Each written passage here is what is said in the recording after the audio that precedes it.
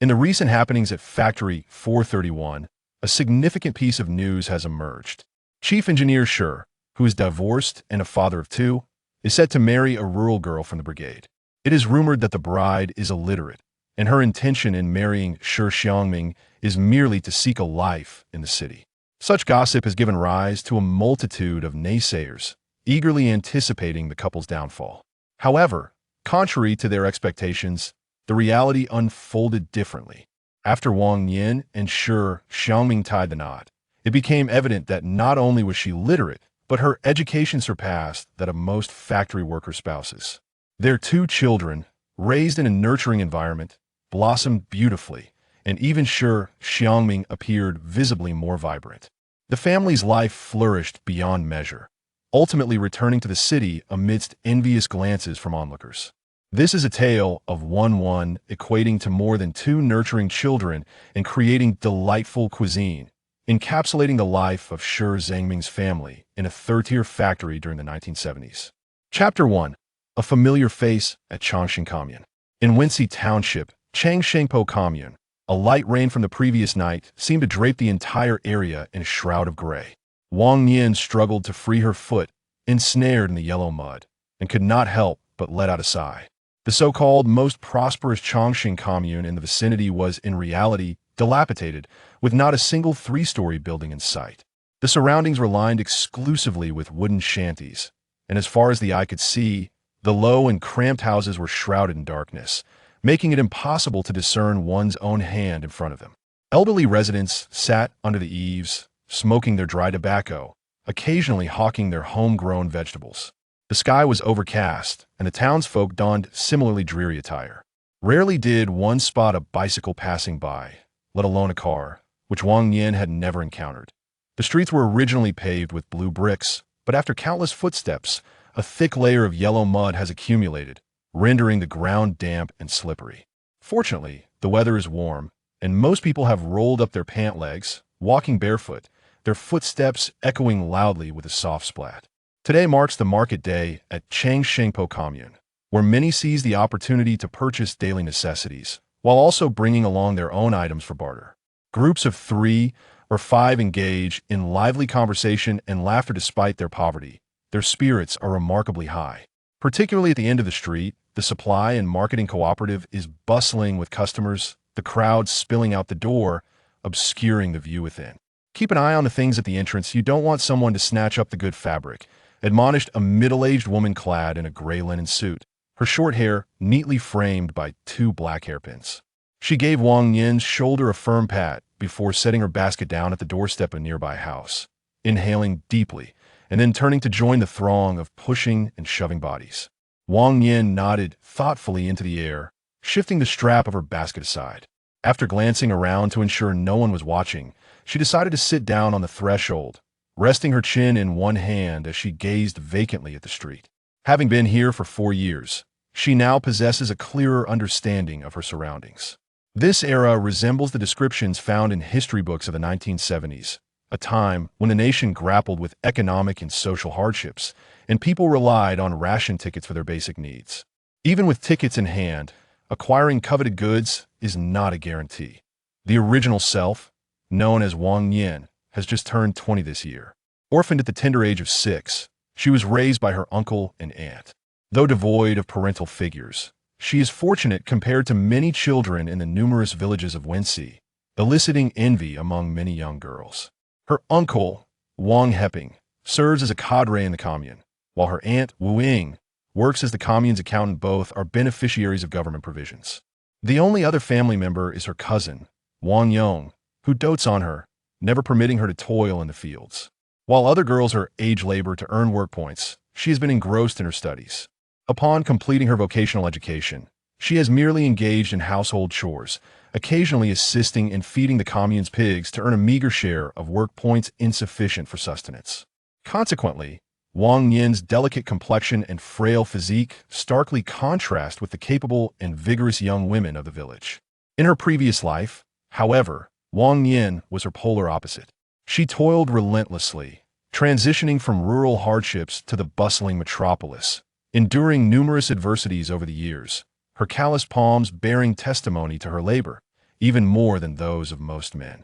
The mere thought of her hard-earned savings, which she had never dared to spend, elicits a sigh from her. Now, surely this will benefit those relatives once again. In her past existence, Wang Nian similarly lacked parents and siblings following her grandfather's passing. Her family home was swiftly claimed by her uncle. Left with no choice, she began working in the city immediately after graduating from junior high. While the original self was born into a challenging era, she is undeniably luckier than Wang Nian. Despite sharing the same name, their personalities are entirely divergent. The original self had long harbored a secret infatuation for a young intellectual named Xie Hua from the brigade, often vying for attention in front of others. For years prior, she inadvertently discovered that he was already in a relationship, and in a daze of despair, she fell into a pond and met a tragic end. Wang Nian awakened in a hard wooden bed, lying in a haze for an entire day. As her mind gradually cleared, the memories of the two began to merge seamlessly. Henceforth, the former Wang Nian became the current incarnation of this identity. As she turned 20, Wu Ying and Wang Heping began to deliberate on her matrimonial prospects. In the village, there were few young women who had yet to marry by that age. Wang Nian, being well-educated and strikingly beautiful, garnered considerable attention, prompting many suitors to seek out matchmakers on her behalf. Had it been the original self, she would have surely resorted to tears, tantrums, and desperate measures to resist such an arrangement. Although her life goals remained unclear, one thing was certain: she would never marry a rural man. However, now she was Wang Nian. After careful consideration, she swiftly acquiesced to the idea of a blind date, yet insisted on giving her own consent. Today, her aunt brought Wang Nian to the supply and marketing cooperative to purchase new fabric for a dress, anticipating the impending blind date that could arrive at any moment. Enough of this, she thought, as her mind raced with futile musings. The future would unfold step by step, based on her own actions. As for the present, Wang Nian glanced around and finally rose to her feet. Just as she found a shard of broken tile to scrape the yellow mud from her rubber shoes, Wu Ying had just acquired a rare piece of blue cotton fabric. With one hand clutching the fabric ticket and the other holding the fabric itself, she was too preoccupied to measure if it was sufficient, hastily cradling it in her arms amidst the envious gazes of those around her. It is said that the women in the city have taken to wearing cotton shirts, and in Wu Ying's mind, she has already envisioned how beautiful Wang Nian would appear in a new shirt. Suddenly, she felt her arm being tugged, causing her body to sway uncontrollably to the side. Wu accounted. Wu Ying turned to see the person, and after a moment of contemplation, she quickly recognized Huang Xiaohong, the women's director from Factory 431 in Changshengou. They had crossed paths a few years ago when the factory came to borrow a tractor from a commune. The mention of Factory 431 brightened Wu Ying's expression.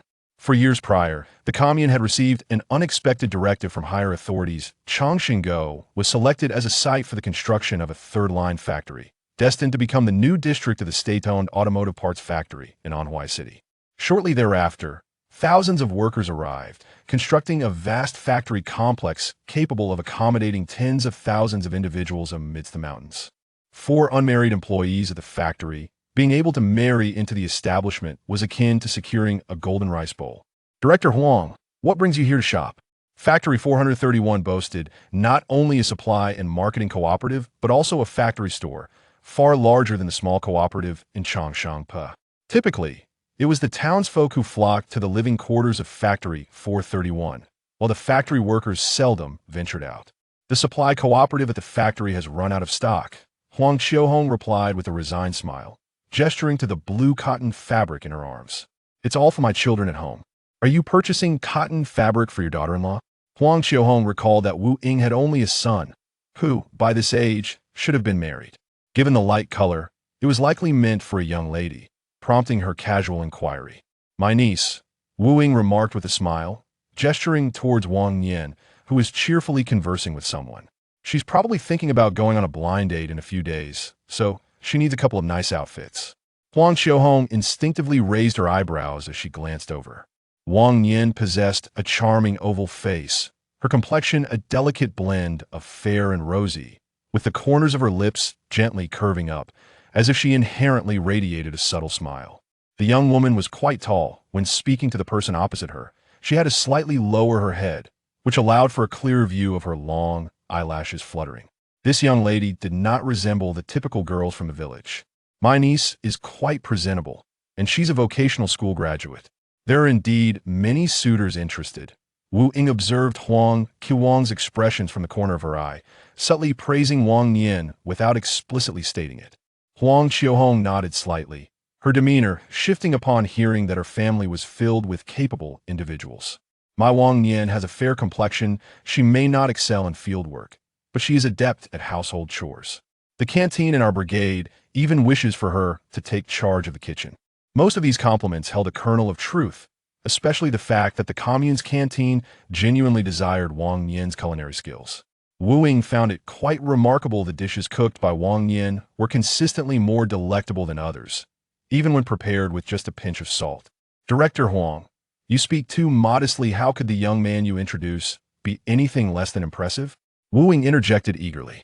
However, as Huang Qiuhong continued to present candidates, Wu Ying found herself unable to feign satisfaction, and her smile gradually faded. A divorced man with 2 children, Wu Ying could not bear the thought of allowing Wang Nian to marry and become a stepmother. My Wang Nian is still unmarried, Director Huang. Do not be anxious, Aunt. Allow me to elaborate. Although Comrade Shi Xiangming has experienced divorce, the blame does not rest entirely upon him. Huang Qiwang's husband, being somewhat related to Shi Xiangming, was well informed about his circumstances and thus spoke with notable detail. Shi Xiangming's marriage was essentially a union orchestrated by a grandfather eager for a grandchild, concealed from his children and grandchildren. Eventually, Shi Xiangming reluctantly accepted this arrangement and moved to the city with his wife. However, after a few years, he reported to the organization his desire for divorce, prompting his wife to create quite the scene at his workplace, weeping and lamenting. Those unaware of the truth presumed Shi Xiangming to be cold-hearted, yet only the leadership at his workplace knew the real story. His wife, Jiang Feng, had found someone else outside their marriage. Although the divorce was finalized, the incident stirred considerable gossip within the organization, resulting in a profoundly negative impact. Following a meeting, the leadership at the Municipal Engineering Institute decided to temporarily transfer Shi Xiangming to a third-tier factory for support. In her heart, Huang Qiuhong even believed that Shi Xiangming possessed qualities superior to those of Wang Nian. Shi Xiangming held a significant position at the factory. He was educated and skilled, with a promising future ahead. This alone led many employees to request her assistance in introducing their children to him. Nonetheless, Huang Qiuhong had high standards, and those who did not meet her expectations would not be introduced to Shi Xiangming. Until today, when she encountered Wang Nian. Chapter 2. Success without hardship. Wang Nian, a young woman of striking beauty and intellect, seemed well suited to engage in conversation with Shi Xiangming. Her amiable disposition was particularly noteworthy. One could only imagine the challenges that might arise if she were to pair with someone of a more fiery temperament, especially when it came to coexisting with Shi Xiangming's eldest son. The lack of agricultural skills would pose no issue, as there was scarcely any land available in the factory for families to cultivate. Contemplating this, Huang Qiuhong cast another glance at Wang Nian. Thank you, young comrade, for your guidance. Without your assistance, I would have made a fruitless trip to the commune today. The elderly woman expressed her heartfelt gratitude, attempting to lift the burdensome basket resting on the ground. Her frail body trembled, yet she struggled to raise it. The old woman sighed, shaking her head. Observing this, Wang Nian gently grasped the edge of the basket, exerting a light effort, and effortlessly lifted it. Allow me to assist you. The elderly woman turned, expressing her thanks as she steadied herself. Huang Qiuhong's spirits brightened once more. The basket contained coal she had gathered, which she intended to sell at the commune. Had Wang Nian not intervened to remind her of the prohibition against private coal trading, she might have unwittingly attracted the attention of authorities. Living in the mountains for so long, the old woman was understandably unaware of such regulations. Those wishing to engage in illicit trade could only sell to black market dealers. Transactions often conducted in secret codes, making it nearly impossible without proper guidance. The elderly woman, overwhelmed with gratitude, grasped Wang Nian's hand warmly and slowly made her way down the steps. Suddenly, she turned back, calling out, "Young comrade, come here." Wang Nian approached. "Here, take this." Eggs were a rare commodity, and Wang Nian hesitated to accept such a gift. After watching the elderly woman walk away, she finally turned to leave herself. Not far away, Huang Qiuhong and Wu Ying concluded their conversation. Their attitudes had undergone a profound transformation. Wu Ying hesitated, uncertain whether to accept the proposal, while Huang Qiuhong appeared considerably more enthusiastic. Before departing, Huang Qiuhong couldn't help but offer another round of advice. At Changxing Commune, Hongqi Brigade 1, the first thing Wang Nian did upon arriving home was to exchange her liberation shoes for cloth shoes and hurry to the well to wash them. She cherished this one pair of intact shoes. Wu Ying and Wang Heping stood under the eaves, whispering to each other, their expressions almost synchronized, ultimately settling into a shared silence of perplexity. Wang Yong, carrying his liberation shoes, also approached the well. "Sister, help your brother clean these up. I need to pick up your sister-in-law shortly." Wang Nian understood that her sister-in-law had a penchant for cleanliness, so without a word, she took the shoes and scrubbed the yellow mud from the edges with a loofah. Rather than displeasure, the elders seemed more burdened by the situation. Wang Nian tilted her head to avoid Wang Yong, pretending to smear loofah on his face, and the siblings soon fell into playful banter. Wang Heping puffed on his dry tobacco, peering through the swirling smoke at Wang Nian. "This is the best we can do for now," he sighed. Wu Ying echoed his sentiment. The prospective match was indeed promising. Had Shi Xiangming been unmarried, Wang Nian would have had no chance, as city girls would be clamoring for him. However, since Wang Nian was still single, should she truly mind that the other party was divorced with children? Their elders would undoubtedly lend their support. Having reached a decision, just as Wang Yong stepped out, they called Wang Nian into the house. Upon hearing this, Wang Nian did not vehemently oppose nor immediately agree. Instead, she fell into a peculiar silence. Initially, there was certainly some resistance within her. However, such thoughts were fleeting, quickly giving way to rational contemplation. It was evident that a lifetime of tilling the soil in the countryside would undoubtedly be too much for this body to endure. The prospect of remaining unmarried for life was daunting, especially considering that even in the previous world, existence had been fraught with difficulties, let alone in this current era. Thus, amidst all the impassable paths, comrade Shi Xiangming emerged as the most favorable choice. The fact that he was divorced with children was not a condition that Wang Nian would dismiss. Ultimately, character was the paramount criterion to consider above all else. With this in mind, Wang Nian nodded in agreement. "I concur. You must think this through. Should you truly marry him, you will be responsible for caring for 2 children, and you cannot abandon them midway," Wang Heping earnestly reiterated. Wang Nian nodded once more. In her previous life, during challenging times, she had worked as a live-in nanny, caring for 2 children and 2 elderly individuals by day while studying at night. If she could withstand such hardships, looking after 2 children would indeed be a manageable task. Wang Heping walked out of the room with his hands clasped behind his back, while Wu Ying shook her head in bemusement. "Your uncle is simply feeling discontented. In his eyes, his own daughter is the most remarkable in the vicinity." Wang Heping was not one for many words, yet his affection for Wang Nian was genuine. It was only natural that he felt a tinge of dissatisfaction. After all, they were merely getting to know one another. It was not as if they were to marry at first sight. Wang Nian smiled and winked. If he were a misfit, even if he were the director of Factory 431, she would not nod in approval. Sometimes, one need not adhere strictly to reason. "Oh, you," Wu Ying chuckled, shaking her head. The couple had been entangled in their thoughts for quite some time, yet they had not anticipated that the situation could be so straightforward. This was no longer an era of blind marriages. Whether or not it would succeed ultimately depended on the decisions made by the 2 young individuals themselves. "The day is drawing to a close. You should hasten to the cafeteria to lend a hand." Understood. Presently, in rural areas across the nation, collective labor is the norm, and mealtime undoubtedly follows suit with communal dining. Since Wang Nian reached adulthood, she has refrained from engaging in fieldwork, yet her culinary skills have proven invaluable, allowing her to secure a position cooking at the production team's cafeteria, thus earning a full adult share. It is often said that possessing a skill is more beneficial than anything else. Even the village's most gossipy women refrain from gossiping about her. Wang Nian donned an old shirt, grabbed her apron and hat, and stepped outside. The Hongqi Brigade is divided into 5 small production teams, and Wang Nian works at the cafeteria of the 3rd team, which is a 10-minute walk from her home. Although the brigade is on a day of rest, she still encounters numerous individuals engaged in labor along the way. The brigade leader, Hu Chunsheng, is a perceptive individual, while other brigades strictly adhered to egalitarian principles. The Hongxi Brigade discreetly permitted its members to raise pigs and chickens. Each household is allowed 1 pig and 5 chickens, with a limit of 3 other poultry. Thus, taking advantage of the day's respite, many are busily gathering pig feed and firewood, even more industriously than usual. Wang Ermiai, what will we have for dinner at the cafeteria tonight? Meat, Wang Nian thought wistfully. Having been here for 3 months, she recalled the 2 days when Wang Heping went to the commune to procure a large bone for soup. It had been a long time since they had seen any grease floating on the surface.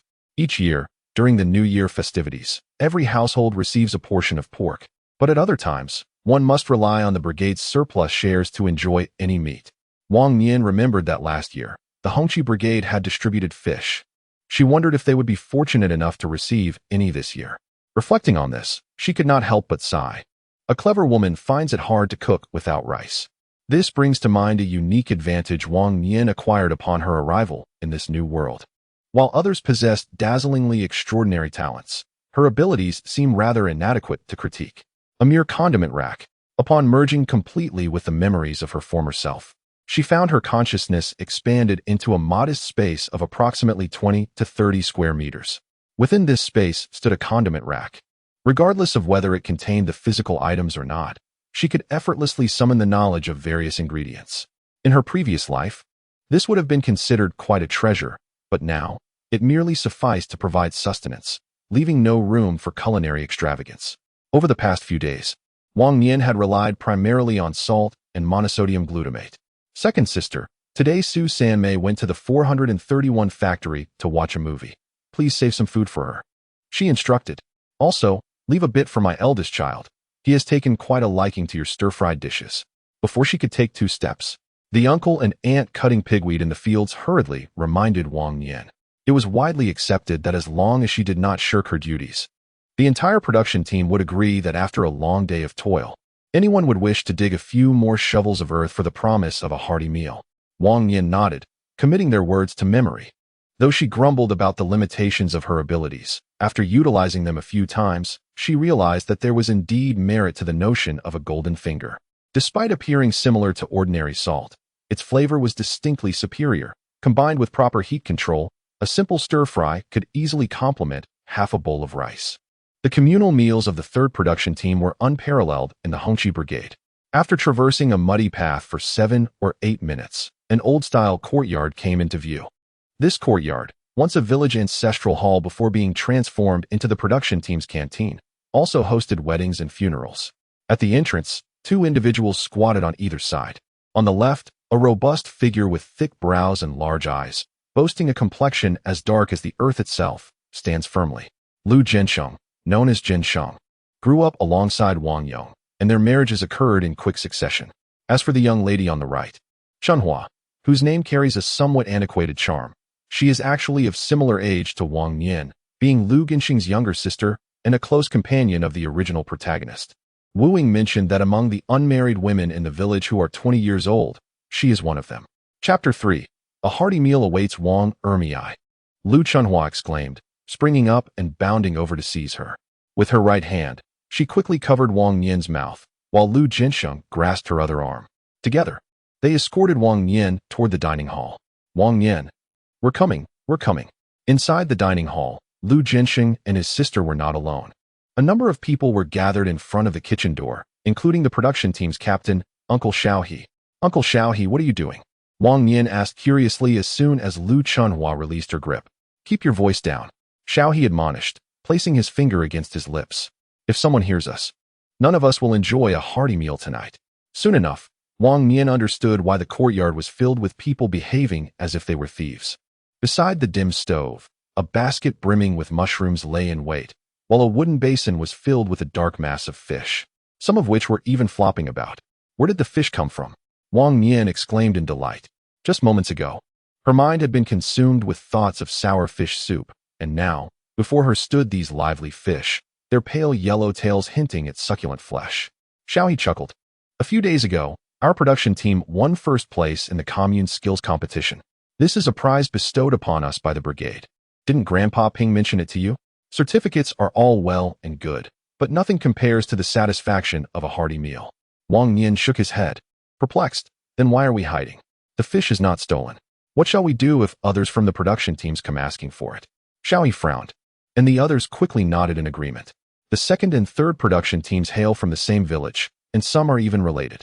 If your second uncle requests some fish, are we truly going to refuse? However, once we share, the prospect of a fulfilling dinner tonight slips away. The cafeteria of the third production team has quite the reputation. How do you propose we prepare the fish? Lu Chunhua interjected, licking her lips. With this bounty, our family can at least enjoy a generous bowl. Wang Nian crouched by the large basin.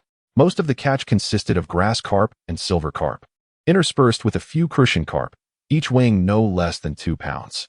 Let's prepare spicy pickled fish, complemented with pickled ginger and pickled radish. Pickled vegetables do not count as collective property. All right, I shall go door to door to collect pickled ginger, Xiaohe immediately responded.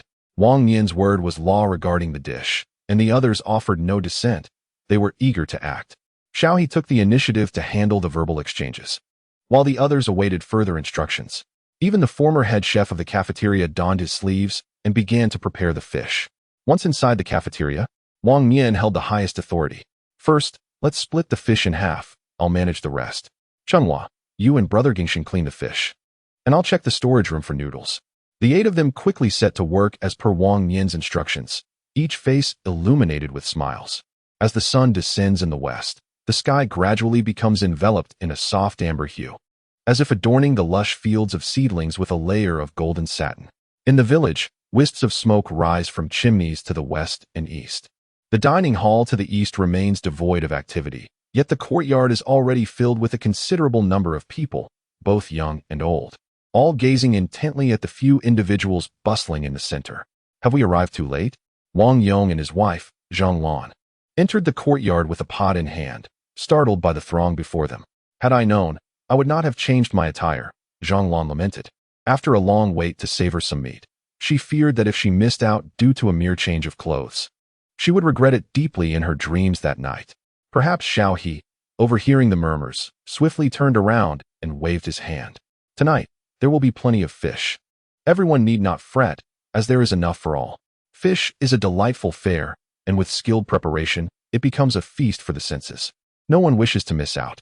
Indeed, since earlier, the enticing aroma has left us salivating. Who could argue? My child was already dreaming of the festive season, hoping for second sister to prepare a meat dish. Laughter and chatter filled the air as Wang Yong stood proudly, eliciting a playful punch from Zhang Lan. Take this. After handing the pot to Wang Yong, Zhang Lan rolled up her sleeves and squeezed through the crowd. Sister, is there anything else I can assist with? Wang Nian glanced up at Zhang Lan and tilted his chin slightly. Sister-in-law, could you please slice the mushrooms? The Hongqi brigade, nestled against the mountains, is blessed in spring and summer with an abundance of wild mushrooms and fruits, which serve as delightful treats when meat is scarce. Zhang Lan glanced towards Wang Nian, who was placing fish into the pot while slicing vegetables. Before her marriage, she had heard tales of a delicate, pampered sister-in-law from the Wang family, born in the countryside, yet never having to toil in the fields. As the matchmaker had described, she was a lady of privilege with the fate of a maid. At that time, Zhang Lan's family worried that Wang Nian would be a burden to the Wang family, and her mother even entertained thoughts of matchmaking. Little did they know that after marriage, they would discover that Wang Nian's avoidance of fieldwork was a testament to her skill, and she possessed not an ounce of that delicate demeanor. While it was true that her cooking was exquisite, what truly set her apart was her unwavering diligence, which earned her not a whisper of gossip within the commune. By day, she fed pigs and prepared large pots of rice. By night, she taught the illiterate adults and children of the village to read. In Zhang Lan's eyes, this sister-in-law surpassed the intellectuals from the city. As the fish bones and potatoes were lifted from the pot, they filled one basin, while another was dedicated solely to the fish fillets. A sprinkle of chili and Sichuan peppercorns crowned the dish, and amidst the collective anticipation of the onlookers, a ladle of hot oil was poured over the creation. The sizzling sound that erupted would have once prompted most to mutter about indulgence, yet now, no one pondered such thoughts. Their minds were consumed with the notion that not a drop of broth should go to waste. The fish was removed from the pot and set aside, and the pot was cleaned anew, this time daring to add just a small lump of lard. The fragrant aroma wafted through the air, and witnessing Wang Nian's culinary prowess was undoubtedly a tantalizing torment. Her slender arms wielded the spatula with a dexterity that rivaled seasoned men, and with a final flourish, she tossed in a handful of garlic chives, stir-frying them briefly before seasoning with a pinch of salt to complete the dish. In a fleeting thought, the pristine white of the porcelain spoon was instantly adorned with a layer of earthy brown pepper. The Hager pepper, a masterful enhancer, skillfully elevated the flavors, banishing any trace of fishiness. While marinating the fish, Wang Nian discerned that the distinctive fragrance of the pepper possessed the remarkable ability to instantly sharpen one's mind. Could it be that the seasonings from within the confines of the space held virtues beyond mere culinary enhancement? In that fleeting moment of contemplation, the aroma intensified. Xiaohe grew anxious, apprehensive that the scent might waft beyond their confines and attract unwanted attention. Before the earthen pot could even be removed from the stove, he hastily beckoned everyone to partake in the distribution of the dish, finding solace only in the assurance that each household had received their share. The villagers cheerfully queued up for their portions, and the sight of the 2 generous basins of fish brought a measure of reassurance to their hearts.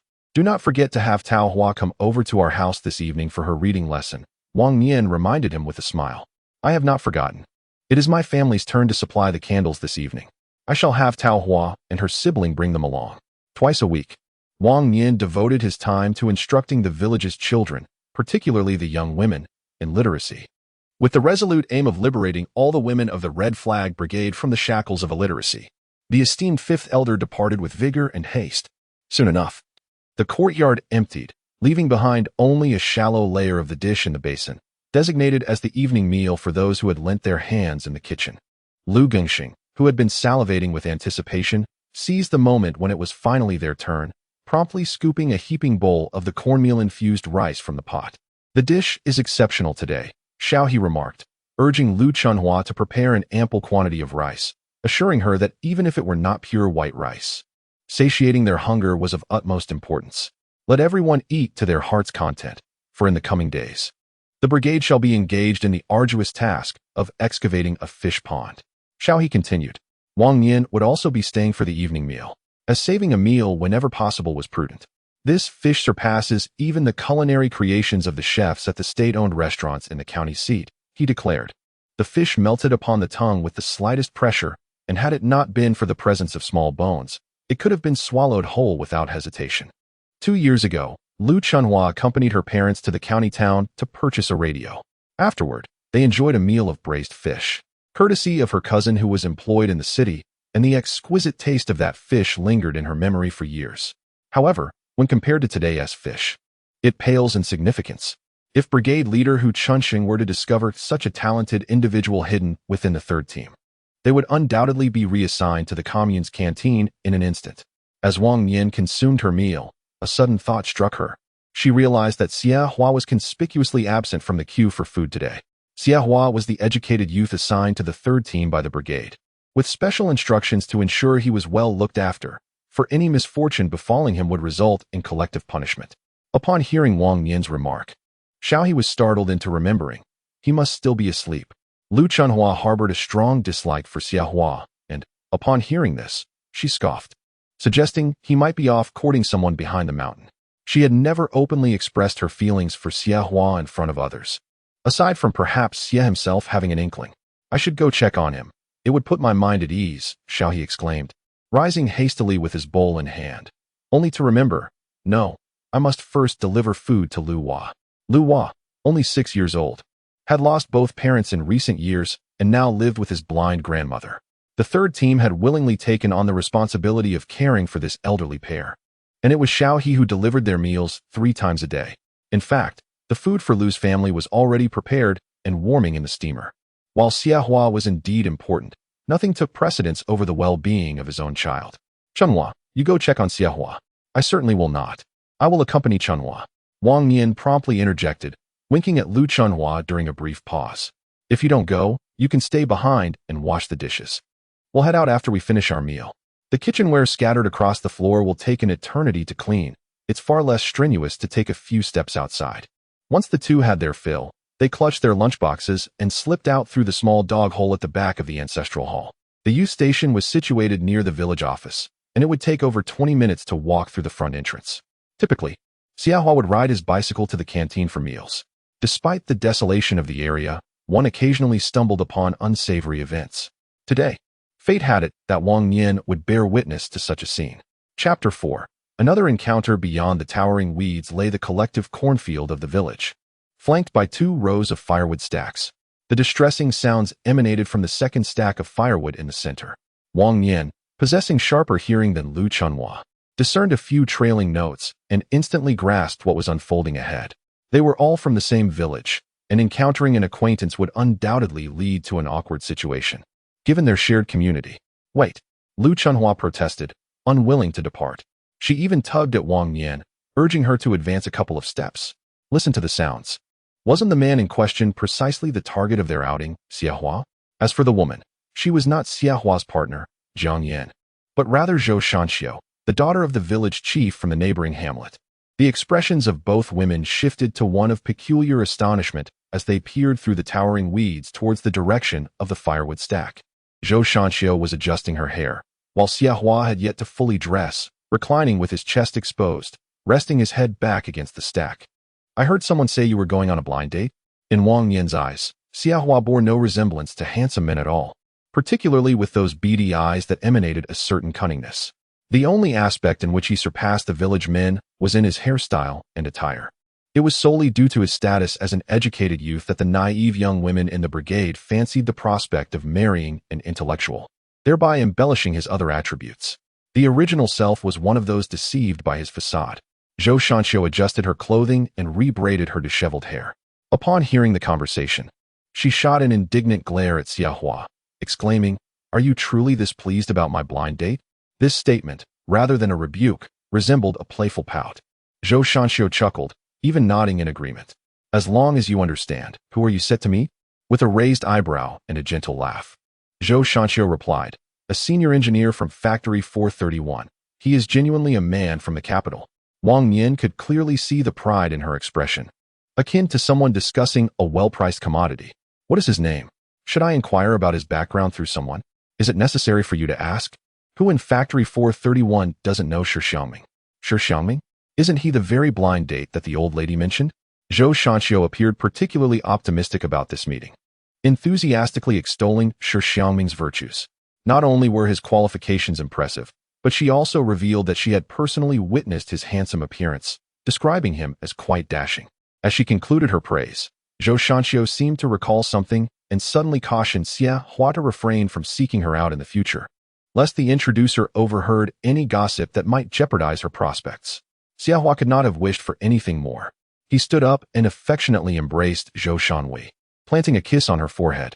"Allow me to extend my heartfelt wishes for your marital bliss and the swift arrival of your children." After saying this, he leisurely picked up the watch that had fallen to the ground and put it on without a hint of urgency. It was only after glancing at it that he suddenly realized mealtime had already passed.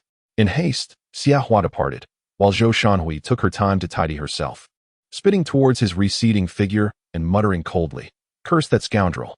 She then swayed her hips as she made her way into the cornfield. The two waited a while longer, until the only sounds surrounding them were the whispering winds, before they emerged from the thicket. "Bah!" Lu Chunhua spat vehemently in the direction Xiahua had gone. A pair of shameless rogues. Wang Nian, however, gazed contemplatively in the direction Zhou Shanhui had departed, feeling a burgeoning curiosity about Shi Xiangming. Simultaneously, she yearned to witness firsthand the man Zhou Shanhui had praised so extravagantly. In Changsheng Gully, within the living quarters of Factory 431, the atmosphere was bustling. "What are we dawdling for? If we arrive late, there won't be any seats left. Mom, I want soda. Hurry, hurry, the loudspeaker is blaring." Waves of people surged through the entrance of the living quarters, a lively scene filled with families young and old. Wu Ying anxiously craned her neck to peer inside, finally spotting Huang Qiuhong, who was making her way against the flow of the crowd. "Director Huang," Wu Ying exclaimed, rising on her toes and waving vigorously. Apologetically, Huang Qiuhong struggled to extricate herself from the throng and hurriedly grasped Wu Ying's hand. "I sincerely apologize for the delay. The artistic troupe from above came down for a performance today, and we only received notice at the last minute. We've been busy until just now. We didn't wait for long either." In reality, they had been waiting for nearly an hour. Turning around, Wang Nian was nowhere to be seen. He had wandered off to the distant notice board to practice Mandarin with the various slogans. "Let's procure some refreshments to alleviate this sweltering heat," Huang Qiuhong suggested. This weather is simply unbearable. Though only the beginning of summer, Wensi already felt as if it had plunged headlong into midsummer, with the oppressive heat causing perspiration even before sunrise. Huang Xiaohong, ever effusive, insisted on taking the two to the food section for a respite, despite Wu Ying's protests. The 431 factory's residential area housed nearly 20,000 employees and their families, with concrete roads stretching into every nook and cranny. Wang Nian recalled that when he first arrived, the 431 factory's residential area was still under fervent construction, with even the cement and bricks being self-produced. Wang Heping often marveled at the abundance of talent within the 431 factory, which had managed to erect a city in a remote mountain valley. Today, as Wang Nian traversed the concrete road laid by countless individuals, a similar sense of admiration arose within him. The 431 factory's residential area was situated in the valley between three mountains, with some buildings even perched on the northern hillside and summit, creating a vista of undulating structures. A network of concrete roads connected every corner, and rows of trees lined the thoroughfares. This is our factory's guest house, and beyond it lies the restaurant, where leaders are received and weddings are celebrated, Huang Xiaohong explained, pointing out the buildings they passed. Supply and marketing cooperatives, factory stores, hospitals, canteens, bathhouses, cinemas, schools. The factory possessed everything the commune had, and even things the commune lacked.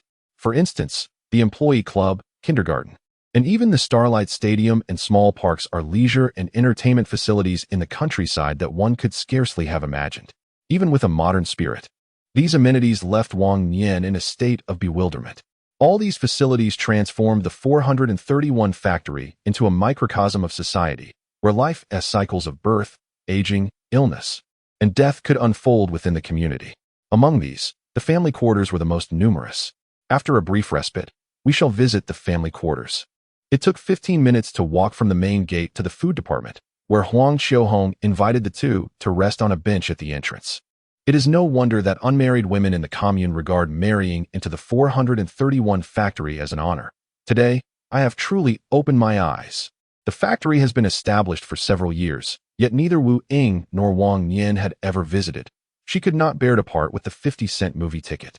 Is the factory area even more splendid than the county town?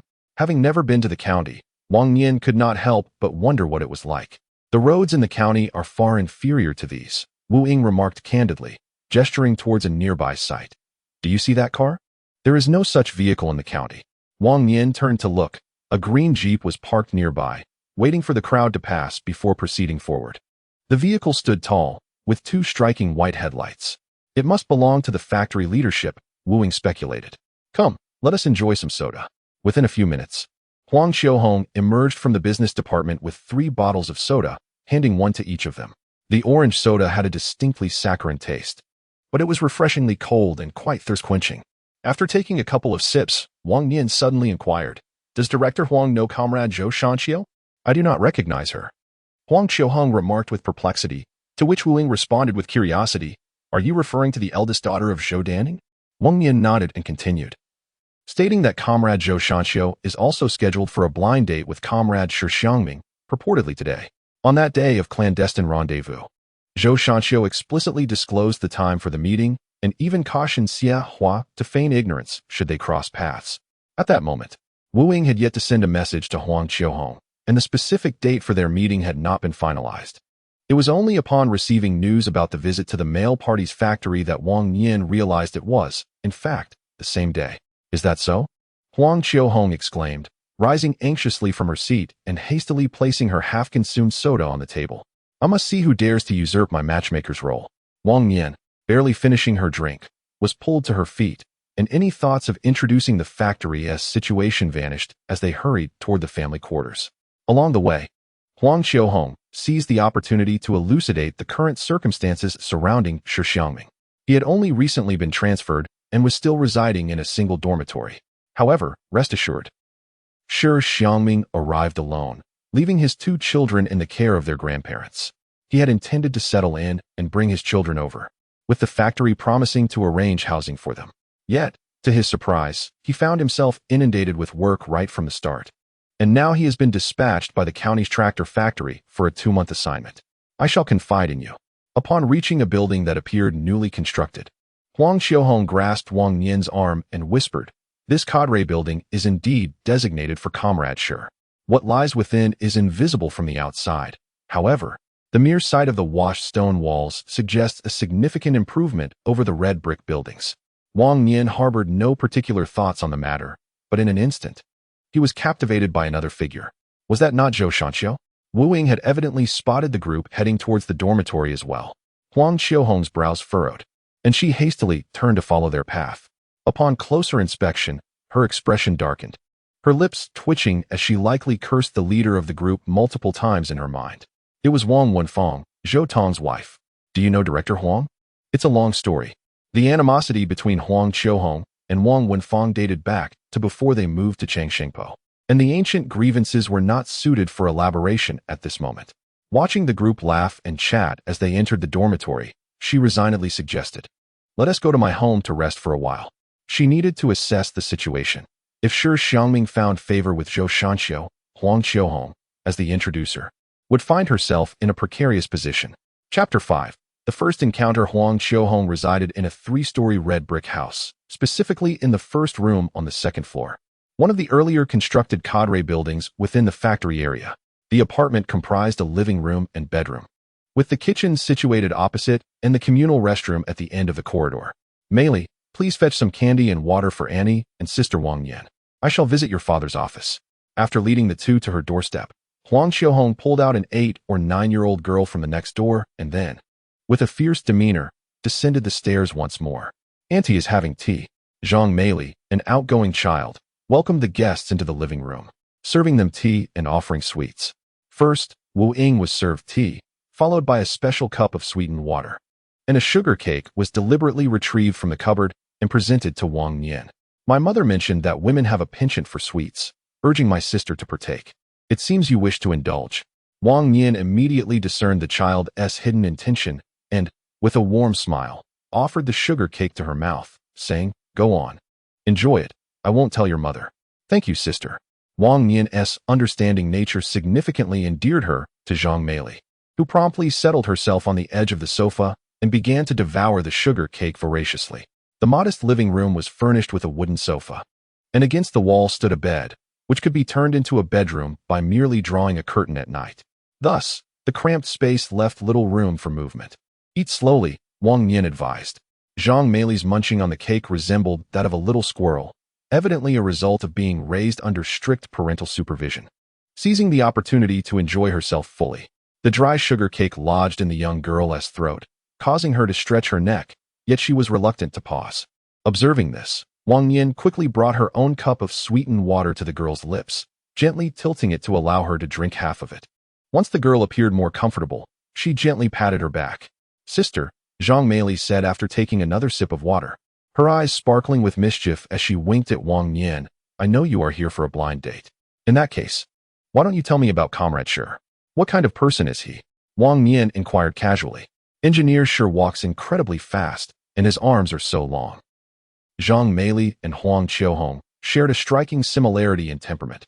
Once the conversation began, they chattered endlessly, offering a child's perspective of her understanding of Shi Xiangming.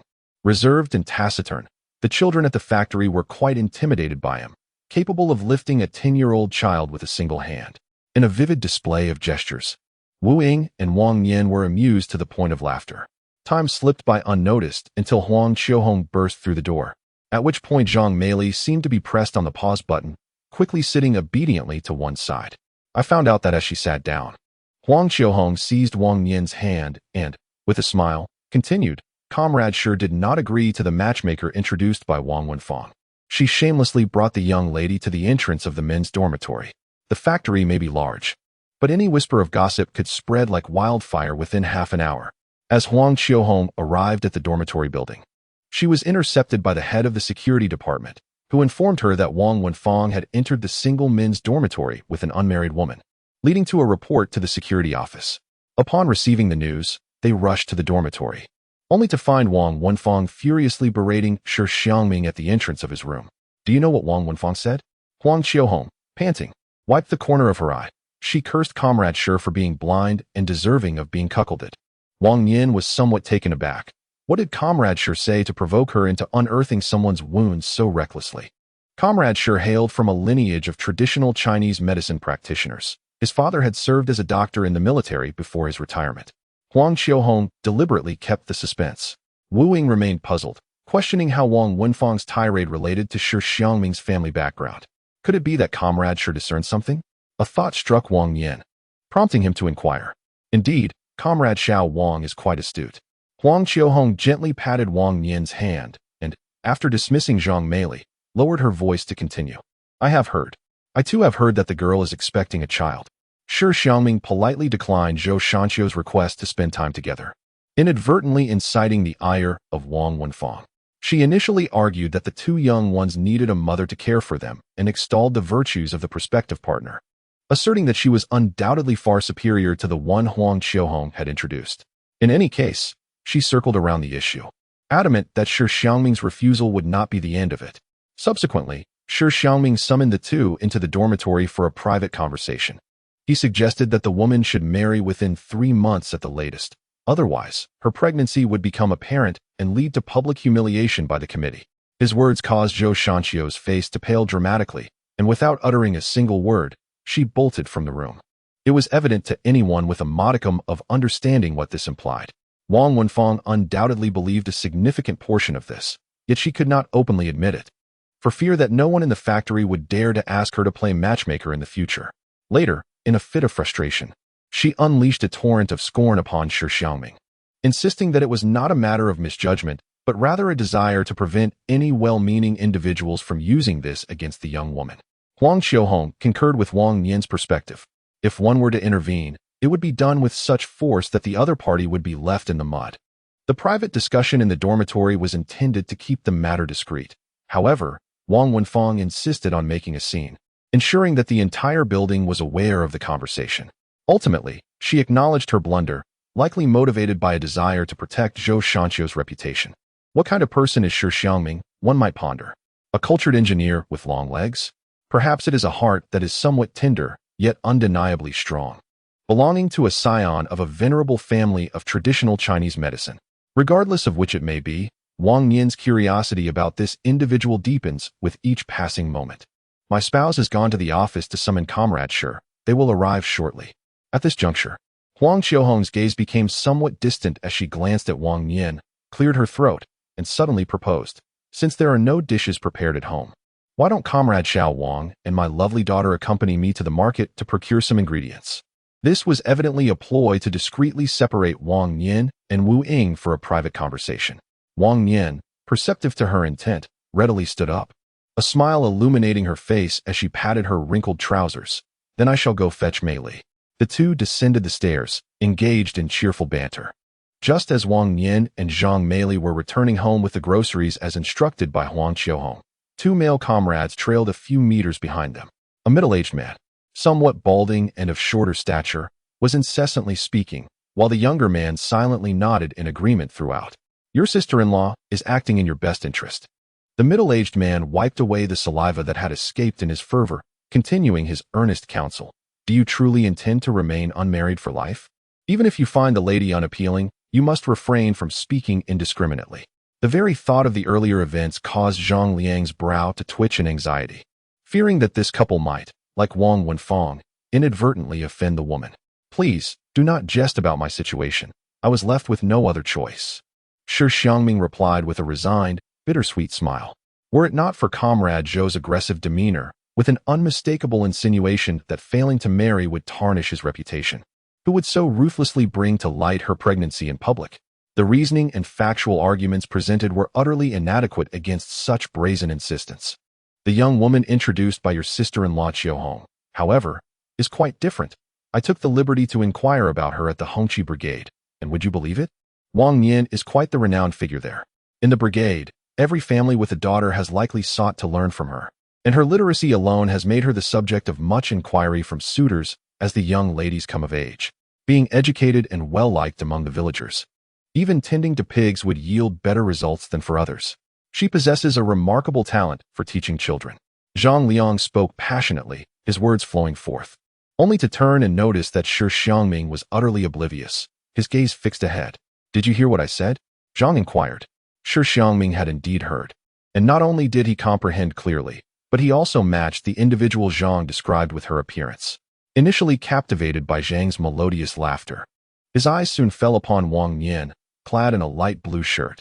She smiled, the corners of her lips slightly raised, radiating youthful exuberance, as two long, dark braids swayed gently behind her with a slight turn. In that fleeting moment, Shi Xiangming recognized Wang Nian as the striking young woman he had glimpsed in the car earlier. Her beauty did not merely lie in her features, but in her deep, doe-like eyes that seemed to draw one in at first glance. Furthermore, the pale blue complemented Wang Nian's fair complexion exquisitely. Is that not the beauty of my home? Zhang Liang followed Shi Xiangming's gaze and soon spotted his youngest daughter, Zhang Meili. Her laughter, as she clutched her belly, was so exuberant that Zhang Liang barely noticed Wang Nian beside him. When he called out, both Wang Nian and Zhang Meili turned to look, and it dawned on him that the unfamiliar woman must be Shi Xiangming's match for today. Instinctively, he turned to glance at Shi Xiangming. Shi Xiangming was adjusting his collar with one hand while ruffling his hair with the other, a fleeting expression of panic crossing his face. This could be promising. Zhang Liang chuckled, taking a couple of steps forward and extending his hand towards Wang Nian. You must be Comrade Wang Nian? Greetings, Technician Zhang. I am Wang Nian. Zhang Meili whispered Dad in his ear, and Wang Nian immediately recognized the newcomer as Huang Qiuhong's partner, a technician from Workshop 5 of Factory 431. As for the tall young man beside her, he could only be Shi Xiangming. Wang Nian offered a gentle smile. Indeed, Shi Xiangming was quite handsome. And even in a faded set of work clothes, he appeared exceptionally well-fitted, accentuating his tall and slender frame. He seemed rather shy, as evidenced by the way his ears turned crimson upon Wang Nian's gaze.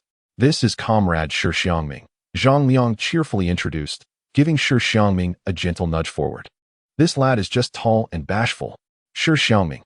To his surprise, Wang Nian responded with a bright smile. That is quite evident. At that moment, Shi Xiangming's neck flushed a deep red. Chapter 6. Spicy pig liver. A few individuals stood in the middle of the road, surrounded by a steady stream of factory employees, many of whom were familiar faces. If they lingered any longer, it was certain that some inquisitive colleague would approach them with questions. Wang, however, displayed a marked contrast to her earlier exuberance upon seeing Shi Xiangming. The hint of displeasure in her eyes quickly dissipated with the warm greeting from the elderly lady. Mom, can we ask Sister Wang Nian to prepare lunch today? The child, oblivious to the adults' unspoken exchanges, bounded into the room and placed the basket of vegetables onto the tea table. This child, how could you be so misguided? It is improper to have guests cook. Huang Qiuhong scolded, casting a disapproving glance at Zhang Meili, assuming the child was simply being thoughtless. That is not the case. Zhang Meili retorted, indignantly shaking Wang Nian's sleeve. Aunt Wang, do you believe I'm lying? She was indeed telling the truth. The blame lay with me. A flurry of pig liver recipes surged through my mind, and I described a few to Zhang Meili along the way. To my surprise, the little girl retained every word, her gaze fixed on the basket of vegetables while the adults conversed. Since it was Wang Nian who had been entrusted with the task, she would indeed cook tonight. Let us have her showcase her culinary skills, Wang declared, her eyes gliding over Shi Xiangming's face before she added with a smile. It's a perfect opportunity for everyone to savor her cooking. With the elder's decree, Wang Nian naturally complied. Meili, please take Aunt to the kitchen. Tonight we shall prepare stir-fried pig liver. From the moment he entered the room, Shi Xiangming maintained a respectful standing posture while conversing with Wang. He was only able to sit down after Jia Liang gently patted his shoulder, just as he settled onto the bench. A sudden urge to assist stirred within him upon hearing Wang Nian's words. I will help. Yet, as soon as he lifted himself from the bench, a hand reached out from beside him and pressed him back down. Zhang Liang's laughter echoed. You need not complicate matters. It would be better for you to stay here and converse with Accountant Wu. It was evident that Wang was quite pleased to see Shi Xiangming, and surely there were many detailed inquiries she would wish to make. The kitchen, located across the corridor, was shared among the three families, with 3 wood-burning stoves.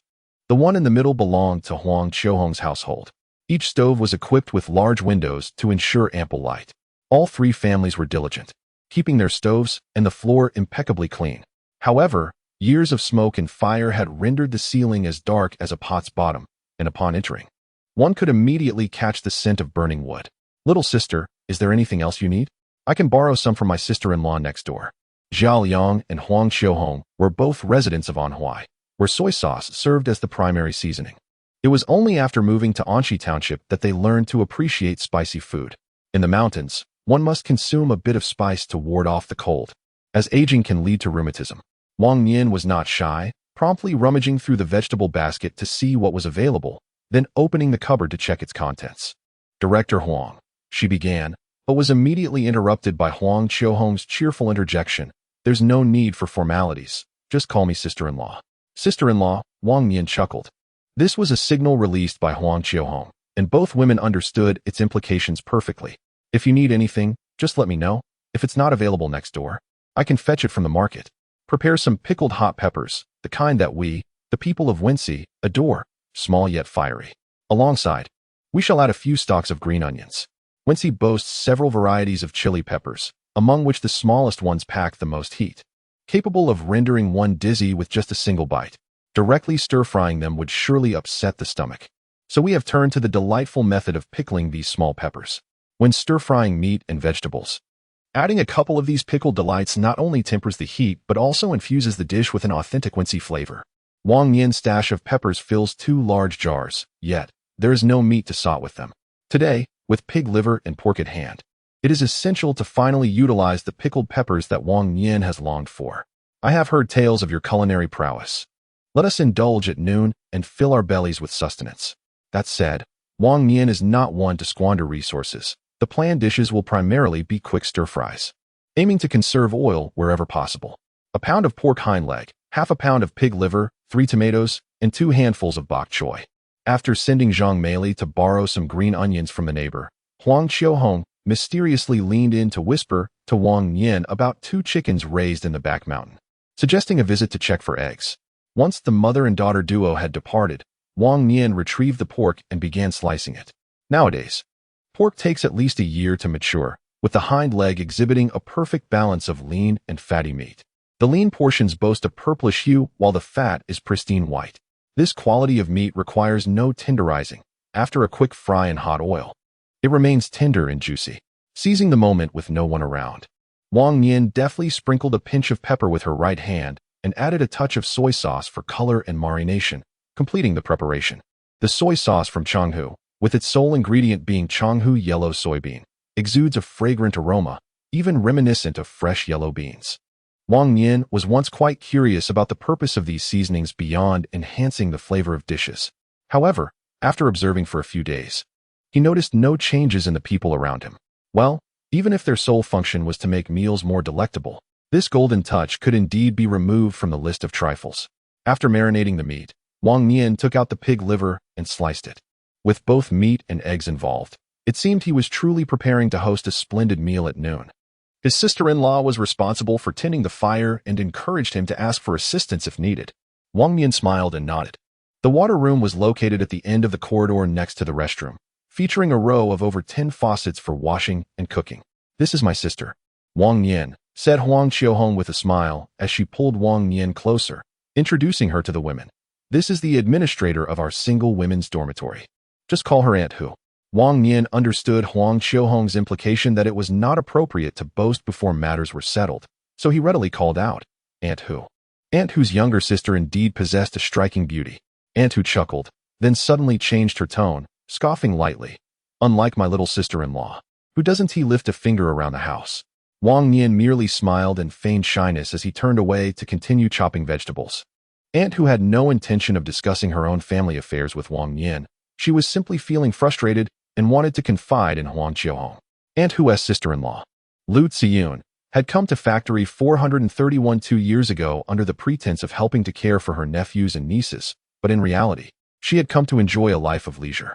Sister, you mentioned that my husband is constantly bestowing gifts to secure a position for her at a vegetable station. And guess what happened? At this point, Sister Hu's chest heaved with indignation, as if she were struggling to catch her breath. After patting her chest, she continued. She looked down upon it, claiming it was filthy.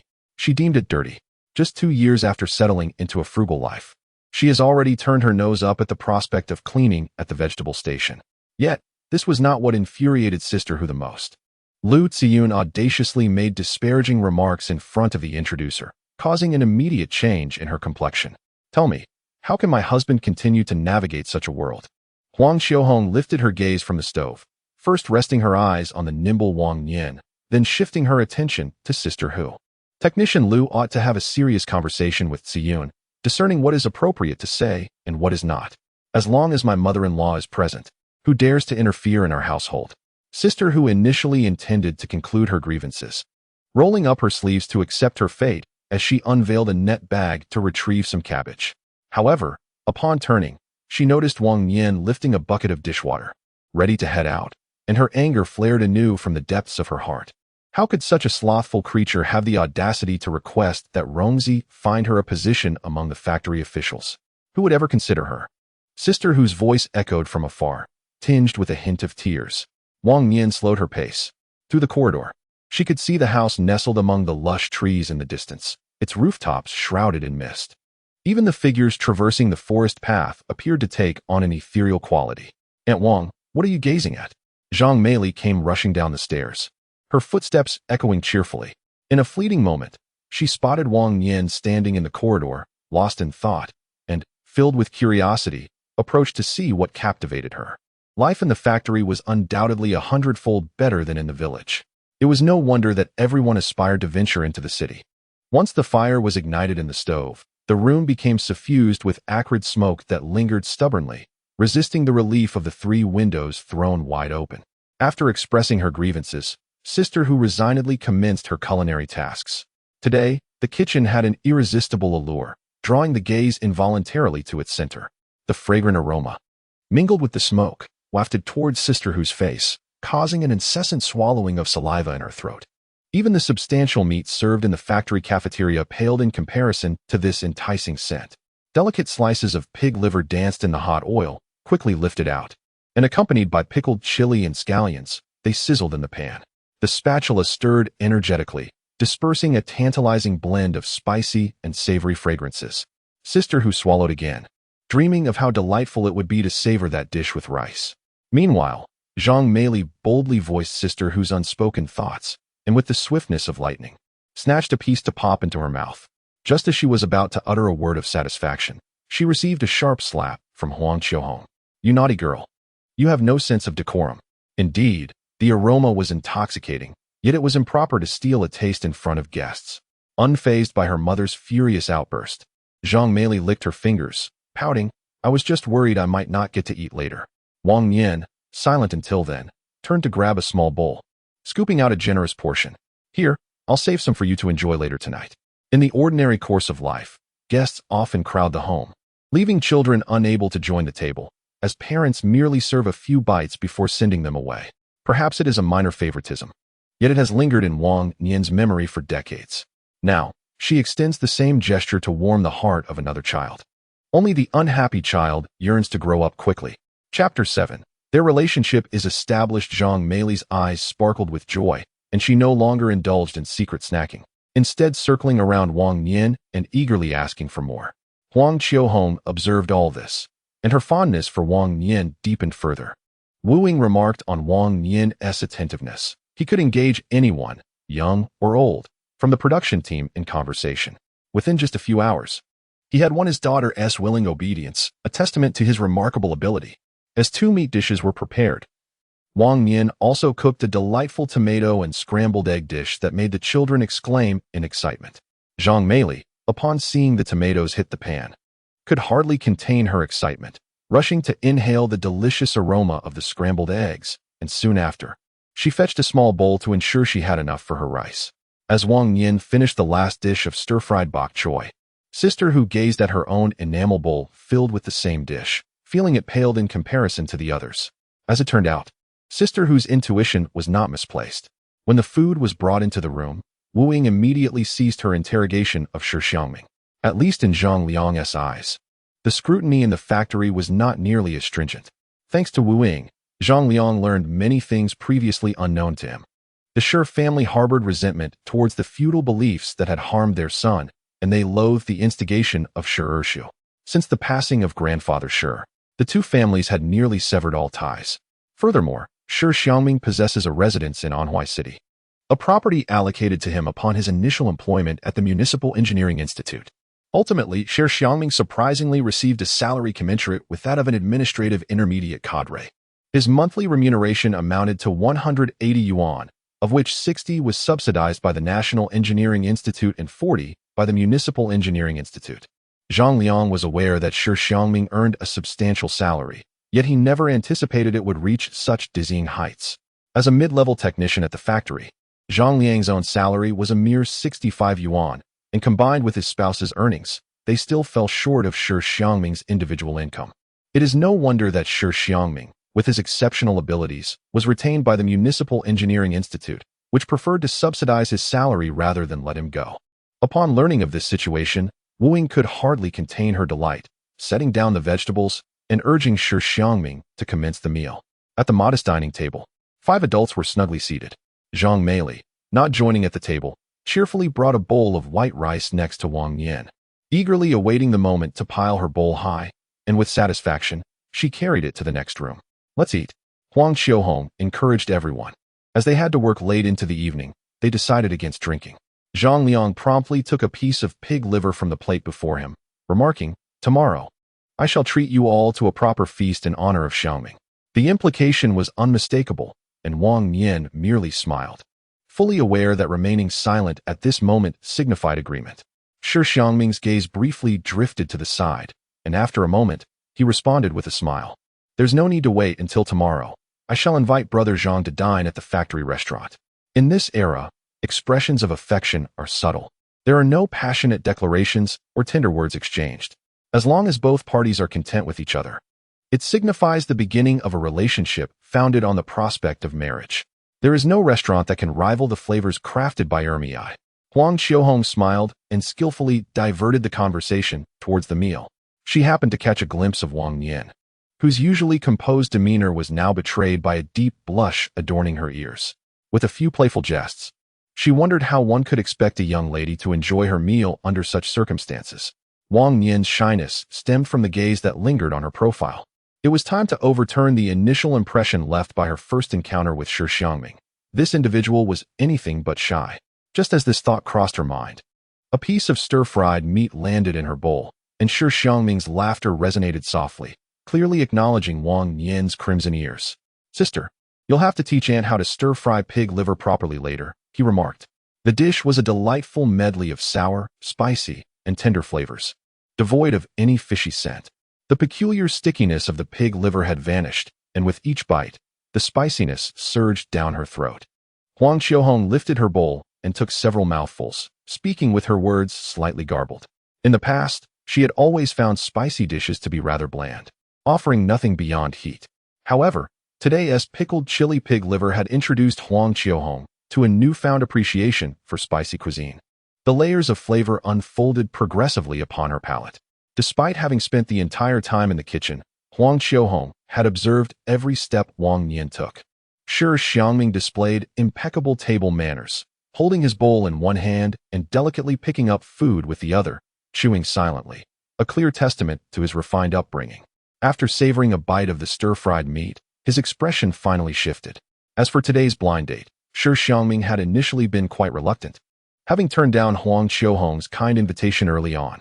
Moreover, with Zhou Shanxiu as a reference, he felt even more resistant to the impending matchmaking. In an attempt to evade a matchmaking arrangement, Shi Xiangming retreated to the workshop office to immerse himself in a book. However, he was ultimately located by Zhang Liang, and, resigned to his fate, he had no choice but to attend the gathering. After dining, he felt compelled to express his intentions to the young lady promptly.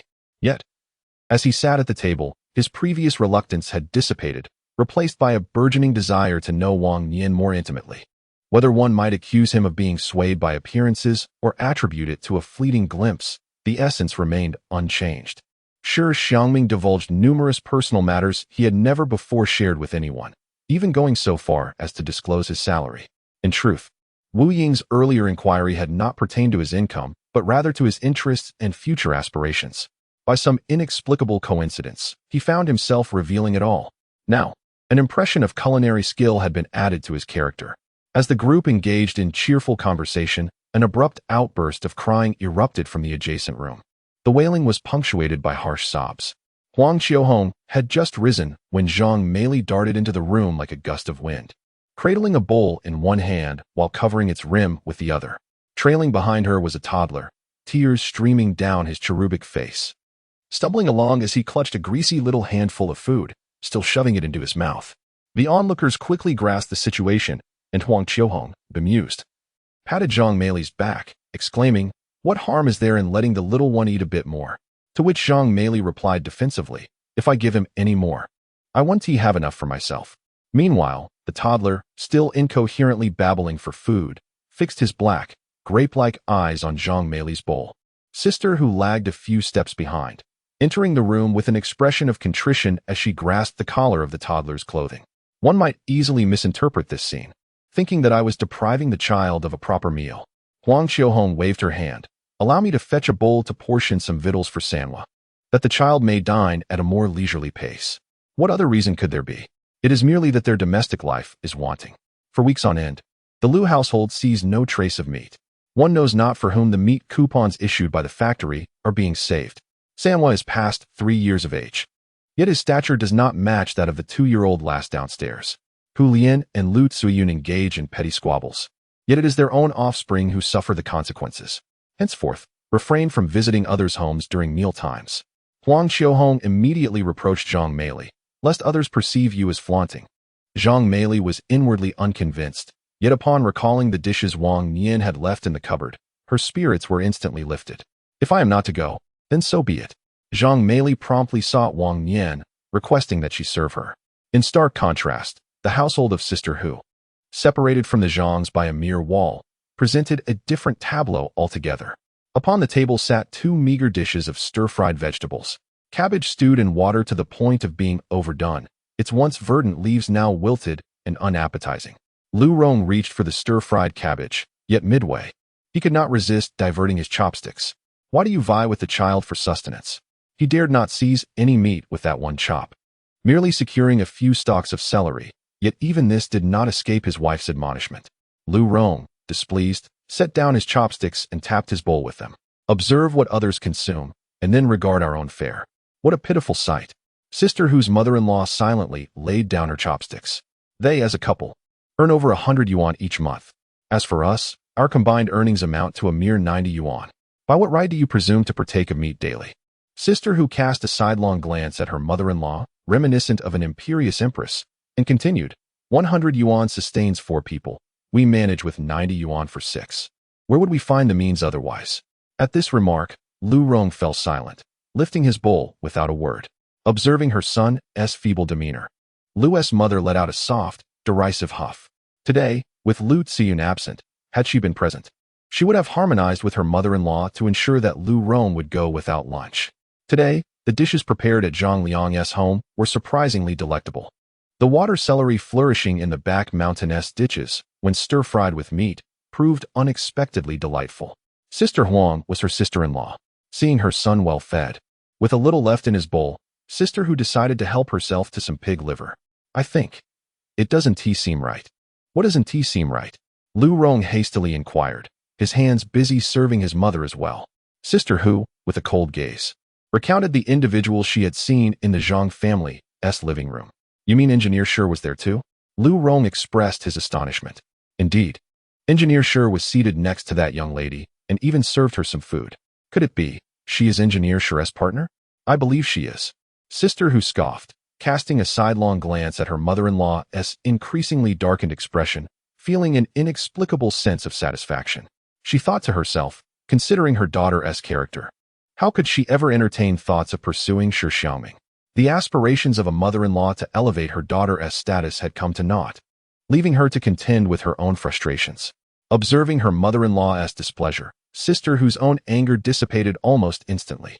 "You must admit, that young lady is quite attractive and gracious. Even I, as an outsider, find her appealing with a lightened heart." Sister Hu began to praise Wang Nian to Lu Rong. As the conversation unfolded, the couple inadvertently began to eavesdrop on the dialogue of several individuals next door. With merely a red brick wall separating their homes, they realized that they did not even need to lean against it to catch the words exchanged. They both stood up in unison, watching as 2 figures descended the corridor and made their way downstairs. Remarkably, the two appeared quite well matched, eliciting simultaneous exclamations of admiration from Huang Qiuhong and Sister Hu. Chapter 8. A visit to Hongqi Brigade. Given the importance of work, Wang Nian naturally understood and encouraged him to expedite his tasks. Their initial meeting concluded in haste, with the promise of a reunion not occurring until the sweltering summer. Half a month later, after the rice planting season, there was little strenuous labor left in the fields.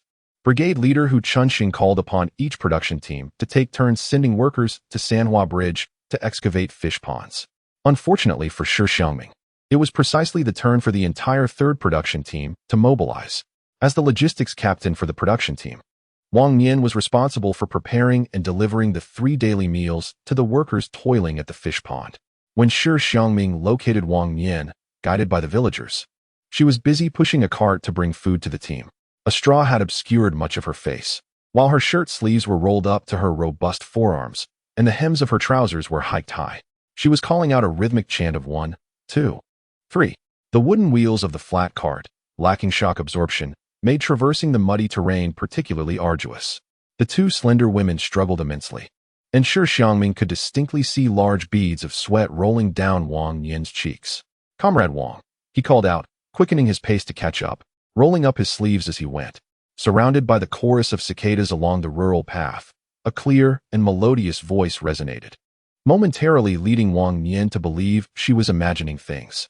Raising her head, her vision momentarily obscured by sweat, she saw that it was indeed Shi Xiangming. Half a month ago, after parting in front of Factory 431, the two had lost contact. At this moment, communication was inconvenient.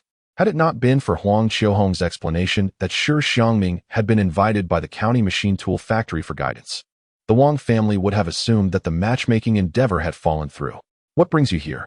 Wang Nian asked, a hint of surprise evident in her voice. She stepped aside to remove her straw hat, fanning herself.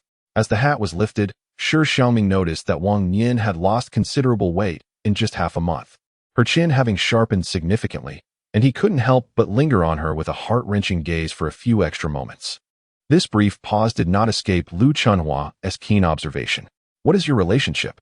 Lu Chunhua demanded, arms akimbo, pointing accusingly at Wang Nian. "Hello, I am Wang Nian's partner. My surname is Shi." Shi Xiangming introduced himself. The acknowledgement of their relationship delivered with an air of confidence and without the slightest hint of hesitation.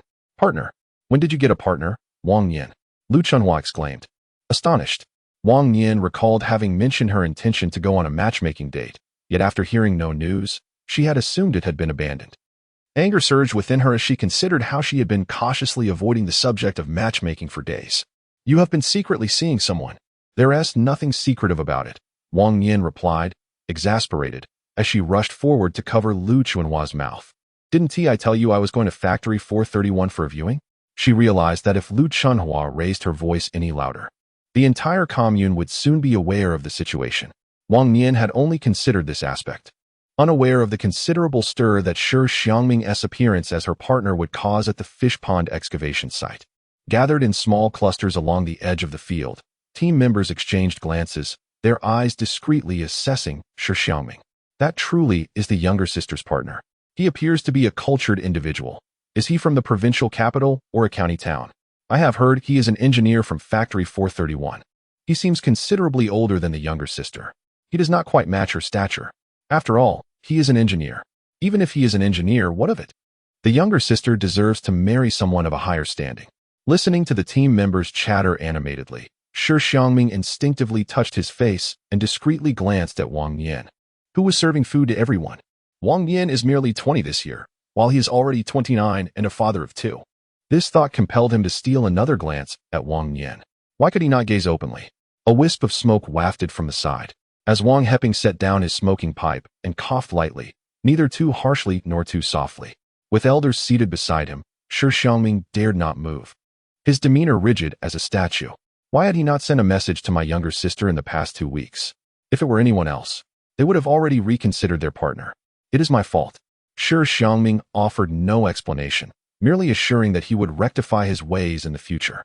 In truth, Wang Heping did not genuinely blame Shi Xiangming. When the factory demanded one to leave, there was no time for farewells with family. At times, he received urgent assignments that required him to rush to the office overnight, leaving no room for other thoughts. Observing Shi Xiangming's sincere attitude of contrition and his special visit to the team to see Wang Nian, Wang Heping's expression softened considerably. As soon as the barrel on Wang Nian's side was opened, the crowd swiftly gathered around the cart, leaving only Wang Heping and his wife along with Shi Xiangming in the vacant space. Hearing Wang Heping mention the child, Shi Xiangming felt a sudden pang in his heart. Before he could utter a word, Wang Heping continued, "A child cannot be without a mother. You should bring the child over before marriage." In the village, once a relationship is established, thoughts of marriage swiftly follow. Shi Xiangming felt a weight lift from his heart, and a gentle smile blossomed on his lips. Wang, noticing that everyone else was preoccupied with their meal, edged forward slightly and whispered, "I have heard about the situation with the two children from Director Huang." On the day they met, Huang Xiaohong had kept Wang behind for two reasons.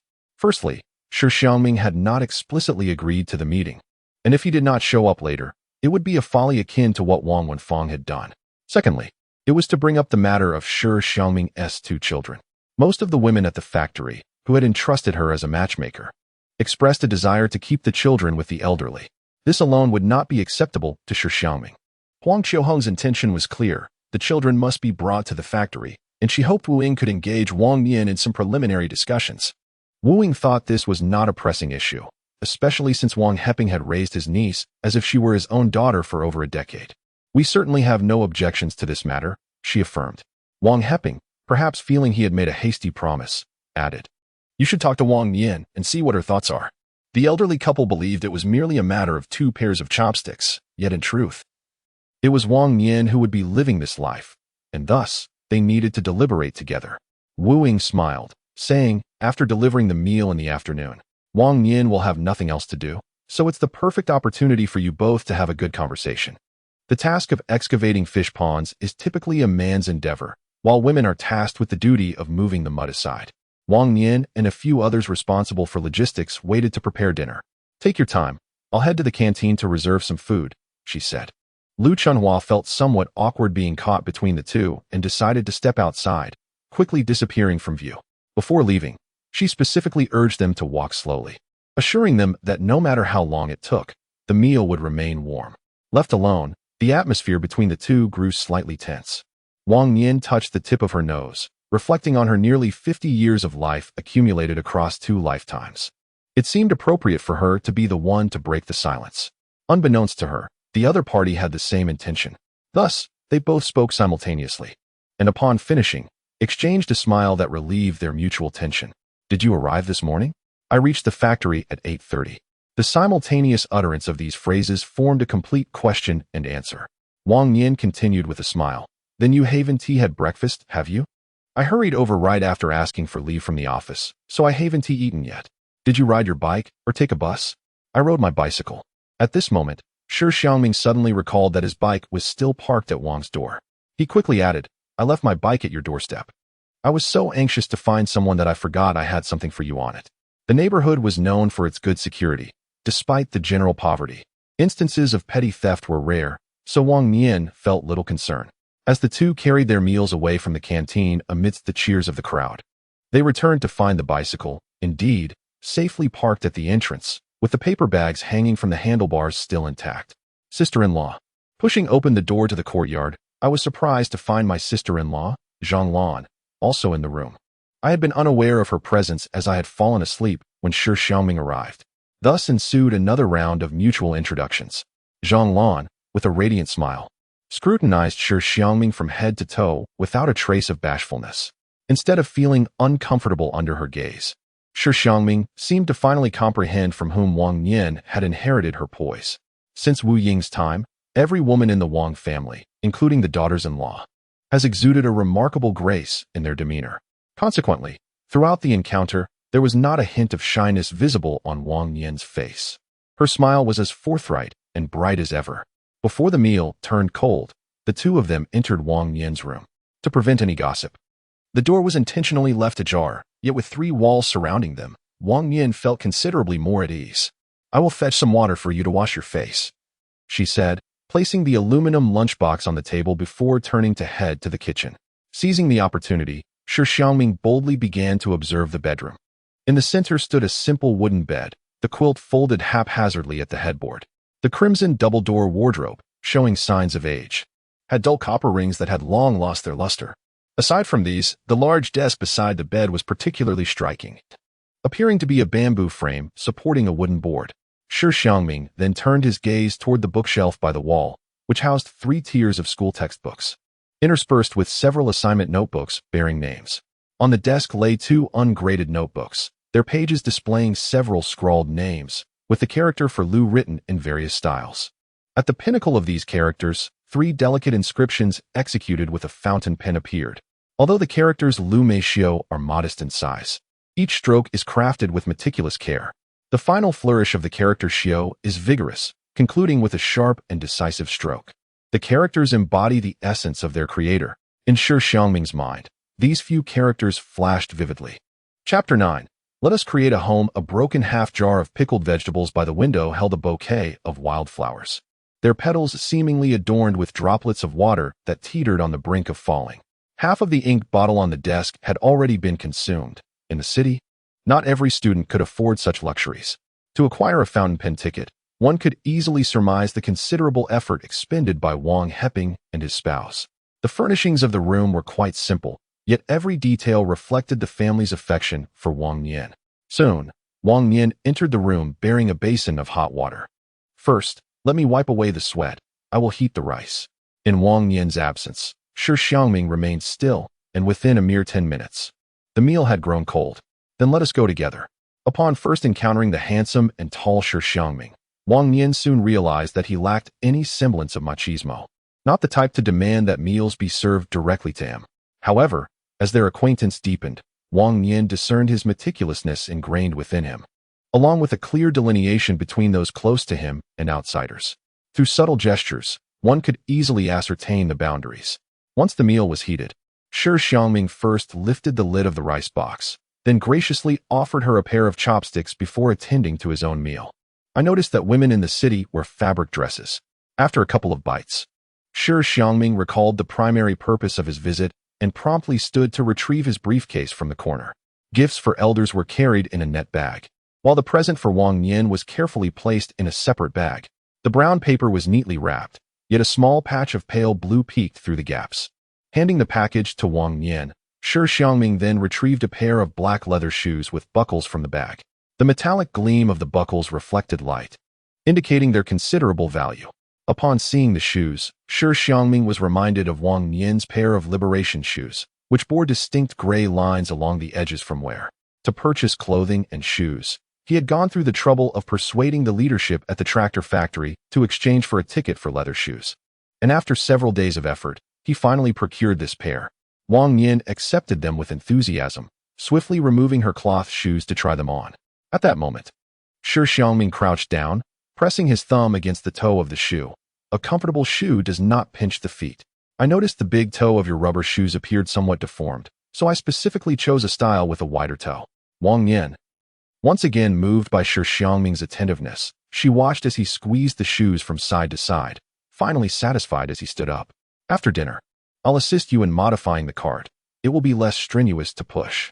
Thus, their conversation flowed easily as they dined together, discussing not interests or hobbies, but rather the mundane affairs of family life. Shi Xiangming refrained from elaborating on his work, only occasionally mentioning its nature. Upon returning to the country, he immediately joined the engineering academy as a researcher, finding that amidst the tumultuous years, he had ample time for focused study and research. As for the subsequent events, Jiang Xiangbei had heard some mentions from Huang Qiuhong and Wu Ying regarding the changes in marriage, the proposal of divorce, and his subsequent transfer to the 431 factory for support. Observing the solemn expression on Shi Xiangming's face, Wang Nian hastily set down his pen and listened intently as he continued his narrative. As Shi Xiangming slowly recounted the tale, astonishment gradually crept onto Wang Nian's cheeks, culminating in a few involuntary exclamations. The twists and turns of this story were truly beyond description.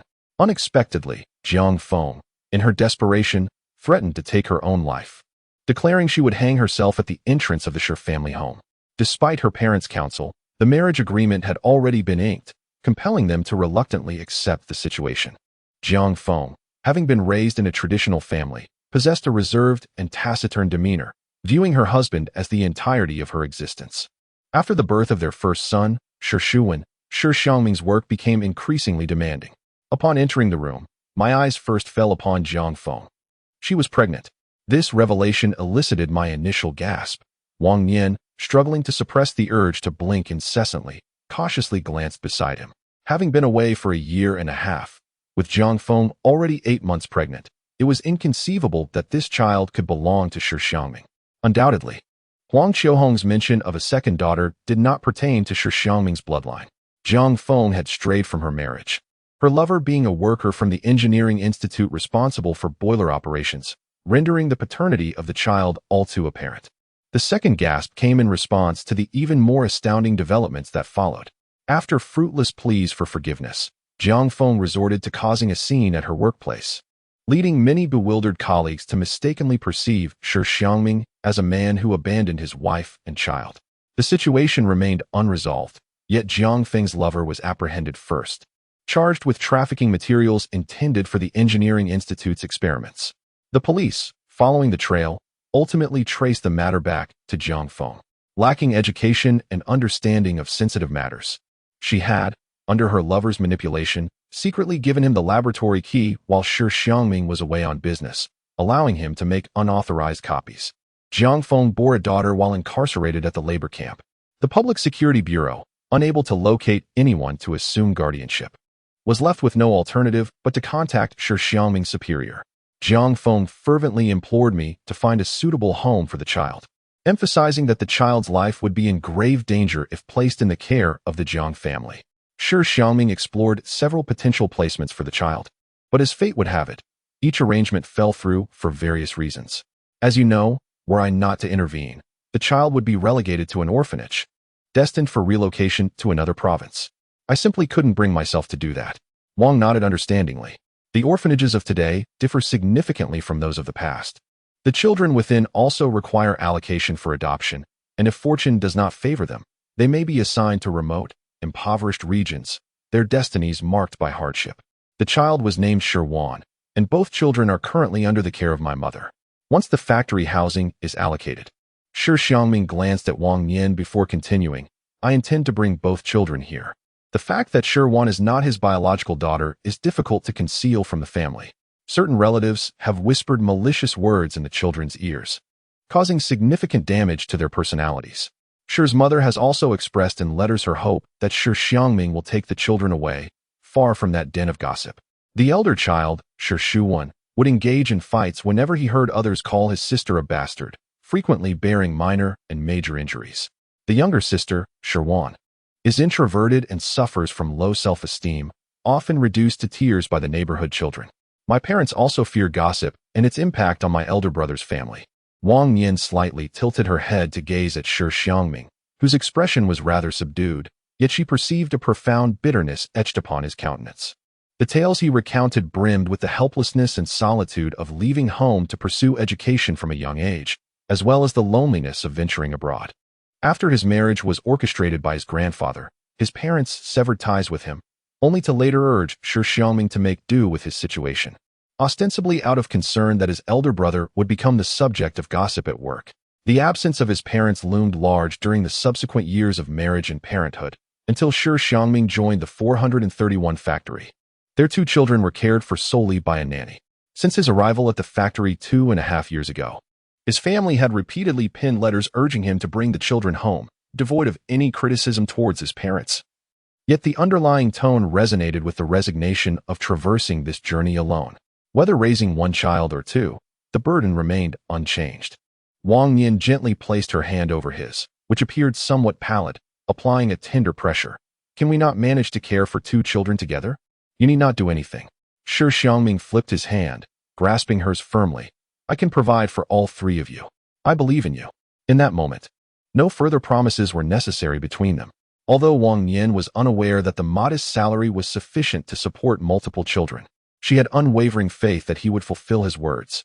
As for Shi Xiangming, he was overwhelmed with emotion at the prospect of soon having a complete family. Following their previous heart-to-heart conversation, their relationship blossomed remarkably over the next 2 months. Shi Xiangming was currently preoccupied with 2 matters. The factory had accepted the application for housing, and they were merely awaiting the completion of the new residential building to move in. The second matter, of course, involved frequent visits to the Hongqi brigade, where discussions with Wang Heping and his spouse revolved around the specifics of their impending marriage. The marriage application had already been approved, and it was merely a matter of finding an opportune moment to travel to the county town to have their photographs taken and obtain their marriage certificate, thereby formalizing their union. Prior to this, however, there remained a series of trivial details to address, including the dowry and other customary arrangements, as well as deliberations on whether to host a wedding banquet. Given the current scarcity of resources, most individuals in the commune opted to allocate their finances for personal use. Wang Nian had no particular objections regarding the banquet. The consensus between Shi Xiangming and Wang Heping was to keep it modest, merely inviting friends and family for a meal to celebrate. Nevertheless, Shi Xiangming had meticulously prepared for the dowry, although he lacked knowledge in this area. Under the guidance of Huang Qiuhong, he ensured that the 3 essential items and 36 legs were all accounted for. And he even discreetly set aside 200 yuan specifically for a red envelope for the couple. By the time Wang Nian became aware of this arrangement, Wu Ying was already presenting the red envelope to her, as if it were private savings. "Dear Aunt," she said, her voice choked with emotion, as she held the 20 crisp bills of the Great Unity. It would be a lie to say she was not touched by the kindness of her elders, who had thought of her. In return, they tucked this expression of gratitude, imbued with affection, into Wang Nian's pocket. "I still recall when you came to my home as a wobbly little child." Previously, there had been a lingering concern about not fulfilling the dying wish of her late siblings to find a suitable match for their child. Yet, as the wedding day approached, all that remained in her heart was a profound sense of reluctance. Chapter 10. Industrial Tickets, Wenxi Township, County Town. This marked Wang Nian's first foray into the county town. For years and 5 months after her arrival in this world, the sky was overcast, the streets were crowded, and a choking dust pervaded the air, casting a gray pall over the entire county town. Wu Ying was not mistaken. The development of the county town indeed paled in comparison to Factory 431. Frequently invited by the local factories for guidance, Shi Xiangming had long since become acquainted with the roads of the county town. Upon disembarking from the station, he led Wang Nian down a narrow path. After obtaining the necessary permits, they planned to visit the state-run store, where they could queue to obtain a furniture ticket using their marriage certificate, while others had their parents and elders to assist with wedding preparations. Shi Xiangming and Wang Nian had to rely solely on their own efforts. Even the selection of household items fell to Wang Nian. Shi Xiangming, however, felt little sentiment regarding this. Many customs simply required them to frequently seek help from Huang Qiuhong and Wu Ying. Upon hearing this, Wang Nian quickly glanced down at the military satchel clasped tightly to her chest. The bag contained her savings accumulated over the years, as well as some money given by Wang Yong and his wife a few days prior. Just before boarding, the bag had also received a generous 500 yuan and a handful of tickets from Shi Xiangming. Carrying such a large sum made Wang Nian anxious throughout the journey, prompting her to tuck the bag into her outer garment for safekeeping. "Yesterday, while sorting through our belongings, I discovered we still lacked a frying pan. I want to buy one," Wang Nian remarked. This nascent household was gradually taking shape, and aside from the house yet to be assigned, they had nearly gathered all necessary items. Unfortunately, Shi Xiangming had only 2 industrial tickets, and after exchanging them for a steamer and a knife, the frying pan remained elusive. Wang Nian had heard that individuals in front of the county's state-run store specialized in reselling various tickets, so with all her savings in hand, she resolved to try her luck. A home belongs to 2, and one cannot expect Shi Xiangming to bear the financial and physical burdens alone. The shortcut they took through the alley was uneven and rough, with many of the old, intact tiles pried away, leaving behind numerous pits. Despite their cautious steps, they were startled by a bicycle that suddenly emerged around the corner. The bicycle, ringing its bell, wobbled past them, ultimately getting its tire stuck in a nearby pothole and tipping over. As Wang Nian regained her composure, she found herself cradled in Shi Xiangming's arm, her feet lifted off the ground. "Are you hurt?" Shi Xiangming asked, his brow furrowed, his breathing steady and untroubled. After speaking, he gently set Wang Nian down and stood firm. "I'll check on him. That gentleman seems to be injured." The middle-aged man who had fallen from the bicycle nearly landed in a muddy puddle, half of his body smeared with mud. The sensation of a large hand lingering at his waist ignited a burning warmth that rapidly spread across his skin. Wang Nian rubbed the heated spot through her clothing before following Shi Xiangming over. Sometimes, inexplicable feelings can arise at the most peculiar moments. Sir, are you all right? Shi Xiangming assisted the middle-aged man to sit on a stone by the roadside, seizing the opportunity to tend to the bicycle. The bike's chain had come loose, caught in the crevice of a brick.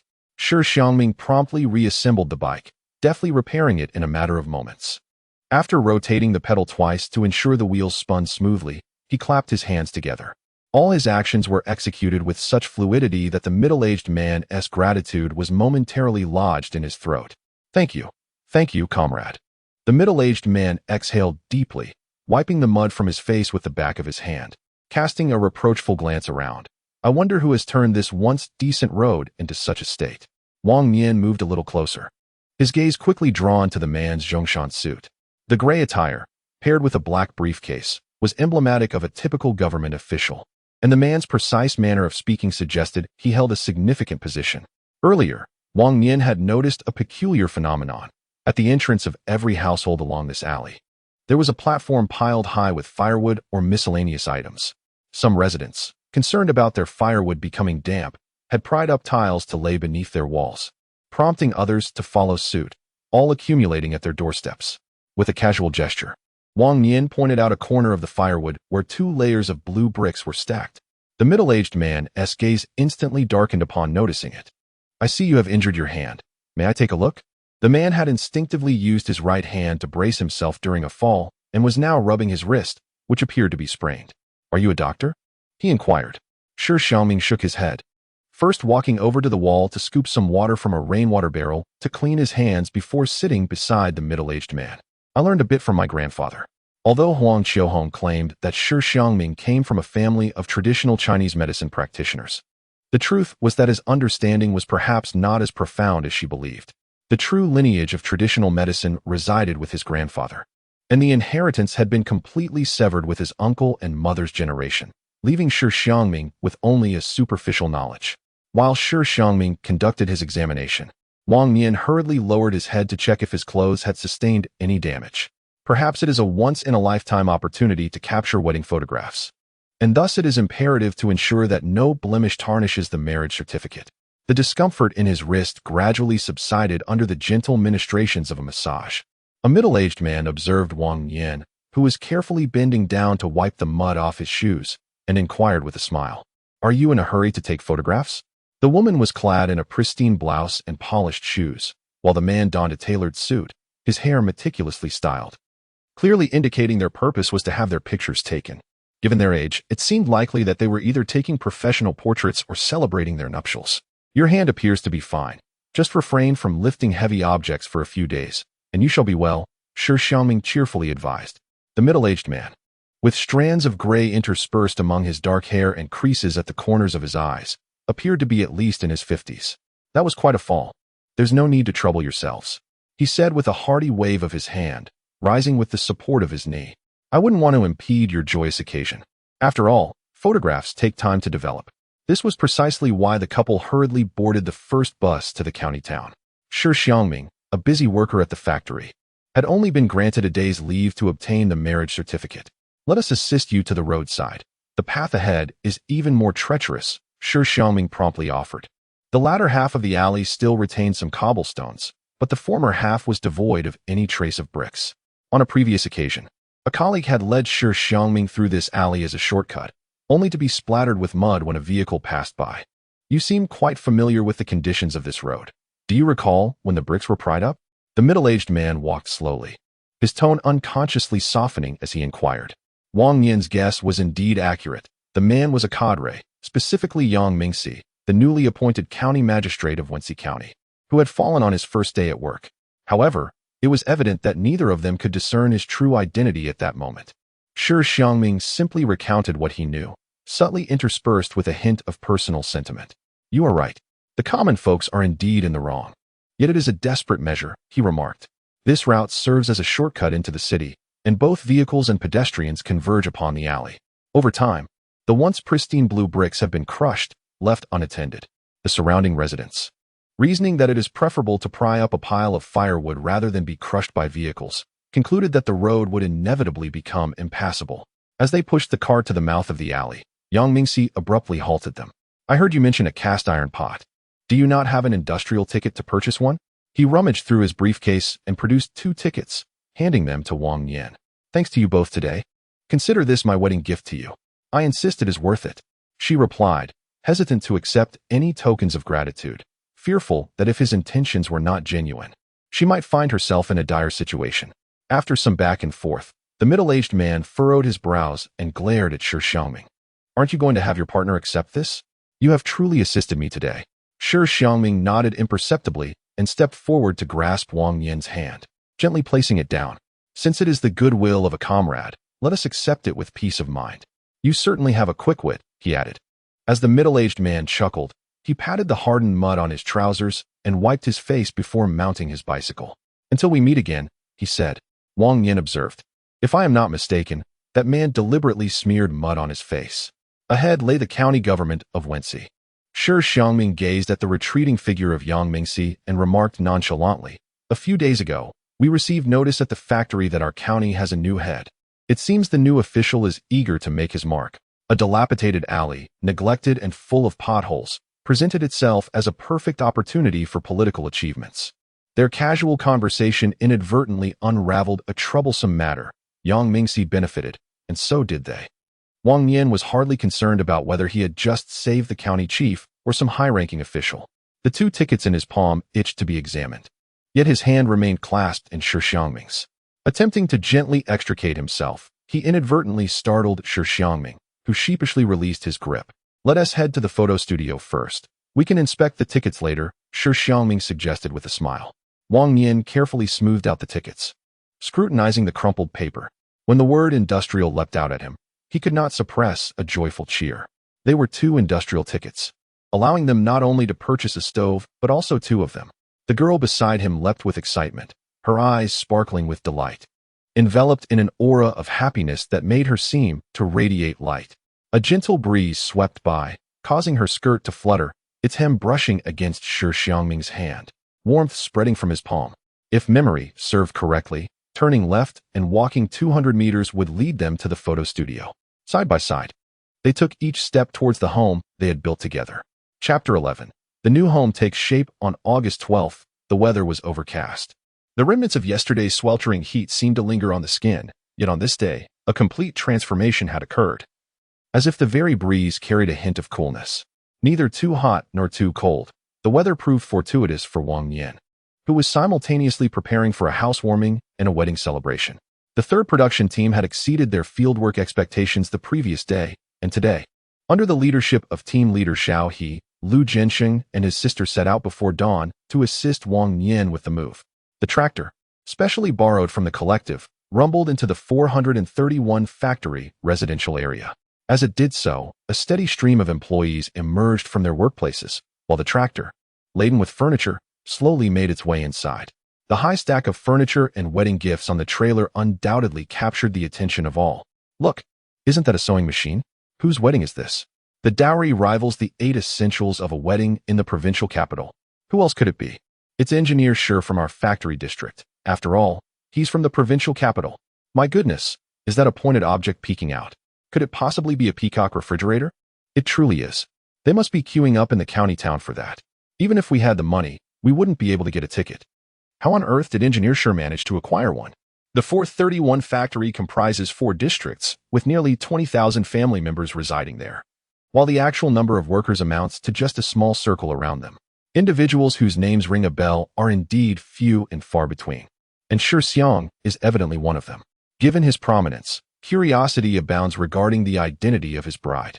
Initially stunned by the abundance of wedding gifts, the crowd soon began to inquire about the origins of the new bride. What? A country girl? Is it true that she cannot even recognize a single character? In our factory, so many unmarried female colleagues were overlooked, only to select someone whose ideological awareness does not align with the organization's standards. Isn't this likely to hinder Chief Engineer Shi? Perhaps she possesses some hidden talents. Through the whispers of many, by noon, various descriptions of Wang Nian had already circulated throughout the 4 factory districts. In summary, she is illiterate, possesses a bewitching countenance, and the members of Team 3 have transformed Wang Nian into quite the figure of gossip. As the tractor picked up speed after navigating through the crowd, at last. It spotted Lu Chunhua, who was yawning while waiting by the roadside. Lu Jinxing directed Xiao He to pull over, and before even disembarking, he let out a couple of loud calls towards the residential building. It is no wonder that the brigade claims Wang Nian has married well. Just look at her residence. She is certainly living a prosperous life akin to that of city dwellers. The four-story apartment building features small courtyards for each household on the first floor, while those above enjoy quaint little balconies. Which floor does Wang Ermei live on? Despite his youth, Xiao He exhibited a steadiness that surpassed Lu Jinxing's. As soon as the tractor came to a halt, he promptly leaped down to prepare for unloading. The first load consisted of home appliances, intended to impress others, while several subsequent loads contained the real necessities of life. The room on the far right of the first floor, Lu Chunhua indicated, "We must enter through this path." "And where is Ermei?" Xiao He inquired. "She is tidying up the house." Wang Nian might very well be the most beleaguered bride on her wedding day in this world. While others revel in the bliss of their nuptials, she finds herself so busy that she scarcely has a moment to sip some water. "I hear that Comrade Shi has been reassigned to another factory for guidance, hasn't he?" "Indeed. One must wonder what their factory leaders are thinking. Scheduling work even on a wedding day." Lu Chunhua, filled with indignation, yanked a handful of wild grass by the roadside, only to be swiftly silenced by Xiao He's two sharp coughs. "We need only to comply with the organizational arrangements, mustn't we? Why all this aimless chatter?" Lu Chunhua realized she had misspoken, hastily lowering her voice to murmur, "I merely wish to voice my concerns for Wang Nian. Our younger sister possesses a much higher level of awareness. She has not uttered a single complaint." Lu Jinxing chimed in, "If you could also marry a worker, our parents would awaken from their dreams with laughter." Shooting a glare at her oblivious sister, Lu Jinxing signaled for Lu Chunhua to lead the way. In the entire Hongxi brigade, only the captain's family has a television sent from the city, which can accommodate dozens of people in the yard come evening. Now Wang Nian can watch television at home without having to toil for work points. Even he, a grown man, feels envious. It is utterly incomprehensible to you. While such splendid possessions are indeed enviable, Lu Chunhua yearns to find a like-minded young man with whom to build a family. Unbeknownst to her, Wang Nian's somewhat pragmatic outlook casts a slight blemish on her best friend's perception of her ideals. Finally, having cleared away the lime that had fallen to the ground with a shovel, she stood with her hands on her hips, admiring the fruits of her labor with a sense of accomplishment. The building designated for the families of officials indeed boasts significantly larger living spaces compared to those of ordinary employees. It features 2 bedrooms and a living room, encompassing approximately 46 square meters. The master bedroom spans over 10 square meters, while the smaller bedroom is merely 7 or 8 square meters. The elongated rectangular living room connects to a courtyard. When selecting the apartment, Shi Xiangming arrived early and promptly acquired the keys to a first-floor corner unit, which provided an additional 20 square meters of side yard compared to the central units. Each household on the first floor enjoys a private bathroom, while the 3 upper floors share communal toilets and washrooms. However, for the sake of fire safety, the kitchen is uniformly situated in the hallway, with the door opening directly opposite the stove and the faucet located on the ground platform at the end of the corridor. This residential building is not adjacent to any busy roads. Lu Jinxing, carrying a radio, traversed the bamboo forest path for several minutes before finally arriving at the entrance of the building. In front of a row of faucets, Wang Nian was diligently scrubbing towels with a brush. Water flowed freely from the faucet, a stark contrast to the village, where one must draw water from a well. "Second sister, where do you think the sewing machine should be placed?" "Just by the door will suffice." After hastily wiping her hands on her apron, Wang Nian ushered Lu Jinxing through the door. The lingering scent of damp lime still filled the air, and although the apartment was on the first floor, it was undeniably well lit. In fact, even in the early morning, sunlight streamed through the windows, illuminating the center of the living room. "The apartment chosen by Chief Engineer Shi is truly excellent," Xiao He remarked. The living room was already furnished with a sofa and a chest of drawers, while several cabinets of varying heights nearly occupied 2 walls. "Where shall we place the refrigerator?" The refrigerator, which has garnered much admiration from the crowd, is not merely a dowry, but rather an unexpected delight from the day they registered their marriage. It is uncertain whether Yang Mingxi has realized that among the tickets he provided, there lies a voucher for the refrigerator or even an internal supply ticket.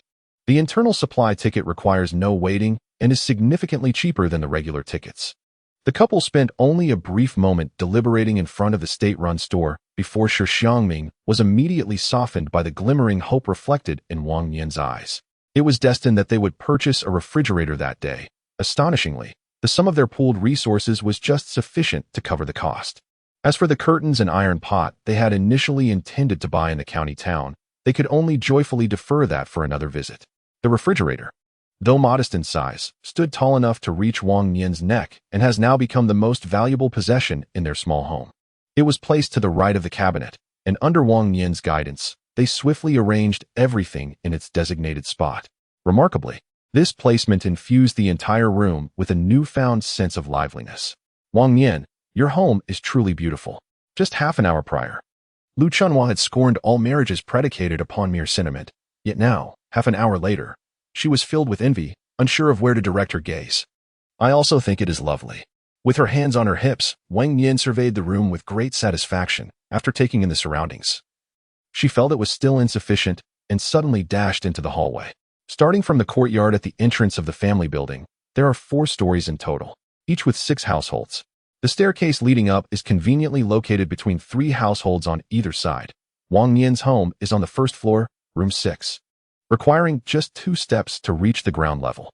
Continuing down the right corridor, she would find room 6 directly opposite the stove against the wall. The kitchen features 2 stoves, one large firewood stove and a smaller honeycomb coal stove, accompanied by a cement cabinet beside the firewood stove. Upon pushing open the red wooden door, one enters the living room, which is a neatly rectangular space. Both bedrooms are situated to the north, and the first sight upon entering is the same red wooden door leading to the smaller bedroom. Natural light fills the living room through a large window on the eastern wall, which connects to a small door that opens into the courtyard. The window near the hallway serves only to provide ventilation.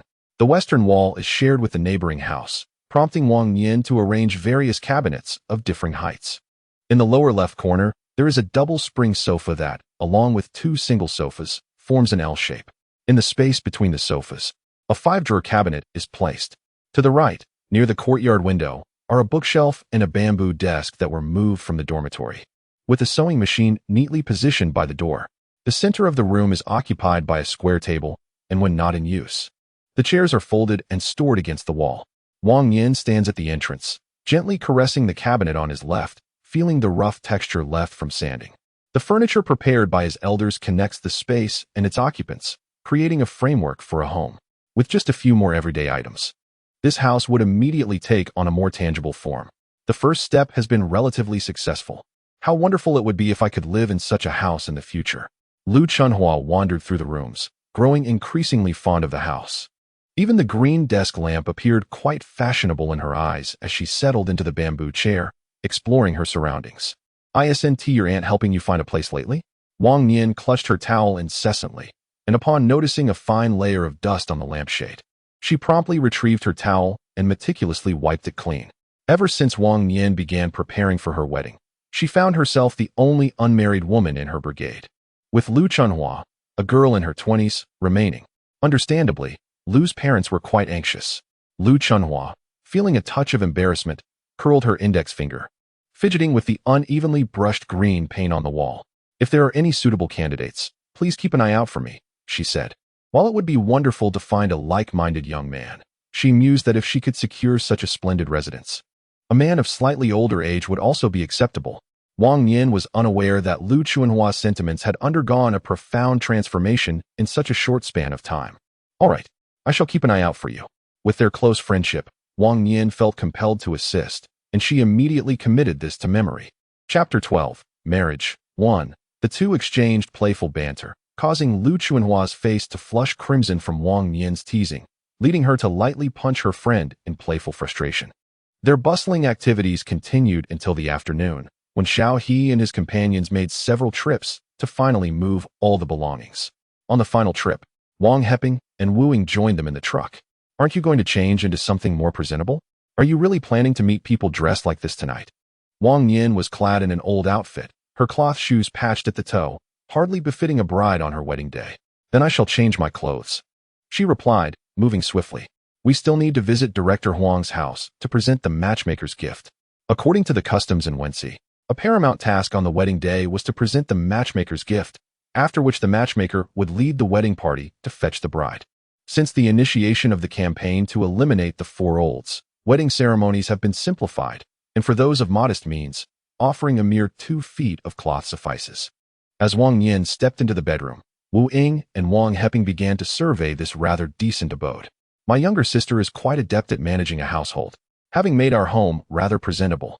Wang Heping, who had always been inseparable from his pipe, made a conscious decision to leave it behind, determined not to let the scent of smoke permeate their new home. Wu Ying playfully smacked Wang Heping's hand as he instinctively reached for his waist. Look at those beautiful cloths on the cabinet. They are quite exquisite. The only thing missing in this house is a bit of liveliness. Once we settle in, it will be just fine. It is true that the yard is a bit small, making it difficult to plant anything. The sole aspect that disappointed Wang Heping was indeed the yard, which appeared long and narrow, enclosed by a wall that obstructed any view of the outside world. Unlike the village, where one could gaze upon endless rice fields from their doorstep, Wu Ying interjected, even if there were land, it is not as simple as just planting. My sister's family has a yard, and at least they could grow some scallions and garlic. Up on the upper floors, one would need to spend money to buy such things. Auntie is absolutely correct. Lu Chunhua concurred fervently, nodding vigorously. Now, Wang Nian is practically a city dweller. With public grain to consume, who still farms? If farming were so splendid, why are there so many people desperately flocking to the cities? You make a valid point. Wang Heping sighed with a bittersweet smile. It seems that not having land to cultivate might indeed be a blessing. I have truly become foolish with all this farming. Amidst their musings, the bedroom door opened, and Wang Nian emerged, clad in a red shirt and black trousers, his feet adorned with a pair of buckled leather shoes. With her hair casually swept up and her face bare of makeup, she deftly passed the scarlet plastic hairpiece to Lu Chunhua, requesting assistance in fastening it. Wu Ying, slightly disgruntled, approached and tugged at Wang Nian's attire, remarking, "If I remember correctly, Comrade Shi acquired a crimson dress. Why not adorn that ensemble? I shall change into it for the evening repast." Wang Nian responded with a smile, tidying her garments once her hair was secured. "Comrade Shi and I are scheduled to attend the assembly hall shortly, and to dress too lavishly might incite gossip. It was customary for factory employees to celebrate their nuptials with a convivial gathering at the factory's assembly hall, with the factory providing melon seeds and sweets to foster a festive atmosphere. The more populous the occasion, the more Wang Nian sought to maintain a low profile, concurring with her second sister's sentiments. Wang Heping nodded in contented agreement, affirming, "Our lives must be grounded in pragmatism, and we ought to cultivate amicable relations with our neighbors." Having absorbed her husband's life philosophy for the better part of her existence, Wu Ying could recite the subsequent pronouncements verbatim, paying scant attention to Wang Heping's exhortations. She cast a concerned glance at the clock adorning the wall. In the corridor just beyond the wall, Shi Xiangming had been standing for some time, having arrived at the threshold upon hearing Wang Nian's reference to Comrade Shi.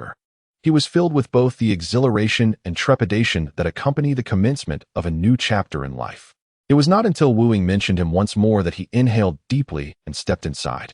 "The groom has arrived," Lu Chunhua exclaimed boisterously upon sighting him, adding, "Let us extend a warm welcome to the groom as he enters their new abode."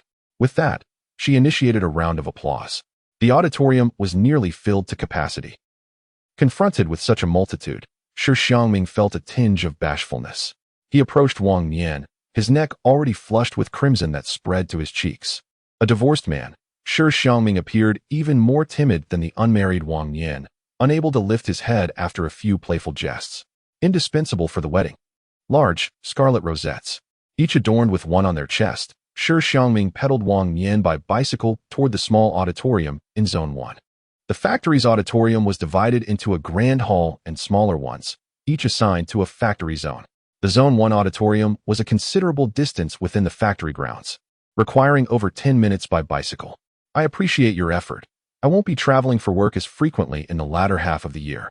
Unseen, Wang Nian shook her head. "It's no trouble at all. I'm delighted. It's good to hear you say that. If there's anything the household needs, let me know. If it's not available in the county, I'll have someone procure it from the provincial capital. The cottage still needs 2 beds. Let's find a carpenter to build a bunk bed." To reside in an apartment building and possess a refrigerator, a rarity even in the provincial capital, Wang Nian was already content. In her previous life, her first job paid only half the wages of others due to her lack of identification. and bathing in the communal dormitory was a frantic scramble. Compared to that converted warehouse, her current starting point was already elevated. Very well. Shi Xiangming, facing the wind, curved his lips into a smile, easing the pressure on the pedals, slowing the bicycle's pace. Henceforth, refrain from addressing me as Comrade Shi. A gust of wind swept through, rustling the morning glory vines, conveniently obscuring the latter half of Shi Xiangming's words. Wang Nian, unable to hear clearly, raised her voice in inquiry once more. What did you say? I replied, from now on, you shall call me Xiangming. At that moment, the wind fortuitously ceased, making the name Xiangming resound particularly loudly. Wang Nian burst into hearty laughter, playfully shaking her legs and mimicking loudly, Xiangming, 431 Factory Restaurant. This is our factory's director Luo Yongda, and this is Deputy Director Zhu. Although they were described as friends and relatives, 2 of the 6 tables were actually occupied by significant leaders from the factory and their families. Amidst the bustle and laughter, even though it was merely a matter of grabbing a handful of peanuts and exchanging a few words, Wang Nian had already etched every face into her memory. Her innate memory was remarkably sharp. She could readily recall the names of those she had met even once. Once the leaders were ushered into the restaurant, the next to arrive were the few friends of Shi Xiangming from the factory. In the lively and joyous atmosphere, the groom, Shi Xiangming, naturally became the target of toasts, while the bride had been promptly seated at a table to dine.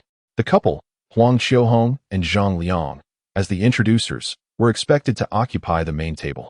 Upon spotting Wang Nian from afar, they eagerly waved her over. There's still room, come sit over here. Aunt Wang, take a seat next to me. Zhang Meili was also busy gesturing. Aside from Huang Qiuhong's family, the other 2 families at the main table only had time for a brief greeting. Nevertheless, Wang Nian managed to remember their names. To the left sat a family whose husband was Zhang Guiqiang, a quality inspector from Factory 1, in the same group as Shi Xiangming. To the right was Gao Jianhua, a senior technician from Factory 1, who, strictly speaking, was Shi Xiangming's subordinate and would often come over to visit in the future. Wang Nian gently adjusted Zhang Meili's little braid, smiling as she straightened it. After all, it is not far from your home. Since starting elementary school, the 2 children in the family had not exhibited such endearing behavior in front of her. She once thought they had simply grown up. Auntie, your new dress is truly beautiful. Zhang Meili continued to charm. There will be plenty of opportunities in the future, and I will learn to cook many dishes as well. Wang Nian chuckled, her gaze sweeping across the curious little girl scrutinizing her from the left. Huang Qiuhong noticed and quickly waved her hand to dismiss her thoughts, smiling as she introduced everyone else. This is Comrade Gao Jianhua and Comrade Luo Xiuying. Those are their 2 daughters. You will be neighbors from now on. Gao Jianhua, wearing black-framed glasses, appeared quite reserved, merely lifting his head to smile at Wang Nian without uttering a word. In contrast, Luo Xiuying was quite talkative, leaning slightly back in her chair, revealing her prominently rounded belly. Our Jianhua has a good relationship with Engineer Shi. We should visit each other often. Luo Xiuying's elder daughter, Gao Hong, was aptly named, with rosy cheeks that reflected her simple and earnest nature. The younger daughter, Zhang Lili, aged 7, was the source of that inquisitive gaze. Both girls resembled Gao Jianhua, being tall yet slender. Among the family of 4, only Luo Xiuying had a fuller figure, though it was uncertain whether it was due to her pregnancy or her naturally sturdy build. You will have plenty of opportunities to visit each other. Huang Qiuhong interjected with a beaming smile, continuing, did the technician also receive an apartment in Building 43? Sister Huang is quite well informed, she added, caressing her abdomen. Luo Xiuying's gaze was filled with triumphant radiance. I just received notification this morning to select a house in a few days. I believe Inspector Zhang's family is also on the list. Seeing that Luo Xiuying was about to flaunt her good fortune, Huang Qiuhong swiftly redirected the conversation towards the man quietly nibbling on melon seeds. Wang Nian followed her gaze. This implied that these 2 families would not only be Shi Xiangming's colleagues in the future, but also neighbors. Chapter 13, Marriage, 2, Zhang Guiqiang, with his crew-cut, square face, thick eyebrows, and large eyes, possessed the quintessential appearance of a robust northerner. In truth, they owed this opportunity to Chief Engineer Shi. Zhang Guiqiang set down his melon seeds and stated with earnestness, if Chief Engineer Shi hadn't led us to win the award, how would the first factory area have received 20 housing slots? Shi Xiangming was entitled to live in the cadre building due to his position as a cadre, while he and Gao Jianhua, as 5th-grade workers, We're only eligible for the red brick apartment buildings. Then you should assist Chief Engineer Shi in deflecting some of the drinks. Don't let him get too drunk on his wedding night. Zhang Guiqiang's wife, Lu Chaoxian, nudged her husband's arm, clearly intending to send him on his way. I almost forgot. I need to keep an eye on Chief Engineer Shi, as he has a crucial meeting to attend tomorrow. As soon as Zhang Guiqiang departed, Lu Chaoxian shifted her position. Bypassing Wu Ying to tug at Wang Nian's sleeve, her voice hushed. I understand the matter of the house perfectly well. It's just that Luo Xiaoying is narrow-minded, and I fear my husband might offend someone by saying too much. Wang Nian's lips curved into a subtle smile, and she nodded gently. In reality, she had already discerned this even without Lu Chaoxian's words. Luo Xiaoying was not the easiest person to get along with. Before Zhang Guiqiang could finish his words, a derisive snort emanated from his right ear, causing Zhang Liang to cast several curious glances toward the source. In the meantime, Luo Xiaoying had been relentlessly chastising Gao Jianhua, her words laced with implications of incompetence and ineptitude.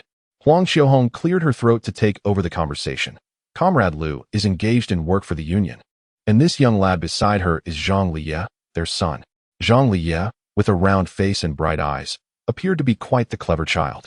Seizing the brief moment while his parents conversed, he stealthily stuffed several handfuls of peanuts into his pocket, skillfully peeling one but refraining from eating it. Instead, surreptitiously extending his hand beneath the table. Zhang Liye, why have you brought a stray dog into the restaurant? Lu Chaoxian turned to see his son's antics, promptly retrieving a small black dog from under the table. Mom. Lu Liye's immediate reaction was to cover his ears, followed by a defensive protest. The little black one isn't a stray. It's very well behaved.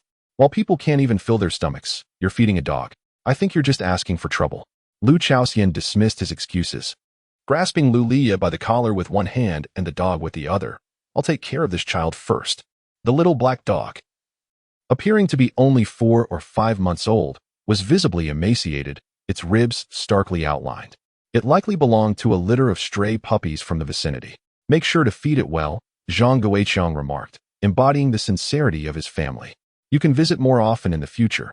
As for everything else, as long as we can maintain appearances, that will suffice. This was Huang Xiaohong's subtle reminder that fostering good neighborly relations was paramount in their factory life. Although it is currently just the two of them, it will not be long before others move in. Given the soundproofing of that wall, Wang Nian harbors little hope. She merely wishes to avoid overly difficult neighbors. The family residence at number 43 is shrouded in darkness, save for the faint warm glow seeping through the crack of door 6 on the first floor. Shi Xiangming sits on the sofa, his mind clouded, as if the scene before him belongs to a dream. The bamboo table, which he personally transported from his single dormitory to this new abode, feels strikingly different, despite being the very same piece. What could have changed? Shi Xiangming ponders for a long while but finds no answer. With a creak, the door breaks the stillness of the room, drawing Shi Xiangming's dazed gaze toward the source of the sound. Wang Nian, her long hair cascading down, approaches him with a basin of water. In that fleeting moment, clarity strikes Shi Xiangming. The effects of the alcohol dissipate significantly, and he fixates on her.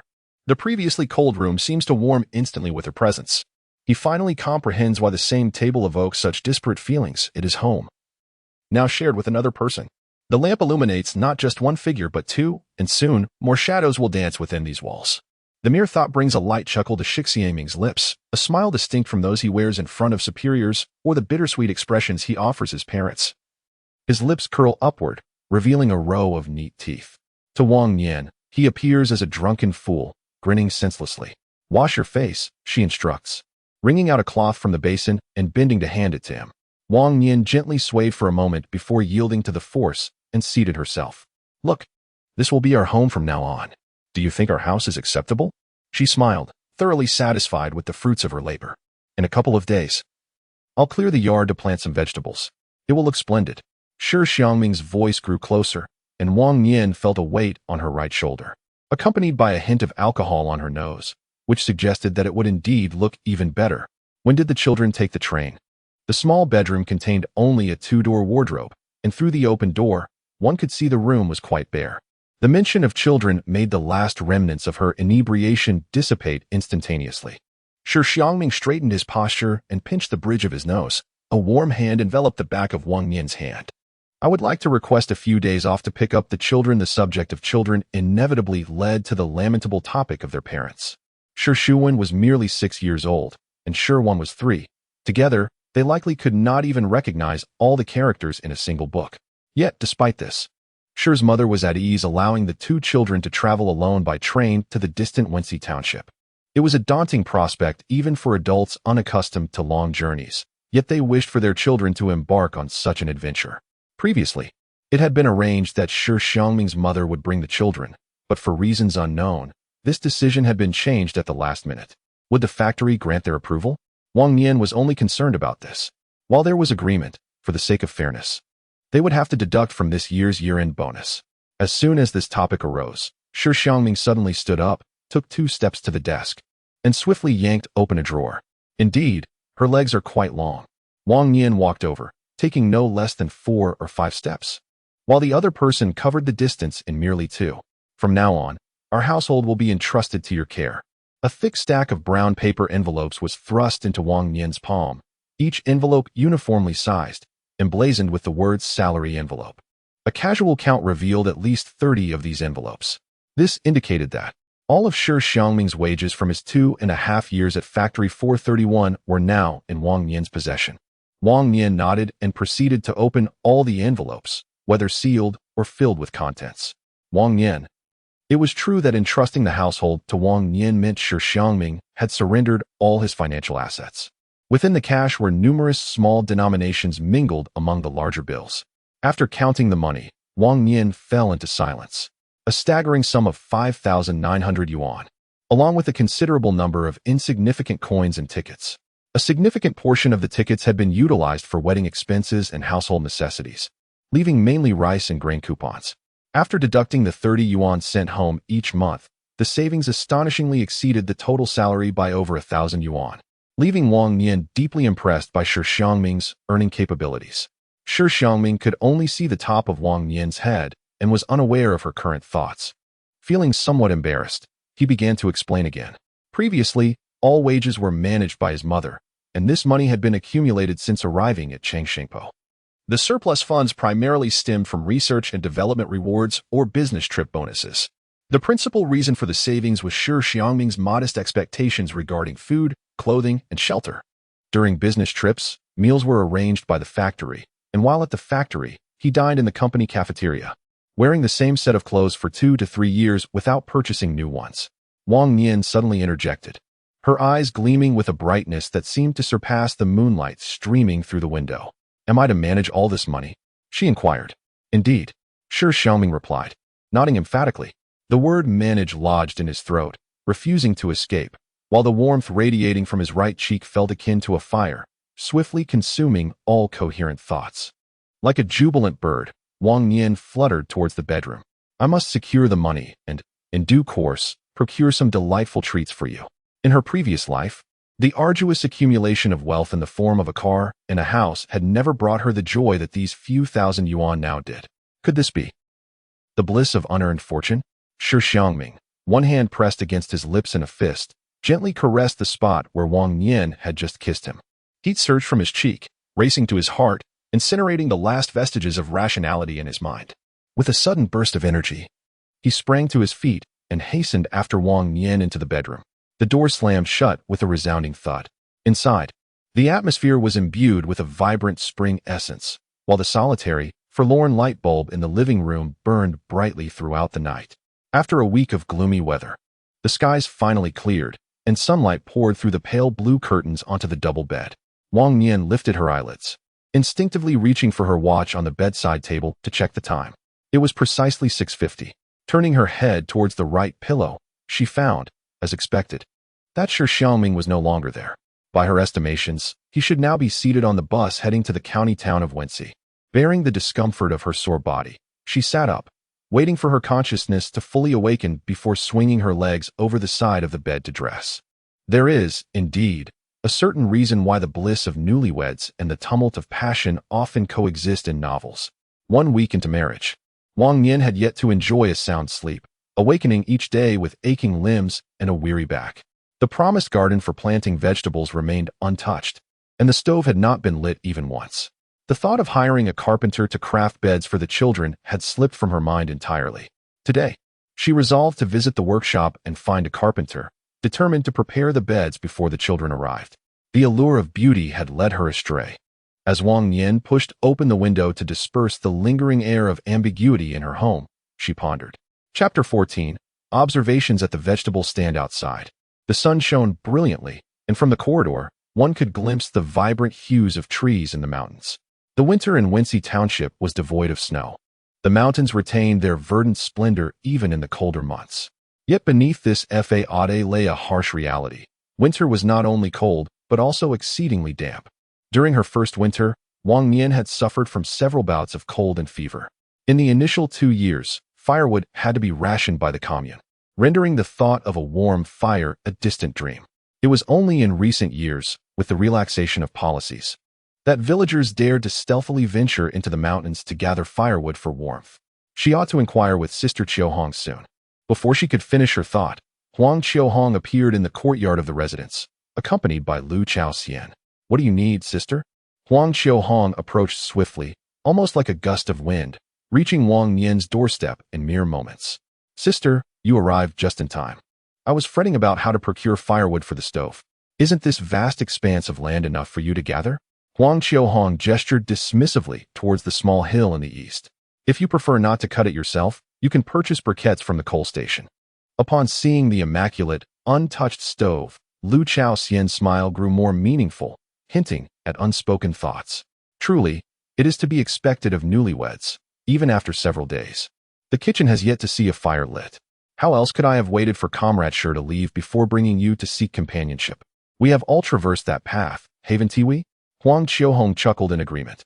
Their banter was light-hearted, yet measured, and soon, they returned to the matter at hand. We must venture to Changshengpo to procure some goose eggs. Will you join us? Perfect timing. I had intended to visit Changshengpo to have Wang the carpenter craft a bunk bed. Is it for the children? Huang Qiuhong observed Wang Nian's nod, feeling increasingly pleased with the match she had introduced. At last, I have not erred in my introduction. We might as well see about a writing desk while we're at it. Wang Nian pondered briefly before noticing the empty cupboard. There is no salt jar at home either.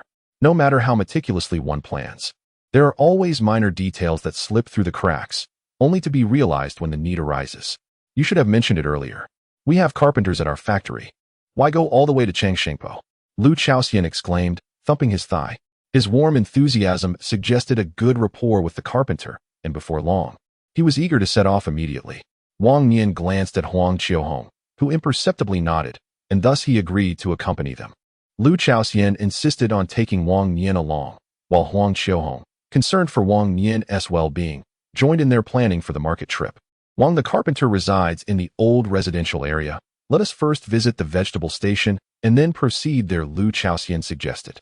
The old residential area refers to the earliest constructed housing blocks from the factory's inception, characterized by red brick buildings and bungalows, conveniently located near the factory gates. Taking the opportunity, Wang Nian inquired about several regulations within the factory. In our factory, the atmosphere is considerably more relaxed than that outside. As long as one avoids making any fundamental mistakes, there is little oversight, Huang Qiuhong remarked. Lu Chaoxian nodded in agreement, and then quietly added, you see, in our factory, as long as one is diligent, who doesn't keep a few chickens or ducks privately? There are even those who engage in small businesses. Many employees have only one person working, making it indeed challenging to support a large family. Thus, family members often cultivate vegetables and raise a few chickens or ducks to sell the eggs. As long as the quantities are not substantial, the factory generally turns a blind eye. This is precisely the case with the vegetable station that Huang Qiuhong brought Wang Nian to. Adjacent to the vegetable station is an open playground, which is utilized only during major commendations, otherwise in the mornings. It serves as a marketplace for the families of workers and villagers from nearby. Approaching the site, Wang Nian soon noticed the bustling crowd on the playground, comparable to the throngs at the Longshan commune market. This was still a fortunate scenario. On days when the factory screened films, the crowd would swell even further. Lu Chaoxian chuckled. Wang Nian had experienced such a scene on his first visit to the factory. If one lingered too long, their shoes would be trodden upon by those following. Let us head to the vegetable station first. I need to buy some produce, he suggested. Huang Qiuhong, guided Wang Nian through a line of woven baskets, passing 4 concrete table tennis tables. One small basket was overturned, displaying a handful of homegrown greens, alongside a small basket of eggs. There were numerous vendors, yet each had only a modest supply. The factory hosts 3 vegetable stations, and the trio had arrived at the second one.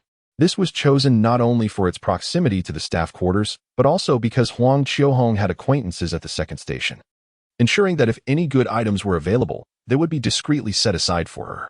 "Sister, come quickly. Today, there are evidently delightful things to behold." Upon spotting Huang Qiuhong, a middle-aged woman with short hair in the center of the counter immediately stood up and waved. "Qiu Shui is my second sister. You may call her Huang Erji," Huang Qiuhong remarked. Working as a saleswoman at the second vegetable station is Huang Qiuhong's younger sister, Huang Qiushui. The two sisters bear a striking resemblance, sharing similar hairstyles, making it quite easy to confuse them at a glance. However, once they speak, the distinct differences between them become apparent. Huang Qiushui's eyes brim with shrewdness, and her smile merely grazes her lips. "Comrade Wang Nian, do not tease her. She is rather sensitive." Huang Qiuhong is well aware of her sister's disposition. If left unchecked, one might not know how many risky remarks would ensue. Regrettably, this warning had little effect. For the next moment, Huang Qiushui raised an eyebrow and suddenly leaned toward Wang Nian, grinning. "So, does Chief Engineer Shi perform well in bed?" Wang Nian. This inquiry was not lost on Wang Nian. Indeed, it left him speechless. It was evident that Huang Qiushui's question was sincere and not merely a jest, making the situation all the more uncomfortable. Who in their right mind would inquire about such intimate matters upon first meeting? "Qiushui." Huang Qiuhong's expression instantly soured as she forcefully tapped Huang Qiushui's arm. "Do not speak nonsense." Huang Qiuhong then stepped into the counter, leaving Wang Nian and Lu Chaoxian waiting outside. The second vegetable station may be a bit far, but after walking a few more steps, it is still preferable to purchase vegetables there. Lu Chaoxian suddenly interjected, pouting in displeasure. Such impropriety. Wang Nian's eyes brightened as he pulled Lu Chaoxian back a couple of steps. Lu Chaoxian quickly grasped the situation and, with her arms crossed, whispered, "Her husband passed away early, and the factory, feeling pity for her plight as a widow with children, arranged for her to work as a vendor at the vegetable stand." Huang Qiushui lost her husband to illness at a young age, and the factory recognized the struggles she faced in raising 2 children, thus providing her with this opportunity. However, she possessed a loose tongue, often speaking inappropriately, to the point where even the men found it hard to bear. Rumors circulated regarding her close relationships with several single men in the factory. The true nature of these relationships remained shrouded in mystery. Married women were strictly forbidden from allowing their husbands to purchase vegetables from the second stand. Wang Nian typically dismissed such gossip, especially in these times when spoken words could easily morph into perceived truths. Yet, Lu Chaoxian's subsequent remarks transformed these rumors into a palpable reality. "You may find it hard to believe."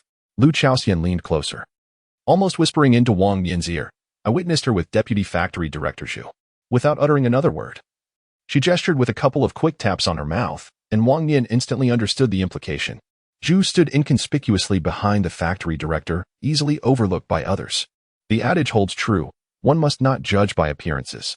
The deputy director lost his wife last year, and it is likely that many within the factory were aware of their connection. Otherwise, how could the second vegetable stand thrive so remarkably? While some scorned, others sought to ingratiate themselves, with numerous employees eager to curry favor with Deputy Director Zhu. Even the logistics staff understood the importance of prioritizing the best produce for the second stand. Otherwise, how could Huang Qiushui brazenly keep a spare rib? How does the produce at the third stand compare? Wang Nian deftly shifted the conversation, noticing in the dim light that Huang Qiuhong had not only brought out a rib, but also had a piece of pig liver hanging from the string. It was no wonder that when Shi and Zhang Meili had come to purchase meat last time, the vendor remarked that the remaining pig liver required no meat ration tickets. At that moment, Wang Nian had thought that the employees at Factory 431 were quite considerate. Yet, it now appeared that such consideration was selectively bestowed upon certain individuals. This rib was indeed remarkably fresh. Transforming from her previous expression of disdain, Lu Chaoxian beamed as she poked at the rib with her finger, exclaiming, "My family hasn't eaten ribs in an entire year. My sister-in-law is far too frugal." Wang Nian sighed in sympathy. Lu Chaoxian lamented her own predicament. "My sister-in-law longs to indulge in meat, But with the two of us supporting 5 mouths, how can we possibly make do with such meager meat rations each month? The factory distributed meat tickets monthly. A primary worker received half a pound of meat and 3 taels of oil, while the highest-ranking 7th-level worker received a pound of meat and half a pound of oil. With such scant rations, how could they afford ribs? They could only save up over the course of a year to buy ribs once to satisfy their cravings. Wang Qiuhong's rib weighed at least 3 pounds. For an ordinary worker, it would take nearly half a year of savings. The three merely stood at the vegetable station's entrance, exchanging a few words, when Wang Nian heard Huang Qiushui's boisterous laughter resonating in the distance. "Let us go. Let us visit the carpenter," Wang Nian suggested. The old carpenter, a veteran from the boiler room, had retired, leaving his son to take over the job while he engaged in carpentry to earn some extra money for the family. Lu Chaosten felt sympathy for this family. Whenever someone needed a cabinet, they would do their utmost to recommend the carpenter.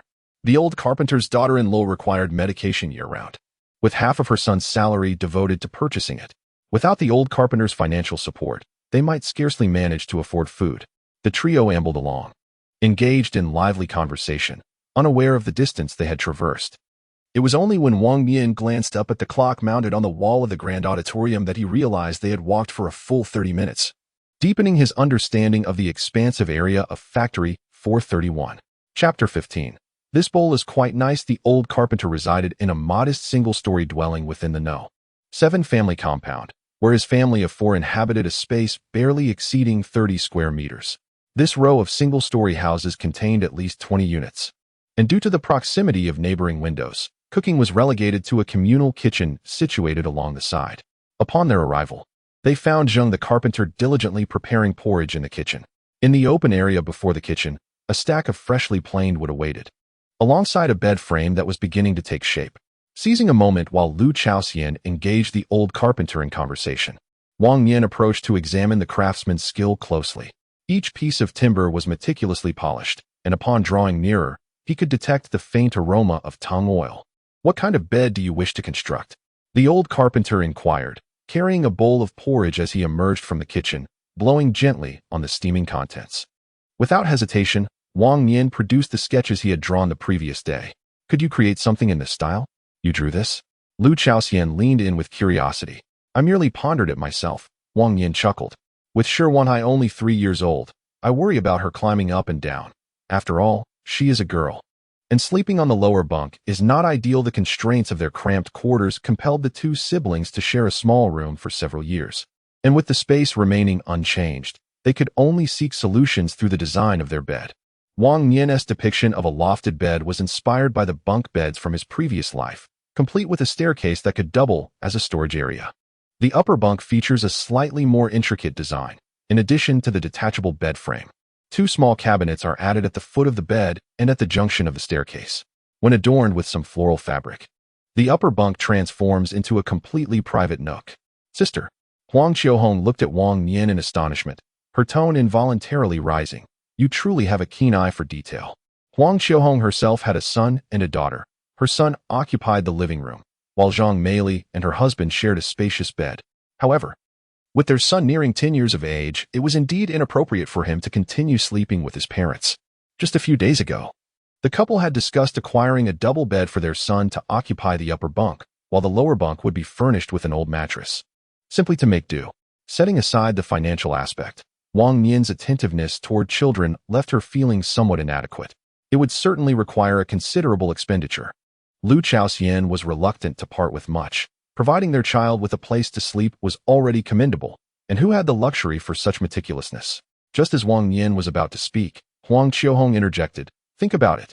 This bed can still be used by my Meili even before marriage. And in the long run, it will save quite a bit of money. Taking care of this now will spare us the inconvenience of replacing items when the girl grows up." Lu Chaosen pondered this and realized there was indeed merit in her reasoning. Comrade Wang's design for the bed appeared daunting but was, in truth, quite straightforward. It merely required the addition of a staircase. The old carpenter returned the blueprints to Wang Nian, then lifted his bowl and slurped down the remnants of his meal. Soon, as the porridge was finished, the old carpenter lowered his bowl and beckoned the 3 of them, "Follow me." In front of several rows of bungalows stood a wooden shed. The old carpenter twisted the handle, unfastening the wire, and opened the gate. Inside the shed were piles of unrefined timber and numerous semi-finished products. Wang Nian soon spotted a loft bed without a slatted base among the assortment. Originally, the bed was ordered by someone else. But when the man was transferred to another factory, the bed was left here gathering dust. If you do not mind, I will offer it to you at a reduced price. The bed frame is sturdier than the average, crafted from teak wood, ensuring its durability for at least 2 decades. You can continue using this frame. Wang Nian readily agreed. The bedboard is also readily available. I will work diligently over the next few days to complete the latter. However, as Wang the carpenter paused, he continued, would it be possible to exchange some meat coupons this time? With the month drawing to a close, I must buy some meat for my children at home to enjoy a special treat. Perhaps noticing the ribs in Huang Qiuhong's basket, Wang the carpenter cautiously broached the subject. Even among colleagues in the same factory, everyone's circumstances vary. Wang's family lives quite frugally, and he must devise ways to indulge in better food. Meat and fabric coupons would suffice. All right. Seeing Wang Nian's swift agreement, a smile crept onto Wang the carpenter's face, and he repeatedly assured that he would assist Wang Nian with utmost care, even waiving the usual fee for the tung oil. After discussing the specific time for delivering the bed, Wang Nian invited 2 others to accompany him to the factory shop. Once the bed was ready, they would also need to purchase cotton and fabric curtains. You are truly fortunate to have encountered these children, Huang Qiuhong remarked. On their way to the shop, Wang Nian pulled a small notebook from his pocket, using the tip of a pencil to jot down notes and sketches. Curiosity piqued. Huang Qiuhong and Lu Chaoxian leaned in to see. The notebook contained a list of upcoming tasks, with completed ones crossed off, alongside several new entries added at the back. Lu Chaoxian's educational background is rather limited. She dropped out after just a year in junior high, which has rendered Wang Nian's handwriting somewhat hasty, with many characters beyond her comprehension. What jar are you referring to? That is a clay pot, or rather a ceramic vessel. I wrote it rather casually. It would suffice as well. Wang Nian chuckled. While the cupboard for bowls is indeed present, the collection of tableware is sparse, merely 3 plates and 2 bowls, leaving no extra chopsticks for any additional guests. Various condiment jars abound, perfectly aligning with the ingredients in Jin Shizizi. Furthermore, upon careful consideration, one can readily discern that there are myriad essentials for daily living. Purchasing canned goods also incurs expenses. Wang Nian laughed. Isn't it the case that we have nothing at home? Living a flavorful life within limited means has never been Wang Nian's philosophy. Isn't that Wang Wenfang? Suddenly, Huang Qiuhong spotted 2 familiar figures ahead.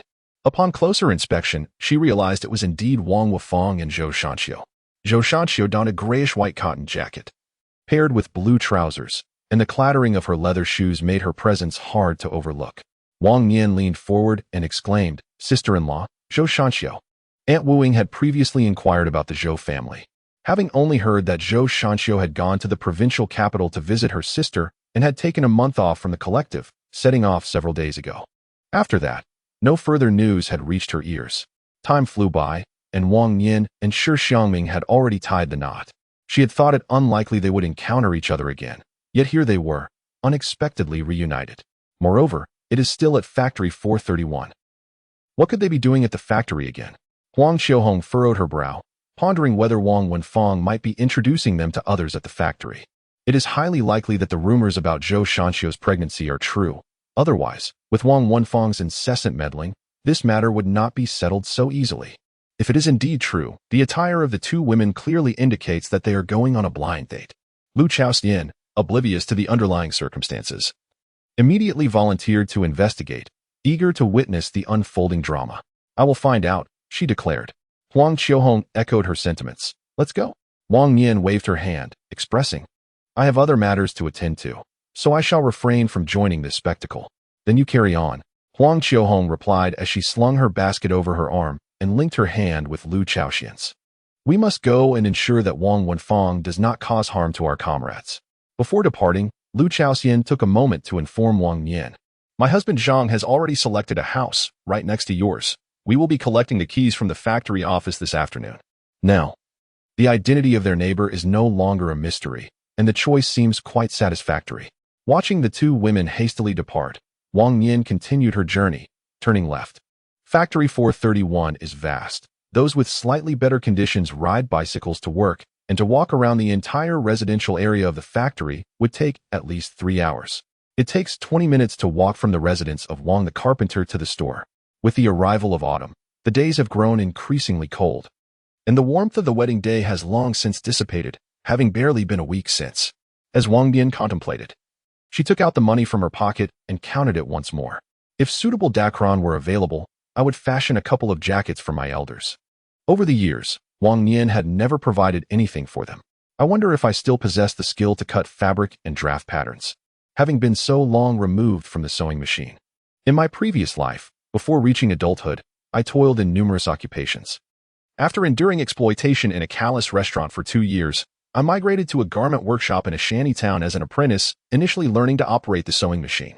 Later, having mastered pattern making and garment construction, I was compelled to seek alternative employment due to severe cervical issues. Lost in contemplation as I ambled along, a green truck parked near the factory store captured my attention. A throng of individuals surrounded the vehicle, gesticulating and seemingly engaged in a spirited debate.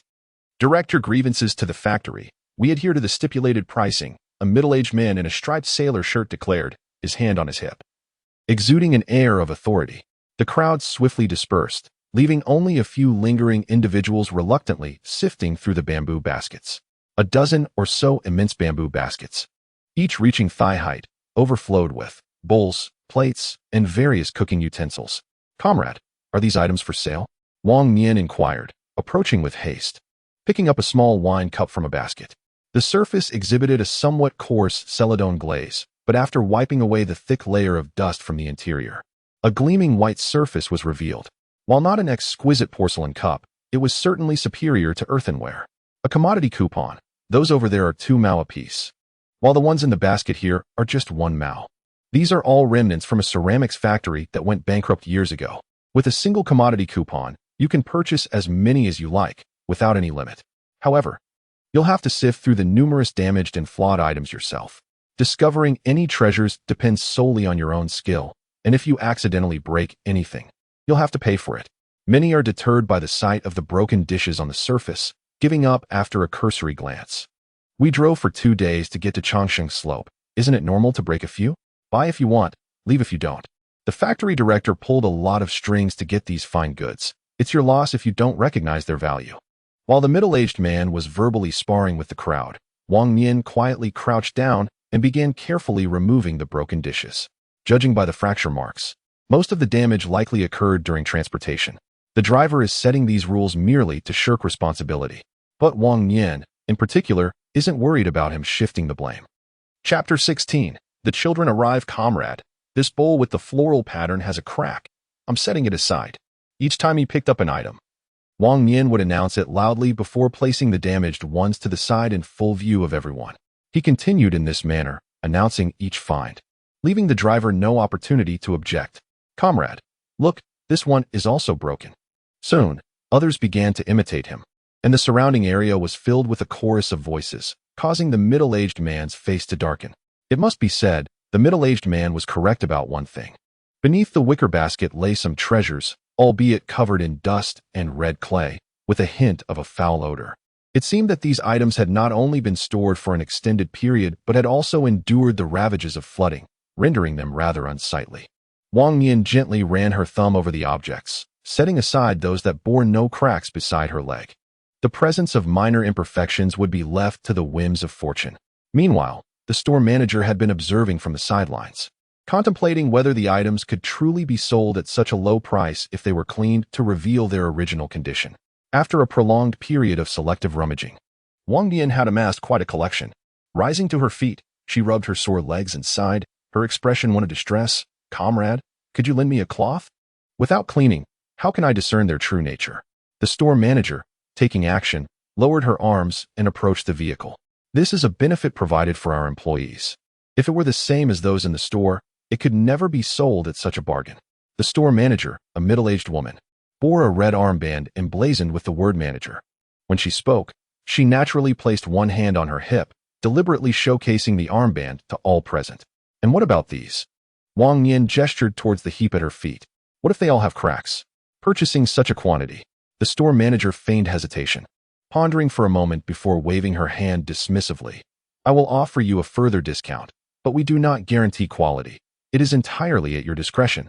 Wang Nian, appearing uncertain, knelt down again to attempt to wipe off the mud, but was promptly halted by the manager. After a considerable pause, she reluctantly acquiesced. Let it be a matter of luck. If all else fails, I can always use them to patch the corners of my bathroom. Indeed. The young comrade is quite astute. Wang Nian's seemingly casual remark immediately caught the attention of the store manager, who stepped closer with a glimmer of intrigue. Why not take the broken pieces as well? I can offer you a discount. With a smile, Wang Nian slowly gathered the shattered bowls and jars into her basket. The store manager and the driver, as if they had discovered a lucrative opportunity, eagerly began promoting the uses of the broken porcelain to every passerby. Before departing, Wang Nian overheard someone mention that they were a couple, which explained the store manager's enthusiastic assistance. In front of the family residence at number 43, a curious voice inquired, "What have you purchased, sister?" Wang Nian had been bustling about the store for several hours, neglecting even her lunch, and after selecting the fabric, she arranged for a cart to transport it to the entrance of the compound. At that moment, she coincidentally encountered several families viewing the property. Lu Chaoxian, spotting her from afar, hurried over to assist in lifting the load. Upon closer inspection, he realized it was a pile of broken dishes, leaving him utterly perplexed. Why buy these when they're already broken? Our lives aren't that dire. Then he heard Wang Nian mention her intention to lay them in the corner of the bathroom, which made him gasp inwardly. Wang Nian believed that placing shards of porcelain in the corner would help prevent mold, while Lu Chaoxian's immediate concern was the additional expense of purchasing cement. With their differing thoughts in mind, the two of them carried the basket to the side of the water pipe and set it down.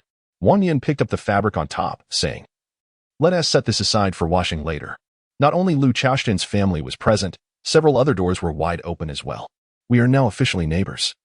Wang Nian smiled, and there will be plenty of time to visit. As they passed the stairwell, they encountered Gao Jianhua and his partner descending the steps. "Comrade Xiao Wang," they greeted. Luo Xiaoying, beaming with joy, gingerly walked ahead, supporting her waist. "Comrade Luo, we have chosen apartment 5 on the 2nd floor, right above Comrade Lu's home." Lu Xiaoying gestured with her chin towards Lu Chaoxian, saying, "Having neighbors on both sides will keep it warmer in winter." Then, she began to elaborate on the reasons for not selecting the 1st floor. In summary, she believed that a toilet should not be located inside the house, as the entire family would suffer from the foul odor. Additionally, the yard would be rife with mosquitoes in summer, and the noise from the bustling activity in the courtyard was quite bothersome. In essence, she found fault with every aspect of the 1st floor. It seemed she had completely forgotten that both individuals before her had chosen ground-level apartments. After listening for a while, Wang Nian felt the conversation had become mere pleasantries, and he feared he might interject with a rebuttal if he continued to listen. "We are moving tomorrow. If you're free, come lend a hand." Wang Nian chose to ignore this statement directed at the departing figure. After lingering in the house to wash his hands, he munched on a cold bun left over from breakfast before rolling up his sleeves and stepping outside. Most of the viewers had already departed, leaving only Lu Chaoxian and his spouse busy with their tasks. Both of them had work obligations, leaving only the elderly and children at home. They planned to utilize their day off to move as many pieces of furniture as possible. Upon entering the house, Wang Nian felt his way to the light cord, and the room was instantly illuminated. In just a few short days, he had already grown accustomed to the sound of 2 people in the space. Approaching the cabinet, he turned on the radio, finally introducing some varied sounds into the room, before turning to carry a basket inside. Excluding the top dozen or so bowls that were visibly chipped, he handled the remaining items with utmost care. Fortune smiled upon her, as the basket she casually selected contained surprisingly few visibly damaged items. Nevertheless, the truck driver incessantly reminded her that any breakage would incur a cost, prompting Wang Nian to place the items into the pile of broken goods. In the end, no one paid them any attention, and they were sold for a mere 2 yuan, with even a helping hand offered to expedite the clearing of space. With clear water, she washed away the mud, revealing the original appearance of the dishes. Most were styled in the fashion of this era, adorned with floral patterns, while some simply featured 3 blue lines along the rim. After the initial wash, Wang Nian filled a basin with water for a more meticulous cleaning. What splendid treasures! Even under the dim light, the enamel-painted peony designs on the jars were discernible. Though lacking expertise, Wang Nian could not determine whether they were genuine or replicas. However, the sheer beauty of the patterns made them worthwhile. After drying them with a towel, she carefully tucked the bowls into her wardrobe, finally providing a home for her condiments. Gazing at the row of clean jars, a smile broke across Wang Nian's face. To her surprise, the vast majority remained intact, with only a few broken bowls from her initial selection. The larger ones were intended for lard, while the smaller ones would hold soybean oil. She had already envisioned the purpose of each utensil. That night, she reveled in the joy of filling her small home. In Wenxi Township, at the Changxingpo bus station, a muddy bus came to a halt, the driver vocally lamenting the dreadful weather as he angrily opened the rear door. A throng of passengers surged forth. The cheerful voices of children responded in chorus, and a somewhat frail little boy turned back to remind his sister. As soon as they landed, the rubber shoes were instantly coated in the slippery red mud. The path was treacherous, caution was imperative. Suddenly, a clear and melodious voice pierced through the curtain of rain, resonating like celestial music in Shi Xiangming's ears. Wang Nian, clad in a rain poncho, ran while unfurling an umbrella. "What brings you here?" Shi Xiangming swiftly blocked the two children attempting to disembark, saying, "I haven't mentioned when I would be home." "I calculated it," Wang Nian replied, tilting her head slightly, her exquisite eyebrows arching mischievously. "What do you think? Impressive, right?" "Indeed," Shi Xiangming responded earnestly, and as he moved aside, he introduced, "This is Shu Wan, and the one behind is Xiao Wan." Shi Xuan, with long, curly eyelashes framing her deep black eyes, shared the same delicate lips as Shi Xiangming, though her gaunt face accentuated her prominent jawline. Lacking the innocent charm of a 6-year-old, she instead radiated a palpable air of hostility. Her vigilant gaze was protective, instinctively shielding her younger sibling, Shi Wan, behind her. Shi Wan, tightly shielded, cautiously peered at Wang Nian through the gap of her brother's elbow, catching only a glimpse of her sparkling eyes. "Hurry and get out," came the driver's urgent call from afar. Wang Nian promptly handed the umbrella to Shi Xuan, exclaiming, "You carry Shu Wan, and I'll take Shi Wan." Without allowing Shi Xiangming to decline, she loosened the ties of her poncho and effortlessly lifted Shi Wan, tucking her into its folds. The little girl was remarkably light, so much so that Wang Nian could easily carry her, feeling the delicate contours of her bones. Turning to grab a bag from Shi Xiangming's hands, she urged, "Let us move quickly. The rain appears to be intensifying." "All right." Shi Xiangming nodded silently and bent down to lift the stiff Shi Xuan, who had become as unyielding as a stone. This was Wang Nian's first time holding Shi Wan, and it was no different for Shi Xiangming. Raindrops pattered against the umbrella, quickly soaking the cuffs of Shi Xiangming's trousers. He inquired once more, "How did you know I arrived this morning?" Shi Xiangming's throat moved, his lips stirred, yet he ultimately said nothing. Chapter 17. Homecoming. The rain poured heavily, making the roads treacherous. The couple, who usually made the journey in half an hour, took over an hour. Wang Nian's breathing grew increasingly labored. Her arms ached as if they were not her own. Beneath the raincoat, the small figure curled tightly, with her ears pressed against Wang Nian's neck. Were it not for the warmth radiating between them, Wang Nian might have entertained the notion that she was cradling a doll. Shi Wan remained utterly still, exuding an eerie quietness for a 3-year-old, not even betraying the slightest movement. At last, the family residence came into view. Wang Nian hurried to the door, setting down the luggage and single-handedly shedding the raincoat, finally letting out a long breath. She retrieved the key to unlock the door, removing her rubber shoes at the threshold. Stepping into the house barefoot, after changing her shoes, she re-entered, leaving the footwear at the door.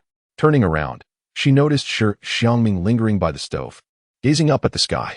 "You've noticed too, cooking is impossible when it rains." The stove was conveniently placed in the corridor for smoke ventilation, but rainwater would cascade down the wall, splattering into the pots. This issue extended beyond the first floor. Families on the upper levels faced the same predicament. The previous day, everyone had resorted to using charcoal basins indoors for cooking, resulting in a chorus of coughs echoing throughout the day.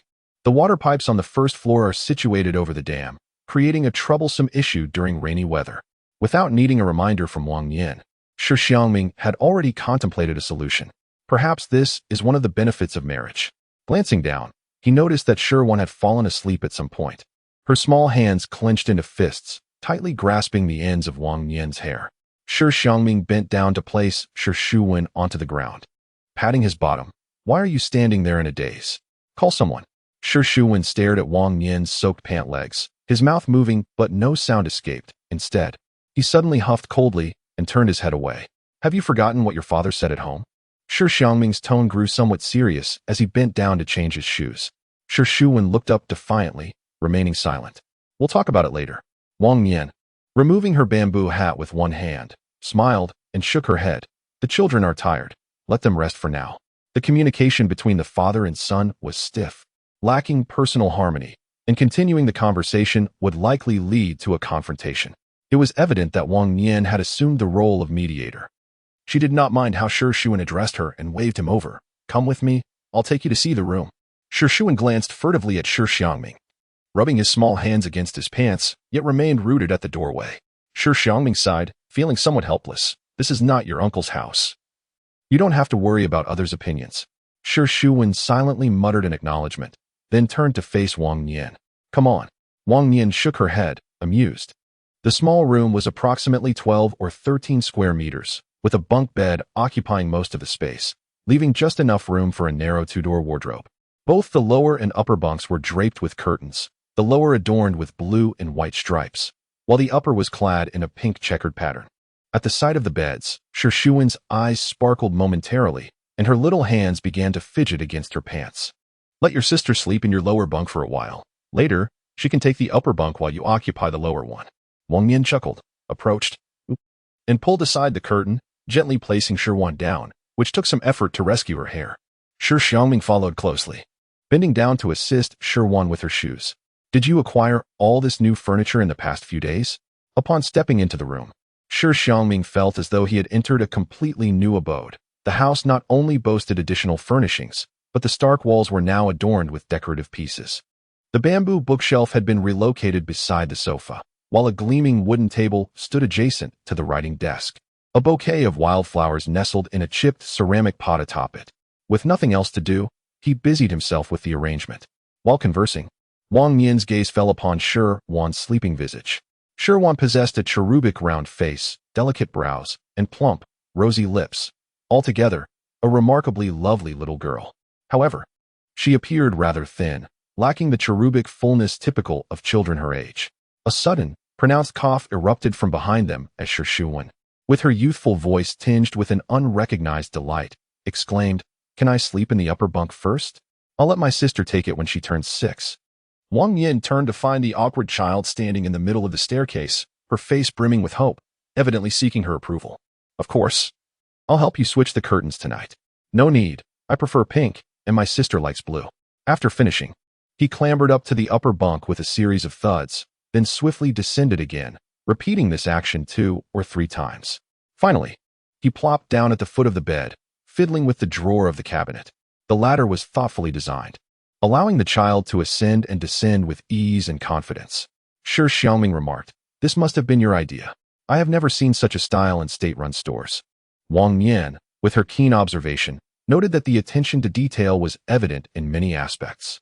The sharp corners of the child's room were wrapped in scraps of cloth, and the stairs were specially padded, providing both a non-slip surface and minimal noise.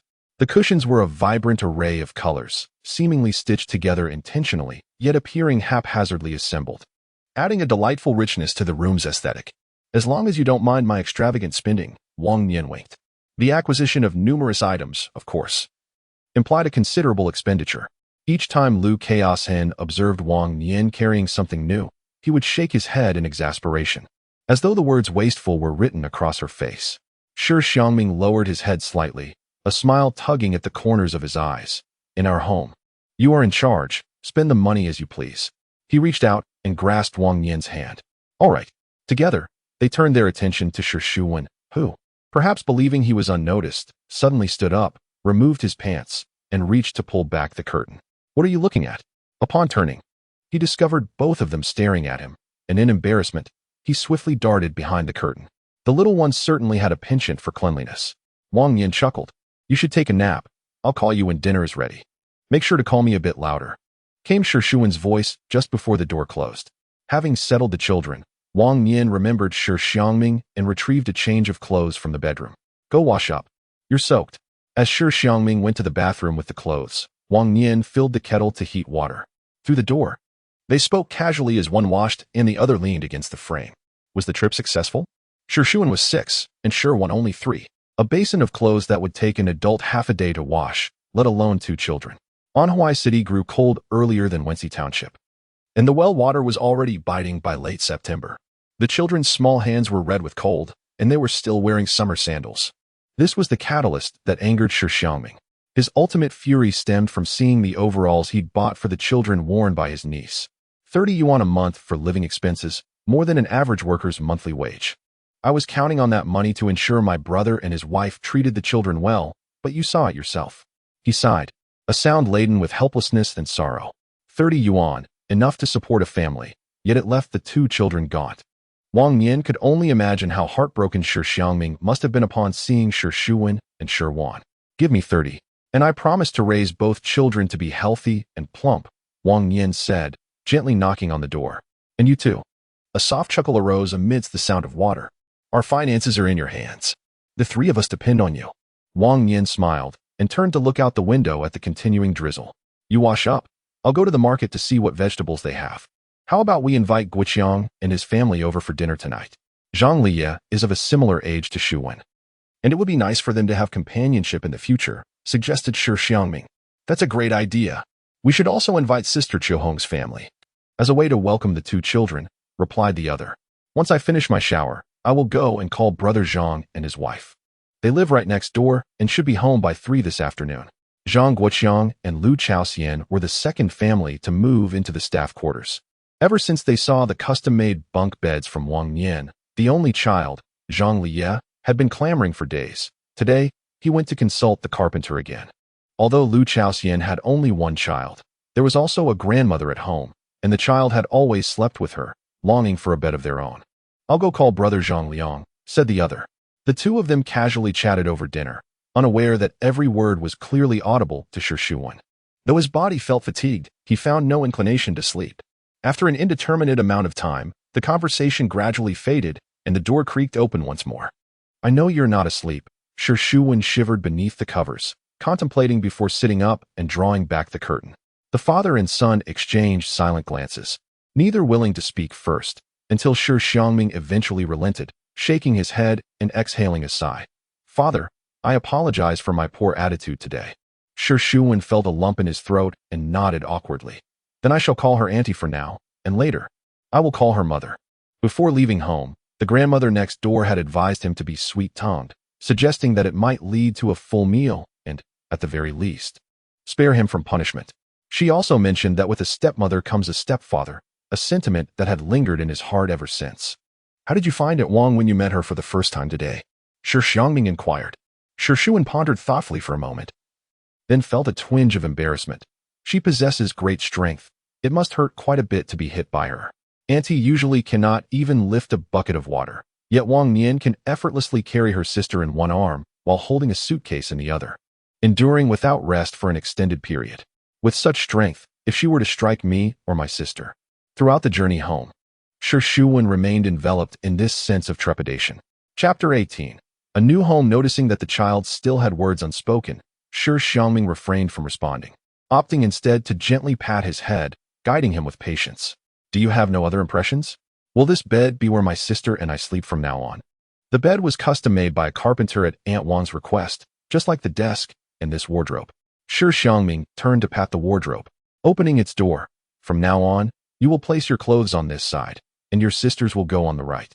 Shi Xiangming's eyes sparkled with excitement as he emerged halfway from the bed, intrigued by the empty wardrobe.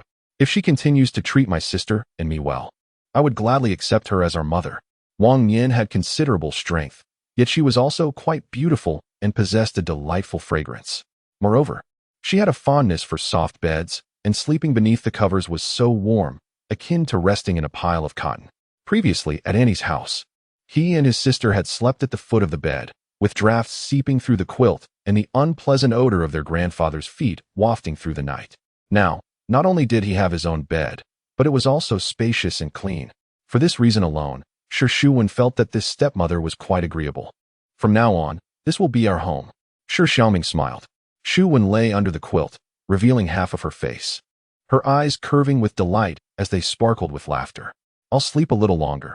I'll find the clean clothes and place them on the stairs. She nodded, snuggling deeper into the quilt, and soon handed out a fuzzy jacket.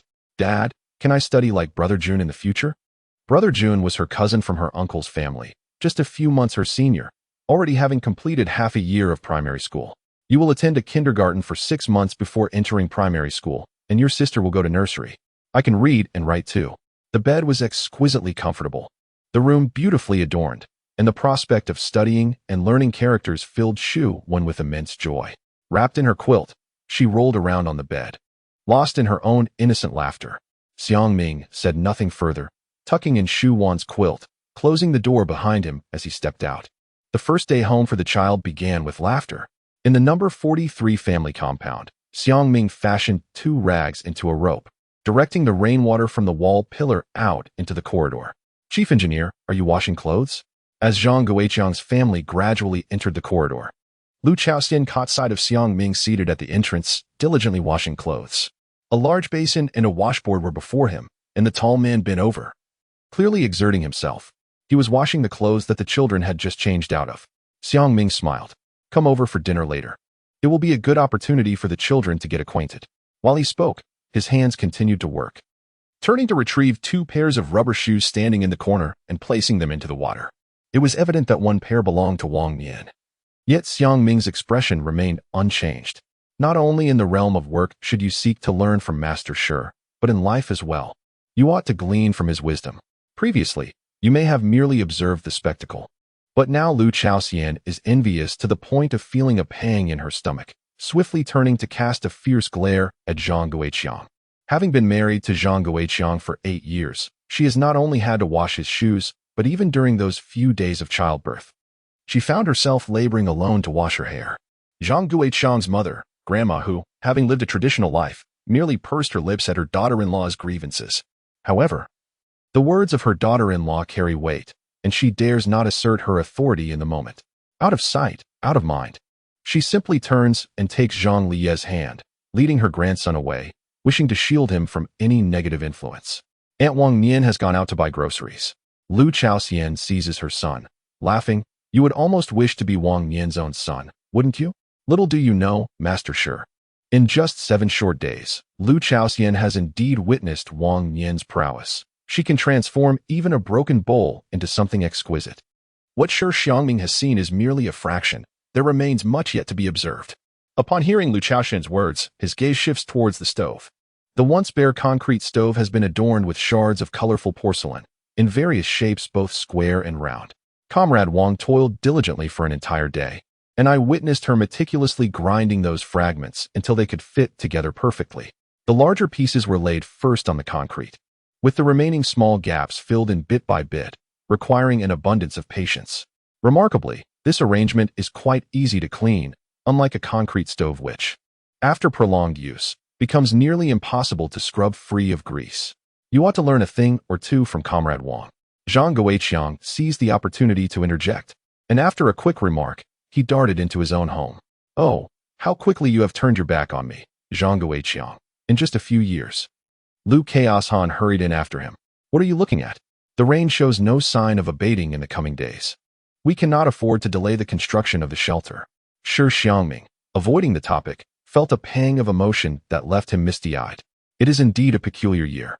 Despite the arrival of autumn, the rainfall persists, threatening to adversely affect the crops in the fields. Moreover, we have guests to entertain this evening, so we must attend to the stove without delay. Why don't you check the warehouse? I will manage the rest. All right. Shi Xiangming rose, casting a cursory glance at the basket of vegetables, then inquired, should I exchange some tickets for eggs? Just a few days ago, the old lady brought 20 eggs to our home, along with a chicken. Wang Nian's clothing has yet to be made, and the old lady wooing promptly delivered the eggs. Having seen that Wang Nian was faring well, she left in haste without even having a meal. Wang Nian has been reluctant to consume the eggs, uncertain how long it took to gather such a modest supply. I'll save the ones from the old lady and purchase more. Shi Xiangming smiled, as if he understood Wang Nian's sentiments. Next week, during our break, let us take the children to visit the elders. As he watched Shi Xiangming unfurl his umbrella, Lu Chaoshan, who had been listening from inside for quite some time, rushed out. Engineer Shi, please wait for my Guiqiang. He is coming too. Zhang Guiqiang, albeit reluctantly, was pushed outside, a half-eaten sweet potato stick still clutched in his mouth. Once the two individuals had distanced themselves, Lu Chaoxian promptly procured a small stool and settled himself at the entrance of his abode. producing a piece of sweet potato jerky as a sign. Wang Nian, after shaking his head, immediately stuffed it into his mouth. Your household comrade Shi is truly commendable, possessing a keen eye for work. Isn't Brother Zhang also assisting with the household chores? Zhang Guiqiang may have a tendency towards laziness, yet he is intimidated by his wife. Regardless of Lu Chaoxian's instructions, he begrudgingly completes them, albeit with reluctance. At times, being subservient to one's spouse can indeed be perceived as a virtue. If he were to earn the same salary as Comrade Shi each month, I would gladly support him. The wages of laborers are transparently tiered, while the specific salaries of administrative personnel remain confidential. Even Zhang Guiqiang is unaware of how much Shi Xiangming earns.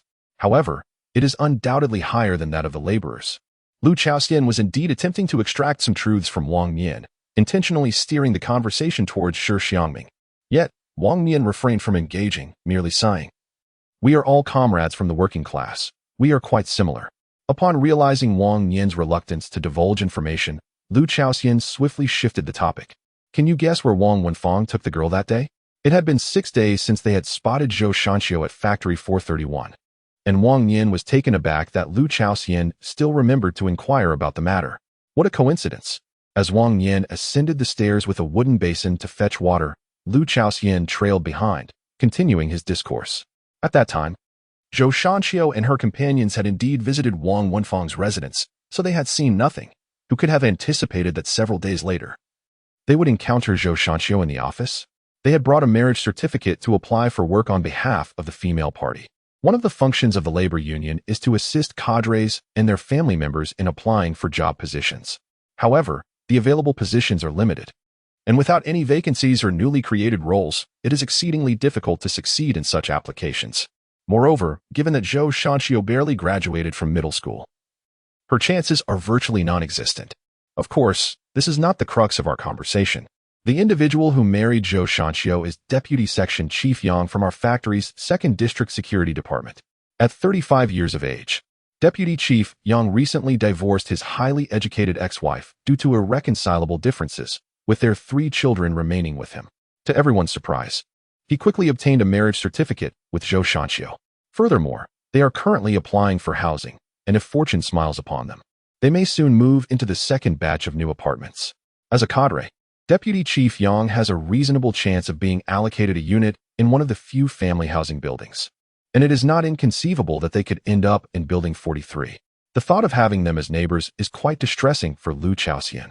Similarly, Wang Nian, who also hopes Zhou Shanqiu will not become a neighbor, can only chuckle in resignation, acknowledging that the factory's decisions are beyond their control. Although Wang Nian had previously considered matchmaking, the mere sight of Zhou Shanqiu conjures images of the two engaging in a secret affair amidst the haystacks. Perhaps it is indeed better to ponder what to have for dinner tonight. What delectable dishes should be prepared? Lu Chaoxian is eager to showcase the culinary skills that have earned her son's lavish praise. Chapter 19. An eye for an eye. The rain unexpectedly ceased around 4 in the afternoon, and a delicate mist enveloped Chengshigu, draping the entire factory area in a gossamer veil. The residence number 43 is situated at a considerable elevation, allowing one to gaze upon nearly half of the valley from the corridor. Wang Nian inhaled a deep breath of the crisp, cool air and retrieved firewood from behind the door, scattering numerous fragments in her wake. After placing the firewood down, she hurriedly fetched a broom to tidy up, ensuring the ground remained unsoiled. Once the canvas was prepared, she planned to procure some bricks the following noon to construct a shed in the backyard for storing firewood. Shi Xiangming sat on the ground, whittling wood, and upon seeing Wang Nian emerge with the firewood, he promptly brought up the matter of building the firewood shed. In discussing the shed, one cannot overlook the hen that Auntie had gifted for nourishment. Wang Nian was reluctant to slaughter it, opting instead to tether its leg with hemp rope and keep it in the yard, collecting an egg daily to save. Everything in the factory was satisfactory, yet expenses were a constant concern. Wang Nian sighed. Lu Chaoxian had settled on a small stool at her doorstep, embroidering shoe insoles. She claimed the outside was brighter, but in truth, she was keeping an eye on Zhang Guiqiang. Listening to Wang Nian's musings, she couldn't help but reflect on the financial burdens of family life, where expenses seemed to loom at every turn. In the factory, both water and electricity incurred costs. Electricity was 4 cents per kilowatt hour, while each household paid 50 cents monthly for water. alongside an additional 30 cents to hire someone to remove waste. These were mere trifles compared to the larger expenses of food and drink. As for clothing and shoes, if they could be mended, they were, and one could manage with a single outfit for 4 to 5 years. Yet, it was sustenance that proved most costly. Sister-in-law, where's Leah? Wang Nian mused. Zhang Lia's thunderous voice could penetrate 2 walls whenever he was home, and Wang Nian was acutely aware of when he was due for a reprimand. Lu Chaoxian suddenly turned and remarked that those doing homework were nowhere to be seen at their desks. That rascal, who knows where he has gone to shirk his duties? Suddenly, a cascade of delicate laughter emanated from the bedroom, a harmonious blend of clarity and muffled tones. Don't search anymore. They're at my place. Wang Nian chuckled, shaking his head in amusement. You rascal. Lu Chaoxian scolded playfully, rising to pat the loose threads on his trousers. Let me take a look. I wouldn't want anything in your home to get damaged. In the living room of the Shi family, any of the prominent furnishings would be beyond reproach if harmed. Particularly the refrigerator from Factory 431, which could likely only be afforded by high-ranking officials. Sounds of commotion drifted from the small room. A lively murmur that suggested an air of excitement. How about this one? That's an outer garment. You need to find a fleece jacket. Their hushed discussions, intentionally subdued, slipped through the crack of the door just as Wang Nian approached, only to be met with a fit of coughing reminiscent of an elderly lady, raspy and hoarse. As if something lodged in her throat refused to budge. Brother, I want to wear the new clothes Daddy bought. Wang Nian pushed the door open, his gaze immediately catching sight of a scattered duffel bag and 2 children, perspiring profusely from their exertions. Shi Xiangming was clad in fleece attire, kneeling on the lower bunk, earnestly selecting garments, though the options were few. Zhang Lia had half his head buried in the duffel bag, one hand gripping a pair of trousers. Sister, would these pants work?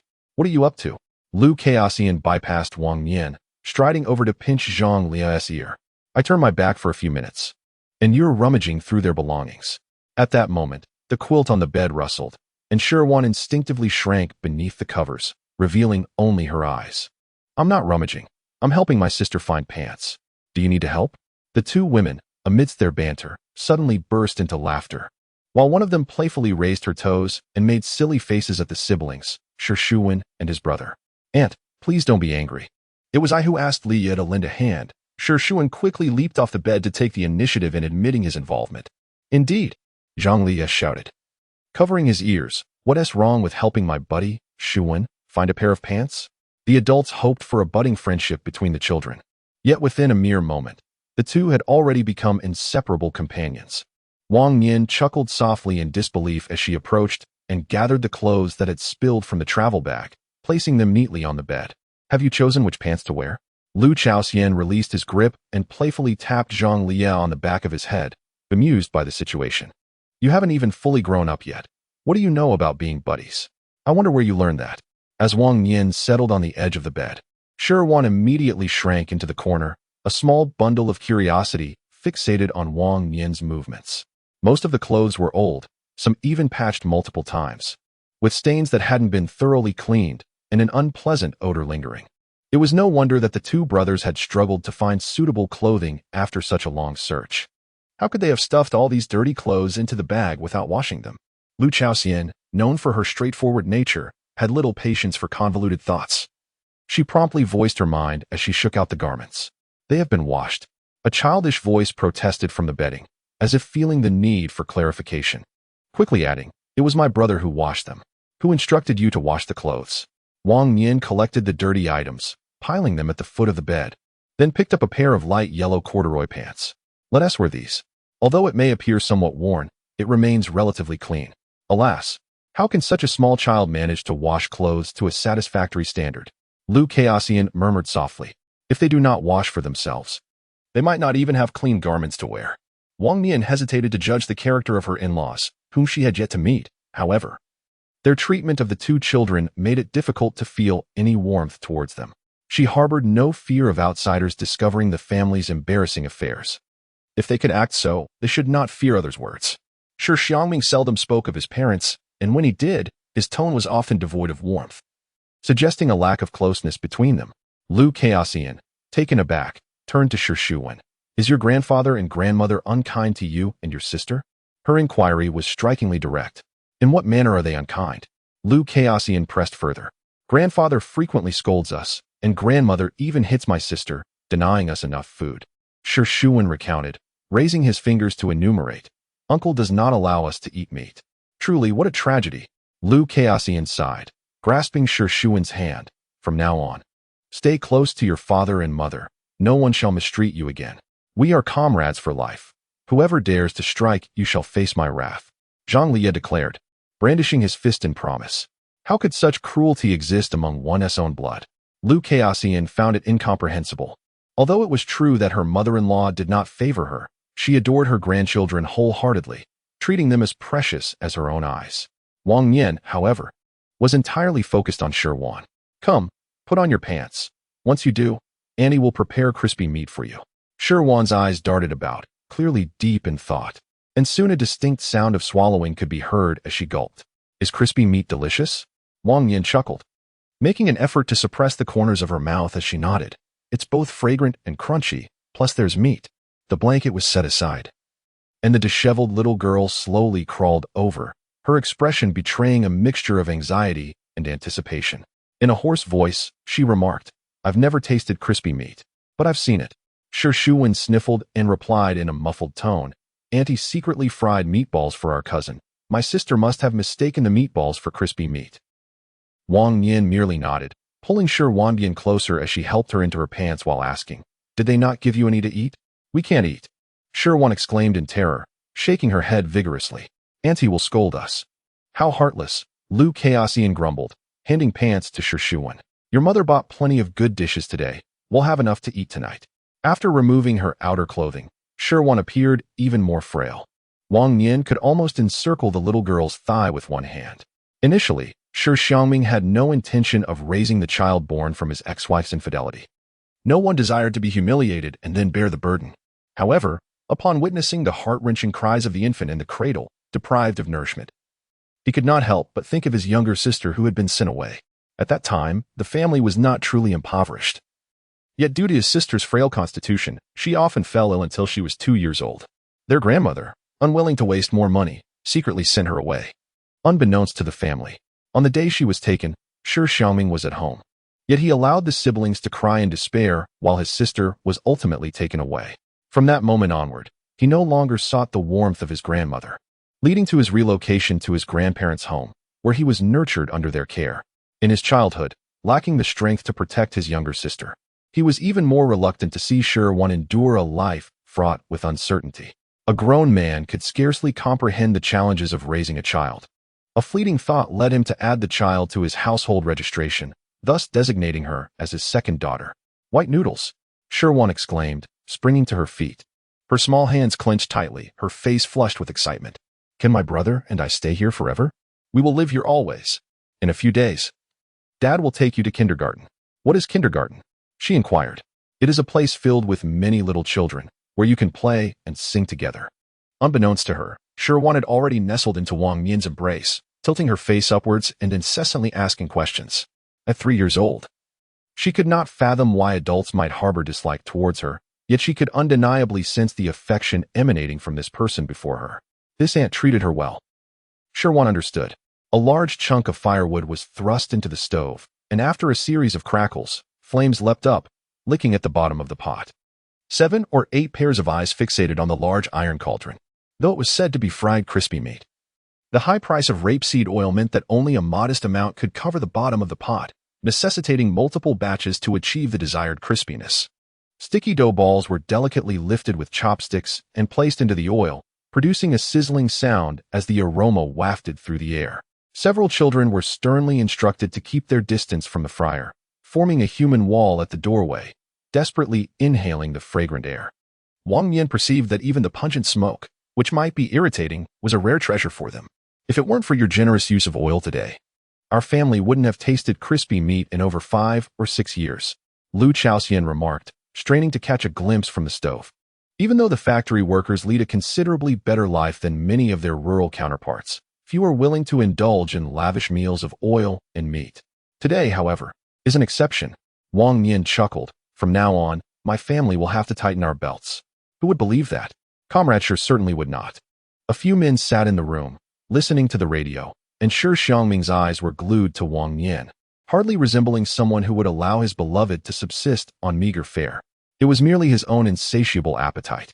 Despite this, the smile on Lu Chaoxian's face was impossible to conceal, his eyes narrowing into slits of delight. "There are sweet potato chips," Zhang Liye suddenly shouted, waving his arms and rushing out. "Come to my house for sweet potato chips.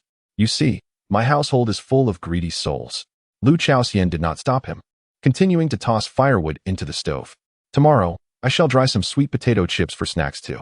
As the crispy meat gradually cooked to perfection, an enticing aroma wafted through the air, eagerly infiltrating the nostrils of those present. Lu Chaoxian swallowed hard, cursing himself for being as greedy as a child, despite being an adult. Yet, how could a body deprived of oil and flavor be controlled by mere willpower? Moments later, Wang Nian heard a bubbling sound emanating from the stove. "Let me taste one to see if it's done." Wang Nian picked up a piece with chopsticks and brought it to Lu Chaoxian's lips, then turned to call the children in the room. "Come out and eat crispy meat." Crispy meat is at its best right after being cooked. Once it sits, the outer layer softens, offering an entirely different flavor. A flurry of shadows rushed out from the room, unable to resist the alluring aroma, including Shi Xiangming and Zhang Guiqiang, who also succumbed to the enticing scent. The broadcast announced that after 2 years of planting and promotion, hybrid rice has the potential to completely resolve our nation's issue of food security. Zhang Guiqiang recounted the broadcast's content, his gaze fixated on the golden, crispy meat before him.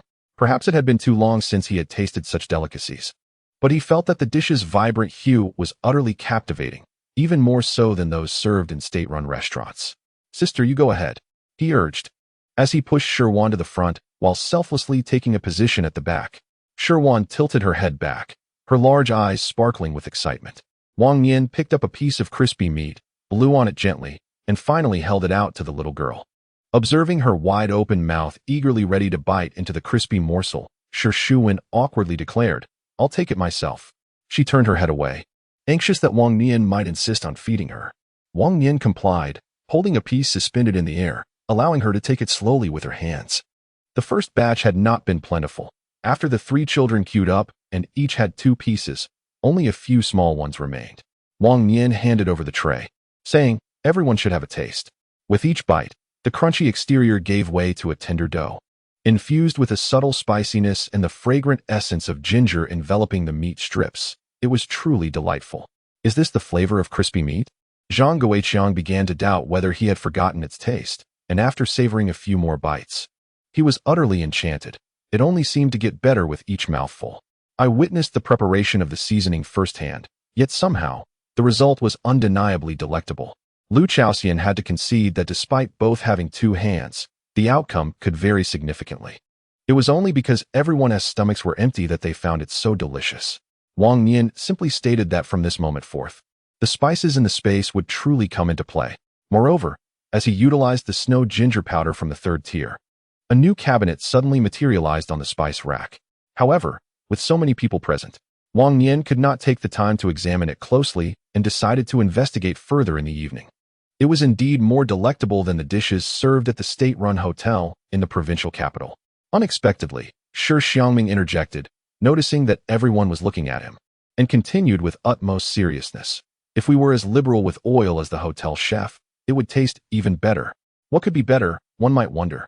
On the embankment of the family compound, as Zhang Liang and his wife approached, Huang Qiuhong cheerfully lifted the basket of vegetables in her hand, saying, "I'll add some vegetables for dinner." Zhang Meili and her brother Zhang Ligua lagged behind, embroiled in a heated argument, their words flowing fervently. "Ah, my memory. It was indeed Sister Huang who reminded me. I had prepared some sausages, a New Year gift from my classmate Lao Zhang." Although they were guests, every household was experiencing tight times, and those with foresight would bring along a few vegetables or meat to contribute to the meal. This way, they could eat with peace of mind and ensure everyone was satisfied. Lu Chaoxian exchanged glances with Zhang Guiqiang, indicating that Wang Nian and the others should also be generous. "Oh, fried crispy meat." Zhang Liang approached and noticed the crispy meat floating in the pot, rubbing his hands together in delight. "Are these the children of Xiangming?" From a distance, Huang Qiuhong began searching for the Shi siblings and quickly spotted several children with their mouths stuffed full at Lu Chaoxian's doorstep. The eldest, Shi Xiangming, and the second, Shirwan. Shi Xiangming smiled as he introduced them, prompting the children to greet everyone one by one. They certainly had appealing appearances. Huang Qiuhong handed the basket to Wang Nian, saying, "These pig kidneys were sent by Qiu Shui this morning. No one at home knows how to prepare them. Could you please see how to stir-fry them?" The 4 dark red kidneys revealed their lack of freshness at a mere glance. However, such delicacies were rare. Typically, pig kidneys were delivered directly to the factory canteen, and even those with money could scarcely procure them. Wang Nian was filled with delight. "I just happen to have a few scallions at home. Let's stir-fry the kidneys." "That sounds perfect. You decide how to proceed." Huang Qiuhong knew she could rely on Wang Nian's culinary skills, so she set down the basket and hurried off to attend to her 2 children. Once inside, Zhang Liang surveyed the room, his gaze eventually settling on the 2 children. Huang Qiuhong called Shi Xiangming over and placed Shi Wan in her lap. "Tell your 4th aunt, was the train ride tiring?" Zhang Liang and Shi Xiangming were relatives beyond the 8th degree, and they did not bother with formalities, simply addressing each other by name. Being the 4th son, Zhang Liang referred to Huang Qiuhong as 4th aunt. Shi Xiangming animatedly recounted the sights and experiences from the journey, his eloquence betraying no shyness. "They are all good children," Huang Qiuhong nodded, playfully pinching Shi Wan's arm, unable to suppress a frown. "Why is there not a bit of flesh on you?" Immediately, she regretted her words, realizing the reason was painfully simple. It was due to their parents' neglect, leaving the children hungry. Shi Xiangming shook his head with a wry smile, choosing not to discuss his parents' treatment of the children, instead turning the conversation to the work of his elder brother, Shi Xiangqian. The Shi family resides in Anhui City, occupying 2 rooms allocated by their workplace, while Shi's parents, Shi Guoqiang, live in 3 separate rooms. Every day, the eldest brother's family dines at their parents' home, contributing a modest monthly sum of 15 yuan for meals, while Shi contributes 30 yuan for living expenses. Clothing and shoes for the children are sent separately. With 3 rooms and a total of 45 yuan for living expenses, the 2 children share a bed, donning hand-me-downs from their older cousins and subsisting on leftovers. "I brought the children here to see if 30 yuan could suffice to fill their bellies," Shi Xiangming reflected quietly. Upon learning of the Shi family's circumstances, Zhang Liang placed a reassuring hand on Shi Xiangming's shoulder. "Having grown up with your grandparents, your achievements today are solely due to your own efforts. We all understand how challenging it has been." Shi Xiangming was raised by his grandparents, both educators, and his admission to university and subsequent overseas study were entirely the result of his own capabilities. His parents might not even be aware of what jobs their 2 sons currently hold. It must be said, Zhang Liang's insight was indeed accurate. Shi's mother once remarked, "What is the use of all this education? If something goes awry, you will be the first to be criticized." Shi Xiangming understood that his parents were primarily concerned that his experiences abroad could be used against him, potentially jeopardizing his elder brother's employment. Thus, despite knowing that their 2nd son had attended university, they still expected him to be content with the role of a boiler worker. They had become accustomed to this. Better days lie ahead. Zhang Liang could only offer this consolation to Shi Xiangming. Every family grapples with its own challenges. His relatives, living thousands of miles away, frequently write requesting financial assistance, which they euphemistically term filial piety, yet in reality, the money ends up in the pockets of his younger brother's family. Do not dwell on trivial matters. Today is a day of joy. Old Zhang has gone to procure a bottle of wine for you to savor. Huang Qiuhong, sensing the situation was amiss, hastily signaled Zhang Liang. With a hearty laugh, Zhang Liang insisted on dragging Shi Xiangming along to the store to purchase a bottle of wine. Once the 2 departed, Huang Qiuhong promptly went out to find Wang Nian. "Comrade Shi and the 2 children have it tough. You must treat them kindly in the future." "Sister-in-law, I shall indeed," Wang Nian replied with a smile. "Do not worry, sister-in-law. Just look at the delectable dishes Wang Nian's sister has prepared. Does it seem like she would neglect a man?" Lu Caosian pointed to the stove. Wang Nian moved with remarkable agility, multitasking as she listened to the conversation among the few people in the room while her hands were busy preparing the ingredients, which were nearly ready in just over 20 minutes. Out of the corner of her eye, she suddenly noticed Shi Xiangming and the other 3 had scampered to the staircase, prompting her to call out, "The stairs are dangerous. Hold on to your sister tightly." Shi Xiangming hesitated, seemingly reluctant to call out, and mumbled an acknowledgement. The 3 children treated the staircase as a playground, climbing up and down with peals of laughter. "You little rascal," Huang Qiuhong chuckled, casting a surprised glance at her daughter, who was sulking alone in the corner. "Stop lingering there. Go keep an eye on your younger siblings." "Oh, Zhang Meili replied with a hint of grievance, stretching her neck to peer into the pot. Aunt, how are you preparing the fish?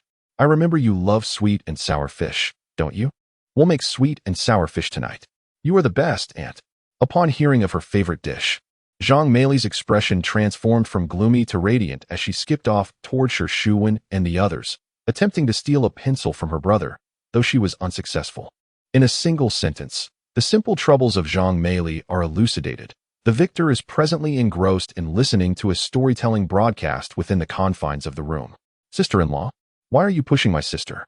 Suddenly, Zhang Meili's furious shout interrupted Wang Nian's voice, accompanied by Zhang Lie's exclamation, resulting in two cries erupting at the staircase.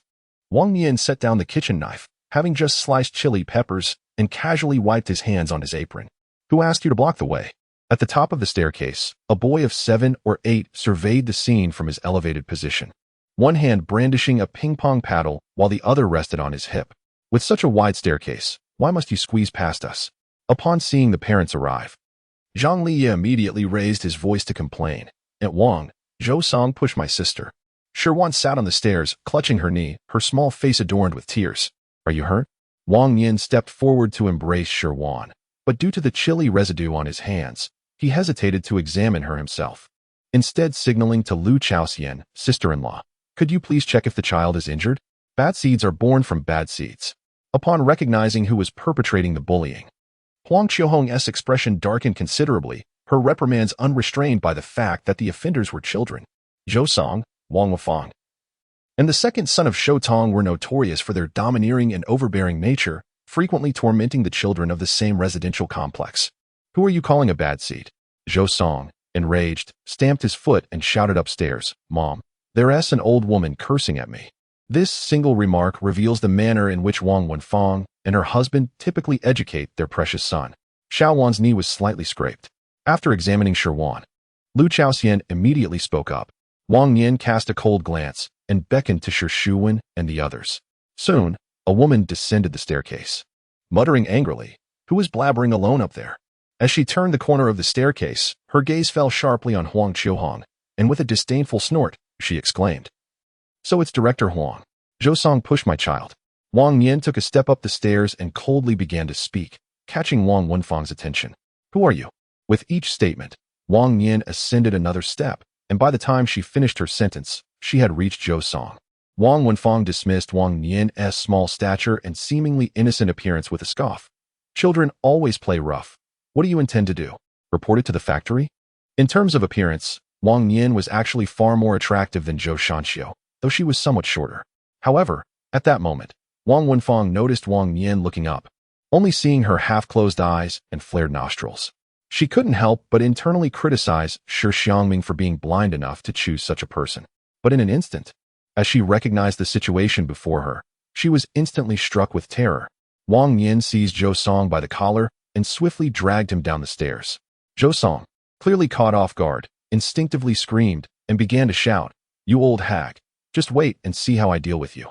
Within a few steps, Wang Nian had reached the bottom of the staircase, forcefully shaking the now limp Zhou Song, who had turned into a mere puddle of weakness. Just moments ago, he had stumbled forward and was dragged down. Had there been a few more steps, the consequences would have been far more severe than mere leg pain. Shi Xiangming, suddenly turning to the stunned Wang Nian, exclaimed, Was it him who pushed you? It was indeed him. Shi Xiangming's agitation was palpable. Her small face flushed with indignation as she pointed at Zhou Song, loudly denouncing, He pushed me, and then my sister. If it weren't for Sister Meili catching her below, my sister would have tumbled down the stairs. The sparkle in Shi Xiangming's eyes radiated with excitement. And as Wang Nian's words hung in the air, she darted forward like a cannonball. At that moment, Wang Nian released her grip. Now, they were even. Unfortunately, Shi Xiangming, being frail, lacked the strength, merely causing Zhou Song to sway slightly before she lost her balance and fell to the ground. The combination of a sore bottom and aching legs finally triggered her to burst into tears. The entire corridor on the first floor was filled only with Zhou Song's cries, leaving everyone else momentarily at a loss for words. Wang Nian was surprisingly decisive in her actions. Oh dear, she's already crying. Wang Nian, still unsatisfied, glanced at Wang Wenfang with a mischievous grin. The women in the factory either cherished intellectual discussions or were prone to stubborn disputes. But Wang Nian was neither. She opted for a straightforward approach of tit for tat. What are you doing? If anything happens to my son, I will report you to the office. Wang Wenfang, in a panic, rushed down the stairs. As she passed Wang Nian, she raised her arm, but recalling how effortlessly she had lifted Zhou Song moments before, she hesitated and ultimately spat out a harsh retort. It is merely the innocent play of children. Why does Comrade Wang express such anger? Everyone certainly heard your words, which were rather loud. Huang Qiuhong immediately added with a chuckle from behind. With such a protective stepmother, what need is there for concern about the children being bullied? Unexpectedly, Wang Nian smiled and approached with genuine concern. Aunt, let me see where you fell. Would you like to roll an egg over it? Lu Chaoxian couldn't help but laugh aloud, her hands shaking like a sieve as she embraced Shi Wan. Wang Nian wiped the tear-streaked face of Zhou Song, causing him to wail even more. Everyone remembered that Wang Nian had just chopped chili and hadn't had the chance to wash her hands. What are you doing? You madwoman! Wang Wenfang exclaimed, startled, thinking Wang Nian was seizing Zhou Song's face. Wang Nian stepped back, exclaiming, I was careless and forgot I had just cut chili. There is a water pipe on the terrace. Shall we wash it? This matter is far from over, she declared, casting a fierce remark as she watched Wang Wenfang lead Zhou Song toward the water pipe. However, the flickering gaze of her elongated face revealed a facade of bravado concealing her trepidation. When a scholar meets a soldier, reason becomes elusive. She had once been that soldier, but now Wang Nian embodied that role. Unable to retaliate, where could she lodge a complaint? Her husband, Zhou Tong, worked in the same factory, and should any equipment malfunction arise, they would have to seek the engineer's assistance. Shi Xiangming was, after all, the chief engineer. Who would dare to truly offend him? Had it not been for her desire to cultivate a closer relationship with Shi Xiangming, she would not have gone to such lengths to facilitate connections for Zhou Shanhui. Upon this reflection, Wang Wenfang was abruptly reminded of a few months prior, when she had vented her frustrations in the single dormitory, her temper flaring uncontrollably. If Shi Xiangming harbored resentment, compounded by today's events, she splashed some tap water haphazardly onto Zhou Song's face and then, dragging her son along, they departed hastily. In their wake, the harsh words she had just uttered seemed to morph into something utterly absurd. How did Wang Wenfang find herself here? As they watched the mother and son retreat, Lu Chaoxian and Huang Qiuhong exchanged puzzled glances upward. Their gaze fell upon a young woman with short hair, standing at the corner of the staircase. Her expression one of astonishment. Wang Nian. Despite her cropped locks, Wang Nian instantly recognized. Zhou Shanqiu. Comrade Zhou, Wang Nian acknowledged. Though their families had little interaction, they were part of the same brigade and could at least recall each other's names. Comrade Wang, Zhou Shanqiu replied, genuinely taken aback by Wang Nian's earlier fierceness. She had been calling Wang Ermei along with the brigade members, but now, she instinctively switched to a more formal address. What a coincidence. My partner and I are here to view the housing allocated by the factory. Just then, another individual peeked out from the staircase. His sparse hair particularly noticeable. Upon catching a glimpse of the scene below, he swiftly turned away. Well, you carry on. I shall head upstairs, Zhou Shanqiu quickly added. Following suit, Wang Nian couldn't help but frown. This timorous demeanor was a stark contrast to the confident figure she had seen earlier, resembling a wronged young bride. They truly have moved into our residential building, Lu Chaoxian sighed, recalling just half an hour ago when she had remarked on not wanting to live in close proximity. I shall go wash my hands and check on the child. Wang Nian remained indifferent, while Huang Qiuhong gazed thoughtfully at the staircase. Shi Wan had a scraped knee. Fortunately, without any bleeding, and lacking a band-aid, Wang Nian could only cleanse the dusty surface with warm water. Her yellow pants bore a significant tear, rendering them unwearable. Get down and let your aunt have a look. Can you walk without any trouble? After changing Shi Wan into the newly purchased pink pants from Shi Xiangming, Wang Nian set her down. As long as it doesn't hurt. She lifted Shi Wan once more and went to check on Shi Xiuan. I'm fine. Shi Xiuan patted his chest, fearing that Wang Nian might also insist on inspecting him. Ask Brother Liye if you don't believe me. The elder brother took the initiative to protect his sister, displaying remarkable courage. Zhang Liye hurriedly reassured his friend. If anyone bullies you again, just run home. You may not be able to defeat them, but your aunt certainly can.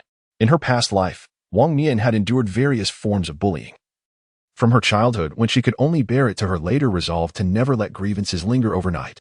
During that time, she often wished for someone to rely on. which is why she would not permit her children to swallow their resentment now. They had a stronghold. Shi Xiangming nodded earnestly. Then you all go play in the field. Don't go upstairs. Interrupted in the midst of cooking, with the fire still crackling in the stove, Wang Nian sent the children off to play, preparing to continue her culinary endeavors. The older ones happily set off to the bamboo grove to dig for ants, while Shi Xiangming clung to Wang Nian's neck, refusing to be set down. With no other option, Wang Nian fetched a small stool for her to sit beside her and peel garlic. Such a well-behaved little girl. Lu Chaoxian playfully teased Shi Xiangming, allowing Wang Nian to continue chopping vegetables. You must be careful of Zhou Shanqiu from now on. Certainly. Primarily to lodge a complaint. Shi Xiangming merely nodded silently, then embraced Shi Xiangming, offering comfort as if he truly believed the children were merely playing. Observing this, Wang Nian shifted her focus back to cooking. The reason the kidney dish is referred to as yaohua is due to the intricate cuts made on the kidney. Wang Nian first honed the blade at the bottom of the bowl before commencing her cuts. Each slice appeared delicate, yet it demanded considerable dexterity. Too light, and the kidney would not bloom. Too heavy, and it would sever entirely. Once the kidney was prepared, it was soaked in water to cleanse the blood. Wang Nian then entered the house to retrieve 2 colorful jars from the cupboard. One was oval and flat, while the other was slender, adorned with a vibrant array of patterns, distinctly divergent from the current popular styles. I truly admire your attention to detail. Even the salt jar is so exquisite. Zhang Liang's household merely possesses a single jar of salt, and they are reluctant to use soy sauce even when eating noodles, unlike Wang Nian, who adorns an entire shelf in her cupboard with an array of condiments. Lu Chaoxian had inquired more than once about the source of Wang Nian's extensive collection of spices, ultimately receiving the vague reply that they could be found everywhere in the mountains. Next time there is a bargain, I shall be sure to inform you. The recent treasure trove of ceramics truly delighted Wang Nian. Aside from a few suspected antiques, these little jars are equally exquisite. You must include me. Ever since I laid eyes on these containers, the tin box in my home has become increasingly irksome. In the course of daily life, comparisons are the greatest source of discontent. Lu Chaoxian now enters her home only to disdain the old furniture. The wooden sofa lacks springs, the dresser is peeling, and the radio pales in comparison to that of Wang Nian's. Even the porcelain bowls used for meals feel unwieldy in her hands. You shall undoubtedly remain unforgettable.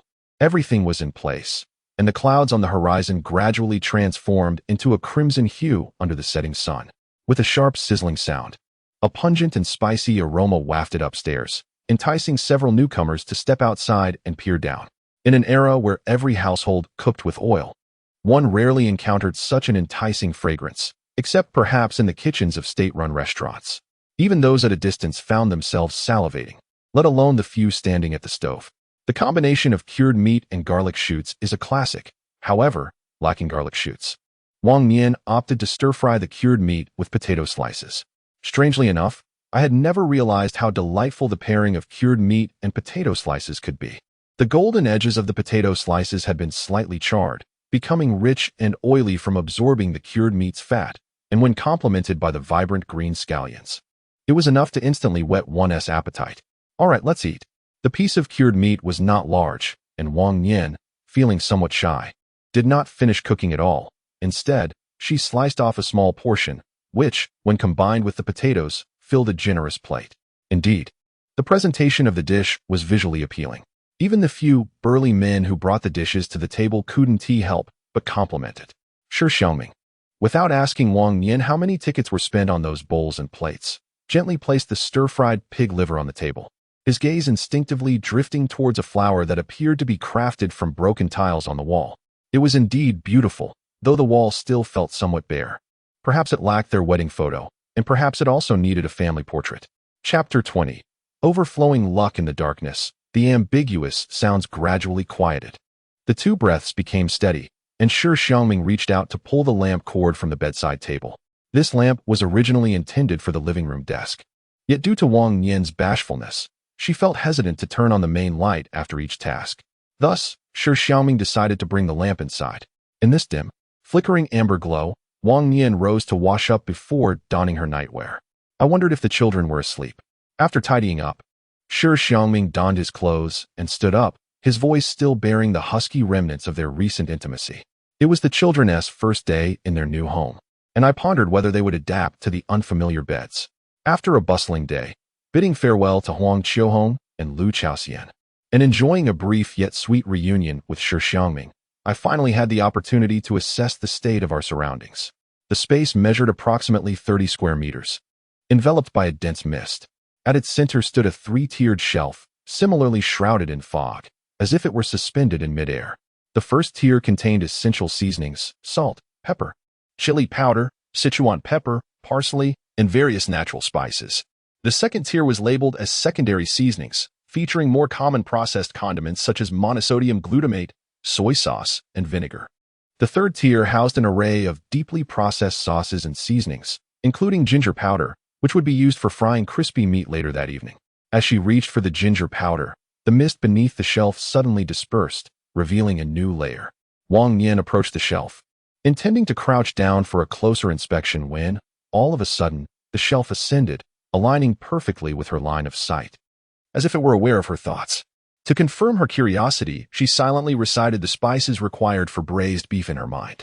The spice rack gracefully descended once more, and the necessary seasonings for the braised beef soared into the air, manifesting in the physical realm with but a mere thought. Flour. Broth. A variety of gluten-rich flours, whole wheat flour, and even mixed grain flour. Nearly every type of flour utilized in noodle making was present. What delighted Wang Nian the most were the jars on the right, filled with rich broth paste. With a flicker of intent, a block of creamy yellow paste emerged from the pork bone broth jar, roughly the size of a bar of soap. In an instant, his mind was flooded with detailed information regarding the Mingyun pork bone paste. Wang Nian did not ponder the origins of Mingyun pork, as everything had become less astonishing since the advent of his journey and the emergence of different realms. The pork bone paste was not only delectable, but also boasted an array of benefits that dazzled the eyes. Ultimately, Wang Nian distilled it down to a singular statement. It was akin to a tonic. While chicken, lamb, and beef bone paste were commonplace, he stumbled upon a rare seafood broth paste, and finally, a pot of beauty-enhancing and nourishing paste, crafted from a multitude of medicinal ingredients. At last, Wang Nian experienced the exhilarating sensation of possessing a golden finger. After meticulously examining the various condiments, his gaze returned to a mist-shrouded area. The conditions for unlocking the next layer remained unknown, yet he could not help but feel a sense of anticipation. "Are you asleep?" Wang Nian inquired. "Is it about disassembling and then imitating for use in our own vehicle? You understand automobiles?" Shi Xiangming exclaimed, both surprised and delighted, as he pulled Wang Nian into his embrace, resting his chin atop Wang Nian's head. In the absence of experience, imitation followed by surpassing is indeed a splendid approach.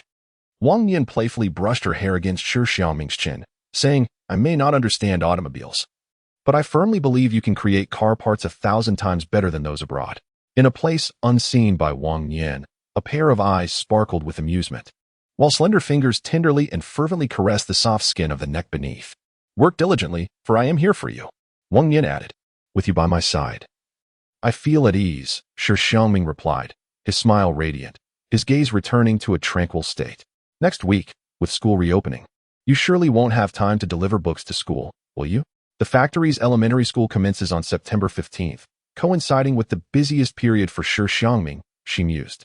The kindergarten, however, does not observe summer or winter breaks, with a monthly fee of 1 yuan and 50 cents, allowing for convenient drop-offs at the beginning of each month for working mothers. "I can only trouble you," Shi Xiangming sighed, suddenly recalling the matter of the firewood shed. He playfully pinched Wang Nian's earlobe, saying, "I will find someone to assist with building the shed. The rain canopy that protects against the elements must be taken down early tomorrow, leaving Shi Xiangming with no time to construct another shed. I'll do it myself," Wang Nian exclaimed, sitting up with confidence. "I've helped my uncle build a barn. A firewood shed is simple, though. It will require buying bricks. Then we shall purchase them. I need to exchange some tickets and buy pencils and notebooks for Shuin, and also go to school to register and collect tickets." Wang Nian enumerated the tasks ahead. As she calculated, it seemed her load was not much lighter than Shi Xiangming's. It might take 10 days to half a month to complete everything. Outside the window, all was silent. The room was bathed in a dim, golden light. And Shi Xiangming's gaze was entirely captivated by the woman before him, whose laughter resonated like the clear chime of silver bells. It turned out that even the mundane aspects of life could ignite a warmth within one's heart. The side of the bed remained icy. leaving one to wonder how long Shi Xiangming had already risen. When Wang Nian finally donned her clothes and stepped out of the bedroom, she noticed that the door to the small room stood wide open, revealing two children busily dressing themselves. More precisely, Shi Xiangming was assisting Shi Wan in putting on her clothes. "Why can't my hand get in?" After a struggle, Shi Xiangming managed to get her head into the fleece outfit, but could not for the life of her maneuver her hands inside, leaving her in a fluster. Beads of perspiration dotting her forehead, and her own half-donned trousers forgotten. "If you can't wear your clothes properly, just call me." Wang Nian approached, gently untangled the fleece outfit, allowing Shi Wan to fit her other arm through. Following yesterday's protective instinct, Shi Wan displayed an affectionate closeness to Wang Nian, and once dressed, she enveloped her in a warm embrace, tilting her head back to sweetly call out, "Aunt Wang." Wang Nian lightly pinched the child's slender cheek, smiling as she inquired, "Did you sleep well last night?" "Very warm," Shi Wan replied, her head bobbing like a clapper in a bell, giggling as she gestured. "The bed is this big, and the pillow is this soft. And where's your father?" Once Shi Wan was fully dressed, Wang Nian drew back the curtains and neatly folded the blanket before asking Shi Xiangming, who was busy putting on his shoes. "Father has gone to work. He told us to have breakfast at the cafeteria by ourselves." With Shi Xiangming at work, the household was left in Wang Nian's care along with the two children.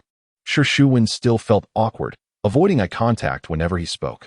Wang Nian, patient with him, contemplated before saying, "I will cook noodles. The cafeteria is too far." The two canteens within the factory are conveniently situated near the dormitory for singles, yet traversing the distance would take a minimum of half an hour. Instead of that, it would be far swifter to ignite a fire and prepare a bowl of plain noodles. Moreover, it is the perfect opportunity to experiment with the pork bone broth acquired just the night before. Once the three had finished their morning routines, Shi Wan remained closely attached to Wang Nian, her petite frame eagerly insisting upon assisting in the fire-making.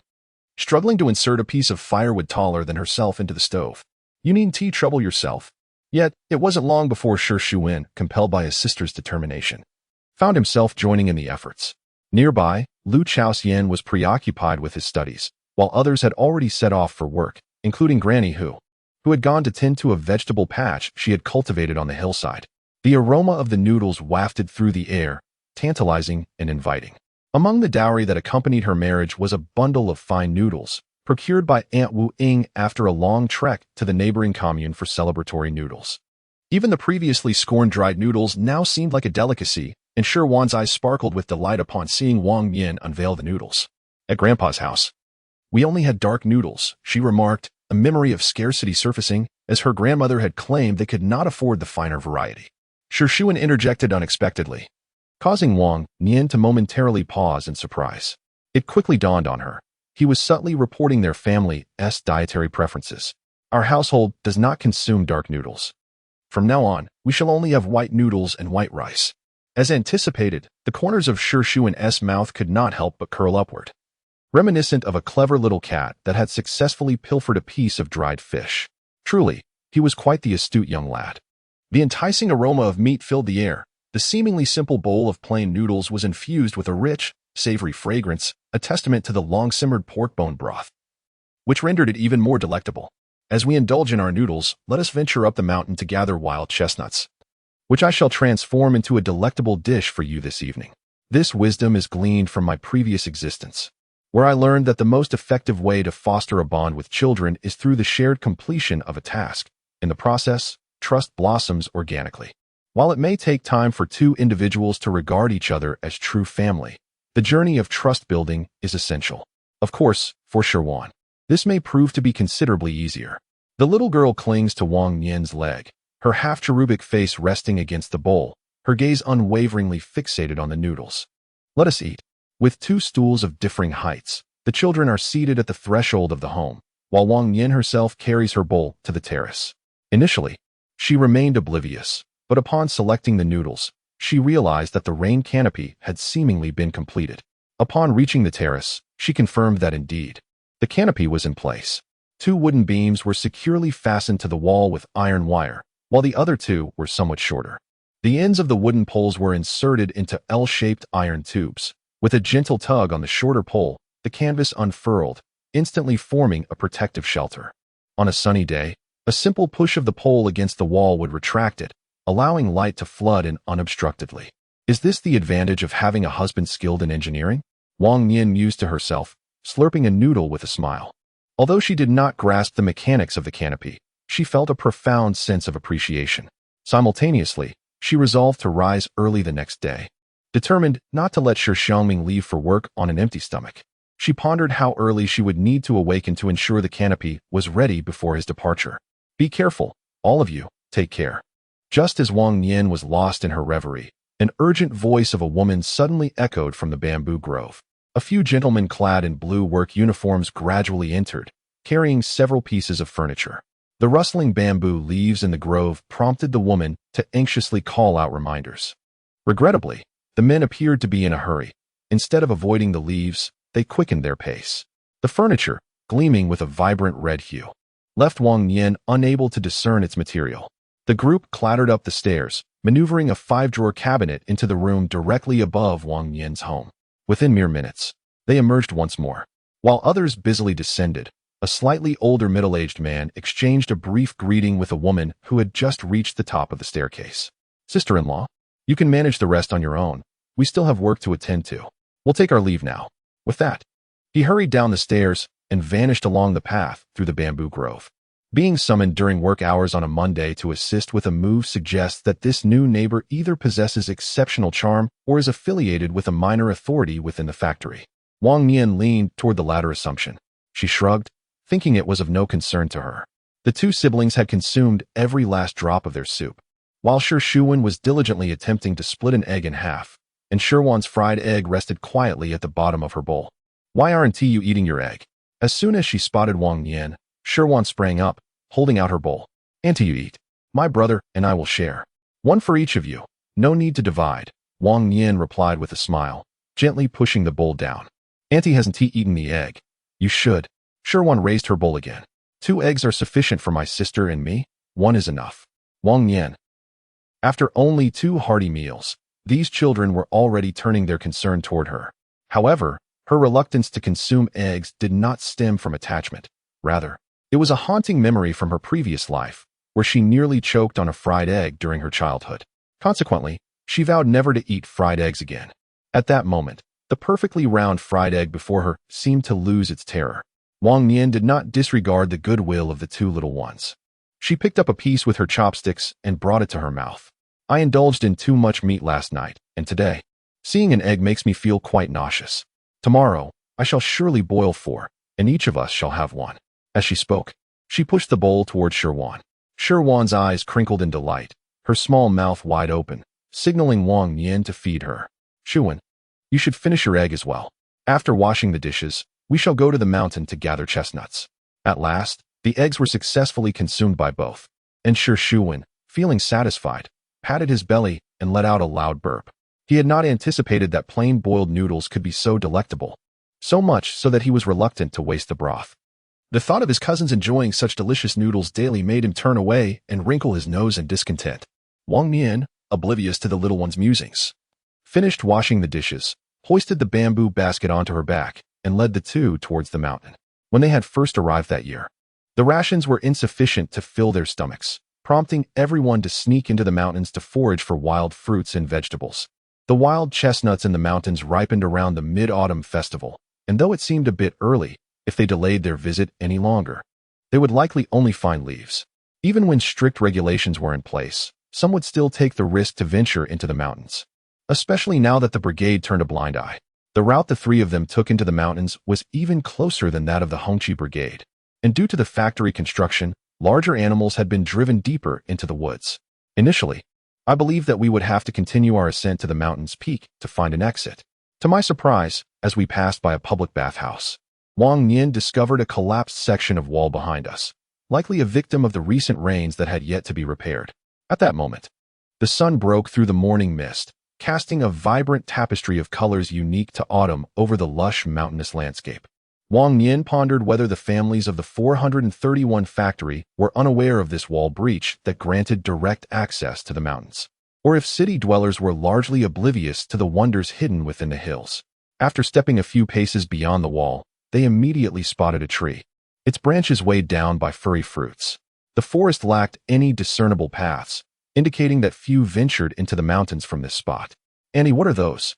asked the siblings, who had grown up in the city and had never encountered such sights. They followed Wang Nian's gaze towards the tree, their curiosity piqued by a delightful scent reminiscent of sweet and tart fruit. "Wild kiwis," Wang Nian replied, smiling as she approached the drooping branches and squeezed the fruit, her eyes twinkling with delight. "Do they not resemble monkey faces with their fuzziness?" She felt fortunate to stumble upon such a magnificent wild kiwi tree so easily. "Can we eat them?" inquired Shi Xiangming, more concerned about the edibility of the fruit. "Indeed," Wang Nian affirmed, plucking one and peeling it before handing it to Shi Wan, tossing another, unpeeled, to Shi Xiangming, and finally peeling one for herself. The ripe kiwi, green tinged with yellow, burst with juice at the first bite, flowing down her fingers. Its taste was a delightful balance of sweet and tart, an extraordinary experience for the children who rarely savored such fruits. "It's just as exquisite as the meat we had last night," Wang Nian exclaimed, finishing the fruit in a few bites and immediately resolving to return. One must never postpone the acquisition of good things. Delays often lead to the loss of opportunities. "Today, I desire both kiwis and wild chestnuts. Without my presence, you are forbidden from entering this cave." Before departing, Wang Nian reiterated this instruction to Shi Xiangming.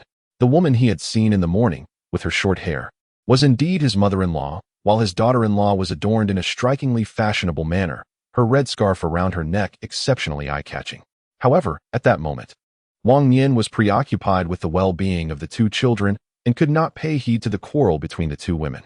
Grabbing a woven bag, he hurriedly ascended the mountain. Little did he know that the content of their dispute pertained to his family. The middle-aged woman, her temples throbbing with frustration, finally managed to calmly articulate, "The room downstairs was already chosen by them. It cannot simply be changed at your father's whim." "Why can't it be changed?" retorted the young woman, her short hair braided into two plaits that swung with her movements. "When we got married, it was agreed that the new house would have a bathroom and a garden. Now, look at this. There's nothing." That was due to Xiao Wei's misunderstanding of the situation, the middle-aged woman continued patiently. "Moreover, the stove in that house was installed by them. We can certainly install our own." The middle-aged woman, named Jiang Fong, was the spouse of Xiao Hua, the workshop director of the second factory district, while the young woman, displaying a displeasing demeanor, was her daughter-in-law, Zhong Monli, who had only recently entered the family. After much effort, they had finally secured a new home, yet Zhong Monli's demeanor was far from agreeable. Were it not for her being so far from her maternal home, Jiang Fong would have been disinclined to engage with her at all. Zhong Monli, a city girl, journeyed a great distance to settle in this remote valley in order to marry her son. Her parents naturally expressed their gratitude for the sacrifices made by this young woman. However, Zhong Monli's fastidiousness leaves Jiang Fong quite exasperated. The thought of cohabiting for several decades becomes increasingly daunting. "Mom, talk to Dad for me. I truly desire the room downstairs." Zhong Monli remains undeterred. Jiang Fong, having finally lost her patience, cast a cold glance at Zhong Monli and retorted, "If you have the capability, go speak to him yourself. Your father lacks the means, and have you even considered who resides there?" She turned on her heel and entered the house. Zhong Monli complained about the small size of the dwelling, the shared bathroom, and the absence of a yard. One might mistakenly believe that city dwellers all live in charming villas. In reality, Zhong Monli's family of 5 is crammed into 2 rooms of a large communal courtyard, a situation far inferior to theirs. It is perplexing why, upon arriving at the factory, her perspective seemed to soar to new heights. Moreover, she failed to recognize the caliber of those living below her. In the factory's 4 districts, which director would not address Shi Xiangming as Engineer Shi? Though he appears merely as an engineer, the entire factory relies on his expertise in parts development. When it was announced that Shi Xiangming would bypass the queue to choose a residence, his wife, Xiao Hua, did not utter a word of dissent. At this moment, at the end of the corridor, Zhong Monli glanced down at the unkempt yard on the first floor. Infuriated, she stomped her foot in frustration. Inside, Jiang Fong shook her head with a sigh. She had declined her parents' arranged matchmaking, opting instead for a romantic relationship based on love, yet after much deliberation, she ended up with a partner of exceedingly narrow-mindedness. Uncertainty looms over how life will unfold in the days to come. Beside the crumbling wall, Wang Nian halted, breathless, leaning on her knees as she gazed at her siblings, who were perched on a stone, engrossed in counting ants. Finally, she exhaled in relief. "Auntie is here. Auntie, we are over here," Shi Wan exclaimed, rising with an excited wave, one foot resting on the strap of the basket. In the next moment, Shi Xiangming emerged from the basket, brandishing a cloth bag, indicating that they had not merely been waiting idly for over 20 minutes. Holding it aloft in silence, he bore a look of subtle pride. Yet, instead of receiving praise, Wang Nian's brow furrowed. "Where did you find that bag?" Noticing that the two had remained within the confines of the wall, she softened her expression. "In a moment, Auntie will prepare a delicious treat with this bag of kiwi fruit." Wang Nian accepted the bag, prompting Shi Xiangming to lower his chin from its previously elevated position and awkwardly explain, "I asked the grandmother at the bathhouse, and she said we could take it." "Grandmother said we could take it," Shi Xiangming echoed like a parrot. The grayish rice bag, though patched up in several places, was indeed suitable for carrying kiwi fruit. The trio squeezed back through the collapsed wall. They set the basket beneath a tree and retrieved a sickle, ready to prune the overgrown branches. "You two stay here and pick the fruit while I gather from the higher branches." For Wang Nian, climbing trees posed no challenge. Especially this modest tree standing just over 2 meters tall, she ascended with ease. To the two children, she resembled a heroic figure from a comic book, soaring effortlessly into the branches. Below, two adoring faces were fixed on Wang Nian, captivated by her every move. The overabundance of branches is the reason for the crookedness of this kiwi tree. Pruning some of the branches will facilitate a more fruitful harvest next year. The branches fell with a rustling sound, quickly accumulating around the small tree. Wang Nian stood on a large branch, a sickle held loosely in his mouth, not in haste to jump down, but rather seizing the opportunity to gaze into the distance. To his surprise, they were situated on a small hillside that was nearly at the summit. Just a few more meters ahead lay the descent. A chestnut tree, right at the pinnacle. A wild chestnut tree swayed in the wind, its prickly husks bursting open to reveal the brown fruits within. Today, as fortune could not be better. After surveying the surroundings, Wang Nian nimbly descended the tree. "You two gather kiwis by the wall. I will go ahead to collect chestnuts." Initially intending to finish picking the kiwis together before foraging for chestnuts, Wang Nian noticed the sun had already risen to its zenith, prompting him to decide on separate endeavors. For safety's sake, he dragged all the branches to the wall, allowing the two to sit and pick leisurely. Once assured that there were no dangers in the vicinity, Wang Nian promptly slung a basket on his back and turned to ascend the hill. Apartment building number 43. The paper package, wrapped in red paper and twine, swayed enticingly as he rode on his bicycle. The bicycle came to a stop at the entrance of the apartment building, and Shi Xiangming looked expectantly towards his home, only to find no sign of Wang Nian by the stove. Peering through the window, he saw the two children lying on opposite sides of the sofa, seemingly fast asleep. As he unlocked the door and stepped inside, he immediately felt as though he had stepped onto something soft and squishy, a sweet and tangy aroma bursting forth. Looking down, Shi Xiangming was momentarily taken aback. The living room was covered in wild kiwis. The floor is now strewn with them, leaving no space to step within the room. The sound of the door opening had long startled Shi Xiangming awake, but before he could utter a word, he caught sight of the green juice splattering from the crushed kiwis. "Dad, where's Aunt Wang?" Shi Xiangming picked up the squashed kiwis and tossed them aside, carefully cleaning the soles of his shoes before cautiously making his way to the sofa. "Aunt Wang has gone to the mountains to gather chestnuts again. Did you pick all these this morning?" "Yes." Shi Xiangming beamed with pride at the bountiful harvest filling the room, gesturing animatedly from his place on the sofa. "These are all picked by my sister and me. We just laid them out to dry." The two spent over an hour arranging the room and, exhausted from their efforts, fell asleep on the sofa. "Look at the dirt on your face," Shi Xiangming chuckled, quickly bending down to clear a path to the bathroom. "Take your sister and wash your hands and faces, then have some cake to tide you over. I'll go fetch Aunt Wang." Shi Xiangming promptly nodded, rousing the drowsy Shi Wan. After confirming the location, Shi Xiangming swiftly turned and left the house, cycling to the warehouse to borrow a cart. The warehouse and the bathhouse were in the same direction, and within minutes, he spotted the wall Shi Xiangming had mentioned, along with Aunt Wang, who was laboriously carrying a sack. "Wang," Shi Xiangming called out in a hushed tone, only to inadvertently startle her. 3 bags of chestnuts bulged with abundance, accompanied by a basket overflowing with kiwis. The motto here was, "To waste nothing." "You gathered so much firewood," Lu Chaoshan remarked, holding a bowl and looking at Wang with admiration. Wang Nian raised her index finger to her lips, signaling Lu Chaoshan to lower his voice. After glancing upstairs to ensure no one was watching, she began to move the firewood. "How?" The final word lingered on her tongue, unuttered in surprise. As Lu Chaoshan's gaze fell upon the room filled with kiwis, Wang Nian, Shi Xiangming. The path they had just organized was once again undone by the two children, who sat on the sofa, indulging in pastries with unrestrained delight. Did you collect these this morning? What remarkable luck! To be honest, seeing the multitude of kiwis strewn across the floor left Lu Chaoshan envious, rendering his meal tasteless. I will definitely let you know, Wang Nian replied with a smile. It suddenly occurred to Wang Nian, with a thump on her forehead, that the two children had yet to have their lunch. She quickly turned around to check, unable to suppress her laughter.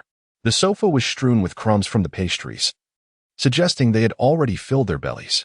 The senior leaders from the engineering academy had come to Wincy Township to offer guidance and decided to drop by to see me. Shi Xiangming explained the source of the pastries. To say it was merely a casual visit felt somewhat far-fetched. After all, who would endure a 6 to 7 hour journey just to see a former employee? Although Wang Nian understood there were likely other reasons behind the visit, she refrained from probing further, clapping her hands with a smile. Then I shall prepare a bowl of noodles. Before she could even inquire about the two children, they sprang from the sofa, eagerly expressing their desire to eat as well. You've already finished a whole pack of mung bean cakes. Can you still manage to eat? Shi Xiangming chuckled, patting Shi Yuan's round belly, bemused. Don't overindulge. Though their bellies were full, the mere thought of the noodles they had eaten that morning made the siblings feel they could still eat more. Just prepare a little less for them. Wang Nian laughed. The flavor of the pork bone paste is indeed comparable to freshly brewed broth, exuding a rich essence of marrow, dissolving seamlessly in hot water without a trace of grease. As for the benefits to one's health after consumption, Wang Nian is currently feeling so warm that she cannot wear her outer garments. Having been busy all morning, she is uncertain whether it is the effect of the pork bone paste or simply the result of improved blood circulation, requiring a few more days of observation. When preparing a bowl of noodles, the most troublesome task turns out to be igniting the fire. Shi Xiangming suggested stuffing firewood into the stove while proposing, why don't we procure some honeycomb coal for burning? There is some available for sale at the boiler room, and the temperature is about to drop. I will inquire about it, he added. Using honeycomb coal would certainly be far more convenient than a wood-burning stove after cooking in the evening. Sealing the pot tightly would allow for warm water to wash one's face in the morning. Having discussed domestic matters, Shi Xiangming then resumed speaking about the visit from his former superior. The vice dean, Wu Bin, holds a fatherly and mentor-like status for Shi Xiangming. It was he who staunchly defended Shi Xiangming's position as a researcher amidst opposition. Although it seemed that he was assigning his disciple to work in a remote area, it was, in fact, a protective measure, providing ample opportunities for hands-on experience, thereby enhancing practical skills. His visit was primarily motivated by concern that Shi Xiangming might succumb to despair and abandon his academic pursuits. Some sentiments cannot be articulated explicitly. A mere few words from Professor Wu were sufficient for Shi Xiangming to comprehend. The two exchanged hurried remarks before parting once more. The professor is aware of my marriage. This is his gift for you, Shi Xiangming mentioned, revealing a neat stack of money, including larger denominations and even some smaller bills. The professor is taking this opportunity to support you. Wang Nian, moved by the gesture, accepted the stack of warm banknotes without even glancing at them, promptly tucking them into her pocket. In a few days, I shall procure some yarn to knit a sweater for the professor and send it to you, she declared. The delicate baby bok choy, so tender, would be added to the boiling noodles just before they were done, swirling in the bubbling water for a few moments before being lifted from the pot. Wang Nian had yet to find the opportune moment to incorporate the bone broth paste. Instead, she casually invited Shi Xiangming inside to fetch some soy sauce just as she was about to prepare the noodles. Once he entered, with a flick of his wrist, the pork bone paste appeared in his palm. Why not place it directly into the bowl? Any reasonable adult could discern that this was no ordinary plain noodle dish. The piece of pork bone paste was divided into 4 portions, gradually introducing everyone to this unique flavor to avoid arousing suspicion. A hint of lard in the noodles was simply delightful. Shi Xiangming immediately detected the difference, attributing it, as Wang Nian had anticipated, to the lard. And like the two children, he finished every last drop of soup before setting down his bowl. His midday errand to borrow a cart had delayed him slightly. As he finished his meal, he hurried off to work, reminding her specifically about the chestnuts he had hastily gathered, some still encased in their prickly shells, which he had tossed into the bag without a second thought.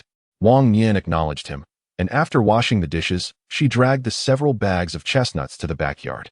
"Andy, my brother and I are here to help." The siblings eagerly picked up the remnants, leaving only the bits that were truly uncollectible. When she took a moment to glance back at the sofa, she found only scraps that were impossible to gather. Shi Xiangming joyfully dashed off the sofa, her bare feet pattering across the floor as she ran to the door, wrapping her arms around Wang Nian's legs. Shi Xiangming cleverly fetched a broom to sweep the floor, diligently clearing away the fallen leaves of the kiwi fruit as well. In comparison to the pampered child of her previous life, who required feeding even at the age of 7, Wang Nian found these two children to be truly angelic. "Let us peel the kiwi fruit, and shortly, I shall prepare sweet syrup for you," she suggested. The weeds in the backyard were still untended, some towering over a person's height, and she was uncertain if snakes or insects lurked within the thicket. A sense of trepidation washed over Wang Nian as she piled several bags near the door, hastily shutting it behind her. She needed to expedite the tidying of the yard. "Brother, peeling and sweet syrup." Upon hearing of the forthcoming treat, the little one joyfully called to Shi Xiangming, eagerly arranging a small stool. Making her the busiest of the three, she selected the softer kiwi fruits, filling half a basin, and prepared a basket to send to Huang Qiuhong later. With a whoosh, the water pipe released a gentle stream, the tap water flowing slowly. It was fortunate to have running water, albeit the flow was meager, with so few residents at present. It seemed that even brushing teeth would require considerable time once the population increased. Furthermore, the factory sourced water from the mountainous underground, and by the end of September, the water had grown chillingly cold. One wondered if it would freeze come winter. "I'll help you wash. It will be quicker. Do not touch the cold water, or you'll risk frostbite," Wang Nian admonished as she blocked Shi Xiangming's attempts to roll up her sleeves to assist. With a tilt of her chin towards the corridor, she added, "You can help peel the fruit shortly."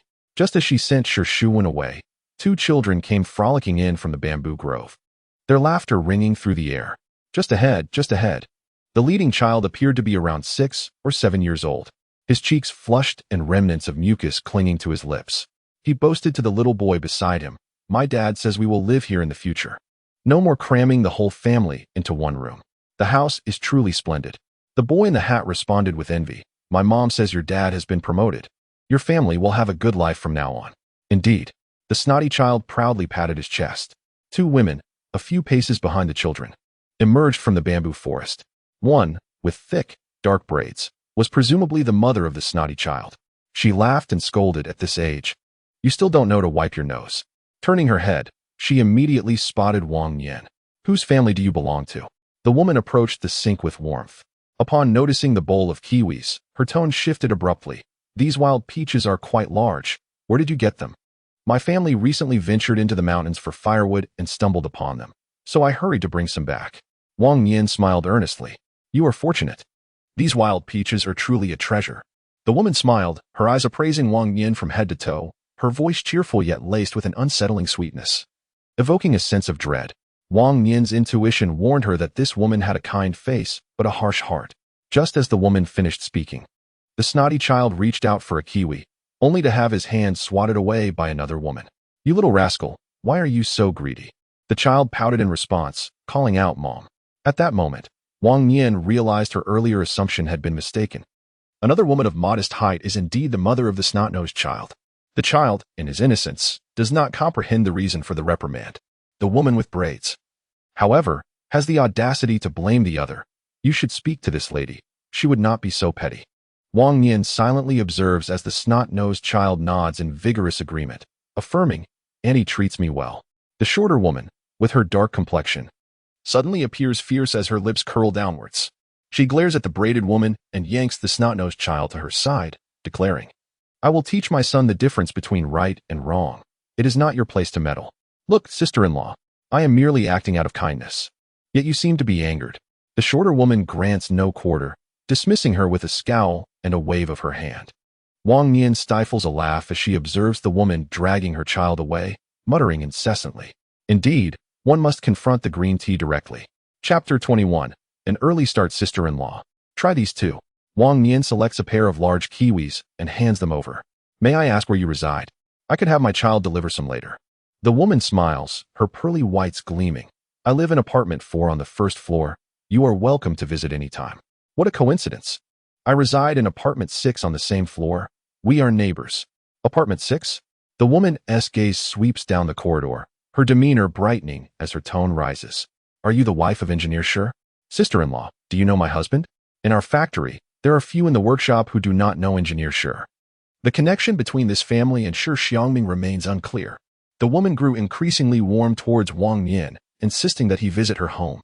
Unable to decline, Wang Nian postponed his task of sorting kiwis and accompanied the two children next door. The woman, named Xie Yulan, was married to Huang Guohua, the deputy director of the General Logistics Support Department, who had recently received a promotion. The couple had 3 children. Their eldest daughter and youngest son were currently with their grandparents in their hometown, awaiting the completion of their new home before bringing the children and grandparents over. Their second son, Huang Yong, had originally lived in the countryside, but upon hearing that the factory would be allocating housing, he and his mother had come ahead to scout the area. Wang Nian thought to himself that he had truly lived a worthwhile life, never expecting to reside in such a spacious apartment before his passing. While some lamented the absence of a bathroom, others found great satisfaction in the 2-bedroom, 1 living room layout. Xie Yulan's home was sparsely furnished. Aside from a bunk bed, there was a dining table and 2 sofas in the living room. When my eldest daughter arrives, she and her siblings can share the bunk, while we adults will take the smaller room, she remarked. As soon as Wang Nian settled in, his gaze briefly swept across the bed, prompting Xie Yulan to provide an explanation.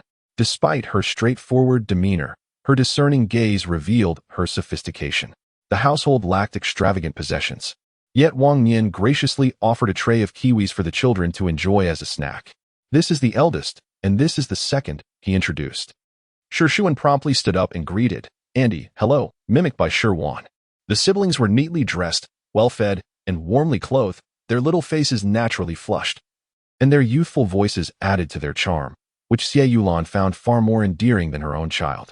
The city children are quite charming, unlike my own little rascal. Upon turning my head, I discovered Huang Yong's face nearly buried in the sieve, as though he had not had his fill. You little scamp. Why can't you learn from Shi Xiangming? Xie Yulan promptly carried the sieve to the cupboard and turned around, not forgetting to warn, if you dare to sneak a bite, I'll make sure your father deals with you when he gets home. With no food left, Huang Yong wiped his nose and became intrigued by Shi Xiangming. There's a basketball game at the lighted court. Shall we go watch it together? Though Wang Yong had only been here for a couple of months, he had already explored every nook and cranny of Factory 431. Shi Xiangming turned to look at Wang Nian, his eyes sparkling with anticipation, as if he were ready to leap at any moment upon receiving permission. Shi Wan shook her head, burying her face in Wang Nian's embrace, stifling a yawn. Let us go. You are not allowed to take Shi Wen into any other places. If I find out, I guarantee your backside will pay the price tonight. Xie Yulan was not worried about safety in the factory, rather. She feared that Huang Yong would lead Shi Xiangming into the bushes, resulting in an awkward explanation for the parents. Auntie, rest assured, we are merely going to the court to watch the game. Huang Yong patted his chest in assurance. Once the 2 boys happily dashed off, Shi Wan, feeling drowsy, nestled in Wang Nian's arms, wavering between sleep and wakefulness. Xie Yulan noticed this and was momentarily taken aback. Wasn't it said that she had just brought the child home yesterday? And in merely one night, their relationship with the new stepmother seemed so amicable? Wang Nian truly possesses remarkable capabilities.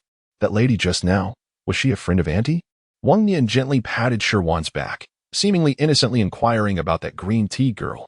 Her man works in the same office as my old Huang. They hardly exchanged a few words, yet today she insists on coming to my home. Wang Nian chuckled. I initially thought she was Huang Yong's mother. Lulu, on the other hand, relished playing the role of the Good Samaritan. Xie Yulan disdainfully curled her lips and divulged a secret. What she employs to deal with her man won't work on me. Lulu's partner, Xia Tao, was similarly on his second marriage, with his daughter living with her father. If you trust her, you're bound to suffer a great loss. Lulu appeared to be wholeheartedly devoted to her stepdaughter, yet behind the scenes, she maliciously influenced the girl, leading her astray at the tender age of 12. The girl eventually got caught stealing cooking oil from a store and was taken to the security office. Upon hearing the news, the ex-wife traveled a great distance to take her daughter away, forbidding any further contact with Xia Tao. Just imagine if her son had taken something. What would she have said? Xie Yulan had witnessed numerous despicable behaviors like Lulu's in the countryside, where wicked mothers-in-law frequently employed such tactics to tarnish their daughters-in-law's reputations. It was best to keep a distance from them. Wang Nian secretly felt relieved that Lulu did not reside in the same apartment building. Otherwise, they would inevitably have to interact. Little did she know. Her relief was premature.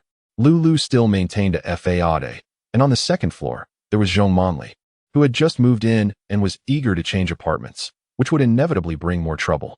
Setting aside those bothersome matters, the new school year was approaching. Should Shuwen enroll in first grade or preschool? It would be best to start with a year of preschool and then enter elementary school next year. The couple had deliberated on the matter of their children's education, deciding that their child should first attend preschool to lay a solid foundation before progressing to the first grade, allowing the little one to acclimatize to the monotonous routine of study. As for Shi Xiangming, Wang Nian intended to take her to the kindergarten in the coming days. In that case, we shall go together. My husband, Lao Huang, has also expressed his desire for our second child to attend preschool while the eldest remains in the same grade, repeating the second grade. The couple had traveled a great distance to bring their children here solely for the purpose of education.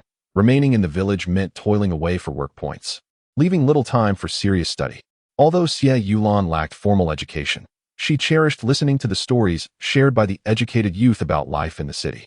While she had not contemplated distant aspirations, the very thought of her children becoming city dwellers was sufficient motivation for her to tighten her belt and ensure that all three would receive an education. Subsequently, the couple found themselves engrossed in conversation about their children's futures.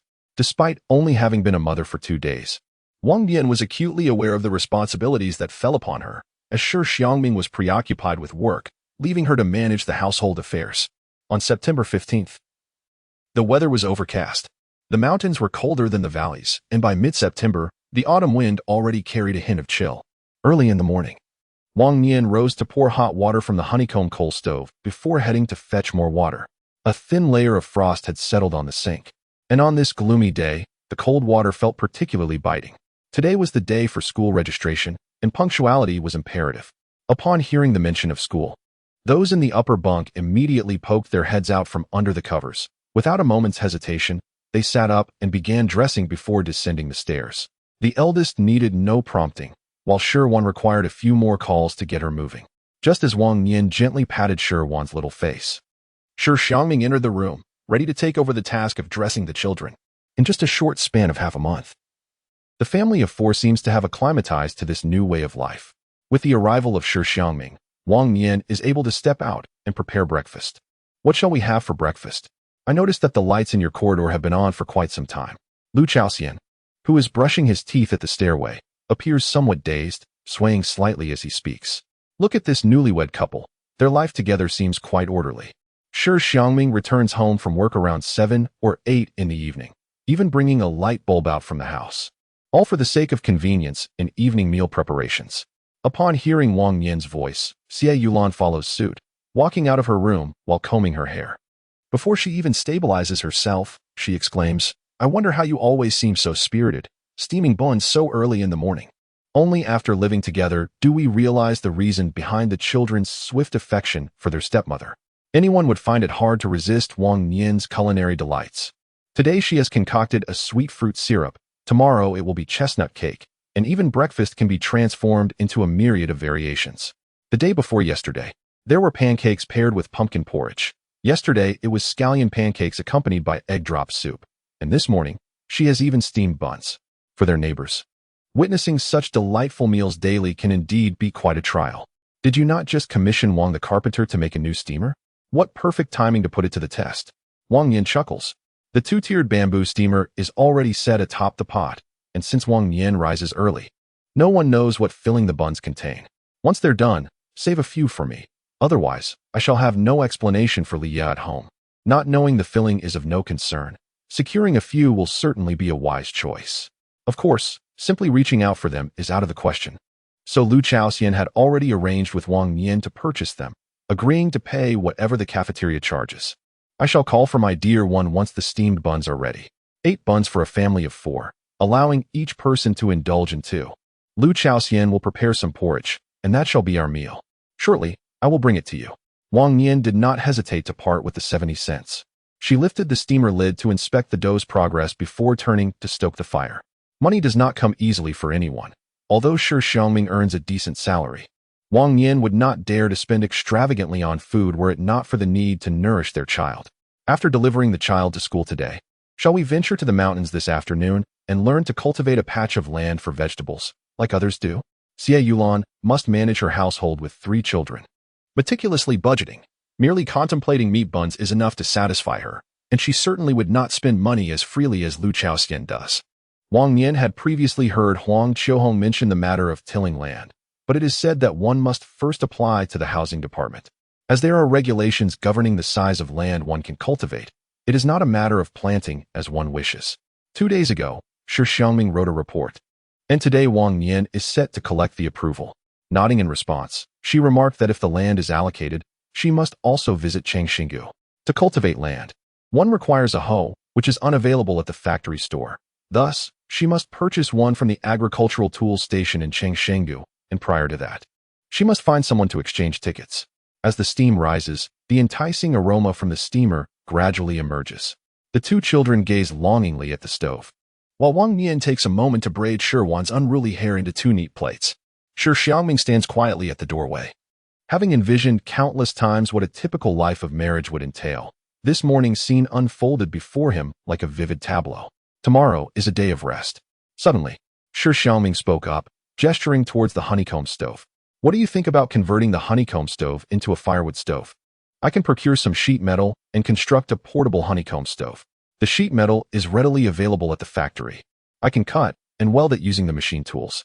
Such stoves are quite popular in Anhui City, and during the frigid winter, they can be brought indoors for warmth.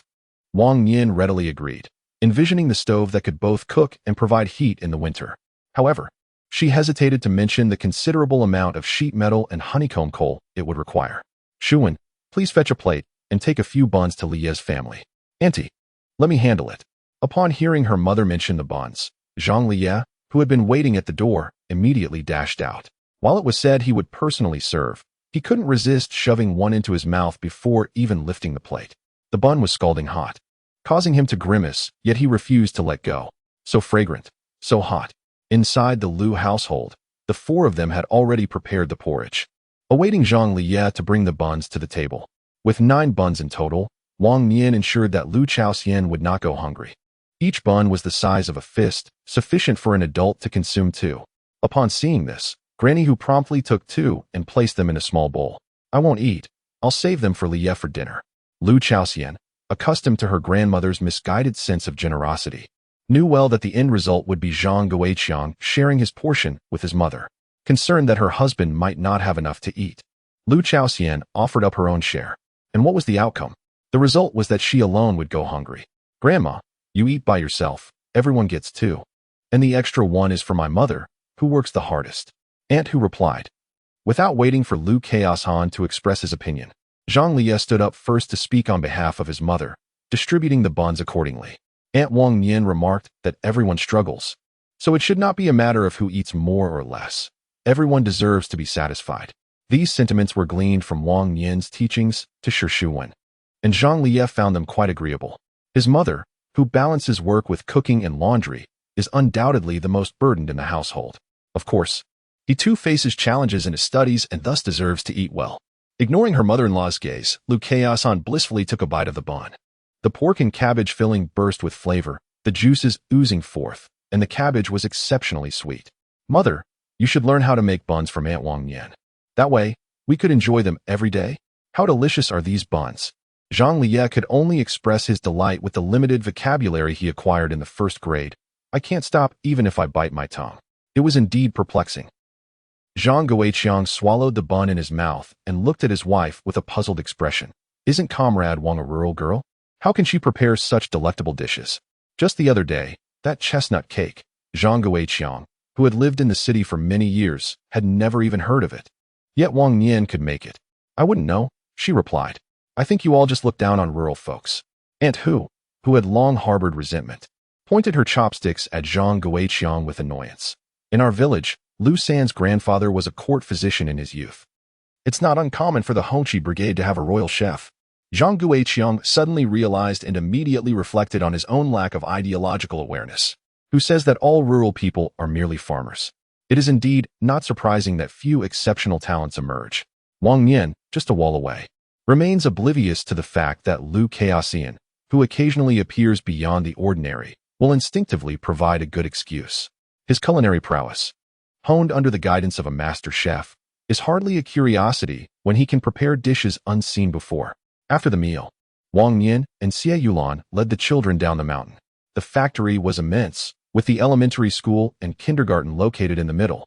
Adjacent to the grand auditorium, Factory 431's Children's Elementary School.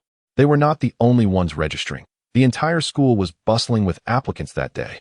The entrance was crowded with parents and children, and after searching for quite some time on the notice board, Wang Nian finally located the preschool class. It was situated in a separate row of bungalows beside the playground, clearly visible upon entering the school gate. Why are there so many people? The bungalows were filled with individuals, and they seemed to have instinctively formed 3 distinct groups, each maintaining a distance of over a meter between them. Xie Yulan, equally unfamiliar with the school's situation, dropped Huang Yong and hurriedly pushed her way into the crowd to gather information. Although Wang Nian was at a distance, he discerned some clues from their attire. The largest group likely comprised local villagers, their pant legs rolled up, carrying woven baskets, with hands tucked into their sleeves. A few individuals, seemingly teachers, looked on helplessly at the entrance. Among the farthest away were those dressed in work uniforms, unmistakably factory employees. Let us find a teacher first, Wang Nian suggested, glancing down at Shi Xiangming and extending his hand. Shall I hold your hand, or would you prefer to walk on your own? The shy child pondered for a moment, gripping the strap of his backpack tightly before tentatively reaching out his hand. Initially reluctant to hold Wang Nian's hand, he eventually extended it begrudgingly upon noticing that all the surrounding children were being escorted by adults. Wang Nian's hand was somewhat coarse, the calluses causing a tingling sensation in Shi Xiangming's palm, yet it radiated warmth. He glanced sideways at Wang Nian, who appeared engrossed in walking, and, believing himself to be unnoticed, couldn't help but smirk. A sense of amusement bubbled within Wang Nian, reminiscent of children in a classroom discreetly engaging in various antics. Convinced that the teacher remained oblivious, though in reality, they were fully observed. We must hasten to register, otherwise, things might escalate into an uproar. The registration process was quite straightforward. Present the 431 factory employee ID, fill in details such as rank and name, and finally, receive a book voucher before departing. Just as they completed the formalities and stepped out of the office, a commotion erupted among those waiting at the playground entrance, leading to a heated argument with the teachers at the door. What has transpired? Wang Nian inquired. Those individuals were villagers from the neighboring brigade. Prior to the establishment of the 431 factory, the most crucial workshop required a vast expanse of flat land, leading to an agreement to exchange 30 acres with the adjacent brigade. The factory aided them in clearing additional farmland and provided 2 years' worth of grain compensation, assuring that the brigade's children would have access to the school for their offspring. In the first 2 years, the number of children from the brigade enrolling was minimal. Thus, there were few objections. However, this year, for reasons unknown, the numbers surged dramatically, exceeding those of the factory workers' children by twice as many. Upon conducting a thorough investigation, the factory discovered that this year's applicants were primarily relatives of the Red Star Brigade members, even including neighbors from the households of their sisters-in-law. The news spread rapidly that graduates from the local school could secure employment at the factory, leading to an influx of people eager to enroll. The school, apprehensive about the situation, promptly reported the matter to the factory affairs office, deciding that until a resolution was reached, the teachers would refrain from admitting any new students. Perhaps the comings and goings of Wang Nian and another individual sparked unrest, as some began to rally and attempt to breach the office. This matter did not concern us. Standing with the factory workers' families, Xie Yulan was undoubtedly reluctant to see the children from the brigade monopolizing the limited spots. The commotion outside the office intensified, prompting security personnel from the school to rush out. Ultimately, it was all for the sake of the children, before marriage. Wang Nian had been a resident of Changshengpo and harbored no ulterior motives. Let me down. I can walk on my own. As soon as he stepped outside the school gate, Shi Xiangming struggled to be set down, her small face flushed with embarrassment. Shi Wan, fearing that Wang Nian might also release her, clung tightly to his neck and buried her head against him. Surely, the kindergarten would be filled with children from the Red Star Brigade? After just a few steps, Xie Yulan's concerns materialized, and she noted that the number of children was even greater than that at the elementary school. Let us wait for the factory's decision. Wang Nian had not even entered. Peering through the fence at the scene in the yard, he promptly reconsidered his stance. In front of the cement slide, a filthy little child smeared snot and saliva everywhere. And after that, he scooped up mud to apply it on himself. The other children riding the rocking horse were hardly better, with one wearing split-crotch pants casually urinating as he rocked, witnessing the pool of urine accumulating on the rocking horse. Wang Nian could not bear to leave Shi Xiangming in such an environment, given that the child is inherently frail. The prospect of illness in such a filthy and chaotic environment poses considerable concern. Once the turmoil of today subsides, Wang Nian intends to have Shi Xiangming personally assess the situation before making any decisions. In front of a patch of muddy ground enclosed by a bamboo fence, Shi Xiangming, hands on her hips, could not help but voice her grievances to a staff member from the housing department. The disparity in the allocation of these vegetable plots is akin to that of housing, excessively unequal. This particular area belongs to the families residing in buildings 30 to 45, with each household receiving a plot of approximately 20 square meters. Yet, this 20 square meter allotment is merely the norm. Some plots are at least double that size. As for the plot allocated to Wang Nian, it could scarcely be described as 50 square meters. Such a figure would be a gross understatement. The staff member from the factory's administrative department cast a sidelong glance at Shi Xiangming and casually pointed to a nearby plot, saying, "That one belongs to Deputy Factory Director Zhu's mother, and that one to the head of the General Affairs Department." Shi Xiangming was left speechless. What more could she say? The positions of these individuals rendered any further commentary futile. As for Wang Nian's excessively large plot, the staff member justified it with unwavering conviction. "Engineer Shi has brought such great honor to our factory. Not only should we not complain about receiving a larger plot, but we should also be grateful for any additional allocation." Shi Xiangming remained silent, recognizing that the former was a matter of fear, while the latter was a situation devoid of any grounds for dissent. After all, one cannot contest the merits of those who possess such capabilities. The fortunate Wang Nian noted that she had not heard Shi Xiangming mention the accolades they had achieved. Chapter 22. Chicken soup dumplings. After dedicating more than half a month to tending to the fields and backyard, the factory's policy regarding the enrollment of staff children in the affiliated school was finally announced amidst much commotion at the factory's entrance. Factory 431 will no longer accept applications from external personnel for the education of the children of its employees. It is unclear who conceived the strategy, but soon after, a stipulation emerged allowing children of external personnel who graduated from the factory's kindergarten to enroll directly in the affiliated primary school. Furthermore, there was a cap on the number of admissions, with only a limited number of places available each year, granted on a first-come, first-served basis. Once the news broke, a crowd gathered daily outside the 431 factory kindergarten, with parents bringing their children to inquire about the situation, creating a bustling scene at the entrance. The allocation of 100 spots did not imply that each family had only one child, with a minimal monthly living expense. Most families could manage to send their children there. When Wang Nian visited for the first time, the cacophony within the kindergarten nearly lifted the roof off. The chaotic scene from her subsequent visit remains vividly etched in her memory.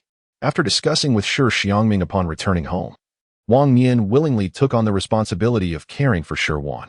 Shi Xiangming speculated that the factory leadership's decision stemmed primarily from a desire to avoid being held accountable by those with ulterior motives. The announcement merely stated that children could directly transition from kindergarten to the affiliated primary school without mentioning technical schools or employment at the factory. They were simply biding their time. As for what they were waiting for, Shi Xiangming did not elaborate, yet Wang Nian grasped the implication immediately. The two wed on August 12, 1975. That year, the Hongqi Brigade received word that educated youth could return to the city, prompting the team members to begin raising chickens and pigs at home, while speculation and illicit trade no longer instilled fear. The following year, this nearly decade-long extraordinary revolution would come to a close, ushering in the era of reform and opening up. Professor Wu's unexpected visit 2 weeks prior led Wang Nian to believe that his intentions were far more significant than merely checking in on his students. At present, Wang Nian harbors no extravagant thoughts, focusing instead on nurturing the life of her small family. Today, it was not the biological clock that roused her, but rather a faint whimper emanating from next door. Through the gap in the curtains, it was evident that dawn had yet to fully break. A glance to the side revealed the right pillow unoccupied and chilling to the touch, indicating that the occupant had risen some time ago. Wang Nian donned her garments and sat up, attempting to ascertain whether she had misheard. The sound of barking followed, and then a cacophony of noises drifted in from the direction of the living room. Hastily, she rose to dress and opened her bedroom door, peering towards the source of the commotion. The morning light was dim, shrouded in a veil of mist, and a glimmering light from beyond the wall illuminated a figure diligently at work in the backyard. It was unclear how long this person had been toiling, as the strands of their hair seemed to glisten with a layer of moisture. The firewood shed by the door was in the final stages of having its last few tiles affixed, while in the corner of the wall stood a bamboo fence, recently delivered by Wang the carpenter, perfectly positioned. Inside, the chicken coop had also been constructed, exactly in the layout that Wang Nian had casually mentioned during a conversation 2 days prior. What began as a mere vision for future living had swiftly materialized into reality.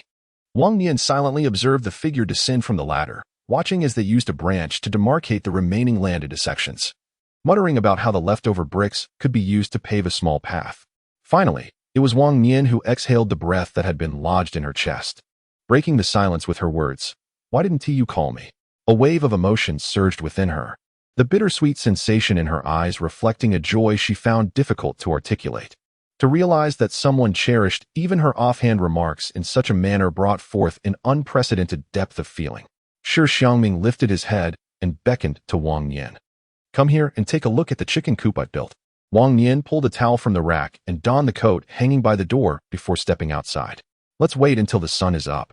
What if you catch a cold?" With concern, Wang Nian gently wiped Shi Xiangming's hair with the towel, noticing for the first time that droplets of water were beginning to form on his strands. "If we finish this early, we can enjoy fresh eggs sooner." Shi Xiangming smiled and showed Wang Nian the firewood shed he had constructed. Wang Nian's brows arched in surprise and delight. "My husband not only excels in his work, but is also the most considerate partner in life." In an era where emotions are often expressed subtly, Wang Nian's words were hard for anyone to resist. The flush that crept to Shi Xiangming's ears and the sparkle in his eyes proved that even someone as composed as he could feel shy from such compliments. "After the Mid-Autumn Festival, I will go to the grain station to exchange for some vegetable seedlings. Let us plant some pea shoots." As Wang Nian began to plan what to cultivate according to Shi Xiangming's suggestions, 2 loud barks from within the small house abruptly interrupted the tender moment. "I'll go take a look." For safety, the door of the small house was not locked, and Shi Xiangming gently pushed it open. The door swung wide, revealing an empty room. However, a large lump beneath the quilt caught his attention, accompanied by the voices of Shi Xiangming and Shi Wan discussing something. Still not coming out? Without needing to look further, it was clear that the siblings were hidden beneath the quilt, possibly along with the source of the barking. Shi Xiangming lowered his voice, and as he spoke, the commotion beneath the quilt intensified. Moments later, a black dog's head emerged from under the covers. Then Shi Xiangming lifted the quilt, and the siblings were already kneeling obediently on the bed. "Where did this dog come from?" Shi Xiangming replied honestly, "Aunt Lu doesn't allow us to keep one, so Leah gave it to us." Wang Nian focused her gaze and realized it was indeed the little black dog that Zhang Liya had hidden under the table on their wedding day. It had grown a bit since more than a month ago, but its ribs were still visibly protruding, and its shiny black eyes were fixed intently on Shi Xiangming, its hind legs trembling incessantly. "This dog has never had a bath since birth. What if it has fleas, and you bring it onto the bed?" Shi Xiangming's tone turned cold as he looked sternly at Shi Xiangming. "Did you wash your sister's sheets and quilt?" At that time, there were no duvet covers, and to wash the quilt, one had to disassemble the cotton filling and sew it back together after washing. Thus, in an ordinary household, diligent families would wash them every 2 to 3 months, while those less particular might only do so once a year. "Both of you dress properly and come outside to reflect on your actions. Educating children must be done without subjecting them to the cold." Shi Xiangming sighed and scooped up the little dog before turning away. Wang Nian remained silent, following suit and walking out. When their father was teaching them about proper behavior, she felt it was not her place to intervene. However, as she turned, Shi Wanbai's face paled in fear, tears quickly welling in her eyes. "Brother, what if Aunt Wang Nian doesn't want us anymore?" Shi Xiangming, with a grim expression, glanced at Wang Nian's back through the doorway, biting her lip and deciding, "We should apologize. She will surely forgive us." If it hadn't been for the little dog's sudden barking in the morning, they would never have brought it onto the bed. The siblings, burdened with heavy hearts, donned their clothing and emerged from the house, their faces drawn with sorrow. Upon discovering the absence of Wang Nian within, Shi Wan was immediately startled, bursting into tears. Shi Xiangming, who had been poised to impart a lesson to the children, found himself inexplicably rising from his seat. "Why are you crying? I haven't even spoken yet." Meanwhile, the very catalyst of this commotion, Wang Nian, was squatting on the ground with a small dog in her arms. She had originally intended to check if the little black dog had any fleas. As the sun had begun to shine outside, if fleas were indeed present, all the cotton stuffing would need to be taken out for sunlight exposure. The small black dog lay obediently on the bench, allowing Wang Nian to inspect it. Despite its anxious eyes darting about, it refrained from extending its paws. The creature was clean and emitted a subtle scent of soap, suggesting it had recently been bathed. "Little one, you will be with us from now on." Just as the final word lingered on her tongue, the resounding cries from within the house reached her ears. She felt it inappropriate to interfere with the proper education of the children, yet she had not intended to resort to corporal punishment. Having barely reached the doorway, she was suddenly enveloped by a figure clinging to her leg. I was wrong. Please, don't abandon me." With great effort, the fragmented plea was finally articulated, and Wang Nian immediately sensed a warmth spreading down her leg. Shi Xiangming, perplexed, raised his hands in a gesture of helplessness, remarking, "I haven't even opened my mouth to speak yet. Are you not angry?" Shi Xiangming suddenly inquired. Wang Nian nodded in response. "I am not angry. Look, the puppy is still here with us. I thought you were upset with us." The little one raised his tear-streaked face. Long eyelashes dampened by tears resting upon his eyelids, rendering him a picture of utter vulnerability. Shi Xiangming, upon hearing merely a few words exchanged between the two children, found any notion of educational intent swiftly eclipsed by an overwhelming sense of guilt. He stepped forward, gently ruffling Shi Xiangming's hair. "From now on, our family of four shall never be separated." Perhaps sensing the shift in the atmosphere within the room, the small black dog suddenly barked a couple of times, then affectionately licked Wang Nian's arm. The little dog was remarkably clean. If they were to keep it, a name ought to be chosen first. Wang Nian cradled the small black dog with one hand while leading Shi Wan to the sofa with the other, but the dog must not be allowed on the bed in the future. Can we truly keep it? Tears barely wiped away, Shi Wan blinked her big eyes, filled with hope as she gazed at Wang Nian. "It will be perfect for watching over the chickens in our backyard." Wang Nian smiled and beckoned to Shi Xiangming. "You give the dog some water. I shall prepare breakfast. We are hungry, and surely the little dog is as well. While we ponder a name for it inside, let us not venture outside into the cold." Shi Xiangming stood as well. Whenever there was a moment of rest at home, he always took the initiative to assist with household chores. While Wang Nian prepared breakfast, he would tend to the fire and wash the vegetables, ever able to find something to occupy himself. Huang Yong sniffled quietly, stealing a glance at his mother. In truth, it was he who had initially requested a dog from Zhang Liye the day before, and when darkness fell, fearing a reprimand from his mother, he had stealthily brought it to the Shi household. Otherwise, he was certain he would have ended up sleeping outside with the dog. Xie Yulan was preoccupied with inquiring about Wang Nian's plans for this morning. She took a couple of steps forward. Otherwise, she would have easily discerned her son's guilty expression. "Is your honeycomb coal stove ready?" As she approached, she noticed an iron bucket beside the stove, with steam billowing from a pot covered by a lid. The pot was quite ordinary, yet the gleaming iron bucket was indeed enviable. Just a few days prior, she had heard of its fabrication, and now it was already in use. Turning her gaze to her husband, who was brushing his teeth at the sink with one hand on his hip, Xie Yulan found even the sound of brushing to be grating. It was evident that when it came to money, Xie Yulan would never pursue the matter further. As expected, after a moment of silence, Wang Nian emerged from the cupboard with a large red enamel basin, its surface covered by a damp towel. The honeycomb stove cost approximately 6 yuan. While the money was secondary, the primary concern was the favor owed to Shi Xiangming. The workshop master had assisted in cutting and welding the iron sheets, relying on goodwill, and Wang Nian was reluctant to let Shi Xiangming squander such kindness repeatedly. "What are you carrying?" With her interest piqued by the contents of the basin, Xie Yulan momentarily forgot her disdain for the honeycomb stove. Neither her family nor Lu Chaoxian's family had any intention of consuming it. Dough, planning to make buns again? As Lu Chaoxian approached, she happened to see Wang Nian unveil the towel, revealing a small, pale yellow ball of dough. What kind of skin is that? Having lived in rural northern China for nearly half her life, Xie Yulan had neither tasted nor even seen wontons. For a moment, she thought she had misheard and quickly inquired again. Wang Nian took the dough out and tossed it onto the wooden board, kneading it with both hands while sprinkling a handful of starch from the bowl. Lu Chaoxian was aware of wonton wrappers, yet despite this knowledge, he had never encountered anyone rising early in the morning to prepare them. Setting aside the laborious task of rolling out the dough, one must also prepare the meat filling and engage in the wrapping process. In essence, the thought alone was overwhelming. The notion of making wontons at such an early hour puzzled Lu Chaoxian. Wasn't yesterday the day they received their meat coupons? I exchanged for some meat at noon yesterday. Intending to make wontons today, Wang Nian remarked. If one desires fresh meat, it is undoubtedly wiser to purchase it early this morning from the supply and marketing cooperative. The most expensive appliance he had previously scrimped to acquire was finally seeing its first use. Had he not mentioned it, Lu Chaoxian wouldn't have recalled. He needed to hurry to buy meat, or else he might miss out on even the forelegs.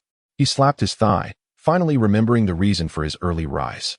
Noticing Lu Chaoxian still standing idly by, Wang Nian found it curious. Did you buy meat yesterday as well? No. Lu Chaoxian shrugged, and after a pause, he whispered. Once Xie Yulan and her husband had walked far enough, I am heading to Changshengpo commune shortly. You should come along. This invitation extended beyond mere companionship, prompting Wang Nian to await further elaboration. I know a place. He glanced around to ensure no one was listening before lowering his voice further. Where we can procure beef. Would you be interested in buying some?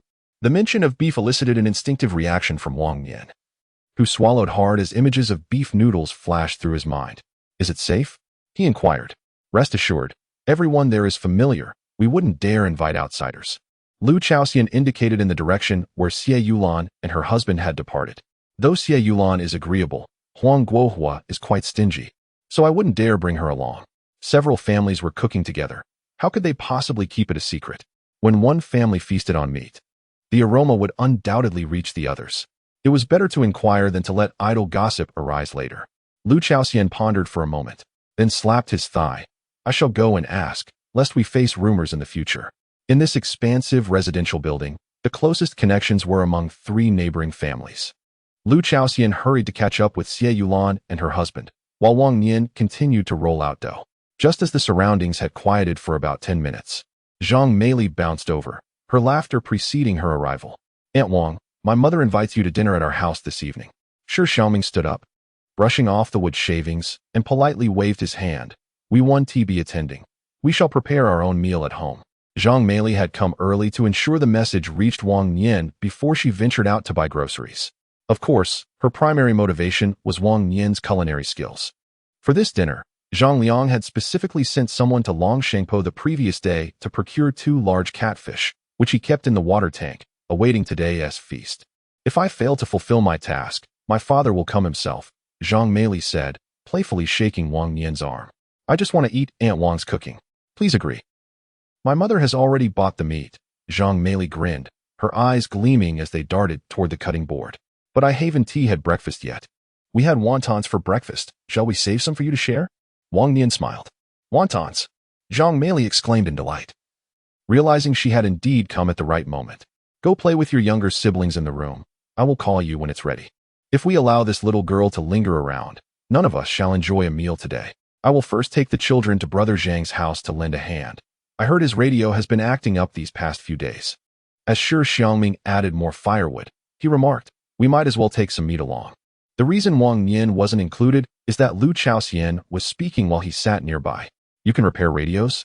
Wang Nian inquired with curiosity, intrigued by this unexpected skill. What a remarkable talent. Wang Nian chuckled softly to himself. After incorporating the last bit of potato starch, the dough became even more resilient. Fortunately, no one noticed that the small bowl contained something other than flour. Otherwise, we would have to explain the presence of this uncommon item in our supply store. The thinner the dough is rolled out, the better. Once it reaches a size comparable to the cutting board, it should be sliced into wide strips and then into squares. There is no need for additional flour. They can simply be stacked neatly. After rolling out 3 sheets of dough and cutting over 200 pieces, Wang Nian planned to store the excess in the refrigerator for the children's breakfast. Inside the room, several children were animatedly discussing the little dog. What about calling it Little Black? A new student, who had just entered school a week ago, had recently learned the characters for small and black, and was surprised to see them applied so soon. Sherwan, not fully grasping the conversation, merely listened attentively as her brother and the beautiful older sister deliberated. Little Black sounds unpleasant. Let us call it Big Yellow, Zhang Meili suggested. But it's clearly black. Why would we call it Big Yellow? Shi Xiangming disagreed. Big Yellow is formidable. My grandmother's Big Yellow could kill a rat of this size in one bite. Zhang Meili animatedly gestured to illustrate the size of the rat. That doesn't sound appealing. Shi Xiangming firmly disagreed, yet he found himself unable to recognize many characters. With a quick flicker of thought, he turned his gaze towards Wang Nian, who was in the corridor. However, feeling a touch of embarrassment, he gently nudged his sister Shi Wan.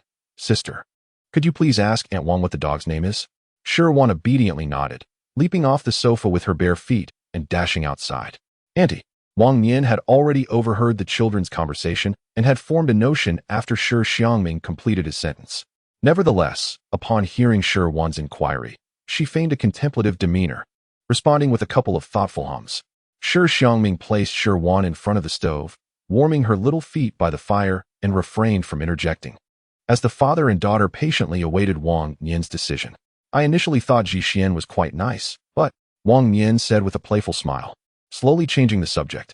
Xiao He sounds even better. Shi Xiangming slightly lowered his head, a broad smile gracing his lips. Wang Nian was merely teasing the children. Shi Xian, an ancient term, essentially translates to little black. Brother, Auntie says Xiao He sounds nice. Shi Wan wiggled her little feet, nestled in Shi Xiangming's embrace, showing no intention of getting down. In her memory, this was the second time her father had held her. The first was when they arrived home to catch the train. Reluctant to leave his warm embrace, she tilted her head back, nuzzling against Shi Xiangming like a young cub eagerly seeking its mother. All wrapped up. Time to cook. In the large pot, water was bubbling vigorously as Wang Nian swiftly prepared the first batch of wontons. A splash of soy sauce and vinegar was added to each of the 5 bowls, along with a sprinkle of chopped green onions. Today, they had replaced the usual broth with a chicken bone gelatin soup, allowing it to melt into the bowl. Finally, a ladle of boiling water was poured into the bowl, completing the broth for the chicken soup and wontons. The neatly wrapped wontons were placed into the pot as she continued to prepare the remaining wonton skins. Is she not coming? She inquired, her eyes and mouth equally occupied, as she observed Lu Chaoxian approaching with a smile. Lu Chaoxian shook her head. Breathless, Huang Guohua said their family can simply buy some pig liver. They must wait for the children to arrive before exchanging their meat coupons. Unsurprisingly, the conversation dwindled thereafter. However, Zhang Liye, who had been indulging in sleep, was drawn by the enticing aroma. Chapter 23, Mid-Autumn Festival 1, Wang Nian. A pronounced sound of swallowing echoed as Zhang Liye gazed longingly, his silence revealing his desire, evidenced by the incessant swallowing. Wang Nian was always generous with the children, chuckling as she tossed another handful into the pot. Such precious delicacies should be savored by yourselves. We wouldn't want this child to grow accustomed to begging daily. Lu Chaoxian shook her head in resignation. If Liye were to hear this, it would surely sadden him. What mother would call her son a beggar? Look at him. Lu Chaoxian exclaimed as she seized Zhang Liye, who was dashing out with a bowl of soup. What difference is there? Go and fetch a smaller bowl. The elderly Zhang Guiqiang, who had been discreetly hoping for a turn, felt his face flush as he pretended not to hear, lifting a book to obscure his visage. Hurry and change it. Stop talking so much. Lu Chaoxian, equally flustered, dragged Zhang Liye back inside, while gesturing towards Zhang Guiqiang with her index finger. When they emerged once more, Zhang Liye held a noodle bowl in one hand and a mesh bag in the other, as Lu Chaoxian's voice resonated from within the room. Take these taros and steam them for consumption. They aren't the small varieties from Wenxi Township, but rather sweet and starchy. Wang Nian glanced down and noticed their considerable size. 2 or 3 fit perfectly into a bag, the skin resembling that of fragrant taro. Thank you, sister-in-law, she expressed. There's no need for such formalities between us, replied Lu Chaoxian, a person who never takes advantage of others, which is why Wang Nian cherished their friendship. As a spoonful of wontons was ladled into his bowl, Zhang Liye licked his lips, and upon the second scoop, his eyes instantly brightened. A generous 3 spoonfuls of wontons were piled high before being passed along. It's time to eat. Upon hearing this, the children in the room immediately ceased their discussions and rushed out. Please take your seats. I will bring it over, Shi Xiangming instructed, dispatching the eager children and serving them in order of age, leaving the couple's portions for last. Wang Nian, after diluting the contents in the pot with a spoonful of water, entered the room. Inside, no one moved their chopsticks, regardless of age. They welcomed Wang Nian's approach with their eyes as she sat down. Dig in. Shi Xiangming lowered his head to stir the contents with his spoon, blowing gently before handing it to Shi Wan. Blow on it before you eat. Meanwhile, Shi Xiangming could no longer contain his anticipation and took a sip of soup, exhaling in response to the heat. Delicious. The broth was clear and bright, the wonton wrappers so thin that the meat inside was visible, adorned with flecks of green scallions. Its mere appearance was captivating. The wonton wrapper dissolved delicately on the tongue, while the filling was tender yet springy, mingling with the rich, fragrant broth. It was so delectable that before finishing one, he hastily reached for another. Shi Xiangming, who could articulate the flavor, maintained a refined manner of eating, while the three children were wholly engrossed, devouring their food with fervor. With just a few minutes passing, all the bowls were left spotless. Zhang Meili patted her belly and let out a resounding burp. If only I could savor Aunt Wang Nian's cooking every day. I'll wash the dishes. You and Comrade Lu hurry along, Shi Xiangming volunteered, taking the bowls. Shi Xiangming, licking the greasy corners of his mouth, hopped off the stool to help gather the utensils, his round belly bumping against the table's edge. Children grow so quickly. In just a month, his little face had visibly rounded, and his arms and legs appeared plumper. Wang Nian gazed at the father and son, competing in their chores, her heart swelling with satisfaction for all the labor endured that morning. At Changxing Slope, Yinzi Dam. Are you certain we can procure beef here? A glance around revealed grass taller than a person, with no discernible path, resembling an uninhabited wilderness. To be precise, this was a desolate mountain, so remote that even the kindling on the slopes went untouched. Rest assured, it's not my first visit, Lu Chaoxian assured, casting furtive glances as if engaged in a clandestine act. After a considerable time, he gestured in a particular direction. Let us head this way. Parting the grass, a bundle tied with red string became visible. Lu Chaoxian carefully stepped over the underbrush, reminding Wang Nian, be sure not to trample the grass. They navigated around the red string and continued walking through the thicket for several more minutes, until suddenly, the scenery opened up. A few stalls were set up in a clearing, and in front of the beef stall Lu Chaoxian mentioned, 3 or 4 individuals were gathered. Surrounding them were fish and other goods laid out for sale on the ground. The reason Wang Nian had not noticed the lengthy journey was that the conversations were hushed and discreet. Lu Chaoxian lowered his voice as he spoke to Wang Nian, urging him to keep their conversation discreet, lest they attract unwanted attention and end up in trouble. Tucked away in the wilderness, they found themselves in the midst of a black market. Wang Nian nodded, his gaze drifting past Lu Chaoxian to the lively river shrimp wriggling in a corner basin. In the past, when food was scarce, the rivers had been nearly stripped bare of crabs and shrimp, making the sight of such sizable specimens a rare delight. Lu Chaoxian made his way to the beef stall, while Wang Nian turned his steps towards the river shrimp. How much are they? He inquired. The seller, a young woman clad in an old-fashioned thin coat, had her blue linen trousers adorned with patches. Perhaps the river shrimp were less enticing than beef. As there was no one else around her stall, upon hearing Wang Nian's question, her previously listless demeanor brightened, and she shyly held up 2 fingers, stating, $2. $2 per pound was indeed steep, Wang Nian thought. No wonder there were no customers. The young woman continued without pause. 1 basin. Her slender fingers pointed to the wooden basin at her feet, which contained at least 7 or 8 pounds, each shrimp roughly the length of a finger. Wang Nian's eyes gleamed with interest as he pointed to the larger basin, asking, how much for this one? The sight of these shrimp reminded him of the seafood paste he had yet to find an opportunity to use. Adding the seafood paste to the shrimp oil during preparation would provide the perfect excuse. $5, the young woman stammered, her excitement palpable. For all of these, $7. He decided against haggling immediately, opting instead to calculate the price for the remaining smaller basins before negotiating. To forego selling would result in the complete loss of all potential opportunities. However, to sell would feel akin to giving away a prized possession. The decision rests solely in the hands of the young woman. Indeed, the young lady readily acquiesced without a moment's hesitation, leading Wang Nian to momentarily question whether she had perhaps overvalued the offer. The combined weight of the shrimp amounted to no less than 40 pounds, and even when drained of moisture, they filled a substantial basket. What purpose could one possibly have for purchasing such an abundance of shrimp? The meat is scant and devoid of richness. One might as well offer it as a gift, for there is no conceivable reason to spend money on it. Wang Nian had indeed spent money, a considerable sum at that. It appears the old adage holds true, marry a man who can provide for you, and your worries about sustenance will dissipate. Lu Chaosen remarked, "This isn't an impulsive purchase. You'll understand shortly." The two traversed the path home with remarkable speed. And Wang Nian, carrying dozens of pounds on her back, navigated the mountain trail with an ease that defied the weight. As they neared the residential building, Lu Chaoxian casually murmured, "Is it true that those engaged in agricultural work, regardless of age or gender, possess such strength?" Wang Nian felt a stir of contemplation. She had never worked the fields, nor did she possess innate strength. The last time she had carried Shi Xiangming for several miles, her arms ached for days. Yet now, with a heavy basket on her back, she moved with alacrity, showing no sign of fatigue. It must certainly be related to the spatial seasonings.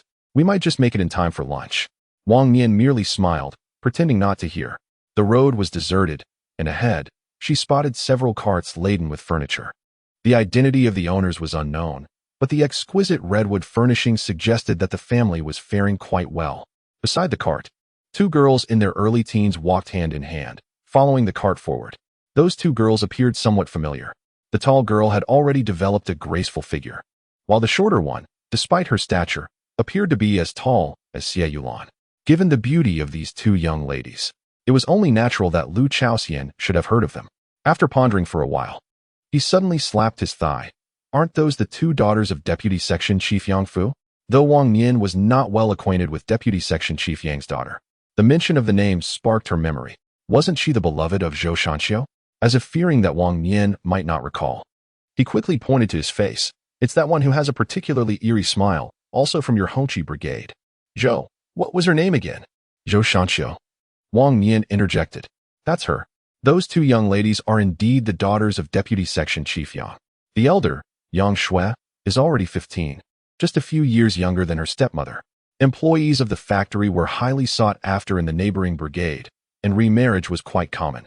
However, such a significant age gap was still relatively rare. The cart indeed drove directly through the bamboo and halted in front of the residential building at number 43. Wang Nian casually placed her basket at the door and hurried inside to change her clothes. As she passed by the window, she immediately noticed the sheets and quilts hanging in the backyard. Feeling a bit embarrassed, she touched her nose. After checking on Xiaohei, she had originally intended to merely wash the sheets and let the quilts air out. To her surprise, her partner, who had a slight obsession with cleanliness, had already taken the initiative to wash everything thoroughly, even replacing the bedding with fresh ones. In comparison to Shi Xiangming, she felt rather unrefined. Suddenly, a loud crash echoed from outside. As she tied her apron and walked to the door to peek at the yard, she discovered that a dressing table had fallen off the cart and shattered into countless pieces. Shattered mirror fragments scattered everywhere, and the man pulling the cart moved swiftly, immediately steadying the coffee table that was on the verge of toppling. Yang Shui merely observed with a cold gaze, her oval face betraying no emotions. "Didn't I ask you to hold it?" The middle-aged man, supporting the coffee table, turned to reproach Yang Shui, his expression a terrifying shade of displeasure. "It's your fault the vanity table broke." Yang Shui scoffed. "On what grounds do you blame me?" Protecting her younger sister behind her with one hand, she pointed at herself with the other. "How could I possibly hold it with my little strength? Perhaps you should find someone to adjudicate this matter." Lu Chaoxian promptly leaned in closer to Wang Nian and whispered, "I saw with my own eyes that Yang Shui was the first to let go and dodge, but truly, a petite girl like her couldn't possibly stabilize such a large cabinet." A faint smile tugged at the corners of Wang Nian's lips, her eyebrows raising slightly. What an impressive young lady. However, there was no time to ponder whether Yang Shui's actions were deliberate. Wang Nian dragged over the waterlogged basket and sat down. "Help me peel the shrimp while you watch." The shrimp needed to be processed while fresh. The small refrigerator at home couldn't accommodate this many. "Only the meat?" she asked. "The shrimp heads and shells go over here." Wang Nian lifted the basket and poured the shrimp into a large wooden basin, rinsing them before transferring them to a smaller bowl, filling it to the brim twice. At a cursory glance in the black market, one might think these river shrimp were quite decent, but upon closer inspection, the larger ones were at the bottom. Most were thicker than Wang Nian's thumb, their bodies translucent. Clearly sourced from pristine waters, there was no need to clean out the shrimp's stomach or intestines. With a gentle twist, she separated the shrimp heads, then tugged firmly on the tails, extracting the succulent flesh in one piece. There was a generous amount of meat. Soon, the essence of shrimp oil would be extracted, enriching soups and noodles with its delightful flavor. Wang Nian finally articulated the purpose of shrimp shells, all the while keeping a watchful eye on the individuals at the embankment. The atmosphere there had grown tense. Yang Shui stood her ground with unwavering conviction, while the man who had moved the furniture found himself at a loss for words. Suddenly, a cry emanated from the staircase. Wang, Nian, and Lu Chaoxian instinctively turned their heads towards the source, their chairs abandoned in unison. Zhou Shanxiu hurriedly approached, and before she could steady herself, her voice trembled with emotion. "This is my dowry." The man pulling the cart pointed a finger at her. "Third sister, if you wish to place blame, direct it at her."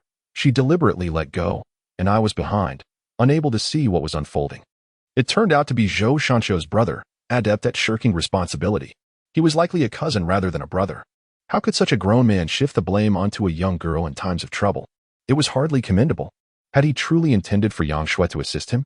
In her previous life, Wang Nian spent most of her time alone, occasionally indulging in celebrity gossip. Speaking only to herself, that solitary existence brought her joy, yet the companionship in sharing gossip now was equally delightful. It was akin to being within a fortified city, where curiosity thrived about each other's lives. Both of them remained engaged, their hands busy, their eyes never straying from the scene before them.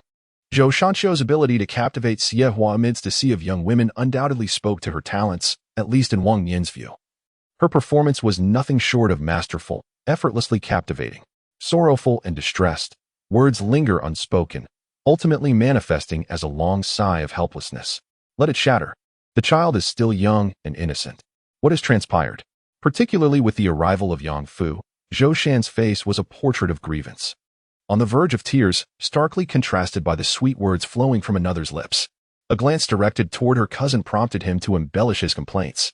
Yang Shui, who had inadvertently let go, was painted as the villain who maliciously pushed the cabinet off the vehicle, recounted with such vividness as if witnessed firsthand. Although it was indeed Yang Shui who had released her grip. Yang Shui, with her hands behind her back, exuded an unmistakable air of authority, inciting Lu Chaoxian to mutter a sarcastic remark. Merely a deputy section chief, yet she appears more commanding than our factory director. Yang Shui lifted her chin, gazing unwaveringly at Yang Fu, showing no intention of yielding. In the next moment, she abruptly pointed towards Wang Nian and the two aunts. "They can vouch for me. You may inquire whether I was the one who pushed it." Wang Nian.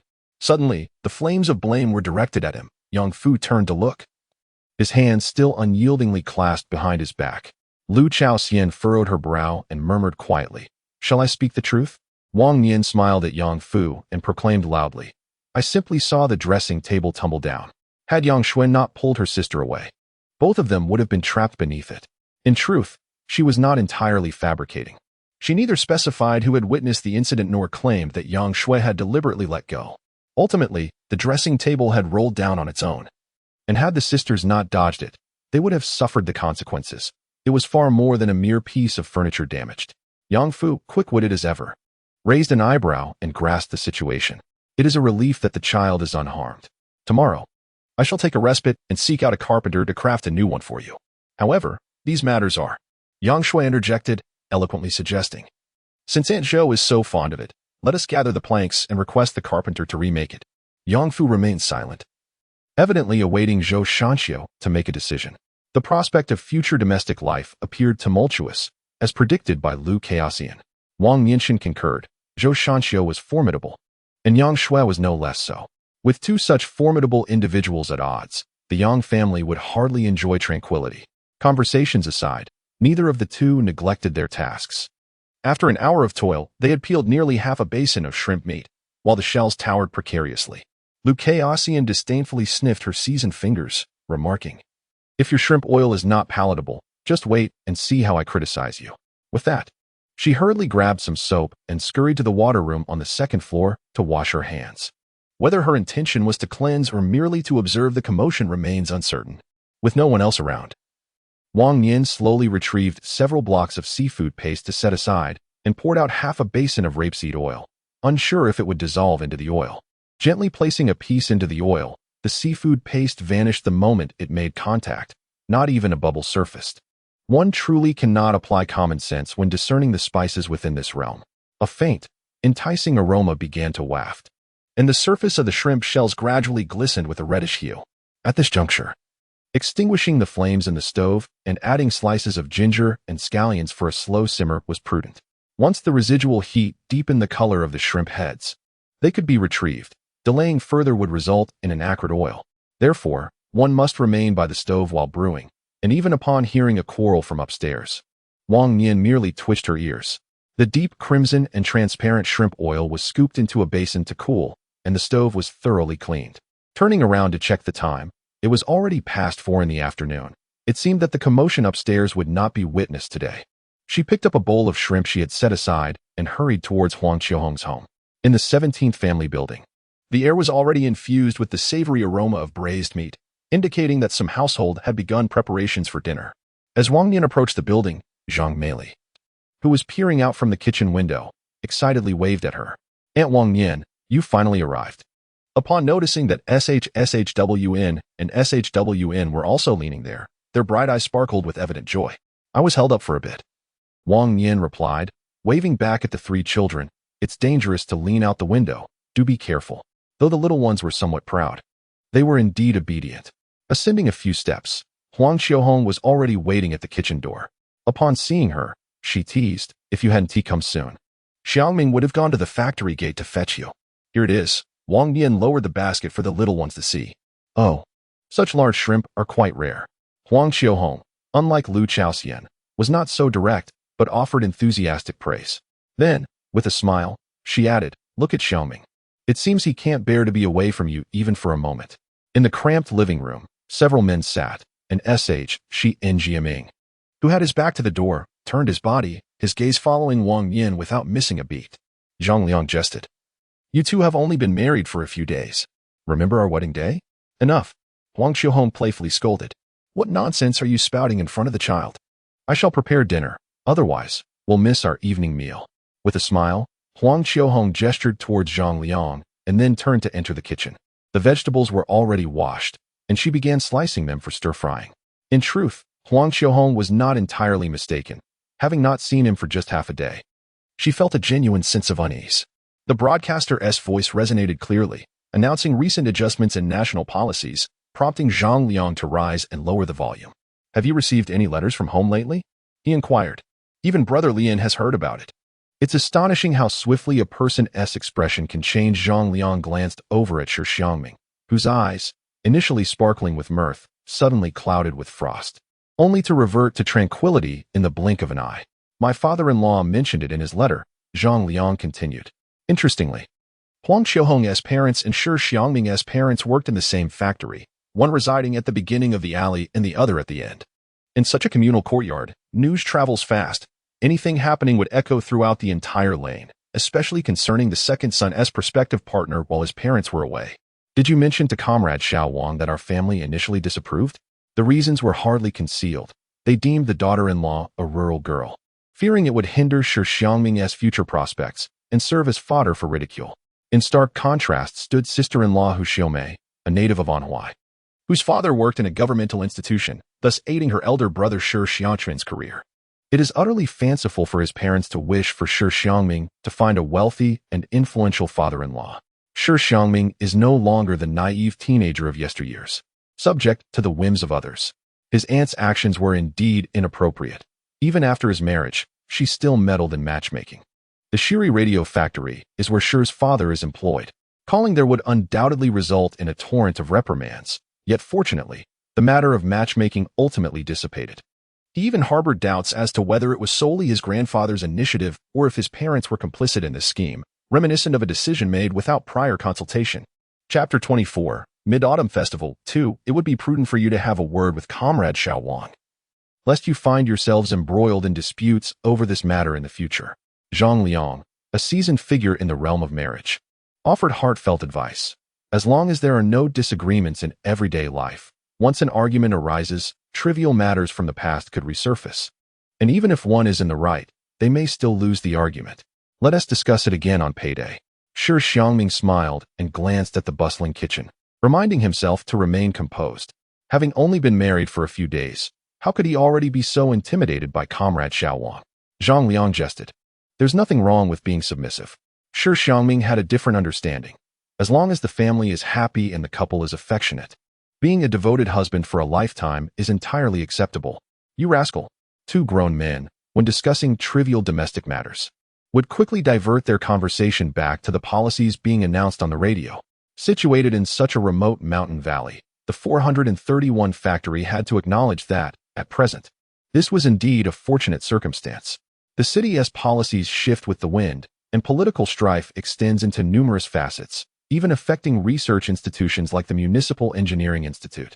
Their lives, in contrast, were rather tranquil, allowing Shi Xiangming to devote himself entirely to research during his spare time. A few days ago, speculation filled the office regarding whether our factory would expand production next year. Shi Xiangming shook his head, his expression grave. The factory will not increase production lines next year. Rather, it may be a challenging year ahead. What do you mean? Zhang Liang inquired, his smile fading and a serious tone taking hold. A change in the heavens is upon us. Shi Xiangming gestured skyward. The brevity of those two words encompassed not only policy adjustments, but also several leaders pivotal to the prosperity of the nation. Many of these insights were derived from internal communications received by Professor Wu from the Academy of Engineering. Thus, Shi Xiangming refrained from elaborating further, opting instead for the euphemistic phrase. Furthermore, prior to meeting with Shi Xiangming, Professor Wu had already conferred with the factory director. Shortly thereafter, the director convened a special meeting, encouraging all engineers to engage in component research and development, and the factory instituted various reward systems to this end. The decision to remain in Changshenggu was ultimately made by the factory. It was no wonder that last week's meeting specifically celebrated the award recipients. Zhang Liang, slapping his forehead, suddenly realized the intention was to channel more energy into research and innovation. Additional rewards included a self-cultivated land parcel, a Yellow River brand television, as well as meat and oil coupons among other small items yet to be calculated. Observing Shi Xiangming's incessant grin, he suddenly recalled their earlier discussion about salaries. You haven't mentioned the rewards to Comrade Xiao Wang yet, have you? It's best to discuss it all together when salaries are issued in a few days. Shi Xiangming continued to smile. When they married, they had not purchased a television. Wang Nian had remarked that a radio at home sufficed, and Shi Xiangming understood that she was merely trying to save him money. To his surprise, it wasn't long before the factory rewarded him with a television. As Shi Xiangming contemplated, he thought of presenting it to Wang Nian along with the upcoming paycheck, hoping to bring a smile to his wife's face. His sister-in-law often remarked on his lack of insight, yet who would have guessed that upon meeting the right person, his intellect would surpass even her own? He humbly acknowledged that there were still lessons to be learned from his elder brother regarding the dynamics of marital relationships. Unbeknownst to him, Wang Nian in the kitchen was already aware of the news. She was simply waiting for him to voice it himself. On the day of the meal distribution, a staff member from the housing department had already let slip the details, including a general idea of the price. How do you envision preparing the fish?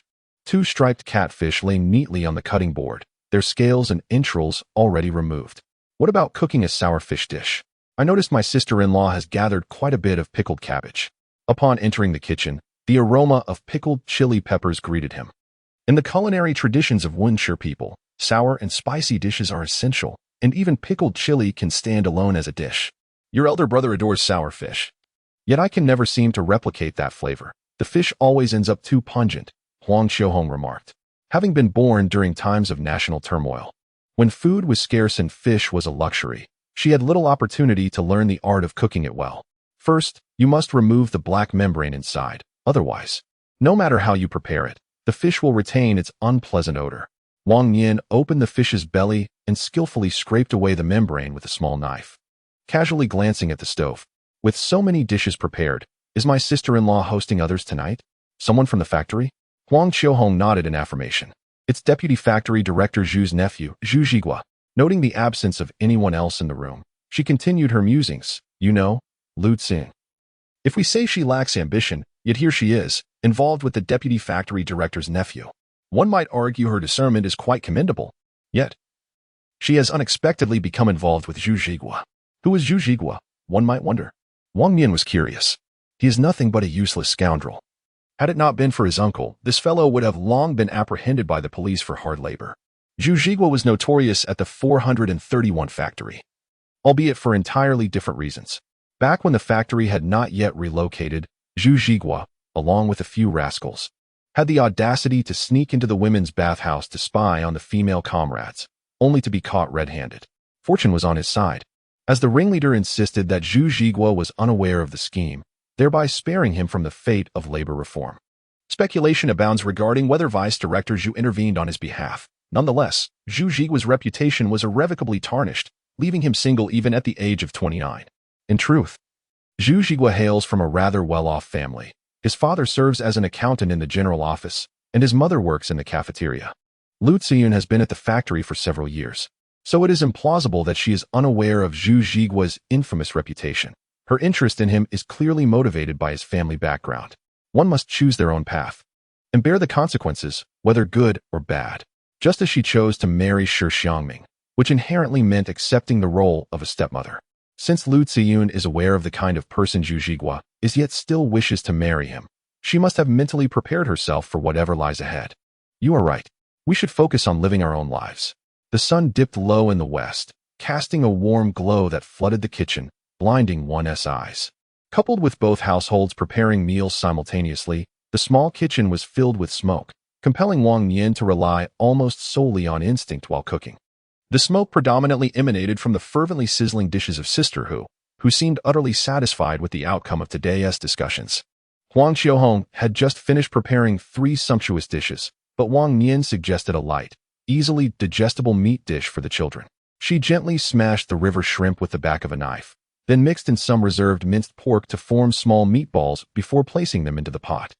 A handful of freshly picked young greens was drizzled with a couple of drops of shrimp oil, and the final dish was ready. Dinner is served, Wang Nian announced as she entered the room with the pickled fish, only to discover that 3 unfamiliar faces had unexpectedly appeared in the living room. The girls, of a similar age to Shi Wan, were seated on the lap of a square-faced woman, sweetly licking sugar cubes. Teacher Su, Huang Xiaohong exclaimed, setting down the platter and eagerly grasping the woman's hand. You have finally arrived. What a coincidence. Just earlier, Xiangming and I were at the supply and marketing cooperative buying soda for the children when we bumped into Teacher Su and her party shopping for vegetables. After much persuasion, we managed to invite them over, Zhang Liang explained. Huang Xiaohong turned to continue the introduction. Sister, this is Teacher Su from our factory's primary school. And that is her husband. Su Fun and her husband, Cui Shulin, both served as teachers at the 431 factory subsidiary school. For years prior, when the factory relocated, Su Fun was on the verge of giving birth and had to remain in Anhui, while her husband, Cui Shulin, came to Changshangu alone. Subsequently, her mother-in-law and child fell ill, and she stayed in Anhui City to care for her elderly relative until their passing before she could reunite with her husband. Now, Cui Shulin had become the vice principal of the subsidiary school, and Su Fun, as a family member, could reapply for a teaching position. Next year, Shuwen will be starting primary school, and perhaps it will be Comrade Su who teaches him, Zhang Liang suddenly added. It's wise to establish a good rapport with the teachers, as they will surely look after our children well, he said enthusiastically, considering the 2 children in his family, and of course, he would also bring along Shi Xiangming. As everyone took their seats, it was evident that my sister-in-law possessed extraordinary culinary skills. Just look at this lavish spread, a feast for the senses. The abundance of dishes was more than sufficient to satiate even a couple of extra adults, allowing everyone to indulge to their heart's content. However, the table was rather small, preventing the children from joining in, and each one held their bowl, standing aside, awaiting their parents to serve them. Su Fun, ever the teacher, lavished compliments on the cook before picking up her chopsticks, ensuring to give due respect. I lack such skills. It is all thanks to my sister-in-law, she humbly remarked. Huang Xiaohong, with a cheerful smile, playfully patted Wang Nian's arm. I am not exaggerating. My sister-in-law's cooking is truly commendable. Wang Nian, blushing slightly, replied. It's merely a collection of home-style dishes, thanks to my sister-in-law's support. Shi Wanren, being petite, struggled to see the array of dishes on the table. Just as Wang Nian passed the bowl to her, she eagerly stretched her neck to catch a glimpse of the offerings. Without hesitation, Shi Xiangming lifted Shi Wanren into his arms, smiling gently. Just point to what you wish to eat. Su Fan observed this tender interaction and felt an immense fondness for this family of 4. Later, she would hear from her partner, further enhancing her favorable impression of Wang Nian. The meatballs were mild, suitable for children. Wang Nian, with a smile, encouraged Su Fan to help herself to the dishes. Shi Xiangming carried both the bowl and Shi Wanren to the tea table, where Shi Shuwen carefully passed over his bowl. Wang Nian set down her chopsticks, effortlessly placing the little one onto her lap. This marked the first time she held Shi Shuwen, who was startled. remained stiff as a board for a long moment before finally blinking twice. What would you like to eat? After a while, Shi Xiangming pointed at the stir-fried shrimp before. Perhaps feeling comfortable in Wang Yin's embrace, he eagerly gestured towards the fish. Although the flower carp boasted tender meat, it was riddled with tiny bones. Wang Yin selected 2 slices, placing them into a bowl, meticulously using chopsticks to remove any small thorns before transferring them to Shi Xiangming's bowl. Eat slowly. One can never be too cautious about those thorns that might remain, she advised. The little head nodded in agreement. The 6-year-old child nestled in her embrace was now at eye level with Wang Yin, and one could imagine the delight on that proud little face, evident even through the tousled strands of hair at the back of her head. Go ahead, and if it's not enough, you can come back for more. Su Fun, observing Shi Xiangming obediently squatting at the coffee table enjoying her meal, playfully pinched her daughter's cheeks. Jiao Jiao, would you like to join your elder siblings over there for dinner? Cui Jiao nodded vigorously, pointing towards the other children. I want to eat by myself. Then let us bring your meal over there, Su Fun replied, guiding Cui Jiao to the coffee table. Cui Shulin raised his wine glass, gesturing to everyone. Today is a joyous occasion for the whole family, and I wish everyone a harmonious family life. Wang Yin mused, indeed, as expected of the principal. His eloquence is commendable. After his speech, everyone felt compelled to raise their glasses even before the meal had begun. I thought that sounded somewhat familiar, Zhang Liang chimed in, attempting to lighten the mood while encouraging everyone to serve themselves. Shi Xiangming, a man of few words and lacking in the art of pleasantries, promptly picked up his chopsticks and transferred the most distant piece of braised chicken to Wang Yin's bowl. The crowd chuckled silently, while Huang Qiuhong, aware of Wang Yin's bashfulness, refrained from teasing her, instead transitioning the conversation to the topic of poultry farming. Is it true that the factory no longer regulates the number of chickens and ducks raised? She inquired. My sister-in-law mentioned that this concerns me as well. Jiao Zhao's health is delicate, and I wish to save up some eggs to nourish her. Su Fun quickly added. Cui Shulin and Zhang Liang both shook their heads, indifferent to such matters as was their custom. Though unspoken, they both tacitly accepted that household trifles were the domain of women, while they were solely responsible for earning a living. In front of the newly constructed dormitories, it was strictly prohibited to raise chickens or ducks. Instead, residents were required to confine their poultry to designated areas established by the factory. However, as he uttered the word but, he cast a glance at Wang Yin and continued, if one has a yard at home, that cannot dictate our affairs. The 17th block of dormitories was among the earlier constructions, and thus, several large rows of chicken coops were set up in front, each household enclosing their space with bamboo fences. While tolerable in cold weather, the stench during hot days was truly unpleasant. When the new dormitories were erected, the available space was intentionally minimized to prevent residents from raising chickens in the open. By the time the 43rd block was completed, not a single inch of open land was left. Apart from the water troughs, the entire area was transformed into a landscaped bamboo grove. Although the bamboo provided a refuge for mosquitoes in the summer, Wang Yin felt an immense sense of relief in that moment. Raising chickens in the open would undoubtedly inconvenience those on the ground floor. No wonder, as I passed by the 13th block today, I noticed that at least a dozen chickens and ducks were being kept by a household on the first floor. Huang Qiuhong remarked, eat vegetables, eat vegetables. A mouthful of white liquor scorched his throat, and Zhang Liang, noticing that several individuals had paused their chopsticks, hurriedly encouraged everyone to partake. The meal was lavish, yet the adults were burdened with countless mundane worries. The children, however, were unencumbered. The Huang family lacked a television, and at this moment, the few children present had no other distractions aside from the food in their bowls. The eldest, Zhang Ligua, had already retreated to the inner room with his rice bowl, leaving Zhang Meili as the eldest by the tea table. She possesses a remarkable sense of responsibility akin to that of an elder sister, and before the meal, she takes special care to remind everyone, be sure to eat the fish slowly, like I do. Shi Xiangming carefully took a bite of the fish, yet she did not encounter the bones that Zhang Meili had mentioned, leaving her momentarily perplexed. After swallowing the fish, she leaned over to inspect Zhang Meili's bowl, asking sister, why doesn't my fish have any bones? Zhang Meili, equally astonished, glanced into Shi Xiangming's bowl and quickly understood. Aunt Wang Nian must have picked them all out for you, so there are certainly no bones. It was no wonder the fish had been taken from Aunt Wang Nian's bowl. She must have already removed the bones beforehand. Shi Xiangming furrowed his little brow, deep in thought. His position at the table allowed him to see the adults clearly, and he particularly observed Aunt Wang Nian's every move. He had noticed that while she engaged in conversation with others, she had taken several pieces of fish but hadn't eaten any herself. It seemed she was prepared to serve the children at any moment.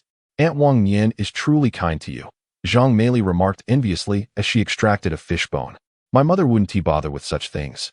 Sister's mother is really beautiful, Cui Jiao suddenly interjected, her mouth full of food, making her words somewhat indistinct. You think my mom is beautiful? Zhang Meili responded in shock. Cui Jiao shook her head, her chubby finger pointing at Shi Wan. I'm talking about Miss Sister's mom. Aunt Wang Nian isn't Shi Wan's biological mother. That's not right. Actually, she can be considered a mother now.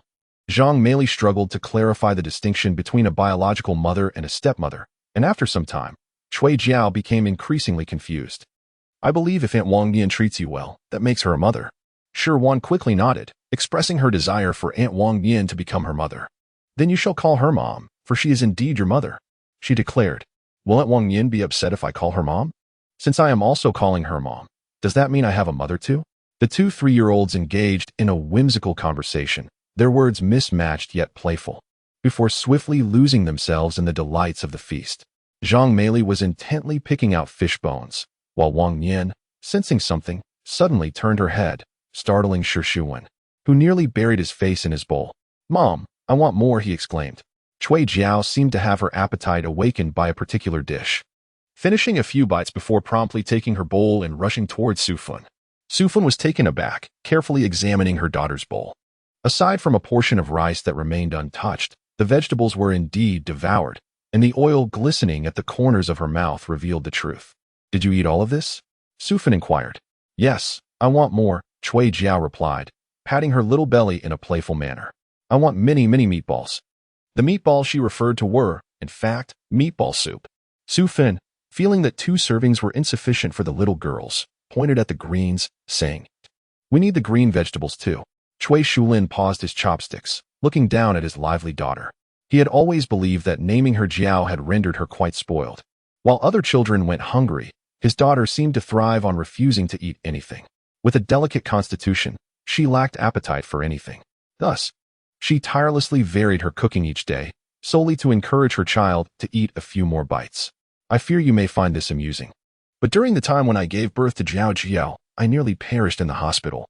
The doctor informed us that we would not have the opportunity to conceive another child. Thus, my husband and I possess but this one child, which we cherish like a precious gem. I observe that the child is eating quite well today. Huang Qiuhong, perplexed, soon comprehended the situation. It was not solely Cui Jiao who relished her meal. All the children were savoring their food. Sister, please teach me how to prepare this dish.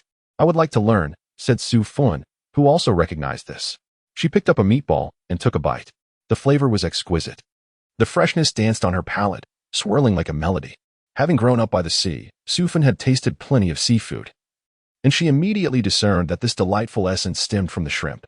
The meatball possessed a delightful elasticity, and it was brimming with broth, saturating her senses with its sweet, savory goodness.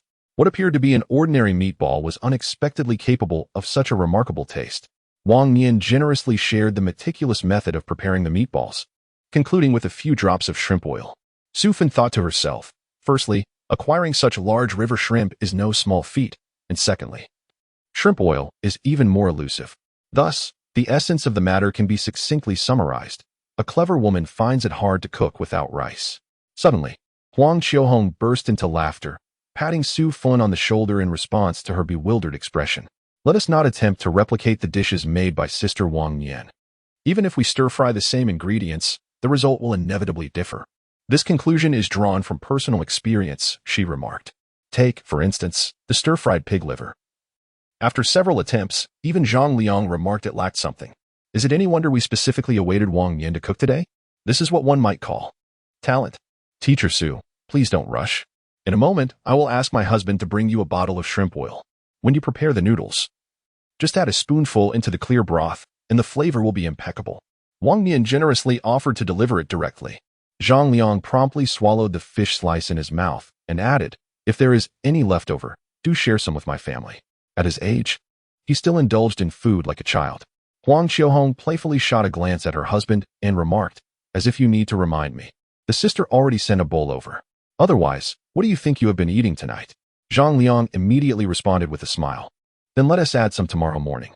Their close relationship with Wang Nian made them feel at ease, unlike Su Fun, who was meeting them for the first time. How can we accept it without offering something in return? It must not have been easy for you to make such a quantity of shrimp oil. Just the oil alone must have cost a fair amount. Cui Shulin also began to decline the offer, then suggested, we can purchase it instead. My wife and I wouldn't dare to accept it for free. It felt overly obvious to seek favor without compensation. Wang Nian, with a shift in thought, smiled and said, in that case, I shall shamelessly exchange it for a book voucher. As the vice principal of the school, and with her child not yet of school age, Cui Shulin had an abundance of book vouchers at hand. But how could I accept that? Cui Shulin quickly replied, a book voucher is certainly not worth as much as oil. Besides 2 book vouchers, I will also add an extra yuan. If you have any delicious food in the future, do remember us.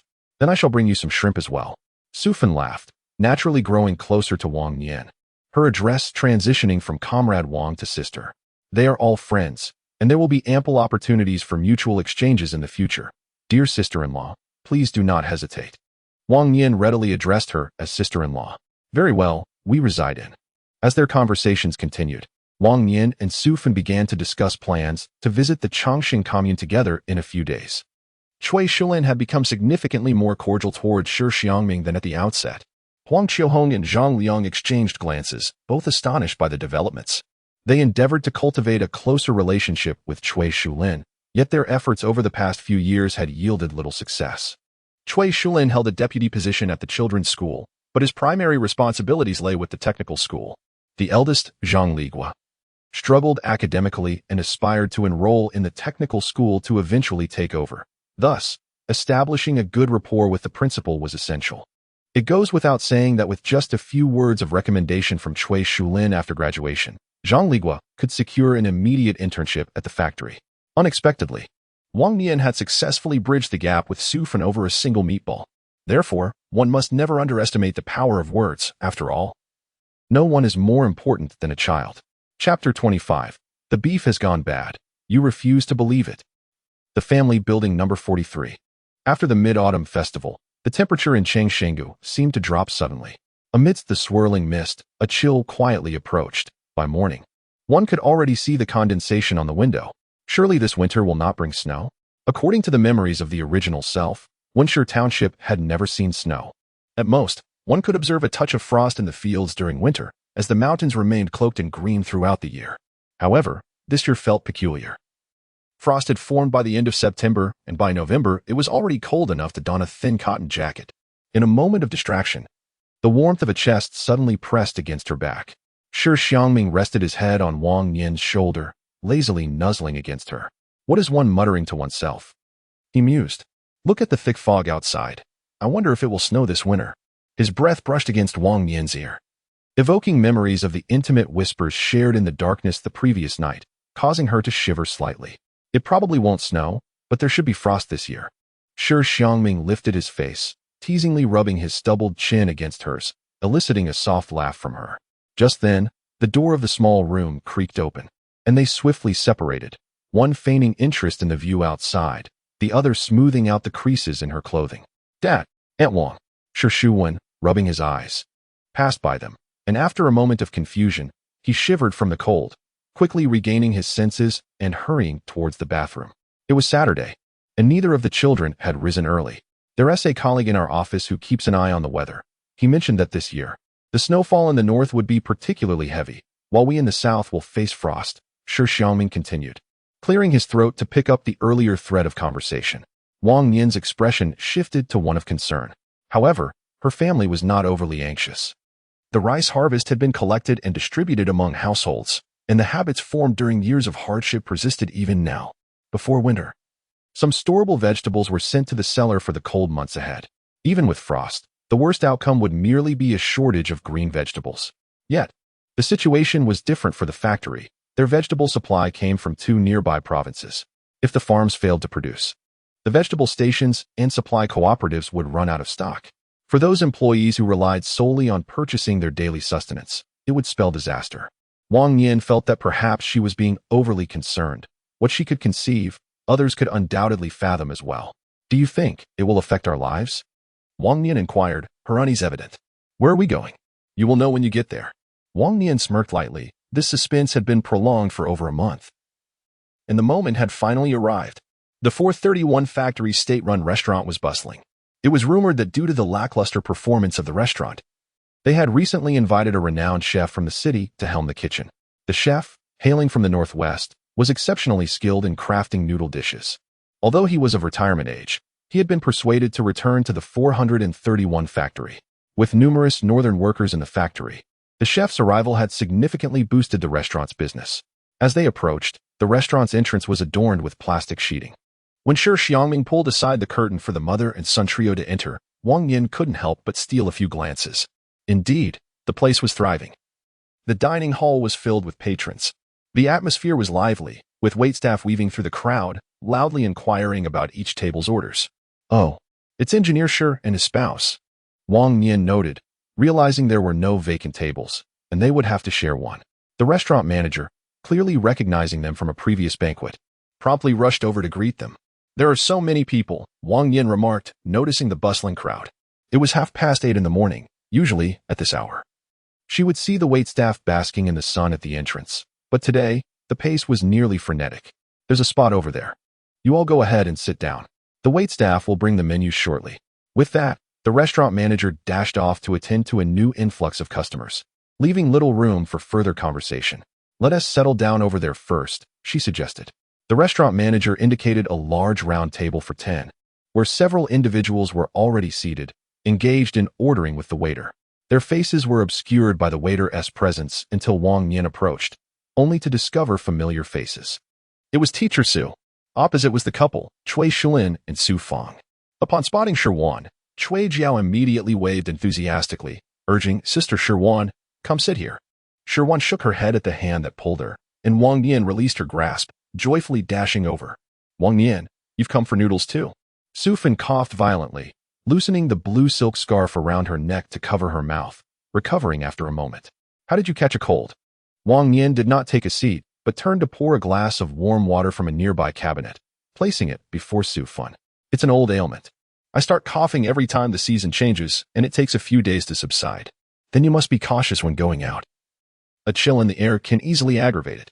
It was a typical allergic cough. In her past life, Wang Nian had endured similar troubles. Though she never quite understood how she eventually healed and had since avoided relapses, albeit somewhat unintentionally. You are quite thoughtful, dear sister. Su Fan sipped the warm water, feeling some relief from the dryness and irritation in her throat. Look at my husband, sitting here for so long without even thinking to pour me a glass of warm water.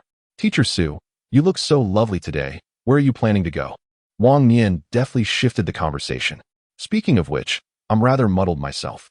Su Fan patted her face and hurriedly introduced the young woman beside her. This is my sister, Su Jie. Wang Nian. Su Fan did not introduce Wang Nian, and thus the young female comrade was perceived merely as a stranger sharing the table. After all, Su Fan was coughing so severely that she hadn't noticed Su Jie move at all.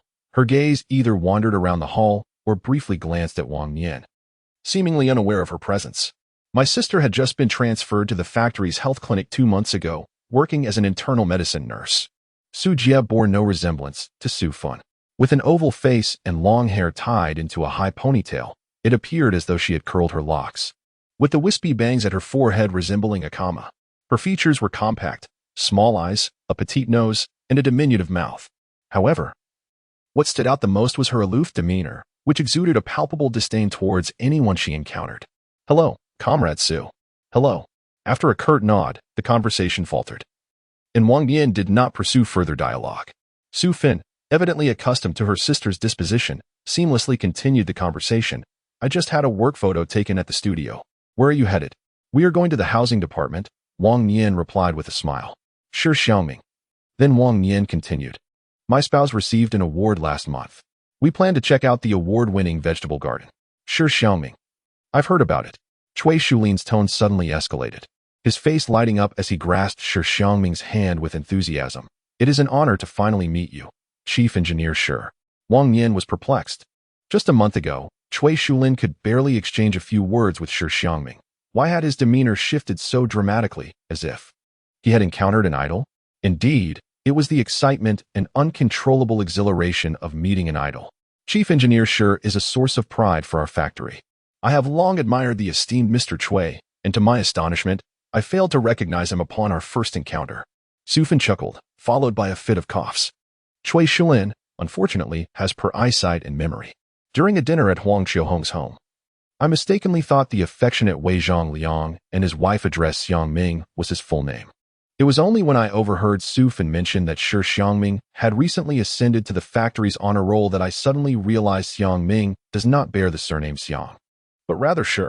Following this revelation, Cui Shulin proceeded to enumerate a plethora of professional and academic inquiries, each tumbling forth without affording anyone the opportunity to interject. Wang Nian could only smile helplessly. Regardless of their discussions, have you placed your orders? I ordered 3 bowls of beef noodles. How about you? We too came specifically for the beef noodles. Wang Nian turned her head from side to side, scanning the crowd for a glimpse of the waiter. Her expression was peculiar. As though she were ensnared in a web of introspection, her lips twitching from a frown to a smile. You see, it's somewhat unsettling. My sister has never been particularly affectionate, not even towards me, her elder sister. Please do not take it to heart.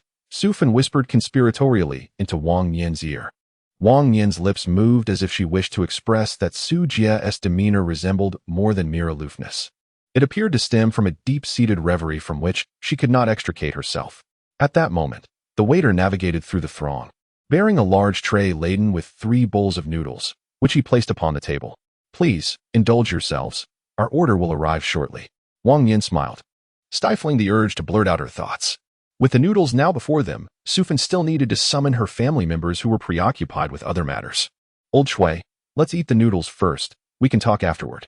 After calling for Cui Shulin, the lively conversation continued with Cui Jiao and Shi Wantu, followed by several calls for Cui Jia. Let us conclude our meal before further discussion, Cui Shulin remarked, picking up his chopsticks while not forgetting to exchange a few words with Shi Xiangming. A sense of relief washed over Shi Xiangming as he reached across the seated Shi Shuwen to gently squeeze Wang Nian's hand. Shi Shuwen asked, when did you find out? Wang Nian mischievously blinked, a sly smile gracing her lips. Perhaps. About a month ago, when the announcement rewards filled the entire factory bulletin board. Shi Xiangming covered his forehead with one hand, applying a slight pressure to Wang Nian's hand, which ultimately transformed into a subdued chuckle. Shi Shuwen pondered. What should one do when parents display their affection right in front of you? Soon enough, the 3 bowls of beef noodles that Wang Nian ordered arrived at the table. The bowls were larger than faces, overflowing with noodles, though the few slices of beef floating in the crimson broth appeared somewhat meager. It was evident that the noodles were freshly pulled, as the varying thickness was noticeable even when lifted with chopsticks.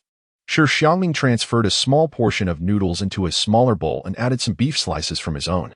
Will you be able to finish this? He inquired. To which Shi Wan eagerly nodded, her small hands gripping the chopsticks, resembling a little glutton licking her lips in anticipation. Wang Nian scooped some chili from the soup into her bowl before presenting it to Shi Shuwen, saying, give it a taste and see how spicy it is.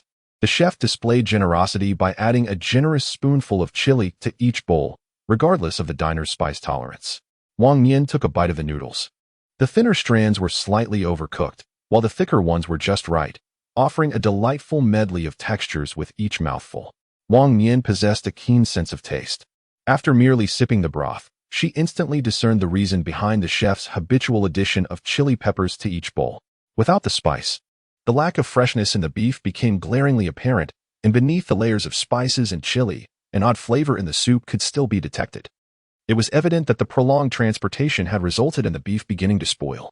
Wang Nian stretched out her chopsticks and transferred the beef from her children's bowls into her own. After sampling a piece, her initial suspicions were confirmed. It was best to consume the noodles while avoiding the soup altogether. Su Fan was in the midst of feeding her children when she noticed Wang Nian's act of seizing the meat from the children's bowls, which left her utterly astonished. Her fondness for Wang Nian plummeted in an instant, and she resolved to limit her interactions with her in the future. Just then, after addressing the children, Wang Nian raised her hand and, upon seeing Su Fan's empty bowl, sighed. It seems the beef has gone bad. I fear the children might suffer from diarrhea. Bad? Su Fan inquired, her lips pursed in confusion. I didn't notice anything amiss. Children have delicate stomachs, so it's better for them not to partake, just in case. Wang Nian replied, are you feeling unwell? Perhaps that's why the taste seems off to you. Su Fan, clearly skeptical, insisted on pushing the shredded beef into Cui Jiao's mouth, saying, "Look, with so many people eating, surely not everyone has found it unpalatable, right?" At that moment, a restaurant staff member happened to pass by their table and interjected sarcastically, "We common folks seek value and satisfaction. Everyone finds it delicious. Only a few precious individuals would dare claim otherwise." Following the manager's jibe, several diners indulging in noodles immediately echoed the sentiment with sharp and scathing remarks. Shi Xiangming set down his chopsticks, the sound subdued yet icy. "I recall that the delivery of beef occurred last week. Surely, a simple inspection of the kitchen would suffice to ascertain whether any issues exist? If you harbor doubts, I can promptly contact Director Luo to oversee the matter." Wang Nian was aware that all the meat in Shi Xiangming's bowl had been served to Shi Wan, untouched by him, and at that moment, he resolutely chose to trust his wife. "Calm down, Engineer Shi, take a breath." The restaurant manager, sensing the tension, hurriedly emerged from behind the counter with a beaming smile. "It appears our chef has a heavy hand. I've advised him repeatedly to use less seasoning. It must be the overpowering spices that render the taste peculiar." Shi Xiangming turned his gaze to Wang Nian. If she sought the truth, he possessed the means to unveil it. Conversely, should she wish to avoid further contention, he would undoubtedly respond with an alternative statement. Wang Nian chuckled softly. "It's likely due to my preference for milder flavors." The manager, forcing a smile, felt the tension dissipate and turned to the others with a beaming countenance. "It's all a misunderstanding. A misunderstanding. Please, continue your meal. Finish your noodles." Wang Nian instructed the two children. Yet, she still refrained from consuming the beef, silently setting the slices aside at the edge of her bowl. Su Fan observed this and began to harbor doubts. The remaining beef in her bowl was no longer offered to the children. "Better safe than sorry," she mused, transferring all the leftover beef to Cui Shulin, thinking that the worst consequence would be a mere stomach upset. "Being cautious is indeed wise," Wang Nian remarked with a smile. Casting a glance at Su Fan wholeheartedly agreed, deciding to withhold even the noodles from the children. Cui Shulin remained utterly oblivious to his wife's emotions. After finishing his meal, he immediately grasped Shi Xiangming's arm to continue their discussion, even expressing his intention to accompany Wang Nian and the others to the housekeeping department. Fortunately, he was ultimately deterred by Su Fan, who feigned discomfort and suggested visiting the clinic for some medication. Thus, the two families parted ways at the restaurant entrance, each heading in a different direction. "Just now, Annie took the beef from your bowl. Do you dislike me?" Wang Nian inquired, lifting Shi Wan and playfully rubbing her cheek against the little one's, a smile illuminating her face. Despite her earlier demeanor reminiscent of a wicked stepmother, it was surprising that neither of the siblings displayed any discontent. Shi Xiangming unconditionally sided with her. Shi Shuwen now held his father's hand quite naturally. As they passed a large rock, he suddenly tightened his grip. Shi Xiangming immediately understood, using his arm to hoist the child up. Shi Shuwen shouted, "1, 2," as he swayed his body to navigate past the boulder. "The noodles aren't tasty." Upon safely landing, he suddenly declared, "Are you referring to the beef noodles from the restaurant?" Shi Xiangming inquired knowingly, smiling as he asked, "Compared to the noodles Aunt Wang cooks, which are better?" "Our families are the best," Shi Shuwen proclaimed proudly, puffing out his chest and declaring, 100 times better. "You even know what 100 times means." Shi Xiangming chuckled. "The teacher says 100 times means a lot." "A lot," Shi Shuwen replied. At that moment, Wang Nian felt a profound sense of accomplishment. She smiled and playfully tickled Shi Wan's armpits, causing the little one to squirm and laugh uncontrollably, much like a fish. The family of four filled the air with laughter, engaged in an endless stream of conversation. As for the minor incident at the restaurant, both Wang Nian and Shi Xiangming brushed it aside without a second thought. In stark contrast to their differing paths, Su Fan cast a worried glance at her daughter nestled in her arms. "Mom, can I go visit Sister Shi Wan this afternoon?" The innocent Cui Jiao, blissfully unaware of the gravity of the situation, joyfully inquired while leaning against her mother. Cui Shulin, somewhat puzzled, tugged at Su Fan's sleeve. "Aren't you supposed to be going to the clinic for medicine?" It dawned on them that they had unknowingly passed the clinic. "What's wrong?" Su Fan exclaimed, hastily cradling her daughter to assess her condition. "My stomach. It hurts so much, Mom." Cui Jiao cried, clutching her belly. Her words strained as she broke into a cold sweat. No sooner had she finished speaking than she suddenly opened her mouth wide and turned to vomit. The contents spewed forth, splattering Su Fan's hand. With no time to suppress her own physiological nausea, She quickly turned the child around and gently patted her back. The projectile vomiting continued in waves, and just as it ceased, Cui Jiao began to weep, lamenting her headache and the discomfort in her stomach. The couple's hearts ached at the sound of her cries. Su Jia, can you take a look? Don't count on her, Cui Shulin interjected. Swiftly taking Cui Jiao into his arms and striding toward the clinic just a few steps away. Acute gastroenteritis. He concluded as Su Fan finally found the presence of mind to clean her hands and clothes. You take the child. I think I might have also upset my stomach. Cui Shulin's symptoms were considerably milder, having only experienced a couple of bouts of diarrhea before settling down. It seems Comrade Wang was indeed correct. The beef was problematic. Su Fan, weary, reflected, had we ventured out today, who knows how much more the child would have suffered. If we had heeded Comrade Wang's advice, we wouldn't be in this predicament. Immediately afterward, Cui Shulin let out a sudden sigh, his tone laden with concern. Jiao Jiao's constitution is too frail, which has led to such severity. What will happen during lunchtime at the kindergarten? He understood better than anyone how challenging it was to prepare meals for so many children in the cafeteria.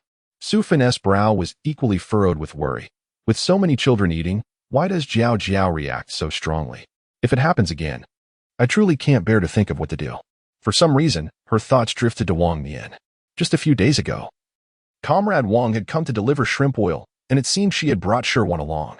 Had that child not attended kindergarten? Zhang Liang had mentioned that Comrade Wang said her daughter was introverted and struggled to adapt to kindergarten life. Hence, she had been raising her at home. Su Fan speculated it was due to the unsanitary conditions of the kindergarten. She pointedly remarked, how could someone who can discern the quality of beef at a single taste allow their child to live in such a filthy environment? In her arms, the child's breathing gradually steadied, her pale little face devoid of color, evoking an increasing sense of compassion. Su Fan resolved not to go to work any longer. Ultimately, she made the decision in her heart. They would wait until Jiao Jiao was of school age. In every family, there is always one person who must sacrifice more. It was evident that Su Fan was that person in their household, as her husband had only recently ascended to the position of vice principal and could not possibly stay home to care for the child. Though Su Fan felt a twinge of reluctance, she did not regret her choice for the sake of her child. I am sorry for you, Cui Shulin said, clasping Su Fan's hand, tacitly endorsing his wife's decision. Staying home to care for Jiao Jiao would suffice. Su Fan feigned a light-hearted smile and remarked, from now on, I can seek guidance from Comrade Wang on the art of cooking, ensuring that our Jiao Jiao grows up healthy and robust. Do not be deceived by his youth. Comrade Wang's prowess in child-rearing surpasses ours. Suddenly, someone rushed into the clinic, cradling a child, while the frantic parent shouted in search of a doctor. The child appeared to be in a far more critical condition than Cui Jiao, suffering from severe vomiting and diarrhea, accompanied by a high fever. This was no mere case of gastroenteritis. It was food poisoning.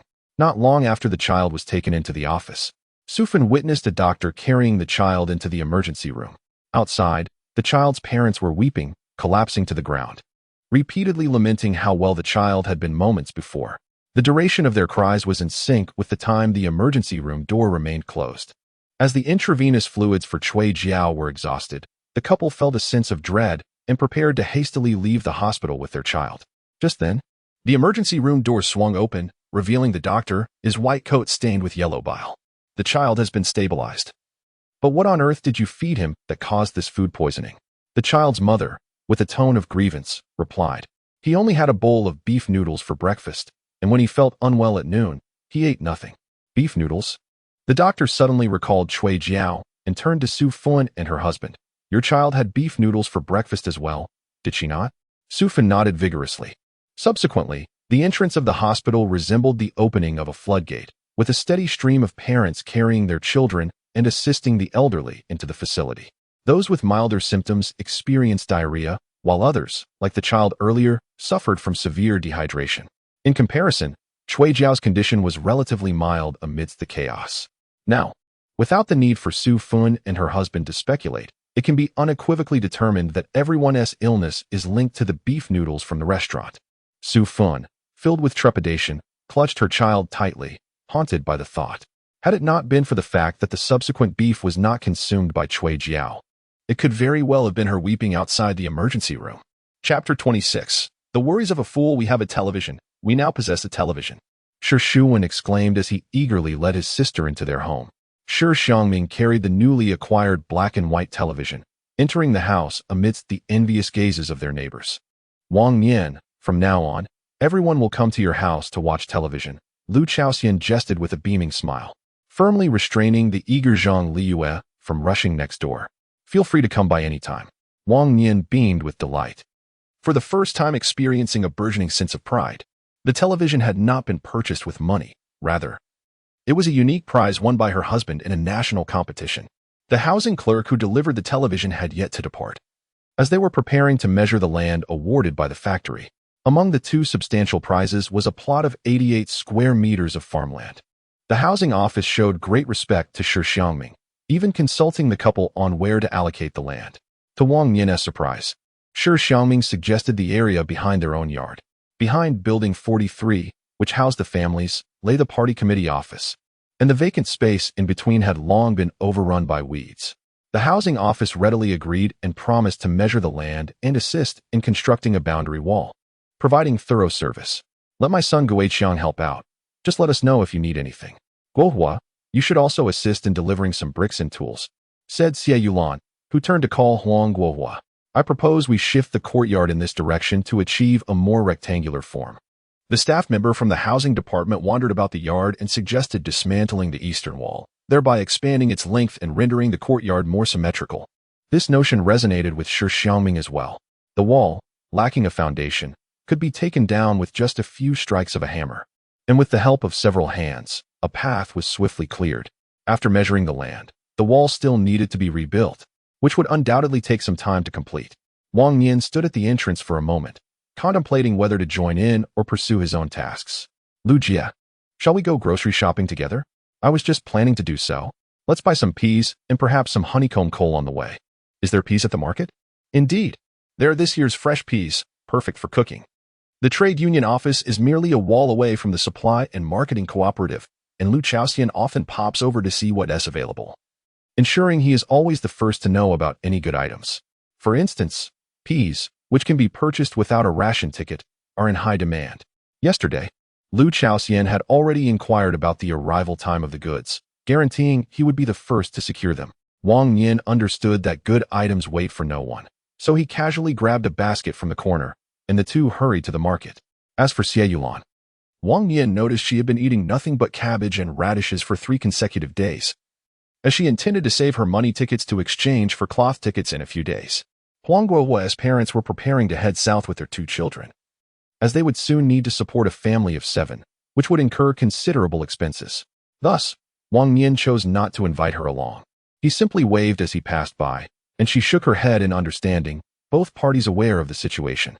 During lunchtime, only a few scattered individuals lingered before the vegetable stand. The store was in the midst of stocking supplies, its glass doors firmly shut. Outside, those few people had formed an orderly queue. These individuals were well informed. 2 of them seamlessly joined the end of the line. Lu Chaoxian, perhaps underdressed, began to shiver and rub her hands together as soon as she stood still. Indeed, the fabric was unfit for the cold. How could she not wear a warm coat on such a frigid day? Wang Nian had already donned a light cotton jacket, while Lu Chaoxian remained in a simple shirt and a thin outer layer, rendering her nearly unprotected against the biting wind. Who could have anticipated such chilliness in November? Lu Chaoxian exhaled warmth onto her numbed hands and commenced a small jog in place, reminiscing, last November, I was only wearing a shirt. This year's weather was peculiar. Wang Nian tucked her hands into her sleeves. A hint of concern etched on her face. I need to gather as much firewood as I can before the mountain paths freeze over. Even if it doesn't tease snow, the frost will make the trails impassable. My family has asked me to bring back more coal cinders. If it gets really cold, we can use a brazier for warmth. Perhaps we should stock up on potatoes and radishes too? That should last us for 2 months. After a moment of contemplation, Wang Nian suggested, let us not rush today. We can gradually buy a little each day. I estimate we should be fine before December. Lu Chaoxian responded. Then let us go chop wood in the mountains tomorrow, and I'll call my brother Guqiang to join us. Impulsive by nature, she felt compelled to act immediately upon a decision. Otherwise, she would fret and fidget restlessly. All right, Wang Nian replied, grateful for Lu Chaoxian's unwavering trust in her. Yet, she felt it prudent to add a cautionary note. These are merely my conjectures. If I'm mistaken, please don't hold it against me. Why blame me? Lu Chaoxian laughed heartily. It won't be a waste. My two gluttons at home find everything delicious. Wang Nian felt warmth spread through her limbs, and with a smile, she patted Lu Chaoxian's shoulder, choosing to say no more. She couldn't help but think of her seemingly distant past life, where everyone's focus lay on family, and friends merely served as occasional diversions in life. Now, she had a companion with whom she could discuss both the gossip of others and the trivialities of daily existence. The door swung open. Quickly, come in. As the glass door to the food station opened, the orderly queue dissolved into chaos, with everyone rushing in, eager to seize their share. Lu Chaoxian seized Wang Nian, swiftly maneuvering through a gap on the right. Shall we, I'm here. Inside the food station, it appeared that Lu Chaoxian had acquaintances. Upon entering, she tugged Wang Nian directly towards the counter on the right. Sister Lu. The woman behind the counter possessed a gentle demeanor. Her smile revealed 2 dimples, adding an extra touch of warmth to her presence. Xiaowei is my neighbor from the former residential building, Lu Chaoxian casually introduced, all the while striving to withstand the pressure from behind, and quickly inquired, what vegetables don't require tickets? Today, several types of beans are ticket-free, as well as those unsightly potatoes from the northwest, Xiaowei responded briskly. She was remarkably efficient, conversing with Lu Chaoxian while simultaneously noting what the others around them desired.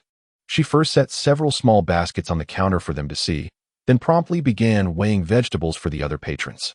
How does that sound? Wang Nian grasped a handful of peas, observing them closely. Indeed, they were this year's harvest, their green skin not yet fully faded. In another small basket, the quality of the yellow beans was exceptional, unmistakably not from the local Wenxi region. The Hongxi Brigade cultivates yellow beans annually, yet the beans harvested are marred by black spots, rendering them devoid of any significant aroma when cooked. I must purchase some yellow beans, Wang Nian declared. I shall buy some as well. My mother-in-law knows how to make tofu, Lu Chaoxian said, leaning against the counter, her entire body inclined forward, eager to glimpse what else adorned the shelves. To their surprise, the beans they sought garnered no inquiries from others. The throngs crowded at the counter, not in pursuit of beans, but rather in a fervent rush for lotus roots. Once the lotus roots were sold out, the crowd dissipated swiftly, leaving behind a ground strewn with mud from the uprooted plants. Sisters, take your time choosing. I have saved a few lotus roots. If you desire them, I shall fetch them from the warehouse, Xiaohui offered, reaching around the counter to link her arm with Lu Chaoxian, expressing her affection before straightening up with a cheerful smile. We don't want the lotus roots. Let us see those potatoes you mentioned earlier. Wait here. I will go retrieve them, Xiaohui responded, disappearing into the warehouse. The vegetable station employed 6 salespeople. As the crowd thinned, they gathered in small clusters behind the counter, engaging in light conversation.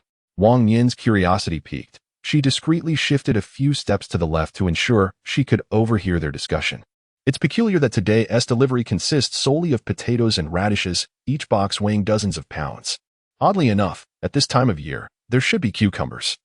Why haven't we seen any this season? Do you think there might be some issue at the farm? At last, someone has grasped the crux of the issue. Regrettably, such individuals remain a rarity. The female vendor, upon finishing her statement, was immediately met with a glare from a nearby colleague. What could possibly go wrong? It's merely a case of other factories snatching up the prime produce, leaving us with the inferior leftovers. Indeed, if there were a real problem, Old Li and the others would certainly inform us. I wonder if we will still be able to enjoy leeks in the coming days. I have been saving a pound of meat tickets in anticipation of making dumplings. Who needs to purchase leeks? In front of the family housing, wherever there is bare ground, one can simply scatter some seeds and cultivate them. The vendors had just mentioned their concerns regarding cold-sensitive vegetables, which are prone to frost damage as soon as temperatures drop. Today, however, the market is stocked primarily with lotus roots and potatoes, resilient vegetables that can withstand storage. It seems that the weather in the neighboring province is indeed problematic. Despite their dark and unappealing exterior, these potatoes are much more durable than the ones from our locality and are less likely to sprout. The potatoes that Xiaohui pulled from the bag are truly unremarkable. Their skins are dull and pockmarked, resembling the surface of the moon, and they are somewhat small, yielding slightly to the touch, indicating dehydration. Nonetheless, as Xiaohui rightly pointed out, these potatoes are indeed more enduring than the fresh ones. At present, what Wang Nian and her companions require is precisely durability. Do you need tickets? Wang Nian inquired with a smile. Without tickets, no one even asks. With tickets, who would still buy? Xiao Hui dusted off her hands and cautiously indicated a middle-aged man at the left counter. The potatoes delivered the day before yesterday haven't sold a single bag by today. The manager is quite anxious. The market manager is indeed the one who mentioned that all the good produce has been seized by other factories. Wang Nian then asked, "If I buy 2 bags, could I possibly get a discount?" 2 bags? Xiao Hui scrutinized Wang Nian, sensing that she might not fully grasp the weight of a single bag. Therefore, she spread her palms and reiterated, 1 bag weighs 50 jin, so 2 bags would amount to 100 jin. Wang Nian smiled broadly and replied, "I plan to send some to my mother's family as well." "That sounds wonderful. Allow me to consult the manager. Purchasing in larger quantities might even yield a discount." After a prolonged silence, Lu Chaoxian hurriedly inquired, "Is that possible?" Wang Nian nodded, and she promptly called out to Xiao Hui, indicating, "I would like a bag as well." Potatoes were priced at 5 cents per jin, totaling 5 yuan for 2 bags. The vegetable station manager kindly granted Wang Nian a discount of a dime, including 20 jin of yellow beans and 20 jin of green peas, along with various other tubers. The total expenditure amounted to 8 yuan. The manager lent the 2 women a cart and, before their departure, specifically requested that they recommend relatives and friends to purchase potatoes as well. This aligned perfectly with Wang Nian's intentions, and she assured him that she would indeed return. Upon arriving home, the staff from the housing department had already departed, and the rear wall had been constructed, appearing at least several circles larger than before. Surely, it exceeds 88 square meters, does it not? Wang Nian casually measured the backyard, confident that it surpassed 100 square meters. Shi Xiangming was scraping excess cement from the wall with a borrowed trowel, and upon hearing her remark, he merely looked up and smiled. He explained that leaving a gap could allow children to play, hence the decision to add more space, conveniently utilizing the wall of the party office building. He did not mention that the gap could accommodate 3 people walking side by side. Nor did he acknowledge the unused cement and bricks left behind in a state of neglect. Now, their yard is likely the largest among all at Factory 431. This means we can fully sustain ourselves. Wang Yinqing couldn't help but spread her arms wide, joyfully circling around the firewood shed that now stood in the center of the yard. Shi Xiangming merely smiled at her until she came to a halt, at which point he beckoned her over. "Come here, I have a surprise for you." "What surprise?" Wang Yinqing gleefully ran towards him. "Look over there." He pointed towards the corner of the wall, but instead of a wall, there was a narrow opening, barely wide enough for a single person to pass through. "This is a makeshift entrance." Shi Xiangming approached the opening and gestured, while Wang Yinqing leaned past his arm to peer outside. Just a few steps away lay a hidden stream, concealed by weeds. The water was not broad, yet it was crystal clear, revealing the small fish swimming within. "There is actually a stream here," Wang Yinqing exclaimed with delight. "Not only were we unaware of it, but even the housing department's records do not mention it." Shi Xiangming wrapped his arm around Wang Yinqing's waist, a hint of amusement dancing in his eyes. "I suspect there's an underground river nearby. The construction of the houses must have altered the flow, ultimately giving rise to this little stream here. The stream flows into the factory's drainage ditch, which is why it has remained unnoticed. We are truly fortunate." Wang Yinqing mused. "This will make watering the vegetable gardens so much easier. And we can directly channel the water into the yard using the terrain. And there's more." Shi Xiangming pointed to a pile of bricks in the corner. "With those bricks and some cement left over, I plan to build a warm greenhouse in the middle." "A greenhouse?" This is a direction that Wang Nian had never contemplated before. What could be better than using a warm greenhouse to combat frost? It seems like a perfect solution. Over the past few days, I have been perusing methods for cultivating vegetables in winter. And in conjunction with the practical circumstances of our factory, I have formed a preliminary idea. Once the yard is properly arranged, I shall set to work. Wang Nian, knowledge transforms destiny, but it must first reshape the mind. How are you so remarkable? Wang Nian gazed at her beloved with a look of admiration. Her hands clenched in excitement, showering him with compliments as if they were free-flowing. Shi Xiangming swallowed hard, his initial shyness gradually giving way to a bemused smile as he was lavished with praise. "Aunt Wang, someone is here." Unfortunately, a sudden visitor interrupted Wang Nian's eloquent discourse. Otherwise, Shi Xiangming would have certainly witnessed an even more astonishing side of her. "Who is it?" "Hello, comrade Wang Nian." The visitor had already walked straight into the house and made his way to the backyard. The leader of the group, upon standing at the entrance and surveying the yard, was taken aback. This expansive yard seemed unlikely to have been approved by the factory director, Yet it appeared that this family had cultivated quite a number of seedlings. Hello. Who are you? Several individuals were donned in gray linen suits, each sporting a pen in their left breast pocket, while one held a blue-covered notebook. Greetings. We are from the factory's safety management department. I am Director Wang Xiangjuan. The man extended his hand to Wang Nian for a handshake before turning to Shi Xiangming, his eyebrows raising in astonishment as he exclaimed, Chief Engineer Shi? Hello, I am Shi Xiangming. I am uncertain as to why the safety management department has summoned me. This department oversees all safety affairs within the factory, while the security department merely functions as a subordinate entity, even extending its jurisdiction to the expulsion of wild animals beyond the factory premises. Comrade Wang, please do not be alarmed. The matter is as follows. Wang Xiangjuan displayed a courteous demeanor towards Wang Nian, gently inquiring about the specifics of the situation that transpired at the factory canteen that morning. The health clinic reported a significant outbreak of food poisoning today, with the number of affected individuals exceeding 40. This constitutes a grave safety concern, prompting the safety department to take immediate action and dispatch personnel for investigation. Naturally, the factory canteen emerged as the primary suspect in this food poisoning incident. During the investigation, numerous individuals mentioned Wang Nian's observation regarding the beef's lack of freshness at that time. Therefore, their primary objective in visiting was to inquire how Wang Nian discerned the issue with the beef. Upon hearing this, Wang Nian pointed to her mouth and explained, the beef had been salted prior to cooking, yet the foul odor of the meat remained, indicating that it had likely been spoiled for more than just a day, potentially during transit. Was it merely a matter of taste? Wang Xiangjuan continued to probe. Indeed, Wang Nian affirmed resolutely. The parents, reluctant to consume the beef themselves, had reserved it entirely for their children, resulting in the unfortunate incident of poisoning among the young ones. You may wish to investigate the spouse of the canteen manager. I believe this will yield significant findings. Just as Wang Xiangjuan was putting away his notebook, Shi Xiangming unexpectedly interjected, raising his hand. I hope that Chief Wang will not record my casual speculation. After a brief silence, Wang Xiangjuan nodded. Then we shall take our leave. You may continue with your work. Wang Xiangjuan had a general understanding of the personnel dynamics within the factory, and a name instantly sprang to mind regarding the restaurant manager's spouse. Had it not been for Shi Xiangming's subtle hint, he might not have considered that individual. In the restaurant manager's words, the situation would ultimately be addressed due to improper preservation of the beef. As the group departed, they moved swiftly, vanishing down the corridor in mere moments. Who is their spouse? Wang Nian inquired with curiosity.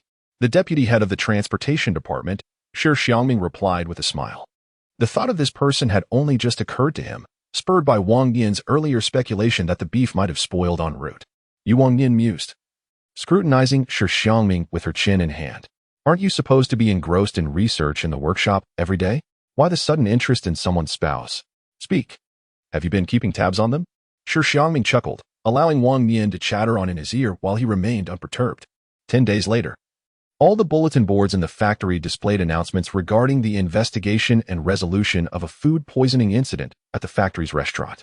The restaurant manager, Zhou, had exploited her husband Yang's position in the transportation department to procure substandard beef at a low price, passing it off as quality meat for culinary preparations. Meanwhile, the beef originally purchased by the procurement department was sold by the couple to unscrupulous dealers, profiting from the price difference. Both individuals were dismissed from their positions and subsequently handed over to the county police for further action. Additionally, all chefs and waitstaff who were privy to the situation were also terminated. Lastly, there is an announcement regarding the closure of the factory cafeteria. Subsequently, the responsibilities of hosting and welcoming foreign guests will be transferred to the factory's small canteen, and the cafeteria will cease operations. This news does not significantly impact the ordinary workers. Rather, it is the notice that follows which captures everyone's attention. Thanks to you, I feel a sense of reassurance that I would otherwise lack. The notification urges all factory employees to stockpile hearty foods such as potatoes and cabbage in preparation for the harsh winter. According to provincial climate experts, the region is expected to experience widespread frost damage this year, potentially leading to a substantial decrease in crop yields. Meanwhile, neighboring provinces have already seen snowfall, resulting in insufficient supply within the province, and the farm will no longer supply the 431 factory. The factory has taken measures to order a substantial quantity of potatoes and radishes from the north in advance, which will be gradually delivered to the vegetable station over the coming days. Once frost arrives, the difficulty of transporting vehicles into Changxing Gully will significantly increase. Therefore, the factory also calls upon everyone to contribute their efforts in addressing their livelihood concerns. As people flock to the vegetable station, Wang, Nian, and Lu Chao are headed in the opposite direction. Do you know where they sell seedlings? You want to buy seedlings. Lu Chao immediately recalls what Shi Xiangming has been tirelessly working on these past few days, the warm greenhouse. Could it be that Comrade Shi has truly completed the greenhouse? Wang Nian nods with a smile. Shi Xiangming is the type of extraordinarily proactive engineering enthusiast who, once he sketches a blueprint, immediately sets it into motion. For the past few days, he has been busy securing plastic sheeting for the greenhouse, marking its completion. What sins must I have committed in my past life to live next to you? Every day, I am filled with envy. Lu Chaoxian stood with her hands on her hips, exuding an air of exasperation.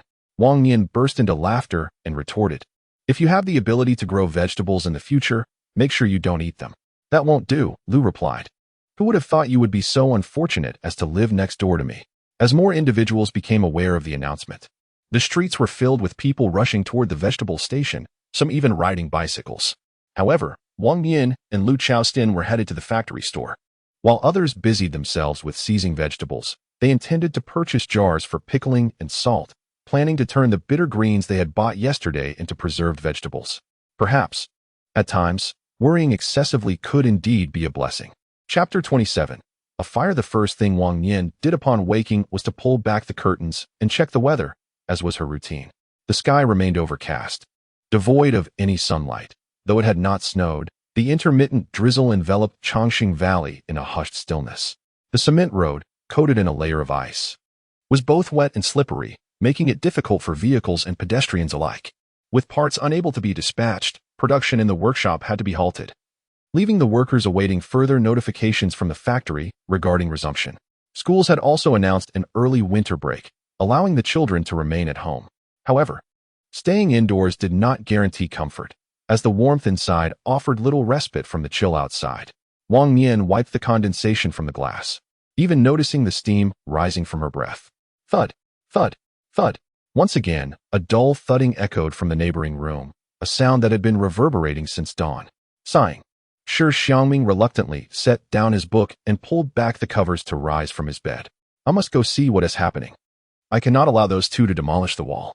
Lu Chaoshin's family possessed merely 2 beds adorned with thick cotton quilts, which were generously offered to Grandma Hu for the children, leaving them without any warmth. Zhang Liye stubbornly refused to sleep alongside his grandmother. Ultimately, he clutched a thin blanket and insisted on sharing a bed with Shi Xiangming. These 2 mischievous boys, free from the shackles of school, reveled in their nocturnal escapades, causing a ruckus each day. As Shi Xiangming descended from his bed, he inadvertently disturbed Shi Wan, the young girl nestled in the middle, who merely turned over, burrowing deeper into her blanket, continuing her peaceful slumber. No matter how frigid it was outside, it seemed to have no bearing on the children. Wang Nian meticulously arranged the quilts, using 2 pillows as barriers at the edge of the bed, and donned a scarf before stepping outside. Fortunately, the house had been newly constructed this year, ensuring that the doors and windows were well sealed, allowing minimal moisture to seep in. Inside the small abode, amidst Shi Xiangming's admission of guilt, Wang Nian recalled that he had promised yesterday, with identical fervor, never to repeat his mischief. Children possess a remarkable ability to acclimate to their surroundings, far surpassing that of adults. Having grown accustomed to both their new home and her presence, the boy's playful demeanor began to surface.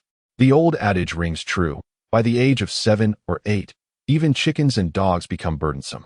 Through the back window, Wang Nian immediately spotted a corner of the straw mat covering the vegetable patch had been lifted, undoubtedly the handiwork of the 2 boys from the previous night.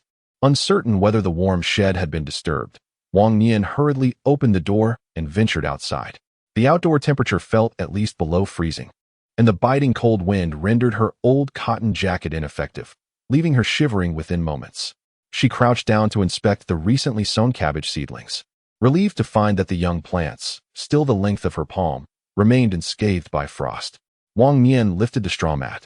Though the daytime temperatures remain low, fortunately, there is no frost, allowing the vegetable seedlings to partake in the scant amount of photosynthesis.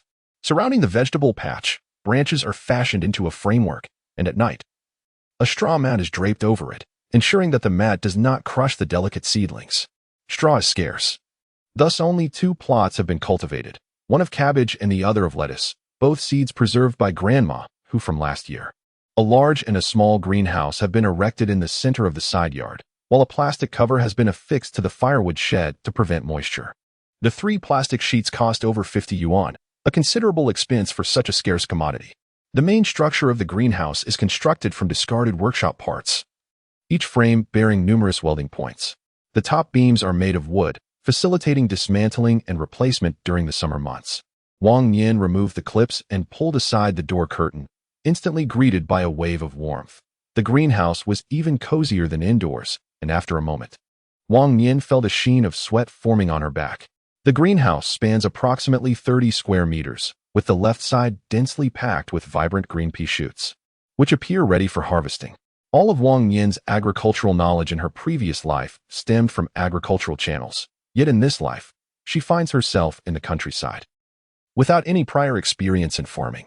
This was her first attempt at personally cultivating vegetables, and having sown the peas too closely, the shoots emerged slender and elongated.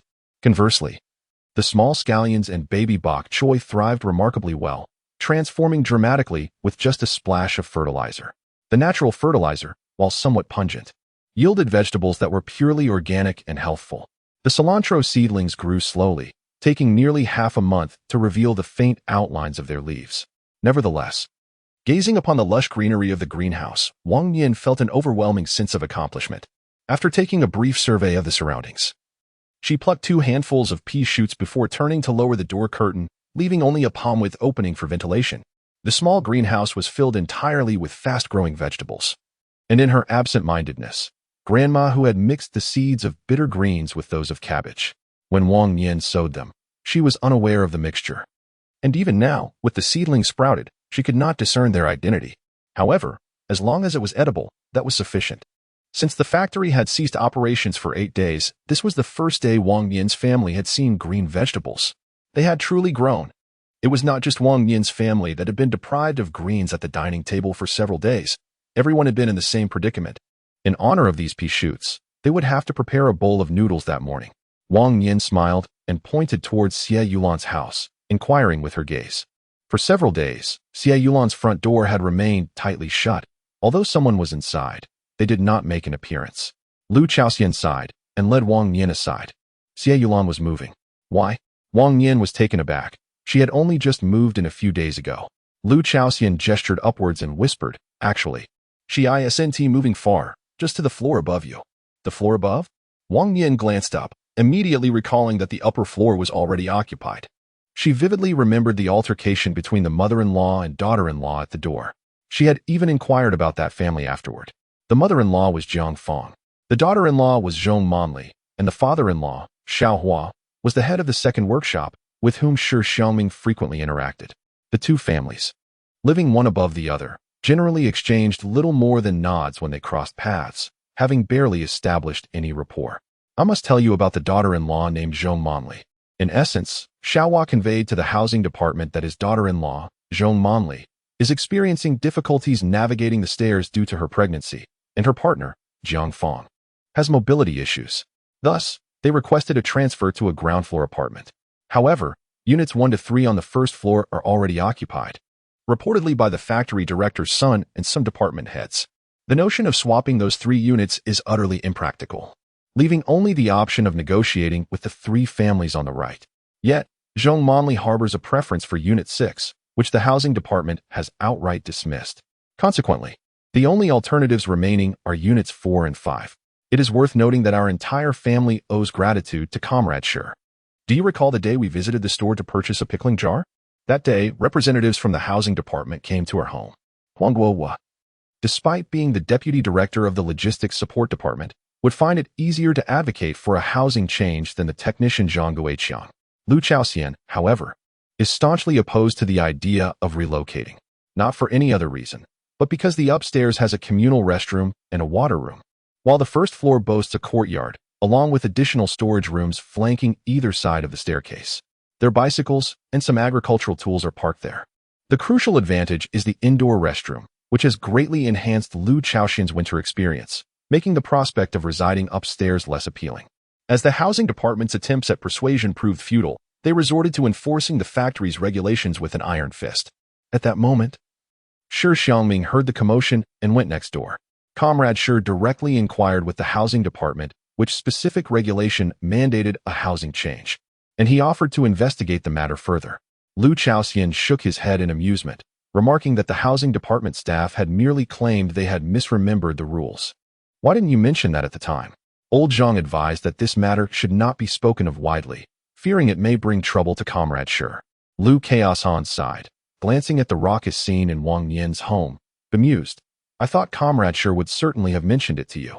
Who would have known he didn't even bring it up? Wang Nian, too, felt a mix of amusement and disbelief. Perhaps in Shi Xiangming's mind, those few words of righteous indignation were utterly insignificant, not warranting any special mention to Wang Nian. The nature of their discussions remains a mystery. Just days ago, Lu Chaoxian had seen Shi Xiangming visiting next door, and they had agreed to change houses when the weather improved. Do you think Xie Yulan might harbor resentment towards us? Otherwise, it would surely be my family moving. Furthermore, there was the matter of Comrade Shi standing up for them. With Xie Yulan having secluded herself indoors these past few days, Lu Chaoxian felt increasingly anxious and had little desire to inquire further. Rest assured. Wang Nian gently shook his head. This matter has nothing to do with us. If Xie Yulan is to place blame, it can only be on Huang Guohua. To outsiders, Xie Yulan appears strong-willed, yet in reality, it is Huang Guohua who wields the authority in the Huang household, even dictating what they eat daily. Over time, Wang Nian had discerned Huang Guohua's pettiness, while Xie Yulan's inherent timidity became apparent. Gradually, Wang Nian ceased inviting her along for outings, to spare her from Huang Guohua's scrutinizing gaze. What do you know? Lu Chaoxian pressed.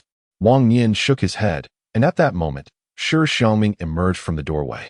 Casually interjecting, Shi Xiangming proposed an additional 90 yuan, but Huang Guohua insisted on 120 before agreeing to the house swap. Comrade Lu realized that Shi Xiangming was simply there to deliver money. Wang Nian had almost forgotten to mention another characteristic of Huang Guohua, his mercenary nature. You say you spend every day at home reading, yet you know more about what happens in other people's homes than I do. Wang Nian found it quite perplexing. Shi Xiangming slowly sat down by the stove with a book in hand, flashed a slight smile at Wang Nian, and spoke in a clear tone. Shi Xiangming said it himself. Shi Xiangming had perfectly inherited his father Xiaohua's cunning ways. Immediately after successfully exchanging houses, he sought to ingratiate himself with Shi Xiangming. During their conversation, he inadvertently mentioned spending money to swap homes, and with just a few words from Shi Xiangming, the entire scheme was laid bare. Wang Nian cast a curious glance at Shi Xiangming. Normally, his voice was slow and gentle, quite unlike today's resounding tone, which could likely be heard down the corridor. It soon became evident that he was intentionally speaking for the benefit of Xie Yulan and her husband, to prevent Huang Guohua from later blaming their families. Lu Chaoxian frowned as he listened, thinking, this man is truly despicable. Wang Nian was certain that had it not been for Shi Xiangming seizing the opportunity to reveal the truth today, Xie Yulan would indeed have placed the blame on their two families. This is what one might call the greatest vigilance cannot guard against the treachery within one's own home. The school may have temporarily suspended classes, but the homework certainly had not been neglected. Mom, please deliver some noodles to Aunt Wang Nian's house. I want to eat here. You little rascal, we're cooking noodles at home today too. The noodles you make aren't delicious. You little brat, it's only been a few days since I've cooked, and already you're itching for a change, aren't you? With few vegetables available. As every household was relying on cabbage and potatoes, Lu Chaoxian thought to himself that at least he no longer had to drool with envy.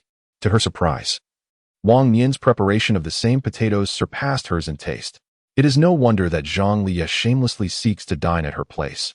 If it were her, she would desire the same. Wang Nian, generous in her culinary endeavors, often adds more ingredients to a simple bowl of plain noodles than others might. She sautés minced ginger and scallions, tosses in shrimp until they change color, then adds water, allowing it to boil before introducing the noodles. Just before serving, she adds a drizzle of shrimp oil, resulting in a bowl of noodles adorned with vibrant hues of yellow and red. An exquisite sight to behold. Is Xiaowan awake? Wang Nian mused. If she is, they shall eat in the room. If not, let her continue to slumber. The steam from the noodles quickly dissipated in the breeze, prompting Wang Nian to cover the bowl with a small dish before carrying 2 bowls directly to the small room. The lower bunk was enveloped in blankets, forming 2 cozy nests, each occupied by 1 person. eyes closed in meditation. As soon as the noodles were placed on the table, Zhang Liya promptly opened his eyes. Flinging off the covers and preparing to leap to the floor, he opted to sit on the bed to eat, for the chill outside was quite penetrating. How fragrant! Shi Xiangming also emerged from his cocoon of blankets, obediently refraining from movement. Wang Nian brought the dining table from the living room to the bedside. Its height was just right for both to kneel upon the bed while dining. With tousled hair, they dutifully wrapped themselves in blankets and began their meal. "You truly spoil them," she remarked. Apologetically, Lu Chaoxian brought over a few boiled eggs for the children. Upon entering the small room, he observed the two kids. Akin to young masters, even having chopsticks handed to them. If they were to catch a cold, it would be as if they expected food to be served at their beck and call. Wang Yin chuckled helplessly. "You haven't seen how many children have been getting injections at the clinic these past few days. Whether it is the unusual weather this year or the lingering effects of food poisoning from some time ago, the clinic has recently been overwhelmed with patients. With a shortage of medicine and medical care, Wang Nian is unwilling to subject the children to such hardships. Therefore, a few days ago, she specially arranged for Shi Wan to sleep with them, providing her with blankets for both Shi Xiangming and herself, and refraining from allowing them to play outside during the day. You are so thoughtful. After dinner, you both can get dressed and play in the living room while I bring the honeycomb stove inside. You can read comic books with your little sister," Wang Yin instructed.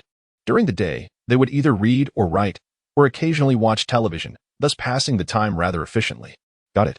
The two boys clearly did not heed Wang Yin's instructions, their faces buried in their bowls, only the sounds of slurping noodles filling the air. After finishing, they peeled their own eggs. Shi Wan slept soundly, showing no signs of waking, while Shi Xiangming warmed the noodles in the pot. Wang Yin finished her meal in a few bites, and then pulled Lu Chaoxian out the door. Next door, the cries of Xie Yulan grew louder. Remaining to comfort her felt futile, so it was better to avoid the noise altogether. Sufan had applied for housing several months later than Wang Yin and the others. The family quarters at number 43 had just been fully allocated, and it was only when a vacancy arose at number 21 that they were able to move in. The house was rather old, the exterior walls still made of ordinary red bricks, offering less insulation than the washed stone buildings. It had not been long since. Yet how was it that Principal Chui's family had purchased shrimp oil again? "It is not Principal Chui's family," Wang Yin replied. She did not know the specifics, only that the individual in question had grown up by the sea and had a fondness for various seafood delicacies. On the ground leading to the family courtyard, some straw had been laid out, and several children were seated on the stone steps of the corridor, their sniffles growing increasingly loud. In such frigid weather, how could the parents allow their little ones to sit on the cold ground? One child was even dressed in split-crotch pants. Surely the adults were unconcerned about the possibility of the child falling ill. It seemed evident that illness had already taken hold. Sufan lived on the third floor. Wang Nian typically waited downstairs to escort her up. Today, as usual, she stood at the bottom, calling out, but was immediately choked by a sudden cloud of smoke that wafted in from somewhere. A thin stream of black smoke was seeping through the cracks of a nearby window. Curious, Wang Nian covered her mouth, sent the children away, and, along with Lu Chaoxian, rushed to the window to peer inside. What they saw was alarming. The wooden sofa was ablaze, flames rapidly spreading to the adjacent low cabinet. "Fire!" One Nian cried out to Lu Chaoxian, urging her to fetch help. Just then, a toddler, no more than 2 years old, bolted out of the house, frightened by the scene before him, wailing loudly. "You go call for help. I will go in to rescue the child," Wang Nian said hurriedly, carelessly placing a bowl aside and soaking her scarf in a pot of water. "Fire! Fire! Someone come quickly! We need help." As Lu Chaoxian gathered attention, Wang Nian kicked at the door lock with urgency. My sister is still inside." Among the children crying was one from that very household. A little boy who was so panic-stricken that he could only cry, completely forgetting the key that hung around his neck. With a resounding thud, the lock fell to the ground, and a fist-sized hole suddenly appeared in the door. With no time to ponder whether the lock was poorly made or if an extraordinary force had been applied, Wang Nian rushed into the house, swiftly scooping up the child before retreating. "Take your sister to the embankment," he instructed. He handed the little girl to her brother, and then turned back to lift the heavy iron pot from the stove with sheer determination. This family had a habit of storing water, and beside the stove stood a large water jar. Those who arrived subsequently fetched water from the jar, pouring it through the window into the house. Fortunately, the flames had not yet fully taken hold, and thanks to the collective efforts of the neighbors, The fire was eventually subdued, leaving only 2 wooden sofas singed halfway through. At that moment, the children's mother returned home, having just finished gathering vegetables. Today, we owe a debt of gratitude to the various neighbors. Otherwise, not only would our house have burned down, but we would have also caused trouble for everyone else.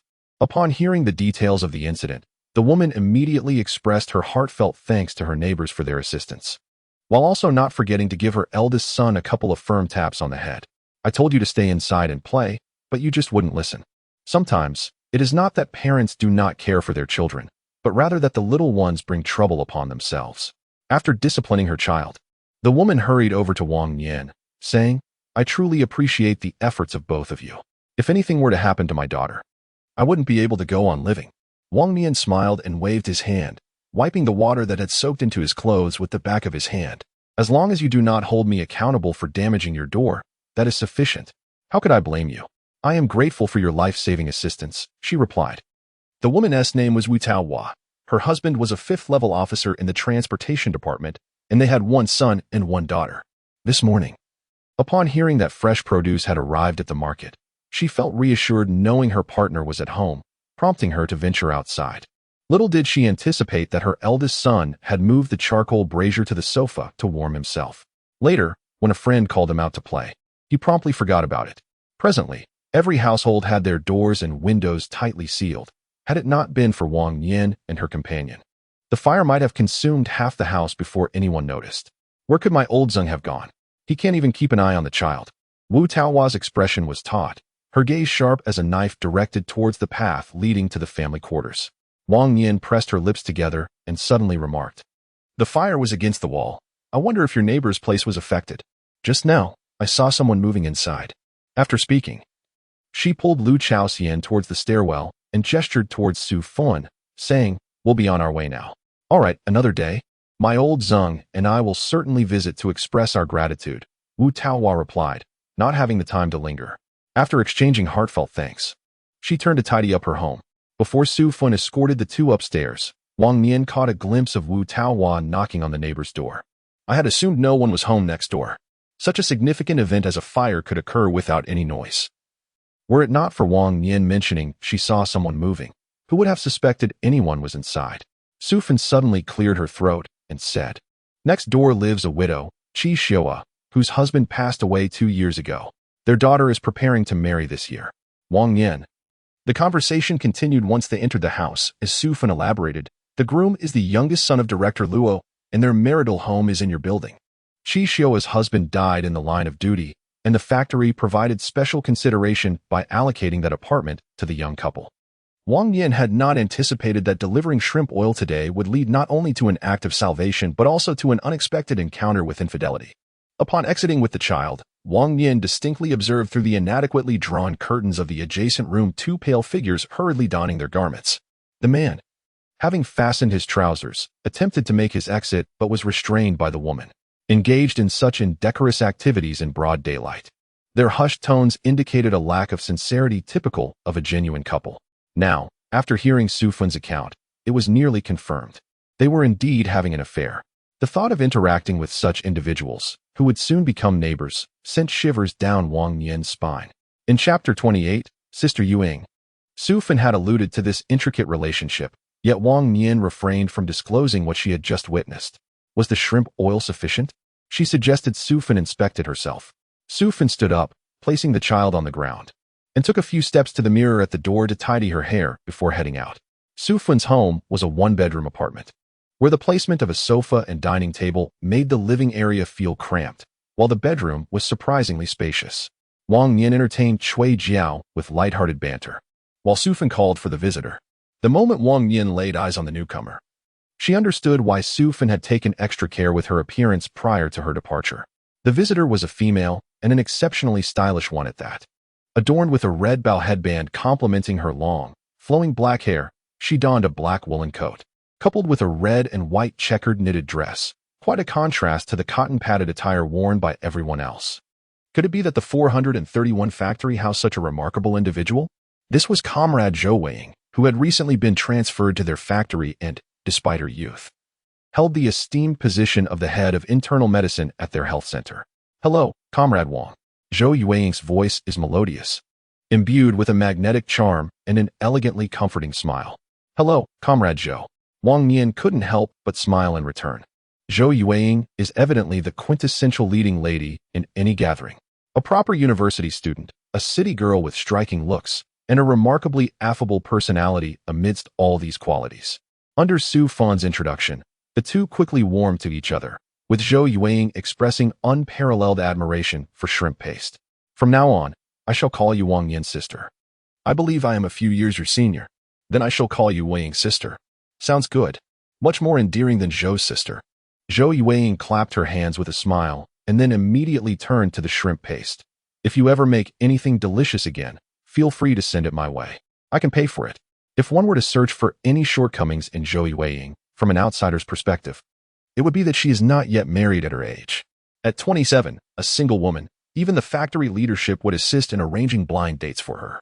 Zhou Yuanying, despite her youth, holds the position of department head in internal medicine, indicating her impeccable work capabilities, accompanied by a rather generous salary. She typically dines in the singles cafeteria, much like Shi Xiangming, having saved most of her earnings over the years. Before Wang Nian could respond, Zhou Yuanying promptly pulled out a variety of tickets from her coat pocket and handed them over. Wang Nian noticed a new style of ticket, white with blue lettering, inscribed with lamb meat ticket. Below it were small print details, indicating the year and the quantity of 1 kilogram. The final observation regarding the tickets purchased by the elderly cadre, marked by a few black characters, elucidates the reason why Wang Nian had never encountered such a style of ticket. These tickets were sent by my grandmother and are valid nationwide. Zhou Yuanying explained this in a casual manner and then smiled at Wang Nian, saying, I cannot cook myself, so it is of no use to me. Lamb. Over the years, Wang Nian had not even caught a whiff of the distinct aroma of lamb. The myriad ways to prepare it were merely figments of his imagination. I specifically inquired at the supply and marketing cooperative, where I learned that one could register the tickets, and every Friday, lamb could be collected. Please extend my gratitude to Sister Weiying on behalf of my 2 little ones. With this, Wang Nian could no longer refuse, and he carefully placed the tickets into a cloth bag. Sister, I have one more favor to ask of you. Once Wang Nian had secured the tickets, Zhou Yuanying suddenly spoke again. My mother recently sent me some dried goods, many of which I cannot identify. Could you kindly assist me in recognizing what they are and how to prepare them? It was a trivial matter, and Wang Nian readily agreed, nodding as he prepared to rise. Wait, let me give you the money for the shrimp oil. Given that the lamb ticket was more than sufficient, there was no need to accept payment. One must adhere to principles. What is owed must be settled, or how could one continue to purchase in the future? Zhou Yuanying firmly pressed a yuan into his hand, and only then did she smile and suggest, come over to my house for a while. Receiving no immediate response, she turned and called out once more. Just as Wang Nian tucked the yuan into his pocket, he suddenly sensed a shift in the arrangement of spices in the space. What is a boudoir, if not merely a dormitory? As the two departed, laughing, Lu Chaoxian caught a glimpse of Su Fan standing motionless at the doorway and, intrigued, inquired, Aren't you coming along, Teacher Su? You all go ahead. I will stay at home with the children, Su Fan replied, momentarily taken aback before breaking into a smile. Lu Chaoxian, adept at reading expressions, immediately grasped that the relationship between these two was not particularly close. Very well, Teacher Su, you attend to your matters. I shall follow along to take a look. Despite Wang Nian maintaining the same courteous demeanor towards Su Fan, the very politeness indicated a certain distance. A realization that Lu Chaoxian understood clearly. Zhou Yuanying resided in the room at the end of the corridor, a similar configuration of a single room and a hall. The sparse furnishings suggested little tidying had been done. The living room contained merely a desk and a large bookshelf, devoid of additional furniture, when guests arrived. Zhou Yuanying would retrieve 2 red folding chairs from the corner. It was evident she had a fondness for vibrant red hairbands adorned with bows, a red sweater, and even the chairs were a striking crimson. Please, take a seat. I rarely have visitors, and there isn't even a cup in the dormitory. Do enjoy some candy, she said, placing the sweets casually on the desk. It was apparent that Dr. Zhou was well-read, as the room was filled with an impressive array of books.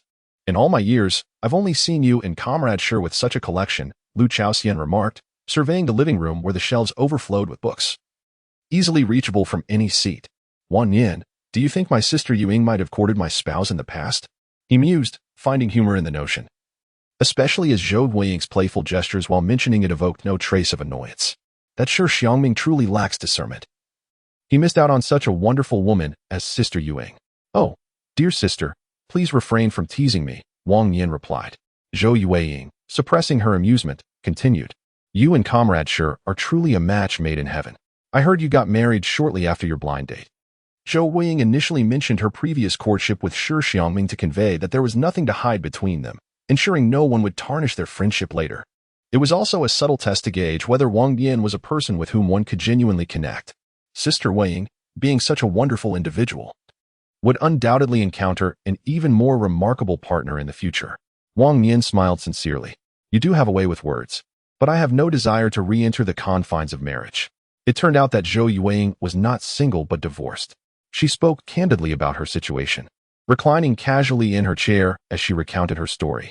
The primary reason for her divorce was the absence of children, compounded by her ex-husband's ambiguous relationship with a female colleague. Upon discovering this, Zhou Weiying promptly filed for divorce. She could not tolerate even a hint of betrayal. After the divorce, she swiftly applied for support in the third-line construction and was later assigned to Chengxingu. Her ex-husband, feeling indebted, sought ways to make amends, hence the provision of this apartment. Zhou Weiying smiled and chose not to elaborate further. It was evident that both her family background and her ex-husband's were respectable. Otherwise, it would be unlikely for a single employee to be granted housing. If it's offered to you, accept it, Wang Nian stated firmly, going so far as to use herself as an example. If Shi Xiangming were to ever cheat, I wouldn't leave him a single penny. If Comrade Shi were to hear your words, I suspect he would be unable to sleep tonight. We, as women, must first learn to treat ourselves well, to love ourselves before loving others. The notion of enduring hardships for the sake of our children is the most foolish idea. Wang Nian curled her lip and shook her finger, deeming such thoughts unwise. In front of the bride, discussing divorce, whether to stay or leave, is considered inauspicious. Lu Chaoshan chuckled awkwardly, repeatedly waving her hands. The views of Zhou Weiying and Wang Nian are rather audacious. Were they to be overheard by her mother-in-law, who holds antiquated beliefs that men are paramount, one can only imagine the gossip that would ensue. The deeply ingrained belief of following one's spouse, whether a chicken or a dog, has left Lu Chaoshan with no thoughts of divorce since her marriage. Lu Maisie speaks the truth. Zhou Weiying smiled gently, brushing back the stray hairs from her cheeks, and stood up, almost forgetting the matter at hand. A heavy bag, piled in the corner, caught her attention. Zhou Weiying exerted considerable effort to drag it to the center. These are items my mother asked someone to bring. Could you help me see what they are? Inside, there were boxes of biscuits, paper containers, and various materials shaped into a full bag, filled to the brim. From a distance, Wang Nian caught a strong whiff of the ocean scent: dried scallops, dried shrimp, shrimp skins, dried cuttlefish, and dried conch. Without exception, these were exquisite seafood delicacies from the coastal region, items one would never encounter in the inland areas, now stuffed into these bags, some even damp. Can we eat these? Zhou Weiying suddenly posed a rather perplexing question, revealing her lack of culinary experience. Lu Chaoshan recognized nothing but the shrimp, and the fishy aroma churned her stomach violently. These are all fine ingredients, Wang Nian sighed. They can be used for porridge or soup. Zhou Weiying inhaled sharply, unable to fathom that the seafood porridge she had previously enjoyed was concocted from these desiccated sea creatures resembling dried corpses. Wang Nian meticulously enumerated the names of all the dried seafood, subsequently sharing some straightforward cooking methods. Zhou Weiying responded, but I don't even have a pot at home. This time, it was Wang Nian who fell silent, blinking in disbelief. No matter how simple the method, it was implausible to conjure a steaming pot of porridge out of thin air. How could it be? Such precious items cannot simply be given away, Wang Nian declared, resolutely refusing to accept without compensation, suggesting instead, I can buy some. What are you talking about? If I accept your money, how could I then have the audacity to ask you to share a taste? Clearly, this was the sentiment behind the exchange, and Wang Nian readily acquiesced, smiling as she promised to bring delicious food later that evening. This package of dried goods was not merely sufficient for one meal. Wang Nian would ensure a portion was sent each time she prepared something. Having come to deliver shrimp oil, Wang Nian had indeed returned triumphantly. Just then, as the two strolled into the bamboo grove, Wang Nian abruptly halted Lu Chaoxian, gesturing towards Xie Yulan's residence. Has Xie Yulan moved already? Most of the furniture lay piled at the entrance of the unoccupied third room, while Huang Guohua shouted for help as people carried a bed out. The bedding still hastily strewn about. Dinner is approaching. Could you move a little faster? At the stairway, Zhong Monli, munching on sunflower seeds, repeatedly urged them on, her bulky new cotton coat accentuating her robust figure. Xie Yulan's expression was taut as she focused on moving her belongings. Although she had only resided there for a few months, the myriad of miscellaneous household items accumulated over time made the task far from swift.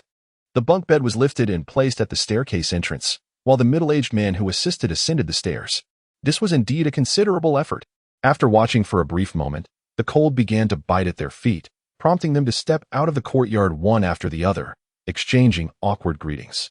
Their discomfort was palpable. Xie Yulan felt a twinge of embarrassment and, with a nonchalant hum, pretended to be busy tidying up the bedding. The front door was closed, and inside, the siblings were engrossed in a television show. Upon hearing the jingling of keys, Shi Xiangming closed his book and rose to turn off the lamp. His gaze first fell upon her bare neck, and without answering, he inquired, "Why is your clothing wet?" Wang Nian raised her hand to touch her collar, shivering slightly. The excitement of the journey had made her oblivious to the cold, and only now did she realize that her chest felt as if it were encased in ice shards. "Quickly, go inside and change your clothes." Wang Nian cheerfully agreed, passing by the sofa to gleefully inform everyone that she would prepare a delicious dinner that evening. The children's cheerful cheers filled the air, and humming a tune, she made her way into the bedroom. The house offered little in terms of sound insulation, and the sound of the model opera blared from the television as if it were right beside her. However, this did not deter Wang Nian after changing her clothes. A sudden thought struck her, and she immediately entered the space. The fifth shelf floated in the center, and Wang Nian approached it, curiously inspecting it once more, confirming that it was entirely empty. Suddenly, a stream of information regarding the fifth shelf flooded her mind. It was capable of evolving any ingredients placed upon it, transforming ordinary items into delectable seasonings akin to those produced on the previous shelves, each possessing unique effects. Remembering the bag of belongings she had just brought in, Wang Nian, with a flicker of intent, retrieved the damp shrimp and re-entered the space. Deliberately reaching for the shrimp at the bottom of the bag, she discovered it had become so damp that a faint scent of mildew wafted up.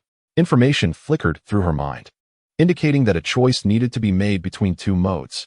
Wang Nian extended her hand to grasp the shrimp, and instantly, an introduction to the product known as Banyue sea-dried shrimp sprang forth. This delicacy, crafted from the sun-dried Banyue sea shrimp, not only boasts an exceptionally delightful flavor but also contains astaxanthin and other minerals that are a myriad of times more abundant than those found in ordinary sea shrimp. How wonderful! How perfect for us! In their household of 4, including Wang Nian, nutritional deficiencies plagued them all, and the emergence of food evolution functionality immediately resolved this dilemma. Excitedly, Wang Nian proceeded to evolve all the dried seafood in the bag. First, she sipped a cup of hot water. No matter how robust her health, one must not be reckless. Just as she stepped out, a cup of warm brown sugar water was thrust into her hands, and she happily settled onto the sofa amidst the envious gazes of the children. "You went to deliver shrimp oil and ended up like this?" Wang Nian took a sip and then placed Shirwan onto her lap. "Blow on it before drinking.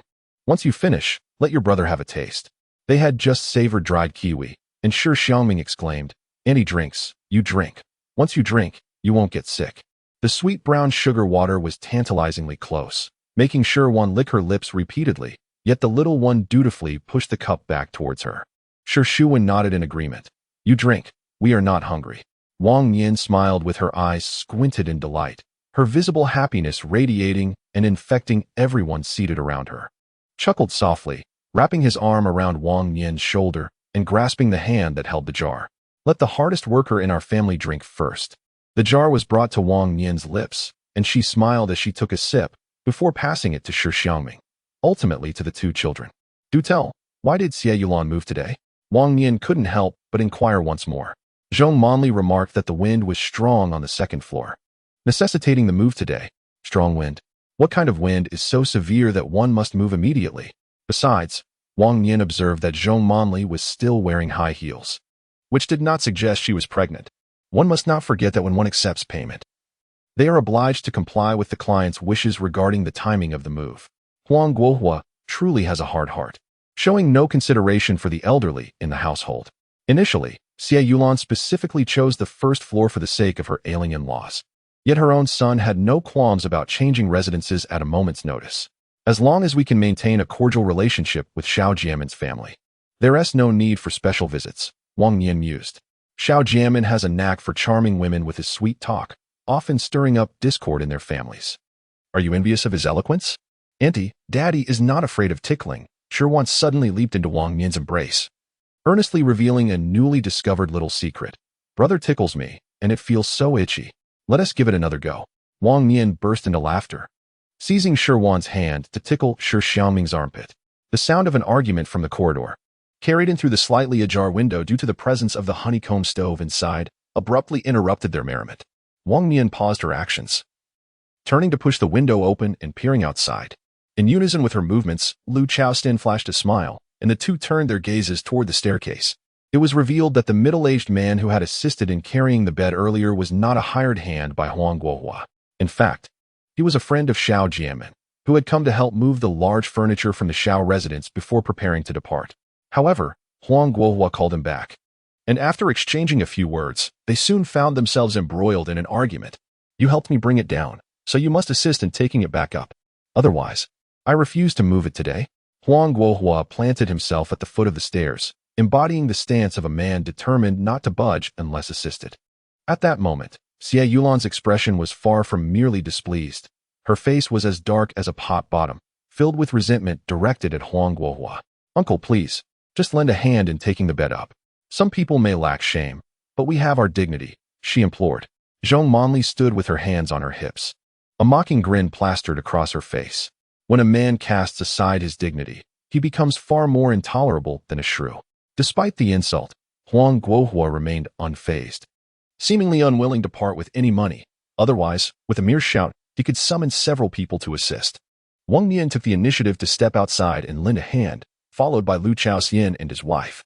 Together, they helped Xie Yulan organize her belongings, while Huang Guohua silently observed from the staircase, allowing them to work undisturbed.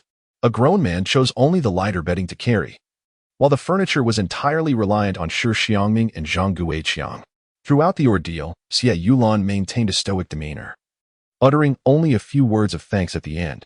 Wang Nian waved his hand and, after a moment's contemplation, opened his mouth to remind. A couple must engage in negotiation to truly live together. Otherwise, what distinguishes living with someone from living alone? I understood this implicitly.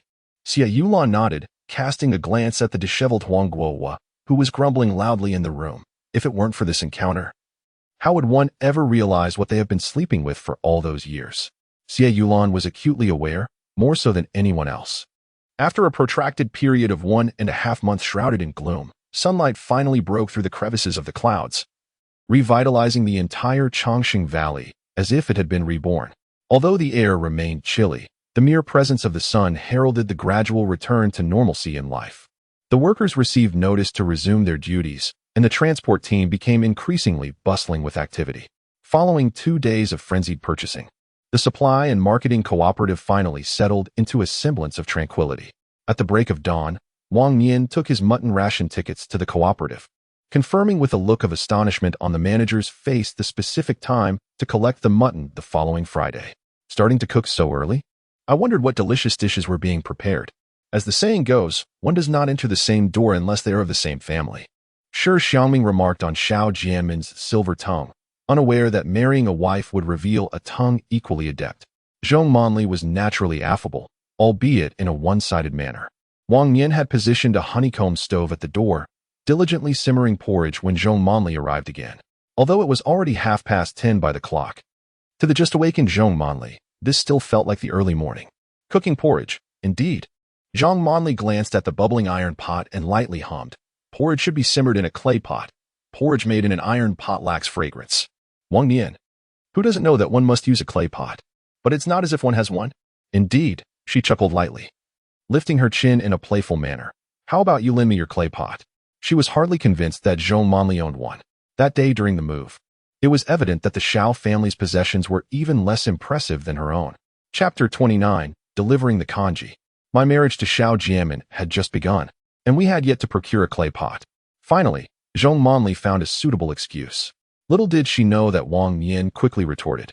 Once you acquire a clay pot, do lend it to me. My salary is modest, and even if I had tickets, I wouldn't have the funds to purchase one. Zhang Manli. Jiang Fong, who was listening from inside the house, could only express her exasperation and attempt to intervene, despite Wang Nian's usual cheerful demeanor. Her temperament was anything but gentle, and Zhang Manli had endured her share of verbal defeats over the month. Jiang Fong could not fathom why Zhang Manli persistently sought out discomfort. As the porridge bubbled in the pot, Wang Nian placed the lid atop the stove, causing the flames to subside instantly. She stirred the mixture twice with a spoon and added the dried shiitake mushrooms that the old gentleman had brought from the market. These wild mushrooms were surely a result of his diligent foraging, as he had likely saved them for a long time, unwilling to consume them all himself. Auntie, it smells delightful. Now, Shirwan was like Wang Nian's little shadow, following her everywhere, whether cooking or stepping outside. The moment the pot of freshly boiled white porridge was ready, the young girl eagerly exclaimed its fragrance, embodying the very essence of a charming little companion. After we finish eating, let us first deliver kanji to Aunt Zhou at the hospital, and then we shall take some to your brother. I want to eat with my brother. Shirwan leaned onto Wang Nian's leg, her demeanor slightly sullen. Brother doesn't play with me anymore. The school for the children had its own cafeteria, and Shi Xiangming always had lunch there. Ever since he became close friends with Zhang Liya, the two boys busied themselves with adventures after school, leaving no time for Shirwan to join in their play. Then I'll bring more for you to share with your brother, Wang Nian said, gently patting the little girl's head, while her mind began to search for girls of a similar age within the family quarters. Given the age difference, it was evident that the siblings could not play together. Unfortunately, there were no little girls aged 2 or 3 in Building 43. The upper floors were occupied by older girls, who had little in common with a 3-year-old child. The dried shrimp gradually cooked in the bubbling porridge, releasing a delightful aroma. Wang Nian stirred it again, then stood up to check the time on her watch. Come help your aunt with the fire. She stuffed the ignited straw into the stove, and the flames roared to life, while she found a little task for Shirwan to do. Zhang Manli only noticed the porridge in the pot and failed to see the steamer nestled within. Today's lunch was primarily prepared to express gratitude to Zhou Weiying, not only for the bag of dried seafood, but also for the upgrades to the spice rack. She lifted the lid of the steamer to check on the fermentation, satisfied with what she saw before closing it again, as the steam from the buns rose. The enticing aroma of the scallion and meat filling mingled with the rich scent of seafood, wafting in all directions. Zhang Manli, filled with pent-up frustration, caught a whiff of the fragrance and immediately began to grumble sarcastically. Wasteful woman. All the money the man earns goes into her mouth. One might think a starving ghost has been reincarnated. Jiang Fong paused in her task of sorting the vegetables, casting a cold glance at Zhang Manli as she continued her soliloquy. Jiang Fong cast a glance at the scattered sunflower seed shells strewn across the floor, exclaiming, "What a display of capitalist demeanor. They bustle in and out every day, preparing their own meals and drinks. Where is the airs of a capitalist lady?" With a hint of frustration, she added, "Goodness, are you supporting my daughter-in-law, or am I the one who holds that title? Why do you always side with outsiders?" Zhang Manli, dissatisfied, tossed the seeds from her hands. Jiang Fong sighed deeply, choosing to remain silent. If one were to speak of waste, it would surely be the seeds Zhang Manli had just discarded. Now that was true capitalist extravagance. In a fit of frustration, Zhang Manli stomped her foot and stormed into the small bedroom, slamming the door behind her. A resounding crash echoed as sobs erupted from within. Jiang Fong, feeling exasperated, pinched her brow and did not offer the usual comforting words. Instead, she rose, took a bowl, and headed to the cafeteria. If she wants to eat, she'll starve, Jiang Fong mused to herself as she greeted Wang Nian upon exiting.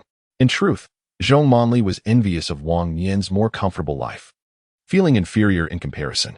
Initially, she might have felt content with marrying an older man with children. But ever since moving to the first floor and witnessing Wang Nian's lifestyle firsthand, her resentment had festered. Her heart was smaller than a chicken's intestine. Before descending the stairs, Jiang Fong mimicked Zhang Manli, muttering a curse under her breath. At the factory clinic, the air was imbued with a faint scent of disinfectant. As the recently sanitized premises offered a moment of tranquility, groups of nurses gathered at the entrance, basking in the sun while discussing what dishes to choose from the cafeteria later. Comrades, the internal medicine department is in the second room at the end of the corridor. Upon noticing Wang Nian cradling a child, the nurse at the reception mistakenly assumed she was yet another parent bringing a child for examination and gestured towards the corridor on her right. "Greetings. I am seeking Director Zhou Yueying, Wang Nian replied with a nod of appreciation. Behind her, the nurse promptly called out to her colleagues, pointing and whispering about Wang Nian's back. Look, she is here to see Miss Zhou. I wonder which family is here to curry favor. You really ought to watch your words. If someone overhears, you might face reprimand. Reprimand for what? If anyone should be criticized, it should be Miss Zhou, who dresses like a seductress every day. Xiao Lu has a point. Otherwise, how could someone so young attain the position of director and even have her own office? There must be something more to it. You all should refrain from gossiping. An older nurse, unable to tolerate their chatter any longer, rose from the reception desk and sternly admonished them to cease their idle talk. Sister Xiang, do you suppose our director? Their voices faded as Wang Nian ascended the staircase, leaving behind a quiet corridor where a few employees awaited medical attention. Upon reaching room 201, she paused, realizing that an examination was still in progress, and thus settled herself outside to wait. Inside the consultation room, Zhou Yueying appeared transformed. Her white coat meticulously fastened to the very top button, with her hair completely concealed beneath a cap. After completing the examination, she swiftly penned a prescription. Before departing, the patient, in a gesture of gratitude, insisted on shaking Zhou Yueying's hand, expressing that following her advice to massage her mother-in-law had enabled the elderly woman, who had been bedridden for half a year, to finally walk again. The attitude of the patient and the nurses towards Zhou Yueying stood in stark contrast. Sister Yueying, Wang Nian's voice broke through, prompting Zhou Yueying to acknowledge her with surprise. Wang Nian, what brings you here? Today, I prepared some porridge for you, and will come back tomorrow to retrieve the lunchbox. Wang Nian smiled and handed one of the mesh bags to Zhou Yueying, saying, I won't keep you any longer. I still need to deliver lunch to my boss. Zhou Yueying accepted the bag, but Wang Nian had already reached the staircase, her voice echoing distantly. It's quite chilly. It would be best to heat it up in the cafeteria before eating. Zhou Yueying chuckled softly as she gazed at the staircase. After all that fuss, the lunchbox had indeed cooled down completely. In a cheerful mood, Zhou Yueying made her way to the small cafeteria at the health clinic, which caters specifically to medical staff and patients. She paid 5 cents to have the lunchbox steamed by the chef. While waiting, her peripheral vision caught sight of that unfriendly gaze once more scrutinizing her. Unbothered, Zhou Yueying turned away, only to notice Su Jie sitting alone in a corner. She rested her chin on her hand, staring vacantly out the window, her meal untouched before her. This girl, Su Jie, had even fewer connections in the department than Zhou Yueying. Cold and irritable, she was someone whom no one dared to provoke lightly. Zhou Yueying had harbored a suspicion about her, though lacking any evidence. She had never mentioned it to anyone. Fearing that speaking out might harm Su Jie, she could only hope that her thoughts were unfounded. Comrade, your food is ready, the chef called out loudly. The 2 aluminum lunchboxes were steaming hot, and Zhou Yueying deliberately chose to sit at the table adjacent to the source of that unfriendly gaze. Director Zhou, she greeted, maintaining a polite demeanor, despite her inner reservations. Among them, only a young nurse with a pointed face rolled her eyes and busied herself poking at the food in her lunchbox. The nurse, named Shi Xiangming, had joined the health clinic 6 months before Zhou Yueying. In truth, their work did not conflict much. However, Shi Xiangming held a grudge against Zhou Yueying, which, it turns out, was related to Shi Xiangming. Initially, the factory leaders had attempted to match her with Shi Xiangming, but they both gracefully declined without even meeting. Nevertheless, the rumor spread throughout the clinic that Zhou Yueying had dismissed Shi Xiangming, causing Shi Xiangming, who felt embarrassed after being rejected through introductions, to naturally harbor resentment towards her. Did Dr. Zhou bring her own lunch today? Someone noticed the 2 lunchboxes Zhou Yueying had arranged and casually inquired. Zhou Yueying smiled. My sister just sent over some seafood porridge. The 2, both hailing from small inland cities, were filled with curiosity and looked up to see what this so-called seafood porridge was like. Upon opening the first lunchbox, however, they found not porridge, but 4 steamed buns and stir-fried lettuce leaves. How come her stir-fried lettuce leaves look so vibrant, while ours from the cafeteria are? Today, the cafeteria happened to serve stir-fried lettuce leaves, and as the nurse spoke, the dish appeared dark and unappetizing, resembling a pile of wilted greens. In stark contrast, Zhou Yueying's lunchbox revealed lettuce leaves that were lush and glistening, exuding a rich and fragrant aroma. My sister grows her own lettuce leaves, Zhou Yueying remarked, lifting the lid off the other lunchbox. Inside was a generous portion of thick seafood porridge, and an irresistible sweetness wafted forth, creating a profoundly impactful olfactory experience. So fragrant. Even upon first encountering this aroma, one can distinctly differentiate between the fragrant and the foul. The thick, white porridge, adorned with red and green specks, is visually appealing. As Zhou Yueying stirred it with her chopsticks, a multitude of unidentifiable ingredients emerged. The scent, it was undeniably delightful. Noticing several pairs of eyes fixated on the porridge, Zhou Yueying casually inquired, "Would you like to taste?" "Sure. I'll go fetch a spoon," Zhou Yueying replied. "I was merely asking, yet it seems someone is quite eager to oblige." Swiftly, an individual returned from the kitchen with a bowl and 2 small spoons. "Don't take too much. Just a little for each person will suffice." Although she expressed this, Zhou Yueying, known for her generosity, thought it best to serve a more substantial portion, filling the bowl to the brim. The white porridge was velvety upon entry, with a hint of saltiness complemented by a subtle ginger flavor, while the shrimp offered a sweet tang, and the white, unidentified seafood was crisp and had an enjoyable chewiness. It was utterly delectable.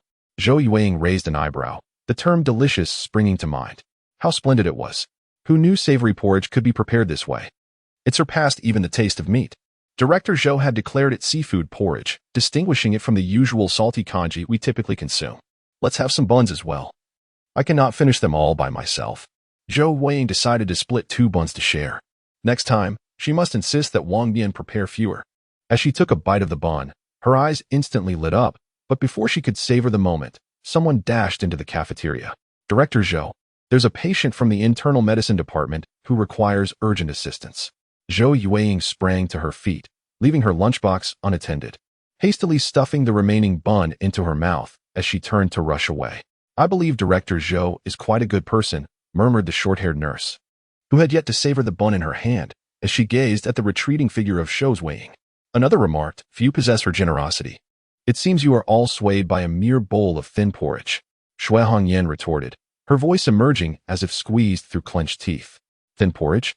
Why haven't I seen you offer us a taste?" came the immediate retort. "You are merely a sycophant of the capitalists." Shi Xiangming slammed the lid of her lunchbox shut, casting a fierce glare at the other 2, once her allies. "I am not like some who shamelessly present themselves, only to be looked down upon. You wished for the good life of the capitalists, but have yet to attain it. I can only imagine the dissatisfaction in your hearts. It is said that the couple shares a wonderful relationship, and their lives are flourishing." Once the other 2 turned hostile, they readily joined in the mockery. Were it not for her substitution for her aunt's position, how could a mere vocational school graduate like Shi Xiangming have found employment at the health clinic? While others might be unaware of her family's circumstances, the 2 were not oblivious. "Now that you mention it, the woman who came to our health clinic this morning is none other than Engineer Shi's wife." They had not anticipated her close relationship with Director Zhou. Engineer Shi's wife truly excels in her culinary skills. Her dishes surpass even those of the previous canteen chef. The 2 continued to reference Engineer Shi's wife and Zhou Yueying, inciting Shi Xiangming's fury, prompting her to hastily gather her lunchbox and leave the cafeteria. She was determined to uncover the true identity of the woman married to Shi Xiangming. The factory's affiliated school, like Wang Nian, had many parents delivering meals. Although it was still before the school dismissal time, a considerable crowd had already gathered at the entrance. I was among them. Soon, the conversations of several parents nearby caught Wang Nian's attention. However, before she could overhear much, the school bell rang abruptly, prompting the parents to cease their discussions and turn their gazes toward the playground. Little Shi Wan was perched on the iron gate, searching for her brother amidst the throng of students pouring out. In no time, the small girl spotted her brother, Shi Xiangming, who was trudging along with a downcast expression. "Auntie, brother must have been reprimanded," Shi Wan immediately reported. "Let us go ask him." Wang Nian lifted Shi Wan into her arms and maneuvered through the crowd, heading straight for Shi Xiangming. "Brother." Upon reaching him, Shi Wan playfully shouted, startling Shi Xiangming, who immediately broke into laughter. "What brings you here?" was Shi Xiangming's first reaction. "How could we not come to see your gloomy face?" Wang Nian freed one hand to drape it over Shi Xiangming's shoulder and guided them towards the cafeteria. "Now, tell us what happened." Wang Nian refrained from pressing further, allowing the prideful child to maintain his moody facade as they made their way to the dining hall. The school cafeteria resembled a simple shelter, featuring a large steamer in the center where students could place their home-cooked meals, while those without lunch could help themselves from the side counter. Wang Nian first placed the lunchboxes into the steamer before glancing at the cafeteria offerings. Shi Xiangming had suggested that children should acclimate to communal living early on, thus arranging for lunch at the school cafeteria. Yet he hadn't mentioned that the food would be of such poor quality. A large pot filled with unpeeled chunks of boiled potatoes sat alongside a stir-fry of cabbage, speckled with remnants of oil. The two sizable bowls of food had long since cooled. Had there been any oil, it would have congealed into a layer by now. "Is this what you typically have for lunch?" Wang Nian inquired, gently stroking Shi Xiangming's head. No wonder he silently consumed a large bowl each night, matching Wang Nian's appetite. It seemed he was not satisfied during the day. "Having a warm meal in the morning would be nice," Shi Xiangming replied. Wang Nian pondered the child's thoughts, recognizing his young age, yet his ability to navigate difficult topics. Fearing further questioning, he quickly took Shi Wan's hand and suggested they find Zhang Liye to dine together. By the time they reached the serving area, only remnants remained, and Zhang Liye arrived fashionably late. "Aunt Wang, why aren't you getting food?" Wang Nian asked. "I'm not eating," Zhang Liye replied, grimacing slightly. He confided in a hushed tone, "The bottom of the bowl is all mud. It's gritty." "Mud?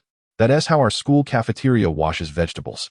Wang Nian raised his hands, then let them fall, shaking them slightly. "They just rinse them off and throw them in. The bottom of the bowl is filled with dirt." Wang Nian, undeterred, stood up and headed back to the serving area. "Brother Liye, let me share some congee with you." Shi Xiangming generously poured half of his congee into Zhang Liye's bowl. Aunt Wang also brought some buns. "I'll give you two." "Brother, eat up," Shi Wan exclaimed. Noticing Shi Xiangming's generosity, she eagerly pushed her own bowl forward. "Aunt Wang hasn't he eaten yet?" "No. I haven't eaten a single bite." SHWN knelt on the stool, placing a bun into each of her brother's lunchboxes with one hand. "You both must eat. Only when you are well fed can you study diligently. I truly envy you," Zhang Ly murmured as he took a bite of the bun. Despite its deliciousness, he felt no joy. "I told my mother that the food in the cafeteria is unpalatable, but she called me pretentious." "What does pretentious mean?" SHWN was perplexed, and SHWN shook her head vigorously as if to dispel the thought. "Just tell me, is the cafeteria food bad?" Zhang Ly inquired, to which SHWN nodded. "It's worse than what my grandmother makes." SHWN understood this statement. Her small hand covered her mouth in astonishment, and tears quickly welled in her large eyes. In her youthful memory, her grandmother often prepared a porridge made from cornmeal and dark flour, which could easily choke one if eaten too quickly, and the cabbage was tough and utterly unpalatable. Her brother had once been beaten until he bled for stealing a chicken leg meant for their elder cousin, though it was she who had devoured the meat. The thought of her brother's enduring hardship now caused the little girl to wipe her tears helplessly. "Let us go tell Auntie. Not studying means no suffering." "What happened?" Wang and Nian, unaware of the unfolding events, quickly picked up SHWN to inquire. "My sister must be recalling how our grandmother only allowed us to eat cabbage." "Only cabbage?" Wang and Nian wiped SHWN's tears away and gently patted her back. "Was life difficult at grandmother's?" "Every noon, grandmother would stir-fry one dish, leaving the oil residue for grandfather, while my sister and I only had cabbage to eat." SHWN recounted their past life with a serene demeanor. "In the evening, my uncle's family came over for dinner. It had only been 2 or 3 days since we last had meat, but the dishes were all prepared by my cousins, leaving no chance for the others to see what was on the table." Wang Nian sometimes found herself questioning whether Shi Xiangming was truly the biological son of the two unfamiliar elders. Despite being grandchildren, the disparity was astonishing. The siblings' experiences, coupled with the earlier scene, ignited a nameless fury within Wang Nian's heart, rendering her speechless. She recalled her past life, where she had grown up amidst various hardships. Although she ultimately achieved a semblance of success, she had lost all understanding of love throughout the long years. She was unwilling to see Shi Xiangming grow into the Wang Nian of her previous life. Shi Xiangming looked over in surprise, his mouth glistening with grease. His eyes filled with a mix of joy and astonishment. Dad said, "I'll go talk to your dad." "All right." Wang Nian ruffled Shi Xiangming's hair, both as a gesture of compensation to him and a reflection of her former self. Suddenly, a voice tinged with tears echoed softly, as Shi Xiangming, with a sorrowful expression, "Bit down hard on a bun. Could you please speak to my mom and let me come to your house for a meal?" Just as she approached the serving station, searching for the mud and sand that Zhang Liye had mentioned, she caught sight of someone pulling a piece of tissue from the spoon. At that moment, a wave of nausea surged within Wang Nian, nearly causing her to vomit. The vegetables, drenched in excrement, were one thing, but bringing tissue into the mix was utterly unacceptable. "Thank you, Aunt Wang Yin," Zhang Li exclaimed, his face lighting up with joy as he happily devoured another bun. "Eat while it's hot." As the two indulged in their meal, a teacher passing by the cafeteria with a tray of food caught sight of Shi Xiangming. That female colleague must be Shi Xiangming's parent, right? The male teacher paused, adjusted his glasses, and scrutinized the scene. He was none other than Xiangming, the head teacher of the preschool class, while the other educator was Cui Shulin, the vice principal of the school. Chapter 30, Health Issues. Comrade Wang. Cui Shulin strode directly into the shed and proceeded to introduce the bespectacled teacher. "This is Mr. Jiang, the head teacher of the preschool class." "Hello, Mr. Jiang." Jiang's demeanor was somewhat stern, yet he courteously extended his hand to shake with Wang Nian before his gaze fell upon Shi Xiangming. "You may continue your meal. Please come to my office before class this afternoon. I would like to discuss Shi Xiangming's situation with you." Shi Xiangming lowered his head even further, unable to meet the teacher's gaze. Observing this, Mr. Jiang quickly softened his expression, smiling as he added, "Look at how frightened this child is." Noticing that Shi Xiangming and his companions were still eating, Cui Shulin recalled how his daughter had benefited from numerous meals these past few days, and thus, he cheerfully shifted the conversation to casual matters. "Comrade Wang, you even came to deliver lunch." Wang Yin's smile faded slightly as her gaze fell upon the teacher's food containers. "Oh, there's braised pork today. I thought the teachers were eating the same muddy cabbage as the children." Everyone was aware that the dishes in the student cafeteria and those in the teacher's lounge were quite distinct, yet no one dared to voice such an observation openly. It was surprising that Wang Nian had bluntly brought it up. However, Wang Nian's actions were not intended to embarrass Principal Cui or Teacher Jiang. Thus, her voice was not raised, and she sighed immediately after speaking. "Principal Cui, Teacher Jiang, please do not hold it against me for being blunt. It is simply that." Wang Nian furrowed her brow and shook her head vigorously, stepping closer to the two as she recounted the scene she had just witnessed. "Parents can understand if students' living expenses are modest and their meals are simple, but if the children fall ill, wouldn't that also create trouble for us? The mere thought of the collective food poisoning incident from a few months ago fills me with dread. If another food poisoning incident were to occur at the school." As Wang Nian's final words hung in the air, Principal Cui bit his lip so hard that it left a mark. The phrase food poisoning struck him like a heavy blow to the heart. The school administration tacitly accepted the subpar quality of the cafeteria food, constrained by limited funding, making it unreasonable to expect lavish meals. Yet, the issue of hygiene that Wang Nian mentioned was not merely a matter of finances. It was a reflection of the attitude of the cafeteria staff. The thought of his daughter having to eat such food in the future only intensified Principal Cui's anger towards the situation Wang Nian described. "I will address the hygiene issues in the cafeteria promptly, and I will propose corrective measures regarding the students' lunch during next week's school meeting," Principal Cui assured them. After speaking, he transferred all the food from his bowl into an empty container. "You will eat the teacher's food for lunch, and I will partake of your meals." With that, he took the container to the serving area and began to serve himself with a spoon. "Now, go fetch your cafeteria group leader to the principal's office immediately." Having spoken, she hurriedly exited the shed, clutching the jar of incriminating evidence. Teacher Jiang watched as Cui Shulin stormed away, regarding this rural stepmother, who was rumored to possess little education. With newfound respect, her words had turned the tide, striking directly at Cui Shulin's Achilles heel, his precious daughter, whom he had painstakingly obtained. Upon returning to the teacher's office, the meal had grown cold. Glancing at the untouched braised pork in the food container, she simply closed the lid, choosing to disregard it. "Teacher Jiang, has the parent of that student Shi Xiangming arrived?" As she pondered, Teacher Fu, seated across the desk, suddenly looked up, appearing somewhat troubled. "I can only fill out the seating chart for next semester once it's confirmed. The day before yesterday, I instructed Shi Xiangming to ask his parent to come, but it seems he didn't inform them. Why? I have no idea. Today, I noticed his mother seemed completely unaware." After a moment of contemplation, Teacher Fu proposed a hypothesis. "Could it be that the stepmother is unkind to the child?" "It doesn't seem so," Teacher Jiang replied. "Comrade Wang even brought food for the child today. I saw there was a large meat bun in the lunchbox." However, Teacher Jiang recalled Wang Yin's earlier grievances, sensing that the situation was more complex than it appeared. One must not judge by appearances.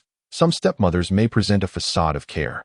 If she truly treated Shi Xiangming well, why would he hesitate to share the good news of his promotion with his family? As the saying goes, with a stepmother. Just as she was about to elaborate, An unexpected knock at the office door interrupted the two teachers' reflections. Although the office door stood wide open, Wang Nian politely knocked. "Hello, Teacher Jiang. I am the parent of Shi Xiangming."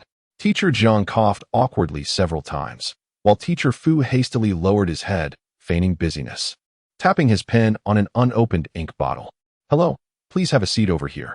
Teacher Jiang quickly regained his composure, retrieving a chair from beneath the adjacent desk and placing it opposite.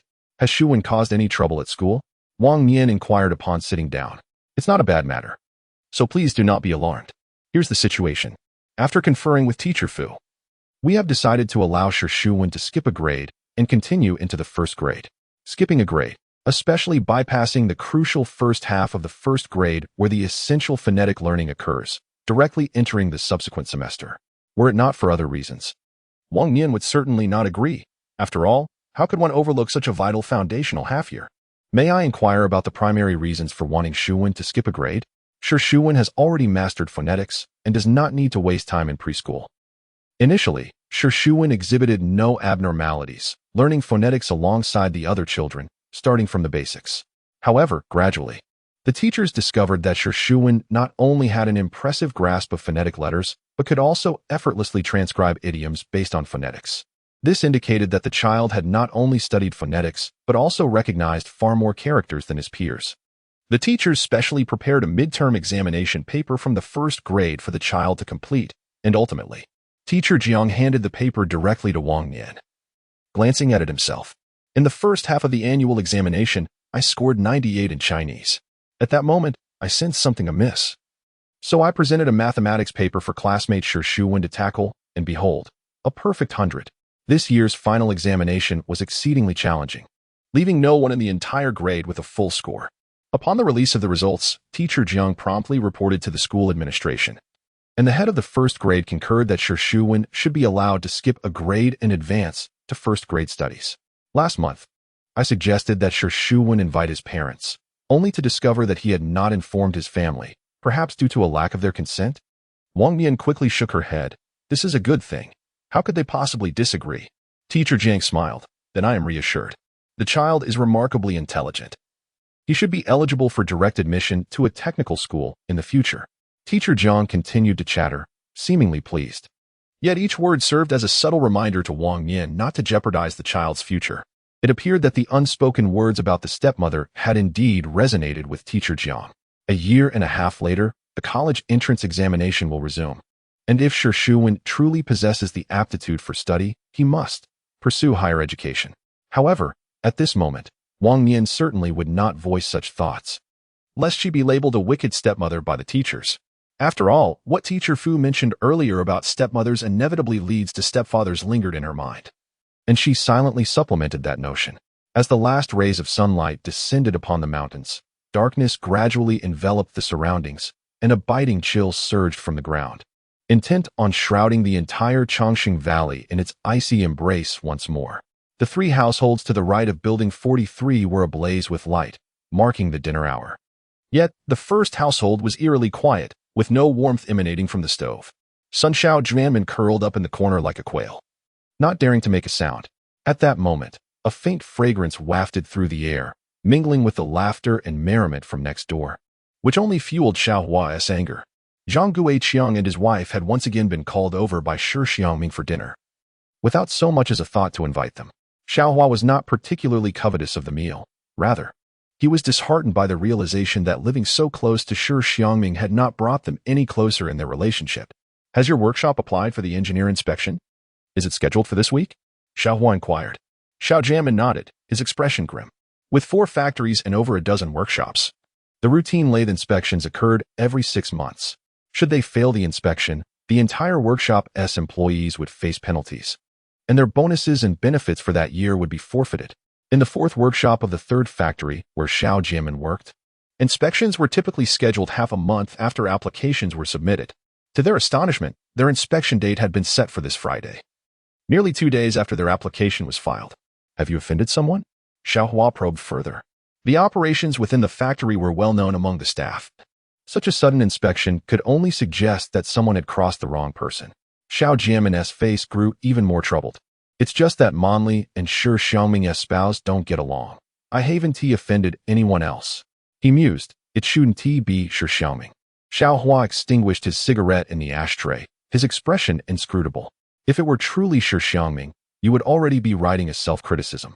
Father, Xiao Jianmin exclaimed in surprise. Hastily asking, have you heard some rumors? It's not a rumor, it's a reality. Xiao Hua now feels a lingering apprehension. Deputy Director Zhou was dismissed, and he pointed towards the next room, indicating that it was at the hands of Shi Xiangming. 3 days prior, Zhou was removed from his position as Deputy Director of a workshop due to egregious dereliction of duty and was demoted to an ordinary Level 4 workshop worker. Zhou's personal misjudgment led to a significant quantity of substandard parts being produced, and in an attempt to conceal this incident, he audaciously erased the defective items from the inventory records. The prowess of Shi Xiangming is well known throughout our factory, yet he did not utter a single word of caution throughout the entire process. What could the reason be? Did Zhou offend Shi Xiangming? Xiao Jianmin's heart skipped a beat, his voice trembling slightly. There are no reports of Zhou offending Shi Xiangming, but his wife, Wang Wenfang. Xiao Hua shook his head, deliberately raising his voice for emphasis. You are aware that Wang Wenfang berated Shi Xiangming in the dormitory, are you not? Xiao Jianmin nodded. After that incident, Shi Xiangming bore no animosity towards Zhou. Did he not even assist in designing an added conveyor system that earned the first workshop an advanced award? What could be the reason for that? Xiao Jianmin felt that Shi Xiangming did not seem to possess a petty nature. You may have overlooked the fact that during Wang Wenfang's quarrel with Wang Nian, Zhou's son pushed Shi Xiangming's daughter. Xiao Hua remarked. In Xiao Jianmin's eyes, a public reprimand was trivial compared to a quarrel between spouses or a child's skirmish. Yet it was precisely this seemingly insignificant matter that incensed Shi Xiangming. He may tolerate being bullied himself, but he would never allow anyone to mistreat his family. Upon hearing this, Xiao Jianmin suddenly fell silent, casting a glance at the tightly shut door of the small bedroom. Jianmin, Xiao Hua spoke earnestly as he placed a reassuring hand on Xiao Jianmin's shoulder. You remain unaware of many internal matters within the factory. Though Shi Xiangming holds the title of Chief Engineer, that is merely a superficial designation. Have you not noticed how even the factory director treats him with such warmth? Shi Xiangming possesses genuine capabilities, and he is backed by the Engineering Academy. The entanglements are profoundly intricate, although Shi Xiangming currently finds himself in the predicament of the 431 factory. He certainly does not intend to remain in this remote valley for a lifetime. Dad, I understand, Xiao Jianmin replied, raising his hands to pat his face. I will prepare dinner. Upon exiting, the enticing aroma wafting from the adjacent room became increasingly pronounced. That won't do, Wang Nian insisted, suggesting that Zhang Liyue should have lunch at their home from now on. Lu Chaoxian, feeling too embarrassed to take advantage of the offer, immediately declined without a second thought. Zhang Guoqiang shook his head in agreement, barely able to swallow the morsel in his mouth.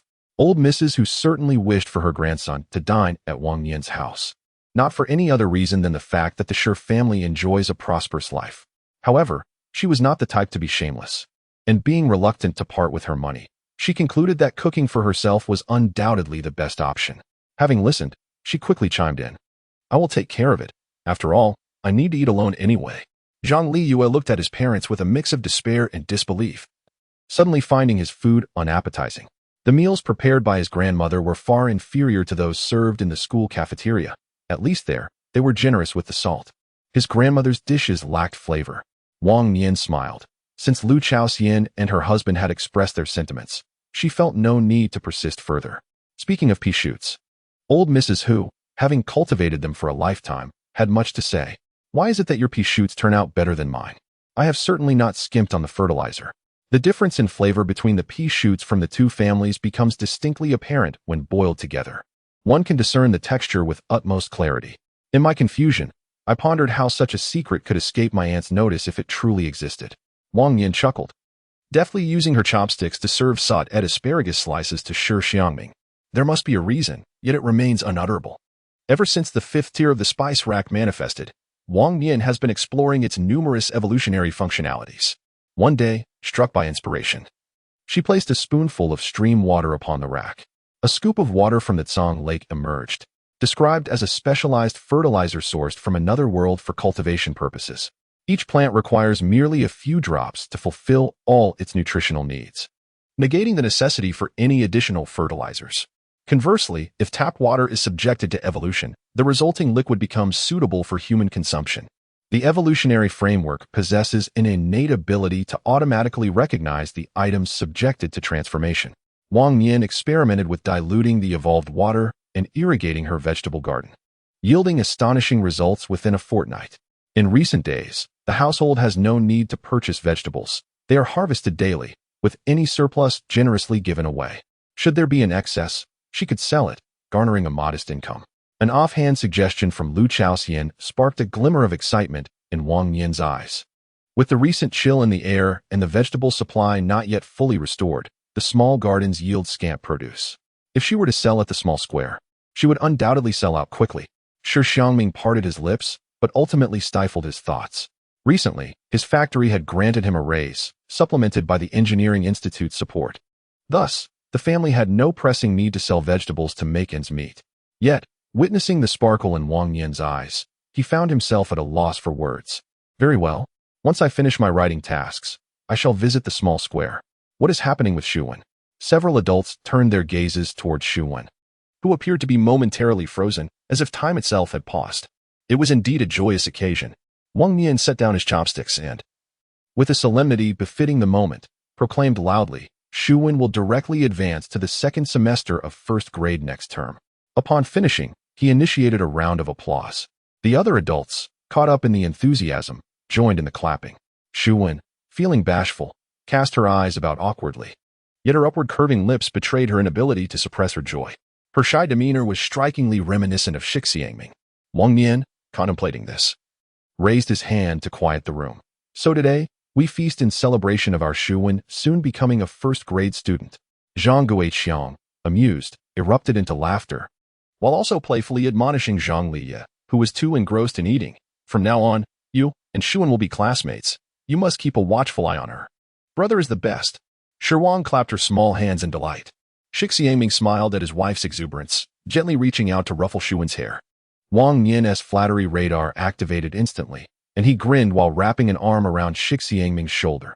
Our chief engineer certainly has a discerning eye. Otherwise, how could he be the chief engineer? I never realized you were quite the conversationalist. Shi Xiangming chuckled, effortlessly calling Shuwen, who had been diligently working on her homework at the table, over to join them. As soon as the couple settled down, Shi Wang swiftly made her way from the other end of the sofa to sit on Wang Nian's lap, her movements fluid and decisive. The teacher mentioned you have learned pinyin and can recognize characters. Why have you never mentioned it? Wang Nian inquired directly. Shi Xiangming raised an eyebrow in surprise, then mentally sifted through possibilities, quickly dismissing the presence of their parents and siblings. Who taught you? Shuwen's lips moved, but he lowered his head, reluctant to speak. However, it was evident that Shi Xiangming's question was indeed on the right track. Wang Nian pondered for a moment and added, you can speak freely. I assure you that no outsider will know. This assurance seemed to have an effect, as Shuwen nervously rubbed the hem of his garment and stammered out a name. Second uncle by marriage. Second uncle by marriage. This was a name that Shi Xiangming could never have anticipated. The Shi family had 4 children. Shi Xiangqian was the eldest, followed by his second sister, Shi Guizhi. He was the third, and the youngest sister had been given away by their grandmother. The second sister defied their parents' objections and insisted on marrying He Jian, who lived in the same alley. 10 years ago, He Jian's father was labeled a reactionary and subsequently sent to a labor farm for reformation.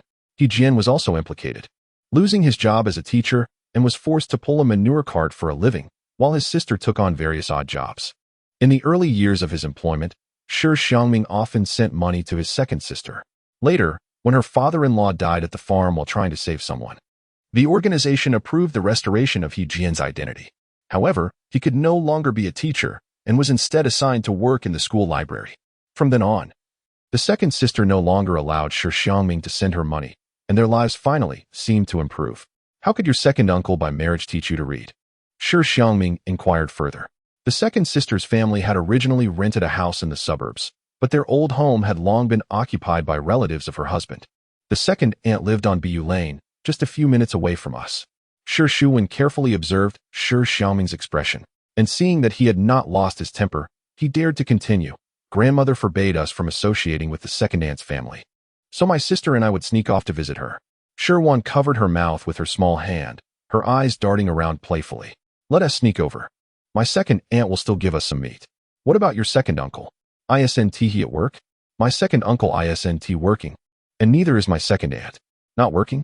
Shi Xiangming wanted to inquire further, but how could he extract any substantial information from two small children? Shi Xiangming shook his head repeatedly, only knowing that their grandfather went to work daily, while their grandmother helped tidy up at their uncle's home. He and his sister would then visit their aunt, just as the couple contemplated giving up. A seemingly casual remark from Shi Xiangming finally allowed Shi Xiangming to grasp the crux of the matter. All these changes were linked to his second sister's eldest son, He Liang. I like my cousin the most, Shi Wan chimed in, echoing her brother's sentiment. Shi Xiangming recalled that He Liang had just turned 19 this year. Before coming to Changshenggu, he had managed to secure a position at a steel factory through connections, attending a specialized school tailored for that purpose. If all had gone well, he should be interning at the factory now. However, an internship would hardly allow for such leisure. It was possible that He Liang had not entered the factory at all and had instead pursued another line of work. What industry is currently the most lucrative? Shi Xiangming immediately thought of the business of speculation. Surely, that young man wouldn't be dabbling in such risky enterprises? Wang Nian evidently shared the same concern, expressing her worries. Perhaps you should write him a letter to persuade him. It's too perilous. Shi Xiangming pressed his temples and chuckled softly. If it were last year, I would have written a letter right away, but the situation is different now. What is different about the situation? Shi Xiangming, somewhat perplexed, inquired with wide, curious eyes. Wang Nian slapped her forehead and joined in the laughter. How could she forget the matters that Professor Wu Bin had pointed out, clearly possessing an extraordinary perspective? She seems even more obtuse than Shi Xiangming. Nevertheless, reminders are essential. I shall compose a letter to my second sister shortly, Shi Xiangming remarked. Shi Xiangming. Chapter 31, Garlic Oil Pastry. Wang Nian still recalls the bustling crowd in front of the supply and marketing cooperative on her first visit. There were numerous buyers and sellers alike. Yet today, as Wang Nian approached the square with her basket, she found only a few sparse vendors selling eggs, with no one offering vegetables. You two take your sister to play, but do not wander too far. With the winter break officially commencing for the primary school children, Wang Nian's group had now transformed into 4, including Zhang Lai. Aunt Wang Nian, we're taking our sister to the lighted basketball court to watch others play. Zhang Lai proposed. Go ahead, but be cautious on the stairs. Wang Nian waved her hand. Once the children dashed off, Wang Nian casually placed her basket in an open area, directly facing the entrance of the vegetable station. As she arrived, Huang Xiaowei within the station immediately noticed her. Wang Nian had prudently purchased several bags of potatoes, which had become a popular topic of conversation among the locals for quite some time. Everyone was curious whether Wang Nian was truly lucky or possessed an uncanny ability to predict the weather. Unfortunately, Wang Nian never returned to the vegetable station, and Xiaowei found it impossible to inquire about her. Zhangjia, please keep an eye on the counter for me. I'll step out for a moment. After entrusting the counter to a colleague for assistance, Xiaowei hurriedly exited the vegetable station and made her way directly behind Wang Nian, placing about a dozen vibrant green vegetables onto the basket. The verdant hues are an indescribable sensation for Xiaowei, reminiscent of leaves coated with a slick sheen, glistening with vibrancy. Comrade Wang Nian. Comrade Xiaowei. Wang Nian raised his gaze to discern the identity of the newcomer. Today, Xiaowei donned a gray checkered coat, complemented by an oversized blue cotton jacket, clearly a men's style. Just picked this morning. Care for a couple of bunches? Perfect. It's been days since we've had fresh greens at home. To restore the supply of verdant vegetables, someone must step in until the first batch of fast-growing greens is ready for harvest. Currently, everyone is deprived of vegetables. The cafeteria has served taro and radish for several consecutive days, even resorting to last year's preserved vegetables. 80 cents a bunch. How many do you want? 5 for me. Today we have a gathering at home. Xiaohui readily extracted her money to purchase a small handful. Will there be any tomorrow? I'd like some as well. Certainly. How much do you need? Just ensure it's enough for 2 tables. I'm getting engaged tomorrow. Xiaohui smiled shyly, her smile as clear as a mountain spring, radiating a palpable joy, a touch of happiness. From the pocket of her blue coat, Xiaohui retrieved a piece of peanut candy and handed it to Wang Nian. He promptly congratulated her, assuring her that he would deliver it early the next morning. Pea shoots. As Huang Xiaohui stepped outside, everyone noticed her returning with several bunches of greens, their eyes lighting up in unison. Someone approached and pinched the tip of a pea shoot, exclaiming, "Oh," and immediately expressed a desire to buy some. The bok choy looks quite tender. I'll get a bunch too. I want some as well. After working at the vegetable station for several years, opportunities to encounter such tender produce are rare. The more delicate the vegetables, the greater the transportation losses. Although the quality of the vegetables available to them internally surpasses that of others, it is merely a case of being the best among the mediocre. They can certainly discern the difference between the good and the bad. One by one, a few individuals stepped out, leaving Wang Nian no time to call out, as the vegetables they had brought were already sold out completely.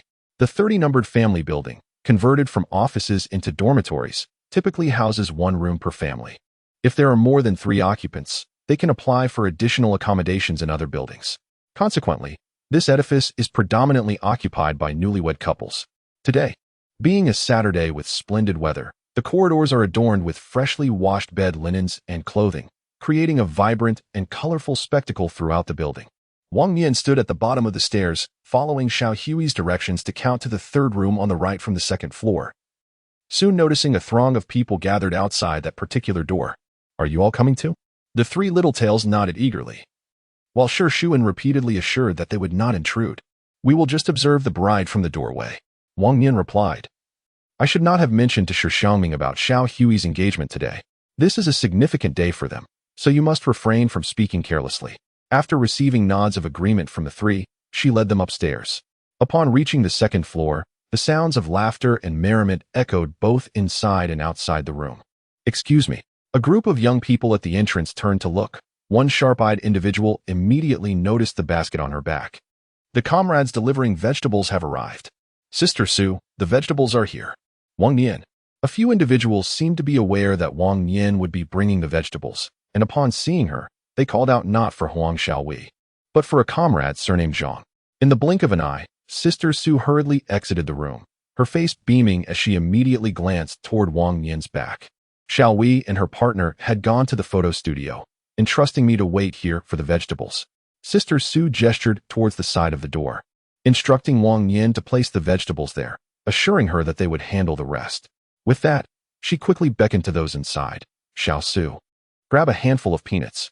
Perhaps noticing the children following Wang Nian, Sister Su warmly clasped Wang Nian's hand, insisting that she take some peanuts before departing. Among the newcomers was Su Fun, followed closely by Cui Jiao, who resembled a character from a traditional Chinese New Year painting.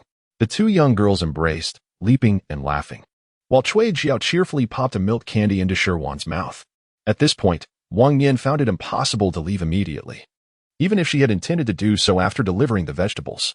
As soon as she set down the basket, the vibrant green vegetables captured the attention of several people, particularly the neighbors from next door who had received their share from Huang Xiaohui the previous night.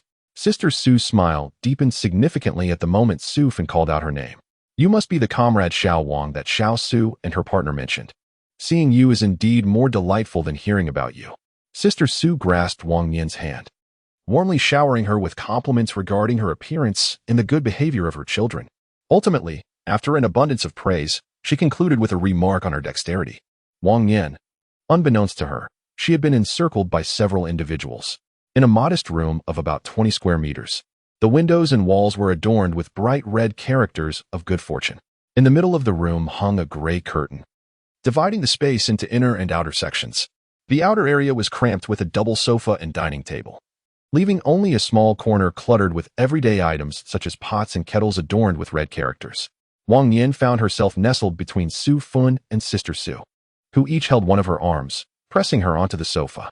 The 3 of them settled onto the 2-person sofa, leaving Wang Nian with no choice but to rest her hands obediently on her knees. Sister Su, my maternal aunt, introduced the relationship as my family's darling, Jiao Jiao, served as the bed-warming child today. As soon as they sat down, Su Fan began to explain their connections, while Sister Su chimed in from the right. I am Xiao Hui's godmother. Xiao Hui had lost her parents at an early age, and upon graduating from secondary school, she took over her mother's position. Knowing her days were numbered due to illness, her mother insisted that her daughter acknowledge a comrade as her godmother. Sister Su had always looked after Xiao Hui, and naturally, at the time of her marriage, she invited her godmother as a respected elder on the bride's side. That poor child, Xiao Hui, Sister Su sighed, her gaze sweeping across the room filled with red characters. Feeling that perhaps she should not speak of such matters on this joyous occasion, she quickly waved her hand with a smile. once she has someone to rely on, I will be at ease. Xiao Hui has a good temperament, and her future life is bound to be prosperous. Wang Nian followed Sister Su's lead, offering her congratulations. Su Fan pursed her lips, peering outside at the neighbors who had mostly dispersed, and suddenly whispered, "And has Xiao Hui truly decided to give away her father's position?" Wang Nian's ears perked up instantly, her curiosity ignited. Both of them working is essential for a better life. Otherwise, how could a man manage cooking and laundry at home? I am concerned that this person might be after Xiao Hui's father's position. Even if they are here merely to work, what can we do? As long as they live their lives well, if it is given, then so be it. Sister Su expressed this sentiment, yet her countenance revealed her inner turmoil. She was evidently preoccupied with worry. Let us not dwell on such matters during these prosperous days. Noticing Sister Su's troubled expression, Su Fan swiftly changed the topic. "Aunt, weren't you looking for Comrade Wang Nian? Since no one is around now, it is the perfect time to discuss it." "I nearly forgot," Sister Su exclaimed, striking her thigh as she recalled the matter at hand. "I intended to ask if Comrade Wang knows how to make garlic oil pastry. Garlic oil and black scallion oil are the ideal companions for seafood dumplings. Wang Nian has been contemplating harvesting the purple-skinned scallions once they are ready in the greenhouse to prepare scallion oil. These are trivial matters, really," Sister Su promptly declared. "I will provide the garlic and oil myself. The young lady can try her hand at it first, and once successful, she can make more. Garlic is not considered a staple of life and typically does not require a ration ticket, allowing for direct purchase with money. However, due to its non-essential nature, garlic is often scarce at the market, while ginger is quite affordable." Given Sister Su's tone, her intention seemed to extend beyond mere trifles. The ability to procure such a quantity of garlic suggests a comfortable family situation. "Just how much does Sister Su intend to make?" "I have 10 pounds of garlic at home. How much do you think we can prepare?" "Wang Nian, my husband, Lao Lu, hails from Guang province. Ever since he was assigned to Anhui and subsequently relocated to Changshangu with the factory, he has not had the opportunity to savor the cuisine of his hometown for over a decade. It is said that a wandering soul, adrift in distant lands for many years, yearns most profoundly for the dishes of home. Sister Su's husband, Lao Hu, has mentioned more than once the delightful combination of garlic oil and crispy beef noodles. Just the thought of it is enough to make one dream." There are quite a few people from Guang province in the factory, and Sister Su even entrusted someone to teach her the art of making garlic oil. After failing twice at home and unwilling to waste oil, she sought assistance from that person, only to find herself unable to control the temperature of the wood stove, resulting in a burnt concoction unfit for consumption.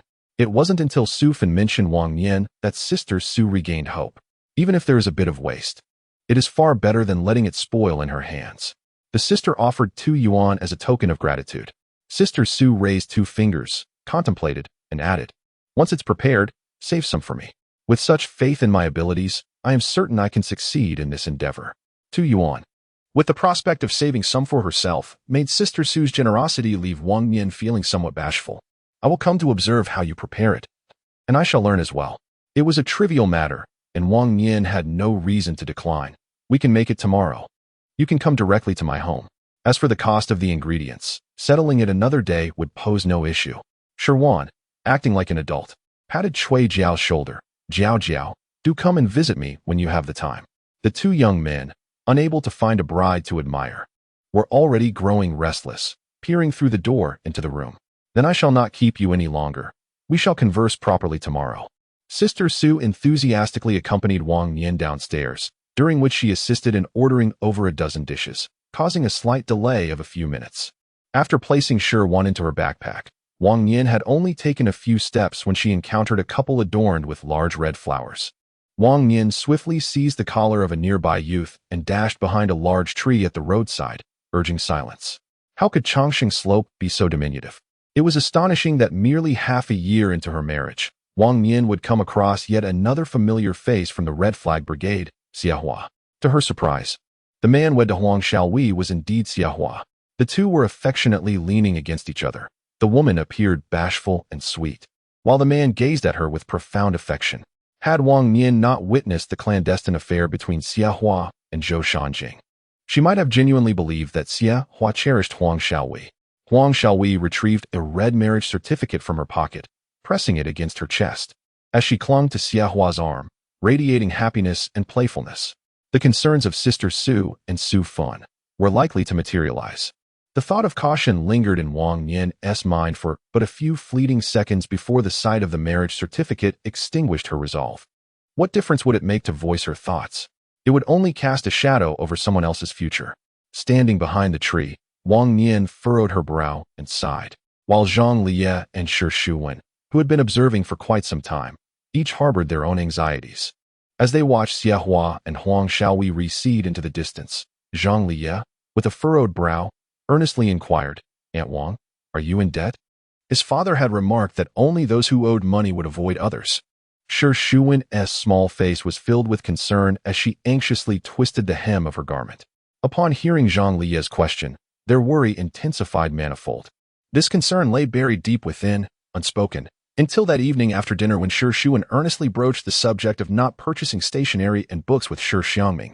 It was then that they both realized the profound weight of thoughts carried by such a small child. In contrast, Zhang Liye, who was of similar age, could only think of Wang Nian as a grandchild. Meanwhile, Shi Xiangming was troubled by the notion that he might be adding to the family's financial burden. Sunlight streamed through the window, casting a warm yet gentle glow on the desk by the window. Two desks stood side by side, occupying the eastern wall. Suddenly, Shi Xiangming paused his writing and turned his gaze towards the yard. Wang Nian was carefully rolling up the plastic covering of the warm shed, his movements cautious to avoid tearing it. Meanwhile, his sister sat on a small stool, one hand holding a bun while the other plucked a small head of cabbage. At the moment she uprooted the vegetable, Shi Wan dashed over to Wang Nian, calling out, "Auntie, you're amazing, Xiaowan." Upon receiving the desired praise, the little sister beamed, revealing 2 rows of pearly white teeth. Shi Xiangming felt a tinge of disappointment. Ever since the little sister had come home, she was no longer his little shadow. The slight downturn of his lips, however, led Shi Xiangming to mistakenly believe that the child envied his sister. He patted Shi Xiangming's head with a smile, saying, "If you wish to help, you can assist Aunt Wang Nian first, and after lunch, come back to do your homework. Your father would like to join as well." Shi Xiangming hesitated, glancing between the yard and his homework. "I will help and then return to write. I can finish before lunch." Shi Xiangming shook his head with a chuckle, for the reason was that after uprooting just a couple of vegetables, a large patch had been trampled. Although he was not industrious in manual labor, there was some utility in the effort. If this research report were to be successfully published, there was a possibility of a promotion in salary. At long last, I have made some contributions to this household. With this thought in mind, Shi Xiangming felt a renewed sense of motivation toward the mundane report. Just as he was about to twist off the cap of his fountain pen, he inquired, "Is Comrade Xiao Wang present?" Wang had mentioned the previous night that a certain Sister Su would be coming over today to prepare garlic oil pastry. This prompted Shi Xiangming to glance at the 2 large baskets of scallions on the dining table. The entire room was permeated with the pungent aroma of raw scallions. "Greetings. My spouse is in the backyard. Please come in and take a moment to rest."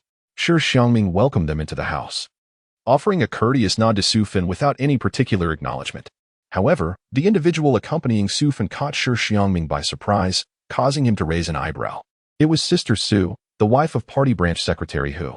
"Engineer Shi, we shall trouble you today," Sister Su said with a beaming smile as she entered the room. While Shi Xiangming felt astonished, she too was profoundly taken aback. Having visited numerous workers' homes for investigations, she had never encountered a residence that left such a lasting impression. However, she was certain that after today, this place would linger in her memory for quite some time. The room was notably bright, with a rare presence of a refrigerator and television, and even fewer artworks adorning the walls. A broken vase held a sprig of wintersweet on the desk, while scattered books lay atop the coffee table, accompanied by a few vividly colored cushions on the sofa. This was a vibrant abode, a clear testament to the homeowner's profound love for life. Su Fan could not help but marvel. As for Shi Xiangming, Sister Su had never contemplated him in such a light. After all, this was not their first encounter, and how many male comrades would consider placing wintersweet on the table? After Su Fan surveyed her surroundings, she could not help but feel a profound envy for the spacious abode. Wang Nian was indeed fortunate. Having applied 2 months earlier than they did, the houses allocated to the 2 families were worlds apart. The walls gleamed white, the stone floor was meticulously washed, and the windows were both large and luminous. Wang Nian, Sister Su, and Teacher Su had arrived. Shi Xiangming called out to the backyard. Wang Nian responded, and shortly thereafter, She appeared at the door, carrying a basket filled with the leaves of the asparagus. Please, make yourselves comfortable. I shall tend to the chickens and join you shortly. The few half-grown chickens purchased before the frost had matured, and Wang Nian noticed signs of nesting behavior in recent days. Thus she intended to feed them extra greens. I will take care of the chickens. You focus on your tasks.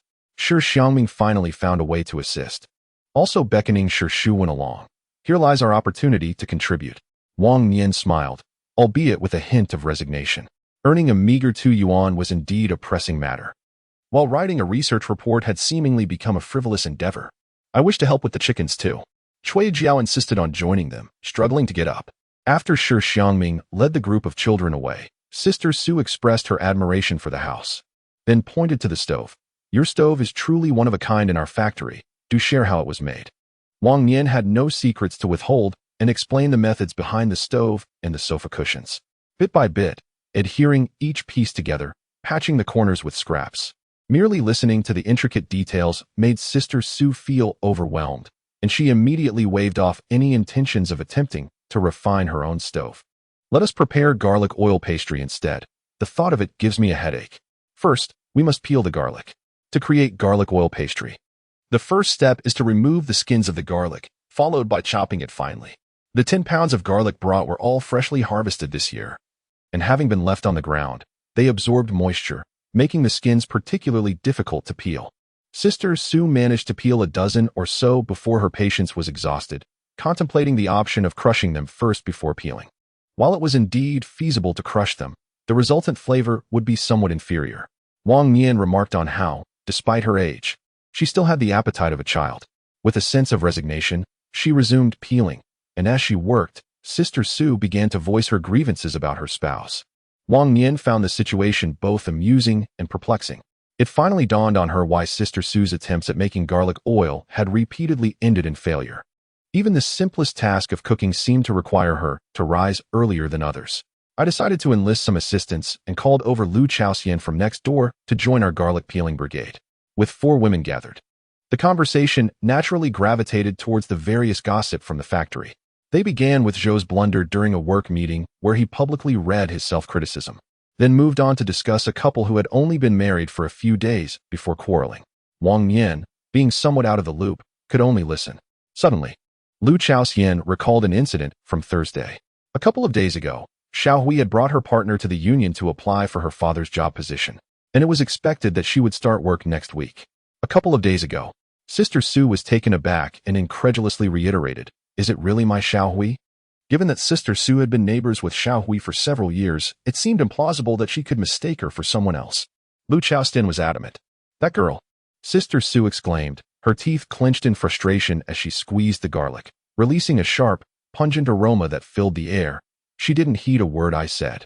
It was not merely a case of ignoring. She had treated Sister Su's admonitions as if they were nothing more than idle chatter.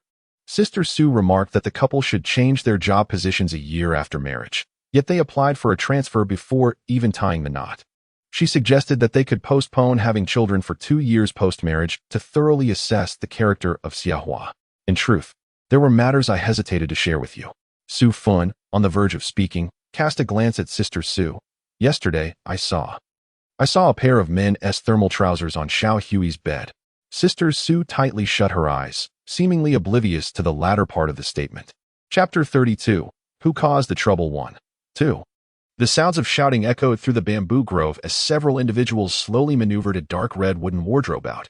Those chopping garlic in the corridor simultaneously turned their gaze towards the open ground. The weight of this wardrobe was indeed astonishing, evident from the way it left the men drenched in sweat. Your new neighbors are quite remarkable. Acquiring such a redwood wardrobe must require significant connections, Sister Su, well versed in such matters, exclaimed with a hint of admiration. Wang Nian and Lu Chaoxian exchanged glances, the former silently inquiring about the identity of the owners, while the latter gestured angrily towards the 3 vacant rooms on the first floor. Director Luo's youngest son, Luo Xuanli. No wonder he can afford such fine furniture. Sister Su continued, suppressing her tears from the garlic's pungent scent. Director Luo's son is indeed a capable person, full of cunning schemes. The quotation marks around capable person were unmistakable, as Luo Xuanli was, in truth, merely a layabout with no meaningful pursuits. As she spoke, Sister Su lowered her voice, her face etched with confusion. I have come to notice that every notable leader in our factory has an utterly unremarkable individual at home. This remark left Wang Nian and the others at a loss for words, especially considering that Sister Su's husband, Secretary Hu, is also a member of the core leadership. Look over there, isn't that Luo Xuanli? Dressed in a military green cotton coat, with his hat askew and hands tucked into his sleeves, he walked with an air of irreverence. What's the rush? In such a hurry to be reborn? The woman responding, pushing her bicycle, had short braids peeking from behind her ears. Aside from her prominent buck teeth, her overall appearance was rather charming. However, her voice suggested she was not one to suffer fools gladly, as she scolded Luo Xuanli and rolled her eyes in disdain. It was Luo Xuanli and Sun Xiaoming, as well as Su Fuan, who recognized the woman, along with Shi Xiangming, who trailed behind on her bicycle, accompanied by her mother-in-law. Wang Nian's gaze shifted to Shi Xiangming, who lagged far behind. Shi Xiangming was hardly deserving of the title old. Despite being in her 40s, she appeared closer to 30. Her bulky coat could not conceal her curvaceous figure, and her leisurely gait, swaying slightly, was in stark contrast to her daughter's fiery demeanor. Observing her, one could easily conclude she was not a paragon of propriety. Wang Nian's attention fell on Shi Xiangming as she unfastened the second button of her coat, revealing a snow-white neck that evoked memories of the pale figure glimpsed on a previous occasion. The air was charged with anticipation. Seizing the moment while Lu Chaoxian went to gather firewood, Wang Nian took a basin to the water pipe to wash it. At that moment, Shi Xiangming's family approached from the opposite direction, and Sun Xiaoming smiled warmly as a gesture of friendliness. However, it was Shi Xiangming who, with her piercing gaze, swept over Wang Nian, her eyes darkening with sharpness. Wang Nian, disinterested in any interaction with her, chose to look away as though he had not noticed her presence. Goodness! On such a frigid day, why haven't you fastened the buttons of your cotton jacket properly? Sun Xiaoming said with a furrowed brow. Stabilizing her bicycle before approaching to assist her with the buttons, her tone laced with impatience. This is not your home. In a moment of distraction, Shi Xiangming brushed aside Sun Xiaoming's hands, exclaiming, I had no idea when the wind blew it open. Coincidentally, Luo Xuanli let out a derisive laugh, openly mocking. I wonder what sort of wind has blown today to unfasten your clothing. Shi Xiangming, feeling cornered yet unwilling to argue with her son-in-law, rolled her eyes in frustration and stormed into the house. Sun Xiaoming felt a wave of embarrassment wash over her as she glanced furtively at Wang Nian, anxious that the earlier familial disgrace might have been overheard. Luo Xuanli, lacking any sense of discretion regarding family matters, warned Sun Xiaoming in a low, stern voice. I only brought her to live with us out of consideration for you. Should such disgraceful behavior occur again? He spat disdainfully before turning to enter the house. His voice was loud enough for not only Wang Nian to hear, but also for several families on the second floor, who were now gathered in the corridor. Eavesdropping on the unfolding drama, their understanding crystal clear. Those who sow discord reap humiliation, and it is the children who bear the brunt. Sister Su shook her head. Just moments ago, it was the ungrateful offspring being mentioned, and now another instance of disrespect towards the elders. Tend to the fire, Wang Nian instructed. As the flames ignited, he poured in the cooking oil. As the oil in the hot pan began to emit smoke, Sister Su grew increasingly anxious, fearing that the garlic would surely burn once added. Wang Nian explained that the oil from their factory was rapeseed oil, which must be thoroughly heated to eliminate any unpleasant taste.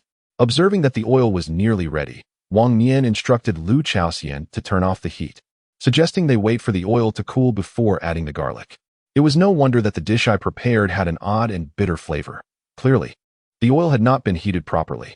Managing the fire on a wood stove is quite challenging. The best approach is to rinse the minced garlic with water. The bitterness stems from over-frying the garlic, which can easily mar the dish's flavor. Scallion oil? This was the first time I had heard of such a thing. Following Wang Nian's instructions, Sister Su cut the scallions and curiously examined one, asking where he had obtained the seeds, noting that they appeared different from the ones they cultivated. These purple scallions were sent by my uncle from my mother's side. They are more fragrant than the white ones, Wang Nian chuckled. Lu Chaoxian was nearly brought to tears by the pungent aroma. Preparing black scallion oil is considerably more intricate than making garlic oil. The finer the ingredients are cut, the better.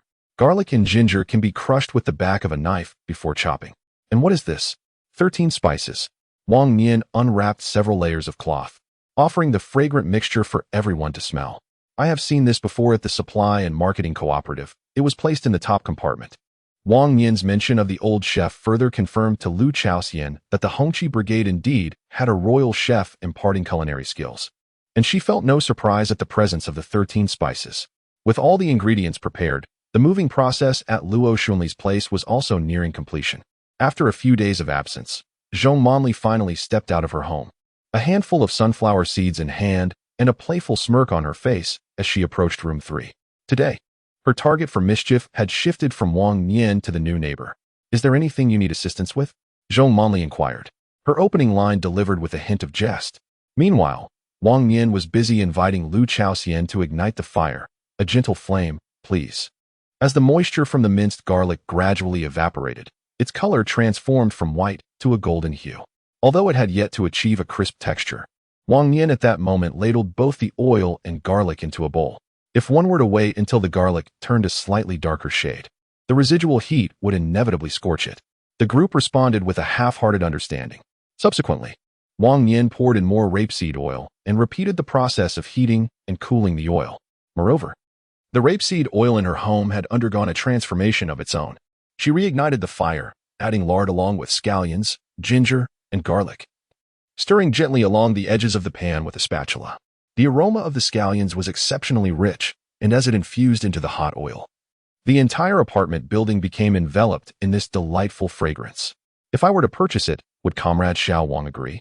In truth, the garlic oil had already cooled, and Sister Su could have taken the bowl and left, with no need to linger for over an hour watching Wang Nian prepare the scallion oil. Yet, she stubbornly remained until the very end, only departing once Wang Nian ladled the scallion oil into several medium-sized bowls. Su Fan shook her head, pondering that if they were a bit bolder, they could have simply asked directly. However, it was evident that neither of them possessed such audacity. Sister Su was generous. She had already ladled a substantial portion of scallion oil into a bowl to take inside during the cooking process, and Wang Nian, of course, could not be stingy in return. The elder sister was quite unreserved about it.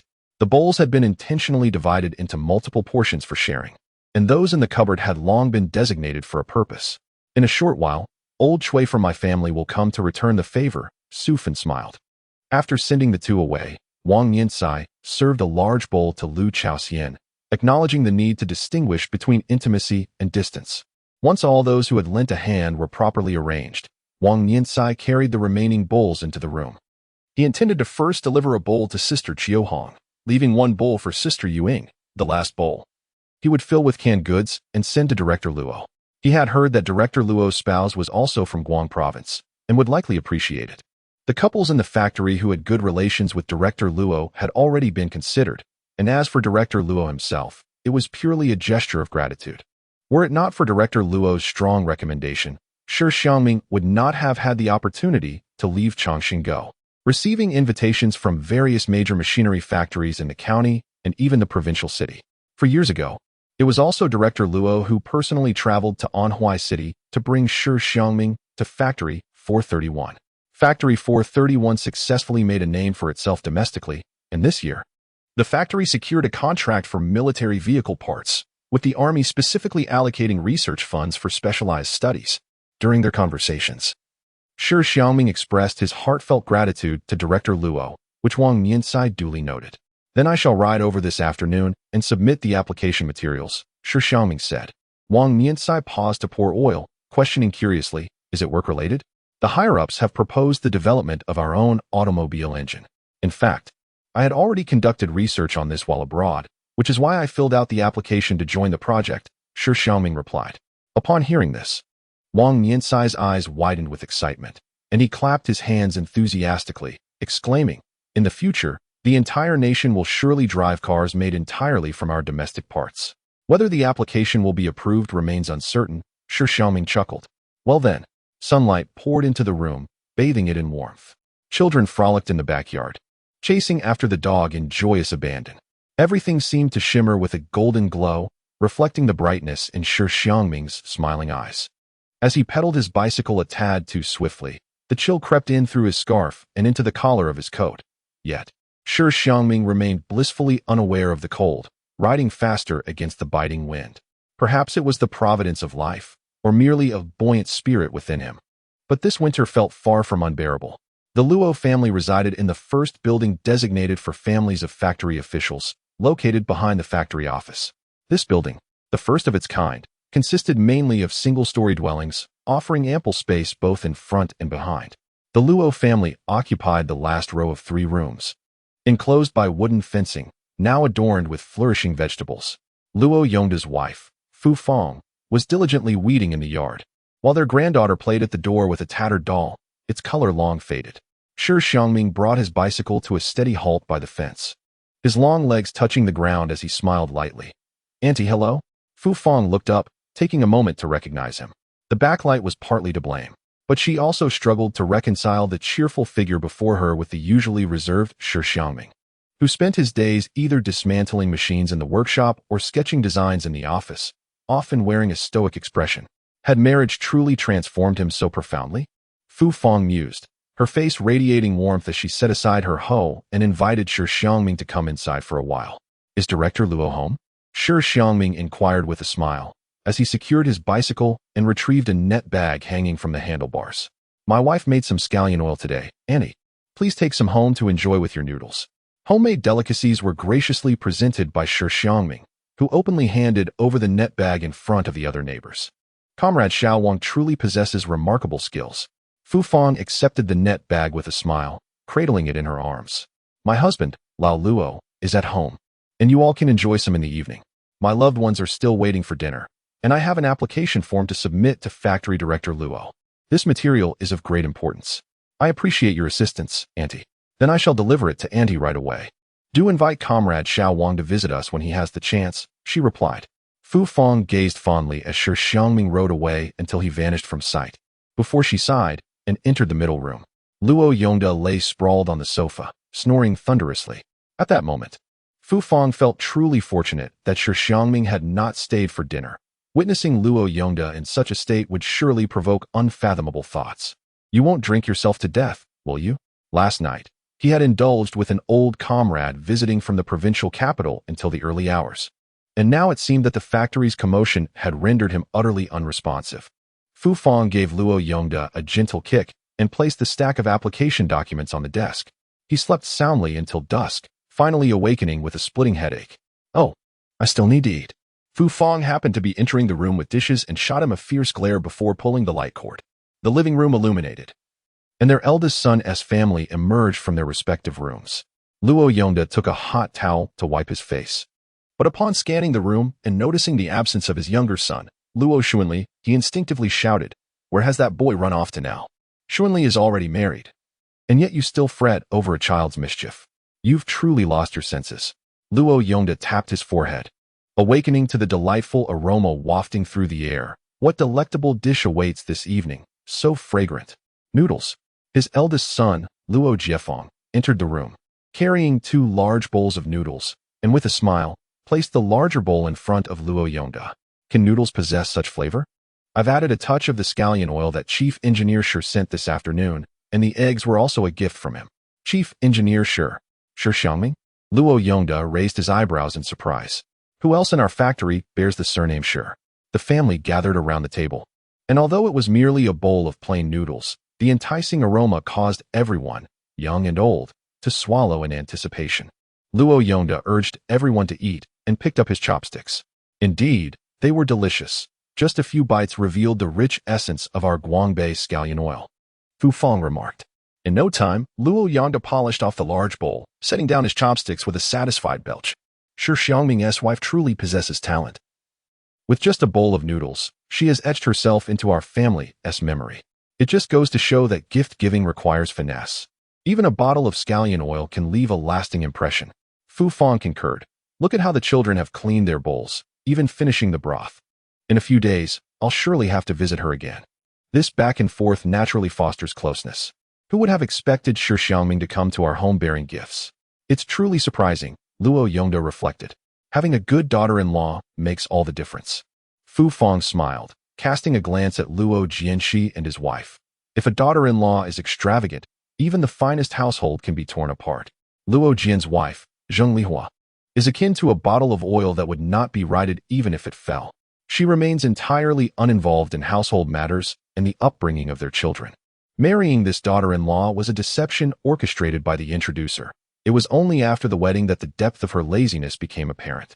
With the arrival of their younger son, she contemplated allowing him to engage in a relationship of his own choosing, believing this would provide them ample opportunity to understand each other better. However, the outcome was not as she had hoped. While the daughter-in-law possessed commendable qualities, she was encumbered by a mother-in-law of dubious reputation. The thought of her two sons weighed heavily on Fu Fang's mind. Currently, she and Shi Xiangming reside in the same building, and she often encourages him to visit more frequently. After a hearty meal, Luo Yongda felt his aching stomach finally ease. Yet he could not help but worry about his younger son. With so many people at the factory, why did he place such importance on Shi Xiangming? Fu Fang could not suppress her curiosity. He possesses true talent, Luo Yongda replied, raising his index finger. With merely a pen and a notebook, he has managed to enhance the braking system of domestic vehicles. Such a talent is simply invaluable. While outsiders might not grasp the significance of Shi Xiangming to Factory 431, Luo Yongda was acutely aware of it. Without Shi Xiangming overseeing the newly established production line, the compliance rate would be utterly unattainable. The complexities involved encompassed an array of specialized knowledge that Luo Yongda could not comprehend. He could only envy the man's high salary, entirely oblivious to the reasons behind it. You mentioning this reminds me, what application materials was Shi Xiangming delivering this afternoon? Fu Fang abruptly recognized the gravity of the situation and hurried to her desk. Upon glancing at it, her heart sank as she observed a once orderly stack of documents now scattered chaotically across the surface. Who has disturbed the documents on the table? Fu Fang turned and bellowed at her grandchildren. Who on earth is responsible? Luo Yongda's expression shifted dramatically. He hurriedly stood up, knocking over a chair, and rushed to the desk to seize a piece of paper. This was a document bearing the official red seal of the Municipal Engineering Institute, clearly stating an invitation for Comrade Shi Xiangming to collaboratively engage in the research and development of state-owned automotive engines. This document had been personally handed to him by Professor Wu Bin to deliver to Shi Xiangming. Once the application form was completed and submitted, the Provincial Engineering Institute could promptly allocate funds to assist Factory 431 in establishing a research laboratory. Just this past Friday, Luo Yongda had instructed Shi Xiangming to ensure the application form was delivered directly to his home, allowing him to proceed to the provincial capital for approval on Monday. Yet now, it had transformed into a half-sheet of soiled waste paper. Enraged, Luo Yongda slammed his palm down onto the table. Who has meddled with the items on the desk? Where has the other half gone? At that moment, his eldest grandson timidly pointed at his younger sister, saying, Sister tore it while making baked potatoes. What should we do now? Fu Fang was in a panic, beads of sweat forming on her forehead as she sank weakly into a chair. You wouldn't. What wouldn't I? Luo Yongda's forehead throbbed with tension. Even in his fury, he could not unleash it upon a child barely over a year old.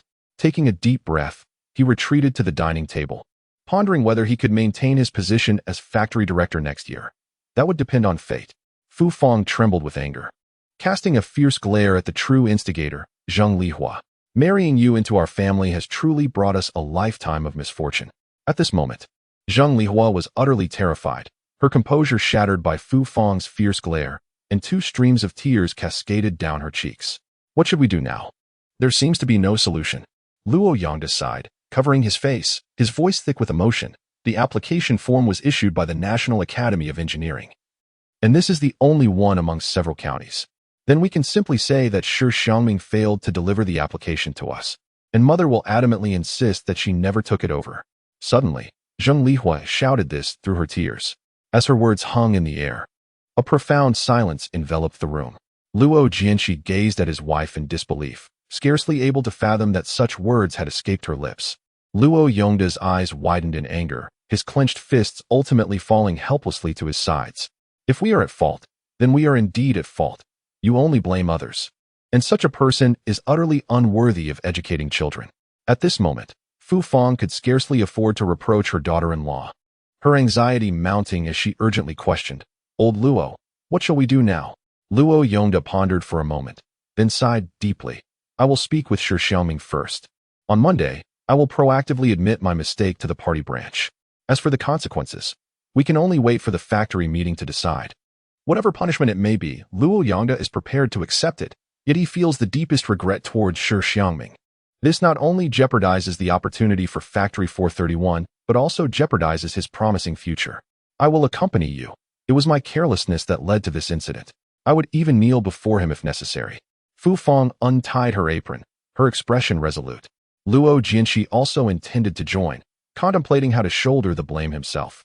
Luo Yongda, a man of integrity, has never been one to act without taking responsibility. Since the decision was made to proceed, he had already anticipated the worst possible outcome. However, the subsequent developments greatly exceeded his expectations. The entire family rushed to the Shi residence, expressing their intentions, and Fu Fang nearly fell to her knees. To their surprise, Shi Xiangming merely smiled faintly, indicating that it was all trivial matters. What had caused the Luo family such anxiety for half a day was, in the eyes of the Shi family, utterly inconsequential. Chapter 33. The Complexities of Human Relationships. Shi Xiangming casually waved his hand, saying, "I will just make a call to the professor." He promptly instructed Wang Nian to serve tea to the guests. It seemed the visitors were quite overwhelmed. On such a cold day, each of their faces glistened with sweat. Just as Luo Yongda began to relax, his heart suddenly raced again, and he anxiously inquired, "Professor Wu should not have the authority to resubmit the application form, as this is a project under the National Academy of Engineering. First, have some warm water to calm down. Don't rush," Shi Xiangming advised as he handed over the teacup and proceeded to explain in detail. "Tomorrow, I will personally call my senior brother to clarify the situation and have him directly write my name on the registration form. A supplementary application will suffice." Luo Yongda remained skeptical. Such a significant matter, doesn't he require following the proper procedures?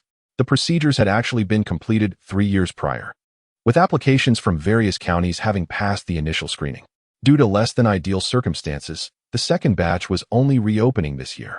After thorough field assessments, it was found that there were very few engineers qualified to undertake this research, with a success rate of less than 0.1.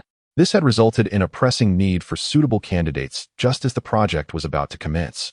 And the second round of applications had introduced an additional internal recommendation process. Shi Xiangming was among the first batch of recommended candidates. Vice Dean Wu Bin. Now he should be referred to as Dean Wu Bin. His visit to Factory 431 was primarily to personally discuss this matter with Shi Xiangming. As for the application form, it merely served as a formality. Coincidentally, the individual overseeing the domestic engine project is none other than Wu Bin's most esteemed disciple, Xiaoming. The two have maintained a close correspondence over the years, and one of the names Wang Nian frequently heard from Shi Xiangming's lips was indeed Xiaoming. Thus, it truly boils down to a matter of a phone call. Wang Nian presented a glass of warm water to the ashen-faced Fu Fang, gently smiling. "Auntie, please have some water." Xiaoming assured me it's merely a trivial matter. Fu Fang shook her head with a bitter smile, patting the sofa beside her. "Come, sit down and chat with me." Luo Yongda had just exchanged a glance, evidently wishing to speak to Shi Xiangming privately. As Fu Fang pulled Wang Nian to sit, he let out a sigh, his expression still betraying concern. "Shall we make the call now? Otherwise, my heart remains in suspense." Shi Xiangming glanced at the clock on the wall and nodded. "The operator at the Academy of Engineering should still be on duty. Let us proceed to the office." The only telephone that could connect with other provinces was located in the factory director's office, necessitating a visit there for a call, perhaps due to the earlier tense atmosphere. The children sat in silence on their stools, the room so quiet that one could hear a pin drop. Feeling reassured that there was no major issue, the children soon reverted to their playful nature. At some point, Shi Shuwen had summoned Zhang Liye, and the two older children began telling stories to the younger ones in the small room. Only Fu Fang's little granddaughter, just over a year old, wobbled as she walked, yearning to be held and babbling to follow into the house. "My own children are numerous, causing daily chaos that gives one a headache." Fu Fang smiled, while Wang Nian took the opportunity to retrieve peanuts and candies from the dresser, unwrapping the candy and placing it in the little girl's hands, beckoning the children inside to join in the treat. The children rushed out in a swarm, swiftly encircling the coffee table. "Auntie, please sit for a moment. I will prepare some pomelo syrup for the children to drink." Every household in the Hongqi brigade boasts a pomelo tree at its doorstep, bearing fruit that, though unkempt, often turns sour. Typically, one would only pick the fruit to satisfy a fierce craving, and despite Wang Nian's knowledge of various pomelo delicacies, She had refrained from indulging due to the prohibitive cost of sugar. Now, however, she could boldly take white sugar from the spice rack. With this formidable support, Wang Nian had persuaded her cousin, Wang Yong, to bring home a basket of pomelos from the market. A few days prior, she had made a jar of pomelo tea, leaving several untouched in the corner. Upon hearing about the pomelo syrup, Shi Xiangming immediately abandoned the milk candies and darted after Wang Nian.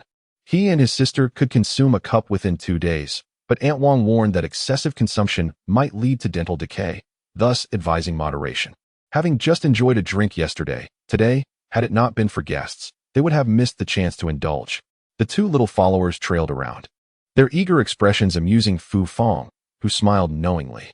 As fellow mothers, Fu Fang could easily perceive Wang Nian's genuine affection for her children. The children's demeanor is unmistakable. In an era where children's pants are often patched repeatedly, the siblings appeared impeccably clean, with Shi Wan donning a pink apron over her cotton coat, which added a touch of adorableness. I will just take a sip. Wang Nian poured the water while Shi Xiangming, in a flurry of urgency, raised a finger and assured loudly, his chubby face trembling with each word. Brother, let's drink today, let's drink today. Shi Wan anxiously tugged at Shi Xiangming's sleeve, fearing that if they hesitated, the opportunity would vanish. After a moment of contemplation, Shi Xiangming made a decision. Today, we'll drink from my cup, and tomorrow from my sister's. Wang Nian looked down in surprise. She observed Shi Xiangming explaining very earnestly to Shi Wan, we'll share the drink. That way we can indulge today as well as tomorrow, and from now on, we can enjoy it every day. His little mind truly was astute. Wang Nian chuckled, placing the brewed pomelo tea on the coffee table, distributing cups to each child before finally serving the siblings. They received a cup as well, but she had also taken an additional empty cup. She was curious to see how Shi Xiangming intended to divide this cup of pomelo tea. Observing the siblings, she noticed Fu Fang looking at her, then glancing around the room, and finally back to the Shi siblings. In any case, the more she looked, the more she liked what she saw. The home was tidy and organized, the children were lively and healthy, and the family exuded harmony and warmth. Auntie, have some sugar water. Fu Fang received the slightly yellowish cup of pomelo syrup, bringing it to her granddaughter's lips. Behind our factory's auditorium, there are plenty of pomelo trees, but the fruit is too sour and bitter to eat. I wonder if they have been cut down? If not, could I dig one up to plant in my own yard? Of course. Why not? Fu Fang glanced at her granddaughter's incessantly moving mouth, her smile deepening. The trees were planted by the villagers from the nearby settlements, so they aren't considered factory property. Observing the children's evident delight, Fu Fang contemplated planting a tree in her backyard, with the intention of crafting some snacks from its fruit next year. Wang Nian, chuckling, agreed to accompany Fu Fang for the excavation in the spring, although her gaze remained fixed on the siblings, Shi Xiangming and his sister. Without a moment's hesitation, Shi Xiangming handed his extra cup to his sister. She could later instruct their aunt on how to prepare grapefruit syrup, which would save the family a considerable amount on snacks. Fu Fang's thoughts lingered on the grapefruit tea, but her musings were abruptly interrupted by the sound of Luo Xunli's almost thunderous cursing from outside. What a hypocrite! When they arrived, room 3 was enveloped in darkness. I wonder where that family of 3 has gone. Hearing the commotion, Fu Fang placed the child on the sofa and hurried outside. Xunli, who are you arguing with? In the corridor, Luo Xunli still wore the army green cotton coat from earlier that day, his head uncovered, revealing thinning hair. Despite the loudness of his voice, his expression bore no trace of anger. Rather, he wore a peculiar half-smile that seemed unsettling under the dim light. Opposite him, Zhong Manli trembled, unable to utter a word as she pointed at Luo Xunli. How dare you meddle in my family's affairs? Who do you think you are? I will report you to the women's director, accusing you of bullying a woman. Zhong Manli stomped her foot in frustration, her confidence visibly diminished. Go ahead, report me. If you don't, you're a coward. Zhong Manli, Luo Xunli. 2 voices echoed from the corridor. One was steeped in anger, while the other bore a hint of resignation. However, Fu Fang seemed oblivious to the tension as she beckoned Luo Xunli with a wave. Come to Comrade Xiao Wang's home. Mother wishes to introduce you to a couple of people. Xiao Mei, Mother has called us over to meet. Just moments ago, Luo Xunli had been brimming with arrogance, but upon encountering Fu Fang, he wilted as if struck by frost, his voice when addressing son Xiao Mei now feeble and drained of energy. Before Jiang Fang could call out, Fu Fang had already turned to Wang Nian, gesturing with her hand. I was so anxious that I didn't have a chance to mention it. My family S. Xuanli and his wife are going to be your neighbors. Wang Nian remained inside the house, merely smiling at the news. What a coincidence indeed. With so many residents in the staff building, managing interpersonal relationships can be quite demanding. She is not the type to engage in casual conversation with just anyone. Having lived here for half a year, she still hasn't become acquainted with all the families on the third floor. Mother, Sun Xiaoming, with tear-streaked cheeks, called out to Fu Fang in a muffled tone and then smiled at Wang Nian. Hello, Comrade Wang. Her smile was more tragic than her tears. As they entered the house, Fu Fang glanced at Zhang Fang, who seemed hesitant to speak, and shot an exasperated glare at Luo Xuanli. You can't even protect your wife. Just bullying within your own home. Luo Xuanli scratched his face, refraining from retorting. As they settled onto the sofa, Wang Nian resumed her role as the hostess, offering Sun Xiaoming sweet soup and peanuts. Isn't she my mother-in-law? Luo Xuanli is a person who harbors no intentions of concealing familial indiscretions. When Fu Fang inquired, he spilled everything like a cascade of beans. It was only upon realizing the impropriety that Fu Fang found herself unable to intervene in time. Wang Nian lightly coughed, urging the children gathered around the television to retreat indoors. You little rascal, how dare you speak so freely? Fu Fang scolded Luo Xuanli, exasperated. How could anyone so bluntly report their mother-in-law's infidelities, leaving outsiders to wonder how they might mock her? Luo Xuanli felt quite aggrieved. Wasn't it you who encouraged me to speak? Everything I said was the truth.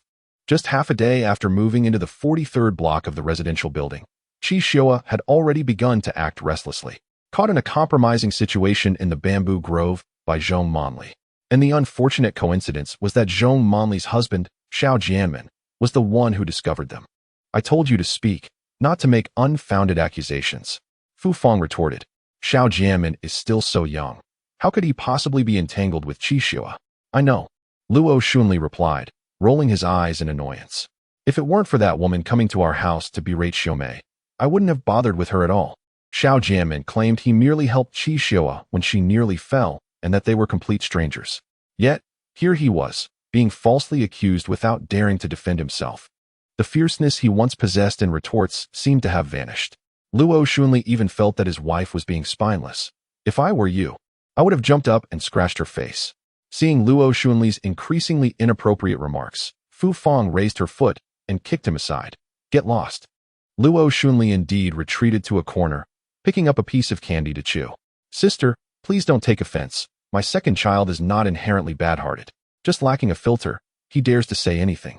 In the afternoon, Wang Nian had already witnessed this, having just moved into the entire building. He had likely heard that Shi Xiangming was not a respectable person.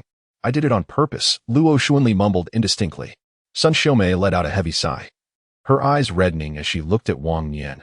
I fear you will find this amusing, Comrade Wang. But in truth, Zhong Manli's accusations are entirely justified. My mother truly lacks shame. However, I am unaware of her partner. Now that the matter had been laid bare, Fu Fang felt there was nothing left to conceal and bluntly interjected. What a shameless person. My concern is that this individual might already be in a relationship, which would undeniably disrupt another's family. 2 streams of tears trickled down her cheeks. Even someone as strong-willed as Sun Xiaoming was engulfed by despair at that moment. I believe your mother has lost her senses. If she were still in her right mind, she would have long been paraded through the streets, rather than gallivanting about. Fu Fang remarked. Luo Xuanli and Sun Xiaoming were in a relationship founded on mutual affection, yet in the early stages, no one noticed Shi Xiangming's infidelity. It was only before discussions of marriage that Fu Fang learned from her son about a man exiting her widowed mother-in-law's residence a few days prior. He had only caught a glimpse of the man's silhouette in the dark. At that moment, Fu Fang assumed the widow was merely unwilling to endure solitude, not realizing that her daughter's impending marriage had provoked Shi Xiangming, causing her erratic behavior to become increasingly evident. She had previously managed to maintain a faade of propriety, but soon her actions and manner of speaking deviated drastically. I just want to know who has brought my mother to this state. Sun Xiaoming exclaimed in fury. If only I could discover who it is. If one is unattached, they could conveniently form a pair. If one is encumbered by family, any association should be definitively severed. Sighed Fu Fang. Being a woman, and also related through marriage, Fu Fang genuinely did not desire to humiliate Shi Xiangming. As Sun Xiaoming's distress intensified, Wang Nian suddenly cleared his throat. Fu Fang's earlier remark about being encumbered by family had struck a chord with Wang Nian, Wu Taohua and the two children were, in reality, the greatest victims in this situation. Fu Fong paused, then realized they were actually still in Wang Nian's home. She had just been talking about her second son, and regretted her indiscreet mouth for gossiping about such scandalous matters in her relative's home. Wang Nian waved his hand dismissively, his brow furrowed, his fingers drumming on his knee, appearing quite conflicted. After a considerable pause, he picked up a teacup and offered it to Sun Xiaoming. Perhaps I possess knowledge of your mother's paramour. Subsequently, Wang Nian recounted the scene he had witnessed while delivering shrimp oil that day, ultimately clarifying, I cannot definitively ascertain whether it was Hu Manjun, but this may provide you with another avenue of inquiry. It is undoubtedly him. Sun Xiaoming's face, streaked with tears, transitioned from gritted teeth to a dawning realization.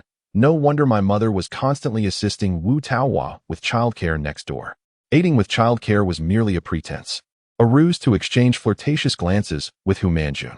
So it was Hu Manjun, that scoundrel. Luo Xunli crunched on the candy, his face contorted with disdain. He likely has ensnared more than just your mother. Upon uttering these words, the room was filled with astonishment. Wang Nian had not anticipated that within the confines of Factory 431, there existed more than just one or two individuals engaged in illicit affairs, wondering whether further discussion might implicate a multitude of people. In the midst of this peculiar silence, Shi Xiangming and Luo Yongda cheerfully pushed the door open and entered the room. However, Luo Yongda's momentary happiness was swiftly dissipated by Fu Fong's words. The troubles at home were far more distressing than those encountered at work. Wang Nian noticed that Luo Xunli's gaze was persistently fixed on Shi Xiangming, as if he were an idol. The instant Shi Xiangming took a seat beside Wang Nian, Luo Xunli eagerly extended his hand, saying, Chief Engineer Shi, I hope to receive your guidance in the future. The fact that the usually carefree Luo Xunli used the honorific you made Wang Nian fully believe in his genuine admiration for Shi Xiangming. Thanks to the detailed data you provided, I was able to make significant improvements. Otherwise, I would be a skilled woman unable to cook without rice, Shi Xiangming said with a modest smile. If I encounter any issues in the future, may I consult you? Feel free to do so, whenever I am available, came the reply. I happen to be facing a few challenges lately. I will bring my notebook and visit your home after work tomorrow. To be honest, Luo Xunli's words made Wang Nian regard him with newfound respect. Polite and aware of social nuances, his earlier comments were clearly not mere flattery. He evidently possessed a solid foundation in mechanical engineering, far from being a mere slacker. Shi Xiangming nodded gently. None, including Wang Nian, anticipated that Shi Xiangming would continue the previous thread of conversation. What significant issues are you facing? Luo Yongda inquired. He is suspected of harassing the widow of a martyr, who is currently uniting with several other women who have been insulted to file a complaint with the political department. Hu Manjun will soon face dire consequences. At the inception of the factory, the military supported the establishment by sending numerous soldiers to assist in its construction, among whom several comrades sacrificed their lives in Changshengyu.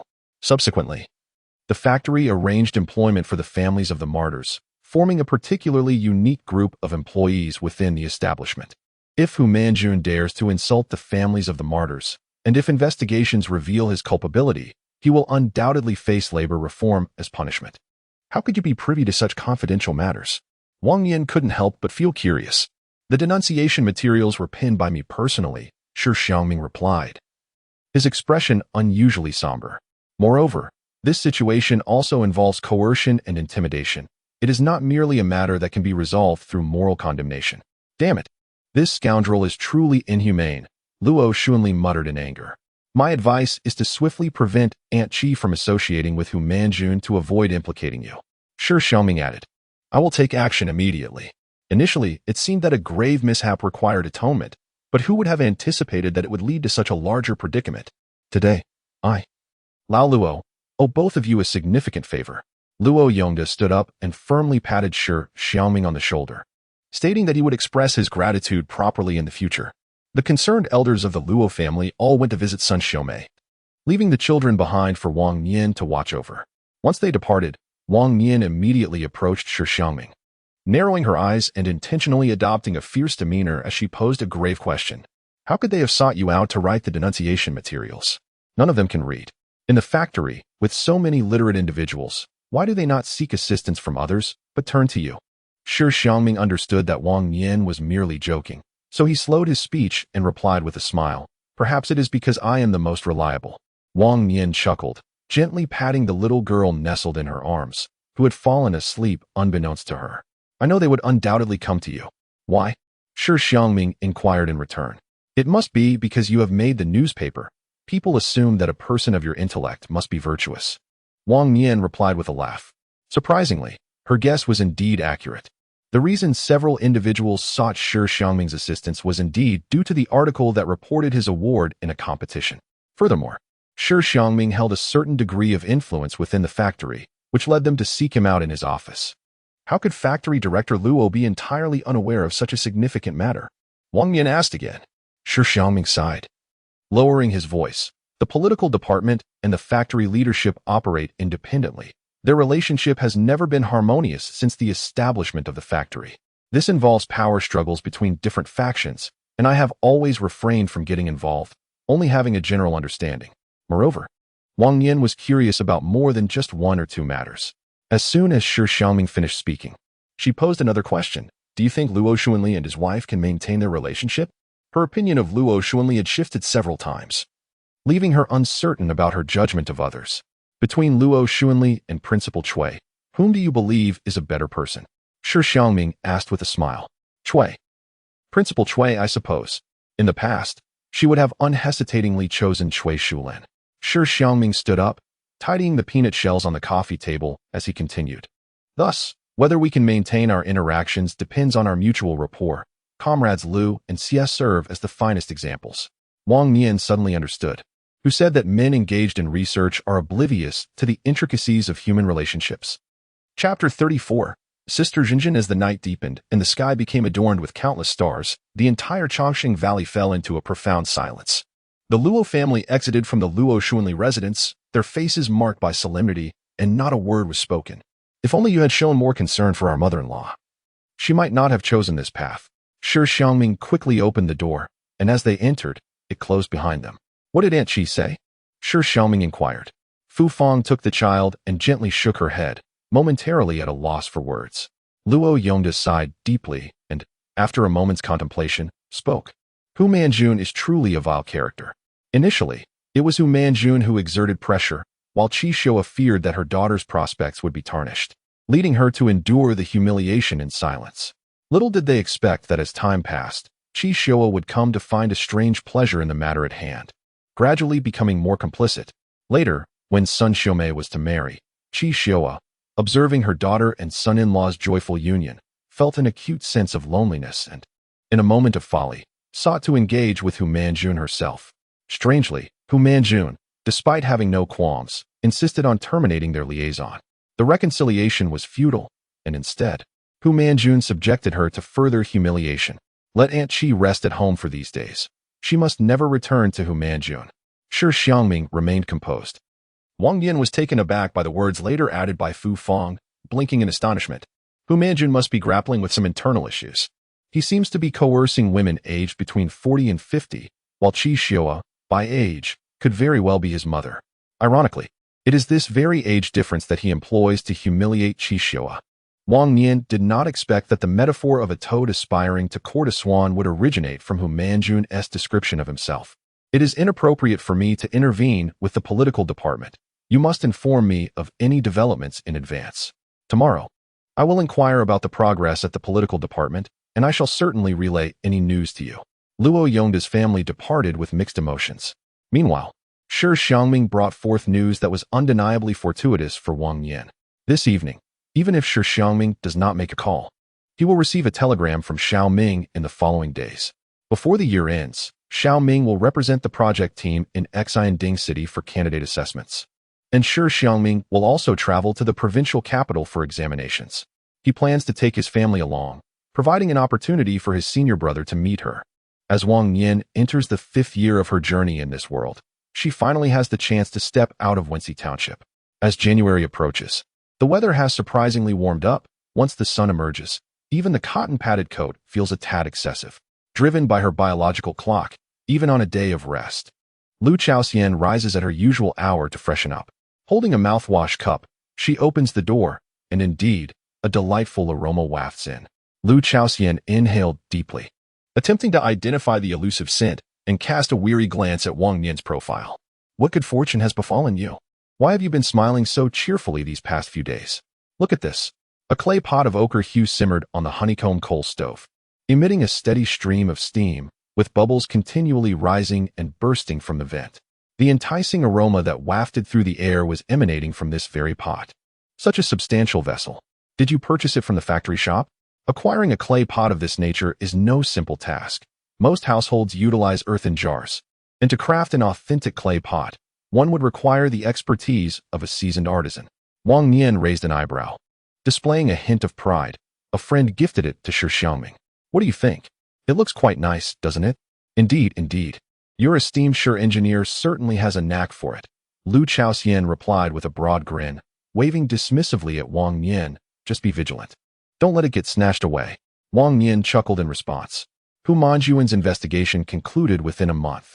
Due to the negative implications, and in order to protect the reputation of the martyr's widow, the factory refrained from publicly announcing the matter. Hu Manjun was dismissed for negligence, with his conduct merely glossed over. Rumors circulated that Hu Manjun, along with his wife and child, had departed from Chengshenggu, and their disappearance attracted little attention. In the report, Qi Xiao was identified as the initial victim, and not only was she spared any punishment, but it was also noted that Sun Xiaomei received a salary increase as compensation. Upon the announcement of the disciplinary actions to the factory director's office, Luo Yongde realized that Shi Xiangming had played a significant role in the proceedings.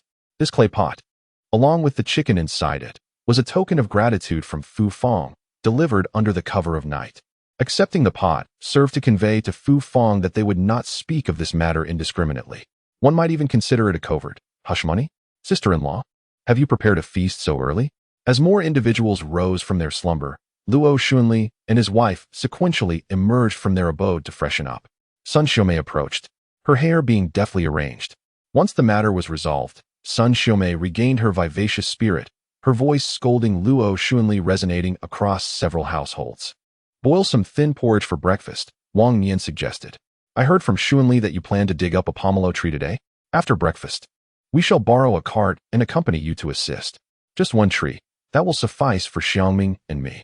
Sun Xiaomei added, Sister-in-law, do not feel shy. We also intend to dig up a tree for our backyard. Wang Nian acquiesced, recognizing that further protest would likely be futile. Having failed to persuade Shi Xiangming to become his mentor, Luo Xunli and his wife called upon their brother and sister-in-law, endearing enough to make outsiders believe they were siblings. I will summon you once I have finished my meal, he promised. As Sun Xiaomei departed, Lu Chaoxian approached. We will also go shortly. If there are any extras, I would like to dig one for our field. Their yard, though smaller than Wang Nian's, was ample enough for planting beside the bamboo grove. Land was plentiful. Wang Nian couldn't help but chuckle. One pomelo tree is more than enough for all of us. Why create such a commotion? Following your lead is always wise. Lu Chaoxian replied with a smile. After breakfast, the three families, with 2 carts and a lively throng of chattering children, made their way to the grand auditorium. Nestled atop the mountain and backed by a hollow, the auditorium once served as communal land for the Hongxing Brigade. Be cautious of your footing when we enter. I noticed someone relieving themselves just a few days ago, he warned. Luo Xunli enthusiastically shared his discoveries from a recent exploratory journey, highlighting important precautions. Behind the grand auditorium stood a wall of half a person's height, where the cart was left beside it. The men climbed over the wall before retrieving their respective wives. With the exception of Wang Nian, Shi Xiangming, with his long legs, ascended with only a slight awkwardness, yet he did not waste any time. However, when he turned to look down from the wall, he noticed that Wang Nian had already leaped to the other side, even quicker than he had. Wang Nian's aunt was quite adept at climbing trees. To be careful when you jump down, Wang Nian cautioned, stepping aside nervously and covering her mouth as she hurriedly warned. The corners are covered in excrement. There was no restroom in the auditorium, and the nearby corners had inevitably become an open-air toilet. Luo Xunli stood atop the wall, laughing heartily. Didn't he? I just mentioned this. After circumventing the makeshift toilet, the group traversed a small grove and soon beheld several pomelo trees on a slope. The local pomelo trees in Wenxi did not grow tall, and due to a lack of care, their trunks were no thicker than a wrist, causing their branches to droop. These trees were of similar size, leaving little choice, so each person casually selected a tree and began to dig. Digging for trees did not require the assistance of the women, and as Wang Nian pondered the opportunity, she decided to wander nearby. Following the slope downward, she quickly arrived at an abandoned hollow where once 2 or 3 families resided, likely having moved to the Changshengpo commune with the Hongxing brigade. The roof had collapsed significantly, leaving only piles of ruins, with spider webs adorning the crevices. The house was rather unremarkable. Wang Nian circled around to the back and climbed up the slope, grasping a tree to survey her surroundings. To her surprise, she indeed spotted something of interest. Look, there are beehives. From her elevated position, she noticed several boxes set out in front of a house, with bees occasionally emerging from the wooden panels. It seemed that the previous occupants had left these beehives behind. Curious, she decided to investigate. Lu Chaoxian, wary of dust on her hands, followed her up the small hill. The path had become overgrown, and despite the seemingly short distance, it took them several minutes to reach the house. The 3 of them hesitated to approach too closely. Wang Nian chose the nearest beehive to observe, confirming, they are bees, not wasps. Nodding in agreement, she recalled that even in her previous life as a rural dweller, she had never had the opportunity to interact with bees, and even now, the beehives were beyond her reach. I'll wander nearby. It's rather eerie here. It was evident that this place had scarcely been trodden, with the narrow paths engulfed in weeds reaching almost waist-high. Startled by their movement, snakes and insects concealed in the grass scattered in all directions. As she walked, Wang Nian suddenly halted, rubbing her eyes. Not far off, on a withered tree, she spotted a cluster of shiitake mushrooms. Upon closer inspection, it appeared there were not just one, but vast patches of wild shiitake mushrooms flourishing abundantly. The elders often said that as long as one worked diligently in the mountains, one would never go hungry. In that moment, Wang Nian truly felt the weight of that wisdom. I knew that following you would lead to good fortune. She grabbed a bag and climbed back over the wall, and as Lu Chaoxian landed, she cheerfully chatted with Wang Nian. In the next instant, she found herself locking eyes with a man squatting in the corner. Wang Nian shielded her face with a burlap sack, pulling the blushing Lu Chaoxian swiftly into the thicket, leaving behind a startled man who plopped down onto the ground. This open-air restroom certainly seemed quite popular. Goodness, how long has this been? Lu Chaoxian glanced down at the bag he carried, suddenly realizing it was far too small. The thought of braised pig's trotters for the new year made his mouth water. Without a moment's hesitation, Wang Nian unfurled the bag and climbed to the highest tree. The tree is slippery. You'd best not follow me. Are you a harbinger of fortune? Good luck seems to follow you wherever you go. Just this morning, he had remarked that accompanying Wang Nian was sure to yield rewards. Even venturing out to gather mushrooms could bring unexpected fortune. This patch of wild mushrooms had remained untouched for at least several years, benefiting their 3 families. A mere 10 minutes further led to the collective land still in use by the Hongxing brigade.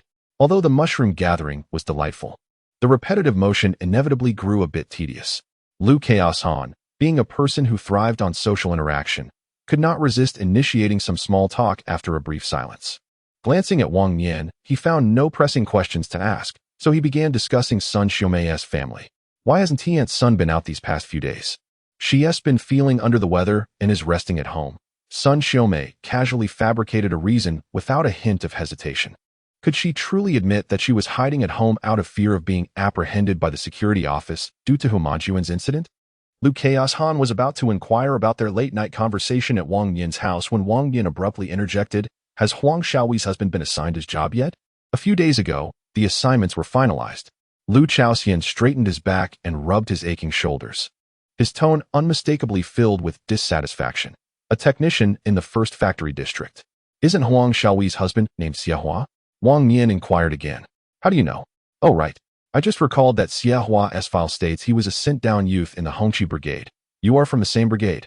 Wang Nian scoffed, lowering her eyelids. Disdain evident in her demeanor. How did you figure that out?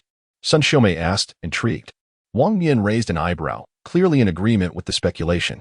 In any case, I find Xiahua to be quite unreliable, Lu Chaoxian concluded, curious about the extent of Xiahua's misdeeds that could provoke such frank disdain from Wang Nian. Sun Xiaoming asked, "Can you tell us what kind of person Xiahua is?" The assignments have been made without bias to the first factory district. The 3 men from their families would inevitably have dealings with Xiahua. Let me put it this way. Wang Nian turned and perched on a tree trunk. He is certainly not a good person. Had I known earlier that Huang Xiaoyi was going to marry him, I would have certainly intervened. Intervention would be futile. Lu Chaoxian waved his hand dismissively. Huang shall we wouldn't heed a word. You have no idea that last week she had a fierce argument with Sister Su over Xiehua's work issues, which infuriated Sister Su to the point of declaring she would no longer care for her. Another lovesick fool, Wang Nian sighed. You all should keep your distance from Xiehua. Huang Xiaowei is no fool, and the original owner was not dim-witted either. Both are completely captivated, which indicates that Xiehua must possess some remarkable qualities. If it were Chief Engineer Shi, perhaps I would take a second glance, but Xiehua, he is even inferior to my husband, Lao Zhang. Lu Chaosian remarked, and Sun Xiaomei promptly added, Xuanli's only flaw is having a bit less hair. Otherwise, he is quite handsome. Zhang Guqiang, who had hurried over to help, was momentarily speechless. Luo Xuanli unconsciously reached up to touch his head. While only Shi Xiangming managed to suppress a smile, his clenched fist resting against his lips, struggling to contain the corners of his mouth from turning upwards. Wang Nian followed suit after their exchange, stating, Shi Xiangming is quite handsome, tall, intelligent, and possesses an amiable temperament. He seems to have no shortcomings at all. Zhang Guqiang and Luo Xuanli turned in unison to gaze at Shi Xiangming, finally understanding why he was so determined to marry this rural girl. Who could resist such flattery? Where on earth can one find such wild honey? A whole bounty, enough to last for several years. The golden, sweet-looking honey drew countless gazes as their cart returned laden with treasures. Thankfully, several bags of mushrooms were concealed beneath the pomelo trees, preventing any unwanted attention. Otherwise, the wall behind the auditorium would have been trampled today. After meticulously harvesting, they extracted 4 honeycombs from the hives. Lu Chaosian and Sun Xiaomei each took one, while Wang Nian claimed an extra. We don't have enough canning jars, so we'll have to use bowls for now. I'll fetch some empty jars tomorrow for filtering. Since their marriage, the canning jars at home had always been of great utility, filling 2 entire shelves in the cupboard. I'll dry the mushrooms. You should take a moment to rest. Even when Shi Xiangming volunteered to take on the remaining tasks, Wang Nian found no respite. The wall clock indicates that it is already 5:10, and in the blink of an eye, it is time to prepare dinner. After washing my hands, I picked up the apron hanging behind the door and gave it a good shake. The rustling sound immediately attracted a curious little one, Shi Wan, who leaned against the door frame and innocently inquired, Annie, what are we having for dinner tonight? Can I invite Sister Jinjin to our home for dinner? At that moment, Wang Nian turned around to see another little girl of similar age clinging to the door frame, her face so thin that her eyes appeared particularly large. The little girl. Malnourished? Which family do you belong to? Wang Nian asked, lowering her voice, careful not to frighten this fawn-like child. I need to inform your parents first, otherwise, they might be looking for you come dinner time. Sister Jinjin is the new neighbor, Shi Wan quickly interjected, pointing to the end of the corridor on the first floor. She just moved in today. That works. I will go say hello in a bit, Wang Nian smiled. Sister Jinjin, come over to my house to watch television. It was a rare encounter with a girl of similar age, and Shi Wan was incredibly enthusiastic, hurriedly inviting her to play at their home. Hearing Shi Wan mention watching television, a swarm of excitement surged toward the neighboring apartment. Wang Nian reached out to grasp Shi Xiuwen by the collar. Where are Jinjin's parents? I don't know. I haven't seen them. Shi Xiuwen scratched his head and turned to ask Zhang Liya. Liya, have you seen Jinjin's parents? Wang Nian released her grip and waved her hand dismissively, as if shooing away a fly. Go play. The 2 boys cheered and dashed into the house, only to re-emerge moments later. Shi Xiuwen, his eyes sparkling with excitement, turned to Wang Nian and asked, May I prepare a cup of grapefruit syrup for Sister Jinjin? Let your father make it. The kettle is too hot to handle. This indicated that the siblings could also partake. Shi Xiuwen joyfully bounced on the spot before hastily entering the house to share the delightful news with his sister. Shortly thereafter, the sound of Zhang Liya instructing Shi Xiangming to prepare the syrup resonated from within. Do you know him? Lu Chaos Han, cradling a cup of honey water, beamed with joy but promptly shook her head when Wang Nian inquired. I'll go take a look.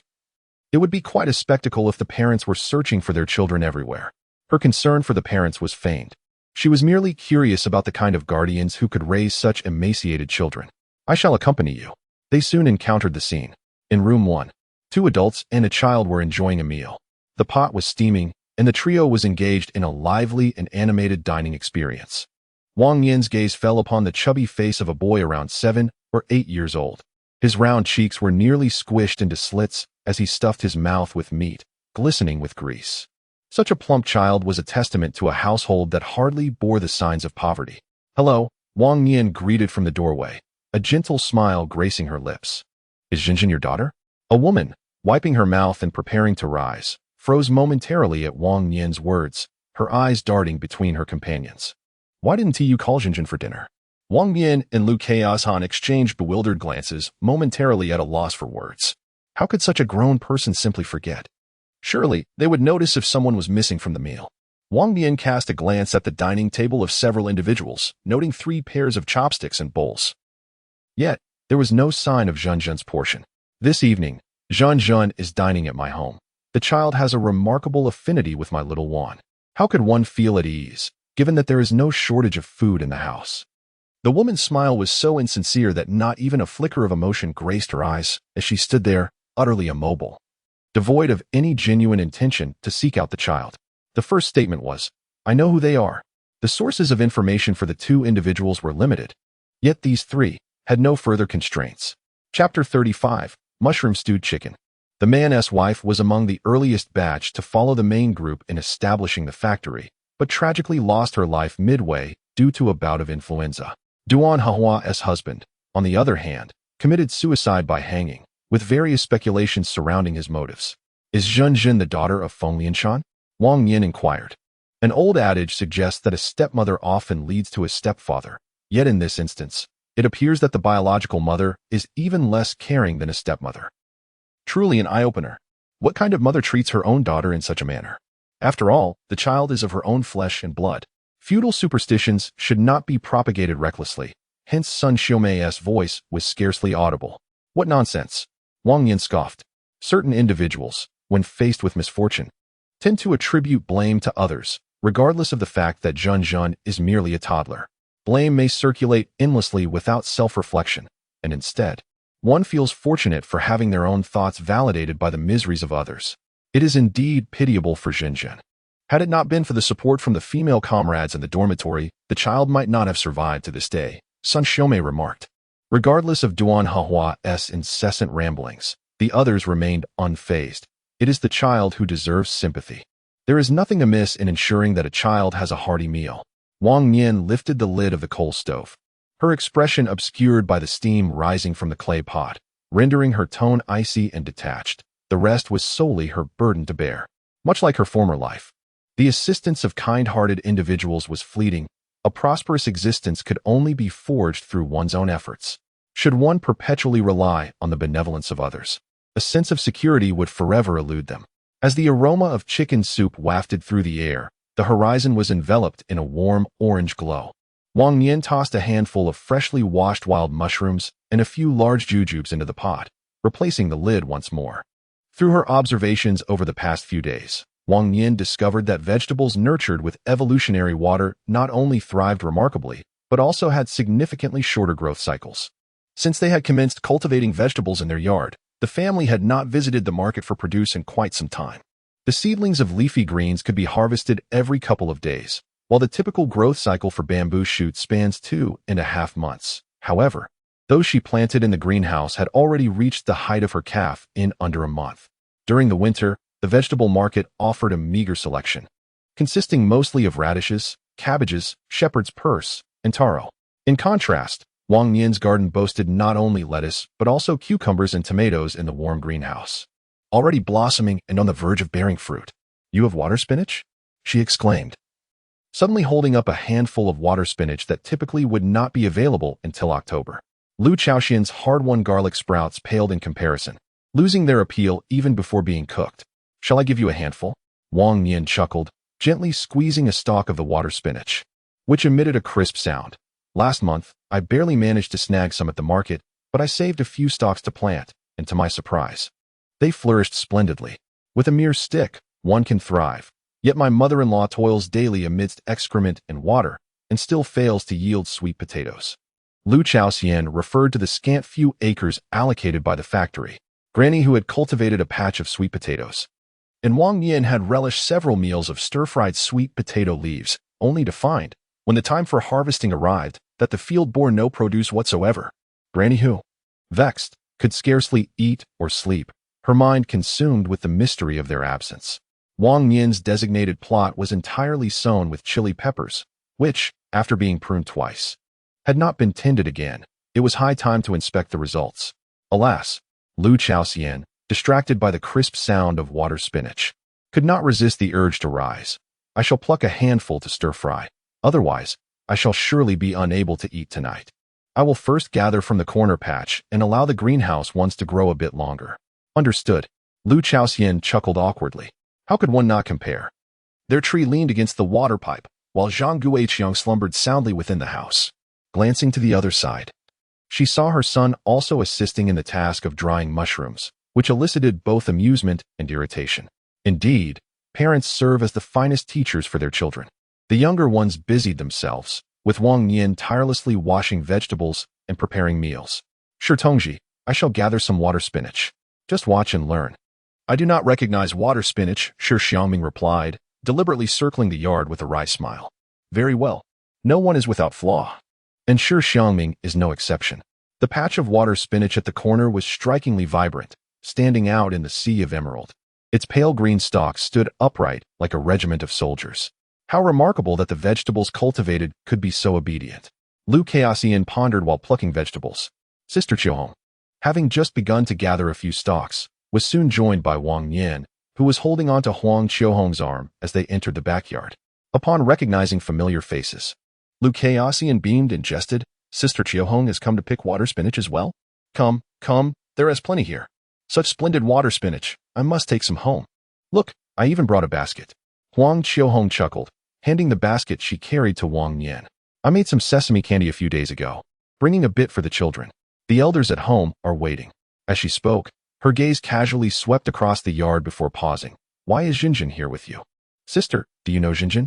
Wang Nian called to the hesitant Jinjin, who lingered in a corner. Come here, your aunt has candy. The mere mention of candy seemed to cast a spell.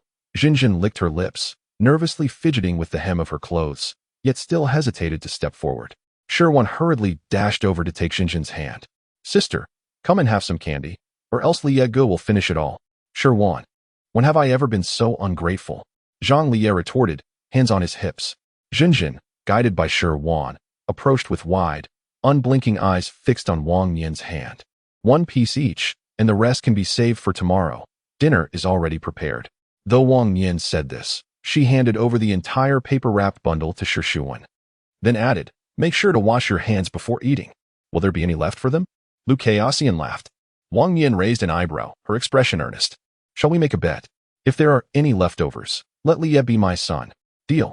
Lu Chaoxian patted Wang Nian's shoulder with pride, exclaiming, if you lose, you must offer me Xiaowan as a daughter. I absolutely adore this child. Shi Xiangming laughed, and Wang Nian suddenly called out to the distance. Someone is trying to snatch your daughter. I can send Shi Xiangming out, he added. Shi Xiangming chuckled, while Shi Xiangming, acting like a little adult, directed several children.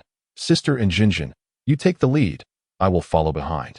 The large piece of malt candy had been shattered by a hammer, resulting in uneven sizes. Shi Xiangming bestowed the two largest pieces upon Shi and Jinjin, while Zhang Liye received a slightly smaller portion. When it was his turn, he selected the smallest piece. Once everyone had a piece in their mouths, even the tail-wagging little black dog received a taste. I lost. Lu Chaoxian sighed, genuinely impressed and a bit envious of Shi Xiangming, remarking, which child can resist the allure of candy? Shi Xiangming was indeed the exception. The remaining candy was wrapped up and placed on the desk in the room. With some mushrooms still needing to dry, they continued to eat while finishing the task. Not only was he exceptionally obedient, but he also knew how to lead by example, encouraging the other children to enthusiastically join in the work, especially his own silly boy, who worked diligently for others. Wang Nian noticed Huang Qiuhong's gaze was continually following Jinjin, leading him to wonder, is it because of Jinjin? The Women's Federation's primary responsibilities involve safeguarding the women and children of Factory 431. Earlier, she had passed by room 3 and observed that family having dinner, which is why she came to Wang Nian's place to take a moment's rest. I never anticipated encountering Jinjin here. The child is so emaciated that there is no need for inquiry. How old is Jinjin? Wang Nian suddenly inquired. According to the information we have gathered, she has just turned 5. Huang Qiuhong gestured to compare the heights of Shi and Wu Jinjin, noting that she is roughly the same height as a child of 3. Look at that child's hand. It is scarcely as thick as two of my fingers, Lu Chaoxian remarked, pressing two fingers together and frowning deeply. The cotton jacket the child wore was quite old and somewhat soiled, with the cuffs frayed, revealing the clumped, dark cotton within. Wang Nian gently squeezed Jinjin's shoulder and could even feel the protruding scapula. In a society with a well-established legal framework, the parameters concerning parental discipline of children remain ambiguously defined. It is universally accepted that parents may chastise their children, a notion that is entirely commonplace in everyone's perception. Though Jinjin appears frail, her face is clean and devoid of any signs of abuse, leaving Huang Qiuhong unable to raise concerns regarding her upbringing. Regardless of the child's attire or whether she is adequately nourished, she seems to regard Wu Jinjin as invisible. Tomorrow, we shall convene to discuss this situation. If necessary, we must reach out to the kindergarten to see if they can accept this child.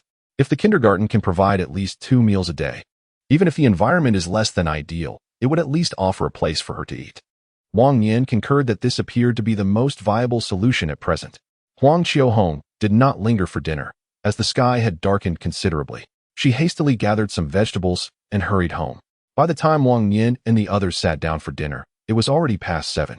The resounding broadcast from Duan Hehua's home, intermingled with Feng Liang's laughter, echoed throughout the entire building. "It's time to eat," Wang Nian exclaimed as she pulled the light cord, instantly enveloping the dimly lit living room in a warm glow. At Huang Qiuhong's residence, when Huang Qiuhong's figure appeared around the staircase corner, Zhang Meili immediately sprang up from the kitchen threshold, cheering loudly. "Had I known, I would have accompanied you." Zhang Meili wrinkled her nose, regretting her earlier reluctance to insist on joining. "Enough with the nonsense, quickly grab a bowl and eat." Huang Qiuhong shot a glance at her gluttonous daughter, adding, "If you had gone, would there have been any meat left at Aunt Wang Nian's?" Knowing well that her daughter had an insatiable appetite, she deliberately refrained from mentioning that they were going to visit Wang Nian. Zhang Liang poked his head out from the room, saying, "I could smell something delicious from afar." "Is it mushroom stew?" "Only your keen nose would notice," Huang Qiuhong playfully retorted. Recently, the addition of a study desk for the children had made the room feel even more cramped, forcing them to set up a small table right at the entrance for meals. As Zhang Liang moved the table out, he grumbled, "We shouldn't follow the example of the Xiangming couple. Their house is so spacious, while ours is so small." Huang Qiuhong had heard these complaints countless times before. She merely rolled her eyes in silence, having already considered everything but the fact that their home was too small. Without waiting for a response from her, Zhang Liang mumbled a few more words before concluding, "Having a desk at home is quite convenient for my work. Ligua, it's time to eat." Huang Qiuhong feigned ignorance and added, "If you come late, Wang Nian's stewed chicken will be gone." In their household of 4, there were merely 3 bowls of dishes, the only meat dish being the fragrant mushroom chicken stew provided by Wang Nian. Just as they settled down, the door to the adjacent room swung open, and Sister Hu leaned against the doorframe with a bowl of rice, greeting them. The aroma of the mushroom chicken stew was indeed enticing. Sister Hu's meal was even more meager than Huang Qiuhong's. She had only a bowl of sweet potato porridge accompanied by some pickled vegetables for dinner. "Call your 3rd child out to eat a little," Zhang Liang politely suggested. Huang Qiuhong shot him an exasperated glance and tapped the edge of the table with her chopsticks, saying, "Your sister-in-law has already married out. Why are you still so stingy, unwilling to improve your life a bit? Having one married off, another is soon to follow. My fate is worse than Huang Lian's." What relative of old Lu's has come this time? The relatives of Lu Rong seemed to visit his home like a revolving lantern. Whether it was this younger brother seeking work or that cousin looking for a partner, Lu Rong's older cousin, who had just divorced earlier this year, could not bear to stay in the city and wished to live at their home for a year or so to recuperate. As Sister Hu spoke, her voice began to tremble. "What does your mother-in-law think?" Huang Qiuhong could not help but feel indignant on behalf of Sister Hu. Sister Hu sighed, "Isn't it just jealousy?" She shot an angry glance into the room, gritting her teeth as she revealed her mother-in-law's hidden motives. "It's because she sees that rural girls can marry chief engineers, and she always thinks her own niece should be able to do even better." Old Lu's mother held on to feudal beliefs, although her surname was Qiao. She insisted that outsiders address her by her husband's surname. The remnants of the traditional notion of social compatibility linger in one's consciousness, albeit in a transformed manner. For instance, despite Shi Xiangming's divorce and children, Lu Pobo still perceives that Wang Nian, a girl from the countryside, is unworthy of him. Particularly, Those who observe Wang Nian thriving in her post-marital life feel a pang of envy and begin to harbor ulterior motives. If Wang Nian can succeed, surely others can too. Thus, Lu Pobo contemplated her niece, Xiao Yufan, residing far away in Anhui. Under the pretense of discretion, she instructed Lu Rong to contact Xiao Yufan, even going so far as to assure her that he could facilitate an introduction to a well-off leader. One might ponder the karmic implications of such actions, sighed Hu Dajia. Sanwa, is the chicken delicious? Huang Xiaohong suddenly inquired, reaching out to stroke Sanwa's head. Indeed, it's delightful, Sanwa exclaimed, saliva pooling as he clutched a piece of chicken in one hand while stuffing mushrooms into his mouth with the other. A cold smirk spread across Huang Xiaohong's lips as she gestured towards the chicken and mushroom stew. I dare say, no one at the factory possesses culinary skills that rival those of my Wang Nian. Her aged face darkened, resembling the bottom of a pot. Yet she dared not voice her discontent. Observing Hu Dajia's satisfaction at her discomfort brought her a measure of joy. Look, Huang Xiaohong continued, pointing to a basket of vegetables by the door. She is not merely a rural woman idly gossiping at home. The vegetables from her garden are bountiful. Zhang Liang interjected. Having swallowed a mouthful of mushrooms, Wang Nian's produce is truly exceptional. There's always enough for her own needs, and she even shares with the neighbors. When Huang Xiaohong visited earlier, Lu Chaoxian was busy harvesting water spinach. The vast expanse of flourishing vegetables was a sight that inspired tranquility. If only we resided adjacent to the Xiangmings, we would never have to fret about a dearth of vegetables. Then endeavor to ascend the ranks. Should you attain the position of chief engineer, we too could apply for a new residence, Huang Xiaohong remarked, seizing the opportunity to spur Zhang Liang onward. Zhang Liang lifted his bowl, continuing his meal in silence. And that's not all, Huang Xiaohong began, recalling her encounter with Li Yin that morning. Recounting something that even she found somewhat implausible.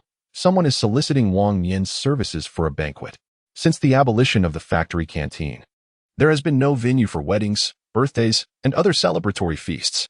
Some, unceremoniously, simply prepare a modest meal at home, but certain younger comrades, with aspirations for something grander, naturally seek ways to host a more elaborate affair. In the absence of a restaurant, securing the services of someone whose culinary skills rival those of a seasoned chef becomes paramount.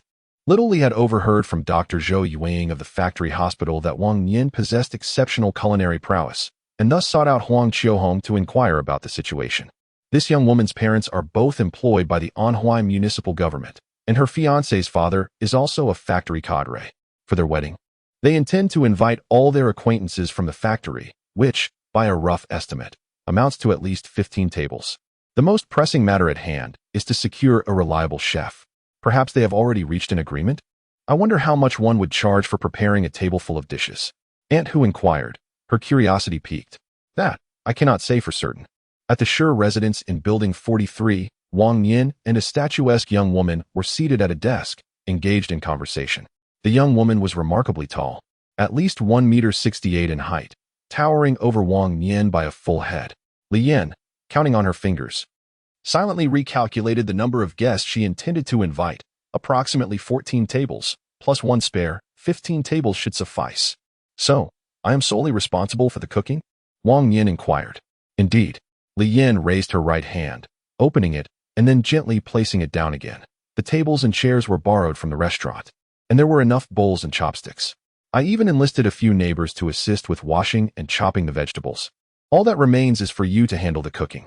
Have you decided what dishes to prepare? 9 dishes represented Li Yan's final compromise. Wang Nian's eyelids twitched slightly, but she remained quietly attentive, waiting for Li Yan to continue. The final decision comprised 9 dishes, 5 meat and 3 vegetable dishes, plus a soup. As for the specific menu, Li Yan had yet to finalize it, as she needed to wait for the tickets her parents would send to see what was available. Now that the dishes had been discussed, the most crucial aspect was certainly the compensation. Do you prefer money or tickets? Li Yan generously allowed Wang Nian to choose, if neither option suffices. Feel free to propose something else. If there are fabric tickets, I would like some wool tickets or fabric tickets as well, Wang Nian replied. Li Yan smiled, her fair, slender hand reaching into her pocket, casually retrieving a handful of tickets and rummaging through them on the desk. Let me see what I can find. While everyone was meticulously calculating their finances, Li Yan seemed to casually tuck a handful of tickets into her pocket.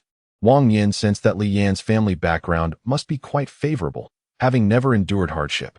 She was eager to ensure that her one and only wedding would be a lively affair. Found it, Nian whispered in triumph. Hastily shoving the tickets into Wang Nian's hand. The colors of the wool at our factory shop are rather unappealing. It would be better if we had that vibrant red wool like Dr. Zhou wears. Wang Nian chuckled. This young woman was not only innocent and cheerful, but also utterly devoid of guile.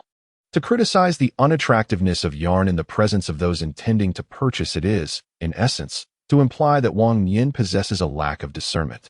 The yarn ticket shall serve as a deposit. Upon the completion of the banquet, I shall provide you with 1 yuan for each table, totaling 15 yuan for 15 tables. Very well. Wang Nian accepted the yarn ticket, thereby establishing a verbal agreement between the two. Nian, having uncrossed her legs, stood up with a beaming smile, inhaling deeply the fragrant aroma of mushroom chicken soup that permeated the air. From the moment she stepped through the door, she had resolved to enlist Wang Nian as the chef. Given the delightful fragrance that filled the room, the culinary skills of the cook were beyond question. The flavors were truly exquisite. Chapter 36. The Intellectuals' New Ding City Bus Station. As the long-distance bus came to a halt, Wang Nian observed a throng of individuals at the platform, their arms animatedly waving in excitement. The bolder among them even approached the bus, eager to catch sight of their relatives or friends. The passengers inside were equally impatient, the aisle crowded with those hastily retrieving their luggage. Bags of various sizes brushing past the heads of Shi Xiangming and his companions. Let us wait a moment before disembarking. Shi Wan, feeling slightly queasy from the journey, curled up in Wang Nian's embrace, the earlier exhilaration having all but vanished. Shi Xiangming sat on Shi Xiangming's lap, peering curiously out the window. Regrettably, the view outside was merely a blur of bustling crowds, vehicles, and not of visual interest. After a considerable flurry of activity, the bus gradually settled into a quietude. Shi Xiangming rose from his seat, retrieving the family's sole small luggage bag from the overhead compartment. Within it were merely 2 sets of children's change of clothing, along with a set for the couple, and the remainder consisted of 2 lunchboxes and toiletries. According to the plan, they would remain in the provincial capital for only 3 days, while the remaining 2 days were consumed by travel delays. The first thing Wang Nian did upon standing was to feel for the pocket sewn into her cotton-padded jacket. Inside, not only were there the carefully brought banknotes, but also the introduction letter issued by the factory. Without this letter, her family would find themselves homeless on the streets tonight. Xinding City boasted but a single long-distance bus station, resulting in a particularly large flow of people, all the vehicles congregated on a single platform, with passengers embarking and disembarking in a chaotic mingling where one could easily get lost in the crowd. Shi Xiangming took Shi Wan with him, while Wang Nian tightly grasped Shi Xiangming's hand and used her other hand to pull the others close in front of her, fearful of being separated by the throng. After a considerable struggle, they finally emerged from the bus station, and despite the frigid weather, they were all sweating profusely. The entrance of the bus station faced an ancient city wall, and beyond it lay a cluster of white buildings in foreign architectural styles, standing in stark contrast to the traditional tile-roofed houses and red brick structures elsewhere. Xinding had once been occupied by foreign invaders, and that building had formerly served as a consulate. Shi Xiangming seemed to discern Wang Nian's thoughts, and, as they passed through the city gate, he took the opportunity to explain the history of this architectural ensemble. The buildings had now been repurposed into state-run stores and a cinema, their facades adorned with bold slogans painted in red, though somewhat incongruous. This only added to the sense of familiarity. The roads were exceedingly wide, predominantly occupied by buses and bicycles, with an occasional black sedan or military jeep passing by. Flanking the streets were numerous telephone poles, and one could easily spot vendors peddling their wares just a few steps away. What captured the attention most in the city, however, were the myriad of colorful signs displayed in the alleys and streets, all hand-painted, each exhibiting distinct variations in their lettering. At this moment, the aesthetic is particularly vibrant, with the advertisements featuring women whose round faces radiate vitality. Wang Nian found himself dazzled, momentarily unsure of where to direct his gaze. Let us first head to the guest house to deposit our bags before we venture out for a meal. Yesterday morning, at 5 o'clock, we embarked on a journey from Changsheng to the county town, where we rested at the guest house for half a day. At 3 in the morning, we boarded a bus to the provincial capital, enduring a full day of jolting travel before finally arriving. Shi Xiangming, having visited the provincial capital numerous times, was quite familiar with the city. He guided us along the main road and turned into a narrow alley. The examination venue was set at the Jinhua Technical School, adjacent to the Municipal Engineering Institute. After a brief 10-minute walk, the green-wooded Municipal Engineering Institute came into view, and the guest house where we would be staying tonight was managed within its premises. The guest house was quite expansive, featuring a central red brick building flanked by a row of two-story wooden lodges on either side. Wang Nian placed his bag on the ground and carefully retrieved the introduction letter from his pocket. I will handle the registration. You all can take a moment to rest here. It was evident that this examination attracted a considerable number of participants, as many individuals with their families queued at the guest house entrance to check in. Shi Xiangming produced his work ID and joined the end of the line. Shi Wan, having regained her spirits somewhat during the journey, soon insisted on getting down from Shi Xiangming's arms. I want to find Andy. The little girl squirmed like a fish out of water, prompting Shi Xiangming to reluctantly set her down. You mustn't run off. In an instant, a pink little cannonball dashed towards Wang Nian, her two braids bouncing and her sweet voice calling out, drawing smiles from several parents nearby. Auntie, are you here for the exam as well? A woman beside Wang Nian, holding a child, pulled back her pink scarf and stepped aside with a cheerful demeanor to strike up a conversation. Wang Nian steadied himself after being jostled and smiled faintly. Are you a relative of a candidate? The person ahead of your husband is my partner. We are from Factory 401, she replied. The woman's face, partially revealed beneath her scarf, was quite flushed, likely due to some allergy, and there were still unhealed scratches visible on her cheeks. The boy in her arms appeared to be around 4 or 5 years old, with streams of mucus hanging from his lips and his cheeks reddened from the cold. We are from Factory 431, Wang Nian stated. Each factory in the third-tier cities had its own mail code, so it was customary for people to refer to their factories by number, allowing for a rough guess of each other's origins by the code. Factories starting with the number 4 suggested they both hailed from Wenxi Township. Typically, one would expect a warmer interaction upon discovering they were from the same township. Yet upon hearing Factory 431, the woman's expression changed drastically. She scrutinized Wang Nian from head to toe, then suddenly snorted dismissively through her nose. I thought it was someone noteworthy. Turns out it's just a student from Factory 431. Wang Nian was taken aback. What is so remarkable about having studied abroad? In the end, it's merely a matter of eloquence. If we were to evaluate practical skills, who knows who would excel? The woman's disdain was palpable, and she rolled her eyes dramatically after her comment. Then, she gently patted Shi Wan's head and said, This is a lesson imparted to us by great leaders. You must study diligently and use your knowledge to serve the nation, rather than harboring jealousy out of ignorance. Who are you calling uncultured? The woman seemed to be struck at her core, her tone sharply rising. I remarked upon the ignorance of the uneducated.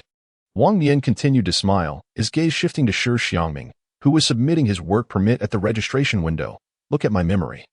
I completely forgot that the uneducated cannot comprehend the discourse of the cultured. Wang Nian quickly realized why the woman had suddenly turned hostile. The number of candidates selected from the examination was limited.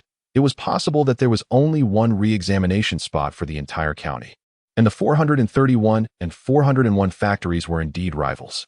However, the woman's perspective was exceedingly narrow. It was not just the people from Wenxi Township participating in the exam. Everyone present was a competitor. It was entirely plausible that by the end, not a single individual from the entire provincial city would be chosen. Moreover, Shi Xiangming had been internally recommended and was already on the list of approved candidates. The woman, flustered and at a loss for words, found herself under the scrutiny of many gazes, unable to throw a tantrum at the guest house entrance, and thus took several deep breaths in frustration. Let us go? Don't embarrass yourself here. At that moment, the woman's partner unexpectedly emerged, his face dark as he pulled away the mother and child. The surrounding murmurs began to intensify, and Wang Nian caught several recurring keywords: Shi Xiangming, awards, and new proposals. Just moments ago, the woman had mentioned foreign ink, clearly indicating that she recognized the factory code Wang Nian had just uttered. It seemed her spouse was quite well known in Xining City. Let us head to the 3rd floor. She is not as formidable as you. Suddenly, Shi Xiangming interjected, climbing the stairs with an air of seriousness, his hands clasped behind his back, resembling a miniature adult. Even the well-versed Xiangming understands that there is no need for my assistance. Xiangming chuckled, remarking on her aunt's erudition. One added playfully, unwittingly delivering a light jab to the heart of the woman who had ascended a few steps ahead. Truly, they are a family of wit. My senior has brought a message. We shall dine at the cafeteria of the Engineering Institute shortly. Wang Nian glanced up towards the woman at the staircase corner, surprised that the usually low-key Shi Xiangming would choose this moment to speak. My senior is the chief examiner for this examination, Wang Nian remarked. My senior has also brought us some specialties from Anhui. At present, Shi Xiangming bore an uncanny resemblance to those ostentatious antagonists found in novels, often meeting their demise due to their loquacity. Clearly, he is not such a person. Thus, Wang Nian cleared his throat and interjected, "Are you referring to Senior Xiaoming?" "Indeed, it is Senior Xiaoming," Shi Xiangming reiterated loudly for emphasis. Upon reaching the third floor, the couple from Factory 401 veered left while Wang Nian and the others proceeded to the right. At the end of the corridor, Shi Xiangming halted. Just before inserting the key into the lock, the suppressed laughter finally erupted from his chest. If my senior were to discover that we were using him as a raft, he would surely demand a 10,000-word letter of self-reflection from me. Wang Nian stifled a laugh. "I find your slyness rather amusing." Shi Xiangming had deliberately allowed the couple to overhear their conversation, perhaps to gauge their reaction upon learning the truth. Ah, such cultured individuals. The key turned, the lock clicked, and the door was gently pushed open. Apart from the fluency of speech gained from reading extensively, one can also learn quite a few cunning tricks. Is this what they call being scheming? Wang Nian mused as she gazed at the tall figure of the man before her. The room was quite ordinary, featuring a double bed in the center, a desk by the window, and two spring sofas across from it. By the door stood two water jugs and a wash basin. Fortunately, the room faced away from the street, allowing for a relatively peaceful atmosphere. Opening the window revealed the playground of the technical school. "This is the meal ticket given by my senior, allowing us to dine at the cafeteria." Shi Xiangming pulled a meal ticket from his pocket and placed it on the desk, a hint of satisfaction evident on his face. Wang Nian couldn't help but be amused, realizing that the earlier mention of a message was indeed true. "You go fetch some water for the children to wash their faces. Shuan's face is quite dirty." After a bumpy journey, the two adults managed to keep their spirits up, while Shi Shuan had already fallen asleep by the edge of the bed during their conversation. Once they had settled the two little ones, Wang Nian and Shi Xiangming took a moment to rest. When they awoke again, it was already past 4 in the afternoon. "Tonight, we will eat at the cafeteria. Tomorrow at noon, I have an exam, and you three can dine at the state-run restaurant." The technical school was still on winter break, so the cafeteria was populated only by teachers and engineers coming for exams along with their families. There were only a few dishes available at the serving counter, so Shi Xiangming decided against bringing the children along, instead choosing a table for the three of them to sit and wait. A large round table was occupied by several young women who appeared to be teachers, seemingly engrossed in conversation, their lunch boxes untouched for quite some time. "Is the information reliable? I shall refrain from purchasing any clothing, for my father would surely disapprove. Yet, I find little cause for concern. I observed that teacher Lu from our school donned a garment, which I surmise was procured from the market at Lame Alley." As the three conversed, they paused simultaneously to observe Wang Nian, who was attentively rolling up the sleeves of the little girl, before continuing their discourse. "I wish to acquire some malted milk powder to nourish my grandmother. Not only is there malted milk powder available, but also infant formula, as long as you are willing to pay." The short-haired lady pinched her fingers, and the other two instantly grasped her implication. "It is indeed slightly pricier than in stores, but the key advantage is that no receipt is required, allowing one to purchase freely." "Is that area referred to as Lame Slope?" "Indeed, it is not far from our school. If you wish to go, I can escort you there tomorrow morning." The Chongqing Slope commune also hosts several locations mentioned by the ladies, which, to put it plainly, is merely a black market. In the black market, one can engage in barter or purchase with cash, with the method of transaction determined by both parties involved. Wang Nian initially harbored little interest in the black market. Yet upon hearing the mention of infant formula, her curiosity was piqued. A box of stir-fried eggplant and half a box of stir-fried garlic shoots with meat lay before them. Wang Nian transferred a portion of white rice from her lunchbox into 2 borrowed small bowls, offering chopsticks to the still drowsy Shi Wan. Shi Wan languidly glanced at the meal, propping her chin on her small hand, clearly lacking enthusiasm for dining. "After our meal, let us attend a movie." To manage the children, Wang Nian possesses the necessary skill, as her mere suggestion instantly brightened the eyes of the two little ones, prompting them to sit up straight with newfound eagerness. As the two children gazed at her with hopeful eyes, Wang Nian deftly picked up some eggplant with chopsticks and placed it into Shi Wan's small bowl. "I just saw that there's a cinema next to the school, and they even sell soda at the entrance. Shi Xiangming chimed in. Sister, hurry and eat. Shi Xiangming immediately took up her chopsticks and sighed dramatically. This is not home. If we get hungry at night, we'll have to survive on the cold wind from the northwest. Such a cultured little comrade, aware of the northwest wind. The innocent words brought laughter from several female teachers at the same table, particularly from the one with a ponytail, who teased her in jest. Shi Xiangming nodded earnestly in her direction. My grandmother often says that the northwest wind can lead to starvation. That is not a compliment. You mustn't repeat such phrases. Young comrade, the ponytailed teacher chuckled. I know it's not a good phrase, Shi Xiangming replied, her voice dwindling as she cast a furtive glance at Shi Xiangming. My sister and I are certainly not starving ghosts. We are merely well-fed spirits now. Suddenly, Shi Xiangming declared with a cheerful shake of her head. You are quite the clever little ones. Wang Nian raised her hand to straighten Shi Xiangming's head. If you don't eat soon, there won't even be a northwest wind to drink tonight. Tonight, a film about guerrilla warfare will be playing at the cinema, and if we arrive late, we will indeed only be left standing outside, drinking in the cold wind. The ponytailed teacher took the child's grandmother's remark lightly, not considering it seriously, and instead continued to playfully tease. The eggplant was dry and tough. After chewing for quite some time, the skin remained stubbornly wedged between her teeth. Its taste was hardly commendable. Wang Nian exerted some effort to swallow the eggplant and humorously responded to the teacher's remarks. Is Teacher Li from the provincial capital? It seems that Teacher Li is quite familiar with the provincial capital. Suddenly, Wang Nian glanced around, lowering her voice. I heard from the neighbor's older sister that there is a place called Lame Alley in the provincial capital where one can purchase snowflake cream without a ticket. Do you know how to get there? Lame Alley? Teacher Li instinctively glanced at her colleague, who had just been whispering with her, and shook his head. This place name sounds unfamiliar. Quite unfamiliar. As he spoke, a faint flush crept up to his ears. Never mind. Wang Nian chuckled, subtly placing a piece of eggplant into Shi Xiangming's bowl, seemingly nonchalant as she continued. I'll ask the attendant at the guest house later. Auntie, this tastes awful. Wang Nian struggled with the eggplant, which was equally unmanageable for Shi Xiangming, who grimaced and eventually spat it out after much effort. Then let's eat meat. Your father enjoys old eggplant. Wang Nian lowered her head. Shi Xiangming took a bite of plain rice, his brows tightly knitted. The meat isn't tasty either. It doesn't compare to how you cook it. After just a few days of feasting, they had begun to be picky. Shi Xiangming sternly admonished the two children, though his action of serving eggplant lacked any convincing power.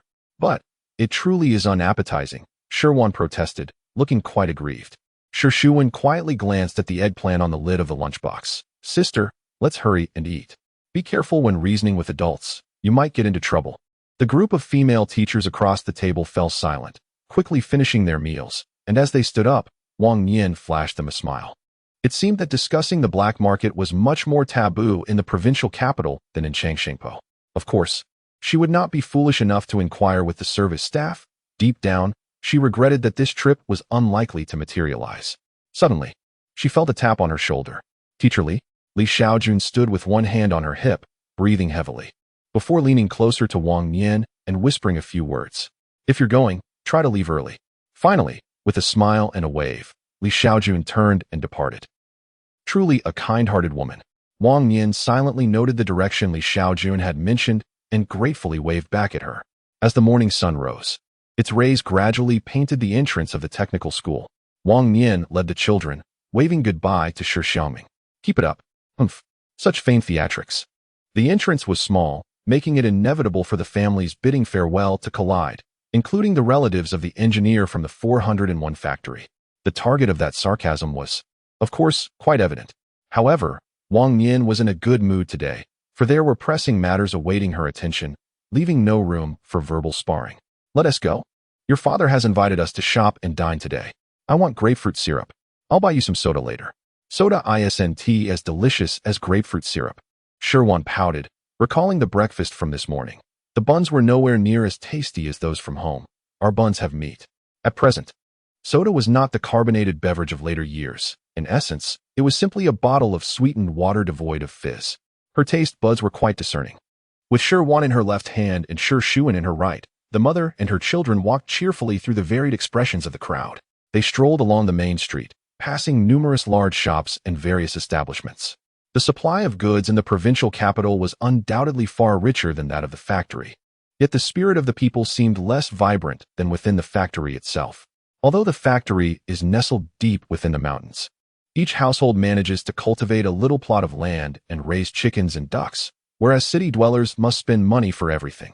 After a brief span of 10 minutes, a grayish-white two-story wooden building came into view, and Wang Nian instinctively knew to turn into a narrow alley on the left. This place seemed like a dividing line. The dilapidated old alley appeared even more run down, with wires crisscrossing overhead. The alley was just wide enough for a rickshaw to pass through, requiring anyone to step into the open doorway of a nearby courtyard to avoid the oncoming vehicle. Auntie, Shi suddenly shook Wang Nian's hand and whispered, "I still think our home is the best." The little one, after spending some time here, felt that the provincial capital could not compare to home.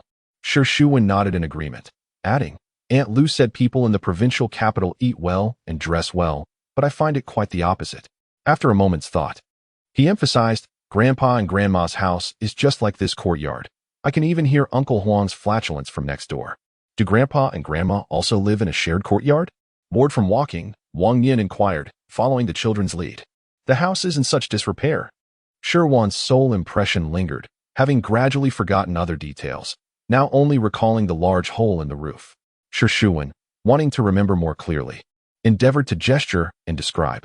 After all, being a child, his descriptions were limited to his perspective, inadvertently speaking ill of his grandparents. Thus, they continued on their path, conversing as the alley grew increasingly narrow and dilapidated. Any ordinary person might have doubted if they had taken a wrong turn, but Wang Nian, observing the multitude of footprints on the ground, felt assured they were on the right track. In a moment, when Aunt speaks, you all should listen quietly. It is imperative that no one discovers our surname or residence. Wang Nian paused, hoisting the two children onto the stone steps and rolling up his trousers. The children, puzzled yet obedient, nodded in compliance. Shi Wan, frightened, covered her mouth tightly, her large eyes darting around. Wang Nian's words could frighten a 3-year-old, but to a 7-year-old, they were merely a form of childish jest. Shi Xiangming sighed softly, resigned yet unwilling to expose the facade. "Let us proceed and see what treasures await us." Upon reaching the end of the alley, they encountered 4 bold black characters spelling out public toilet. Wang Nian recalled that this was the signal mentioned by Li Xiaojun. They needed to continue toward the direction indicated by the arrow pointing to the public toilet. The Nuding City leasing store beckoned them. Ascending the stairs to the 2nd floor and descending from the opposite staircase, they finally arrived at Lame Alley. Lame Alley appeared to be an ordinary passageway, yet the so-called black market was actually the derelict bus factory at the alley's entrance. Several garages within the factory constituted this so-called black market. This must be the paradise for traders. Chapter 37. Lame Alley Inside. An eclectic array of items surpassed even those found in the state-run shops on the main street. With the osmanthus tree at the entrance to the parking lot laden with garments hanging from its branches, a group of young women gathered around, observing the commotion. Yet the atmosphere remained remarkably subdued.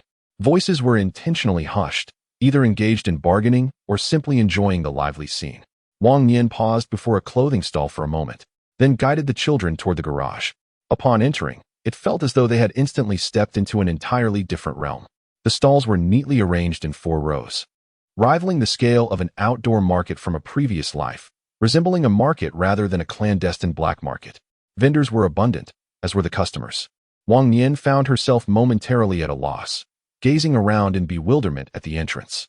Suddenly, the fragrant aroma of floral water wafted through the air, and it was only then that Wang Nian discerned the figure approaching. "Comrade Wang, you truly have come." Teacher Li, dressed in a dark blue cotton coat paired with a gray scarf, topped with a matching cotton hat. Only her eyes were visible. Had it not been for Wang Nian's keen hearing, she might have struggled to connect the modest woman before her with the vibrant teacher from the previous day. "I can hardly believe you actually came," Li Xiaowan exclaimed, pulling down her scarf and affectionately patting Shi Wan's head. "The snowflake cream is over there. I'll take you." Wang Nian replied. "I believe she mentioned wanting to purchase snowflake cream yesterday. I haven't brought much money. I'd like to browse a bit first and prioritize my purchases." With a smile, she shifted the conversation back to Li Xiaowan, asking, "Why are you here alone today? Where are your colleagues?" "An unexpected work commitment kept me from joining them. It's just me today," Li Xiaowan chuckled, initially intending to depart after their pleasantries. She was surprised by Wang Nian's invitation. "Then let us explore together. It's my first time here, and with the child in tow, I feel a bit apprehensive. Very well, I shall guide you through, Nian replied. The stalls offered a variety of goods, from clothing to necessities, and even old relics and foreign curiosities could be glimpsed. As Wang Nian perused the items at the stall, a sense of curiosity compelled her to inquire why the black market in Limping Alley had grown so extensive, exuding an air of legitimacy while simultaneously appearing rather cautious. The atmosphere here felt paradoxical. In the first half of the year, Limping Alley was not as crowded. Without familiar faces to guide them, entry was nearly impossible. Yet, in the latter half of the year, a sudden influx of people emerged. A mere gesture towards the stall revealed several vendors whose accents were distinctly non-local. These were not new residents. From their dialect, reminiscent of Fu Fang's, it was evident they hailed from the northern regions of Guangdong. Initially, we were apprehensive, but as whispers circulated that even the municipal government engaged in procurement here, the volume of commerce surged. This indicated that Limping Alley had evolved into an overt black market, albeit one where, due to ingrained habits, patrons instinctively lowered their voices, resulting in an oddly surreal ambience. Regardless of the reasons, this development bodes well for the common folk, Wang Nian remarked softly. Li Xiaowan nodded in agreement, deeply resonating with the sentiment. Previously, the thought of purchasing a pigeon to stew for her elderly relatives felt utterly unattainable. Now, at least she could save enough to acquire a half, or even a whole one. Is your elderly relative unwell? Yesterday, during a conversation amongst several teachers, Li Xiaowan mentioned her intention to buy some medicinal herbs to prepare a nourishing soup for her grandmother. The recent frost caused my grandmother to slip outside, and she has been bedridden ever since. The doctor advised purchasing some restorative herbs for her soup. It is detrimental for the elderly to remain in bed all day. Wang Nian, with her limited knowledge of herbal medicine, conceived a suitable soup, a nourishing pigeon soup made with astragalus and codonopsis to replenish vital energy and blood. The doctor also advised her to purchase astragalus for the soup. A flicker of surprise crossed Li Xiaojuan's eyes, quickly replaced by a smile. The local herbalist should be setting up a stall across the street today. Wang Nian's attire was quite simple, yet her manner of speaking and demeanor did not resemble that of a country girl. Li Xiaojun found herself somewhat uncertain about Wang Nian's true background. Suddenly, Shi shook Wang Nian's hand. Auntie. She then pointed towards a narrow stall not far away. Buy a fountain pen for Dad. His pen cap is broken. And ink. We need ink as well. Shi Xiangming echoed her sentiments. Since entering, the two children had been remarkably obedient, not uttering a single word even when they saw toys and comic books that many children would desire. Instead, they remembered to prioritize Shi Xiangming. I just saw some skirts over there. After buying the pen, let's go get a pretty skirt, Shi Xiangming added. Retrieving a handful of cash from his pocket, I'll buy you a skirt. This child occasionally referred to her as aunt, but more often replaced it with you. A habit that had grown familiar with time. However, today, the way he said you sounded particularly melodious, stirring an indescribable softness within Wang Nian's heart. This money? She questioned, noticing the bundle of cash Shi Xiangming had pressed into her palm, along with a note of unity. Wang Nian smiled as she tousled his hair. Did your father give you this? This bill is from Dad, and the rest is my and my sister's New Year's money. Grandma and my cousin said we could go buy pancakes if we went hungry, Shi Xiangming explained earnestly. Father mentioned that this money was specifically set aside for purchasing a dress, and not for anything else. Shi Wan, with her little hands, echoed his words. The husband, a man of science and engineering, undoubtedly had other avenues for earning extra pocket money beyond his salary. Li Xiaojun was amused by the conversation among the mother and her children, chuckling behind her hand. First, we shall buy a fountain pen, and then the dress. I will take you both along. Wang Nian also found it amusing and emphasized. Then I shall graciously accept the filial piety from Shi Xiangming and Shi Wan. During the new year, we shall all don new attire to visit relatives. Shi Xiangming, feeling a bit shy, scratched his face, while Shi Wan covered her mouth, her eyes crinkling with laughter. You may choose the fountain pen. In due time, it will be you who presents it. As they approached the stall selling fountain pens, Wang Nian entrusted the decision to the two children and stepped aside to await their choice. In truth, the current styles of fountain pens were limited to just one or two variants, featuring a white cap and either a black or blue barrel. The vendor, a bespectacled young man, displayed 4 fountain pens, leaving little room for selection. Are you interested in purchasing a fountain pen? He inquired, adjusting his glasses with the back of his hand. The 2 on the left are used, while the 2 on the right are new. The group's gaze shifted in unison to the right, where two identical black fountain pens awaited. The choice seemed almost redundant, perhaps sensing Wang Nian's slight disinterest. The young man quickly added, "I can engrave a name on the fountain pen." Engraving? Wang Nian turned to the young man, realizing that he had been engraving a name on one of the pens all along. Any inscription can be made. However, if the text is lengthy, you may need to return in a few days to collect it. Wang Nian glanced at the young man as he meticulously engraved motivational phrases onto the surface of a pen, the words densely occupying nearly half of its body. He then handed the pen to Shi Xiangming, inquiring, "What is your decision? How much does it cost to engrave the words, and how much if we forego the engraving?" Recognizing the gravity of the situation, Shi Xiangming pondered deeply before earnestly asking, "Is there a charge for the engraving?" The young man chuckled lightly, replying, "An old pen costs 1 yuan, while a new pen is 2 yuan and 50 cents each. In the shop, a new pen typically costs around 1 yuan and 20 cents. Although Bumpy Alley did not require tickets, the prices were more than double." Wang Nian remained silent, patiently waiting to see how Shi Xiangming would respond. Shi Xiangming lifted his gaze and sighed, "Uncle, could you possibly lower the price a bit? We still need to purchase ink." Wang Nian thought to himself, how increasingly reminiscent this boy is of someone else, exuding a certain cunningness at such a tender age. The young man, unaware of Shi Xiangming's mischievous nature, pondered for a moment before extending 2 fingers, stating, "The minimum I can accept is 2 yuan and 20 cents. It took some effort to procure these pens." Wang Nian acquiesced, "Very well. 2 yuan and 20 cents it shall be. Now, may we have that half bottle of ink as a complimentary gift?" Ultimately, the pens were sold for 2 yuan and 20 cents, with the character for Shi Xiangming engraved upon it, and through persistent negotiation, the half bottle of ink found its way into Shi Xiangming's possession. Wang Nian paid, silently giving Shi Xiangming a thumbs up. While waiting for the engraving to be completed, Li Xiaojun led them to a clothing store. Inside, there were over a dozen customers, all women, diligently rummaging through the racks in search of appealing garments. "Auntie, this one is beautiful." Girls possess a natural enthusiasm for beautiful clothing that is markedly more pronounced than that of boys. As Shi Xiangming approached the clothing rack, she immediately spotted a coat that captivated her, a deep red herringbone overcoat, elegantly suspended at the far end of the rack, its buttons secured with a lock to the hanger. This exquisite coat had never graced the shelves of state-owned stores. Featuring a classic lapel design and accompanied by a matching belt, its simplicity rendered it timeless. Not just in this era where everyone donned outer garments, but even in her past life. Yet, its excessive fashionability rendered it impractical, if she were to wear it. Inquiries about its origin would abound. How could she possibly admit to acquiring it from the black market? Wang Nian shook her head, stating that her aunt did not favor the color red. "There is another one, quite lovely as well." Shi Xiangming promptly retrieved a gray coat. This gray lapel coat featured a slightly smaller collar than the red one and fell gracefully to her knees. "What about the exterior?" Li Xiaojun gestured with her thumb behind her. Some individuals were reluctant to wear it, preferring to save it for a time of financial hardship when it could be sold for some cash. The vendor claimed it belonged to her relative, though it was more likely that it had been acquired to be resold, and he would look splendid in it. Shi Xiangming appeared particularly enamored with the coat, clutching it tightly with her small hands, declaring, "I'll wear it for the new year." Observing her unwavering determination, Wang Nian approached to inquire about the price. 38 yuan, an exorbitant sum equivalent to an ordinary worker's monthly salary for a piece of clothing seldom worn. In that instant, Shi Xiangming gasped, seemingly taken aback by the price. 30 yuan.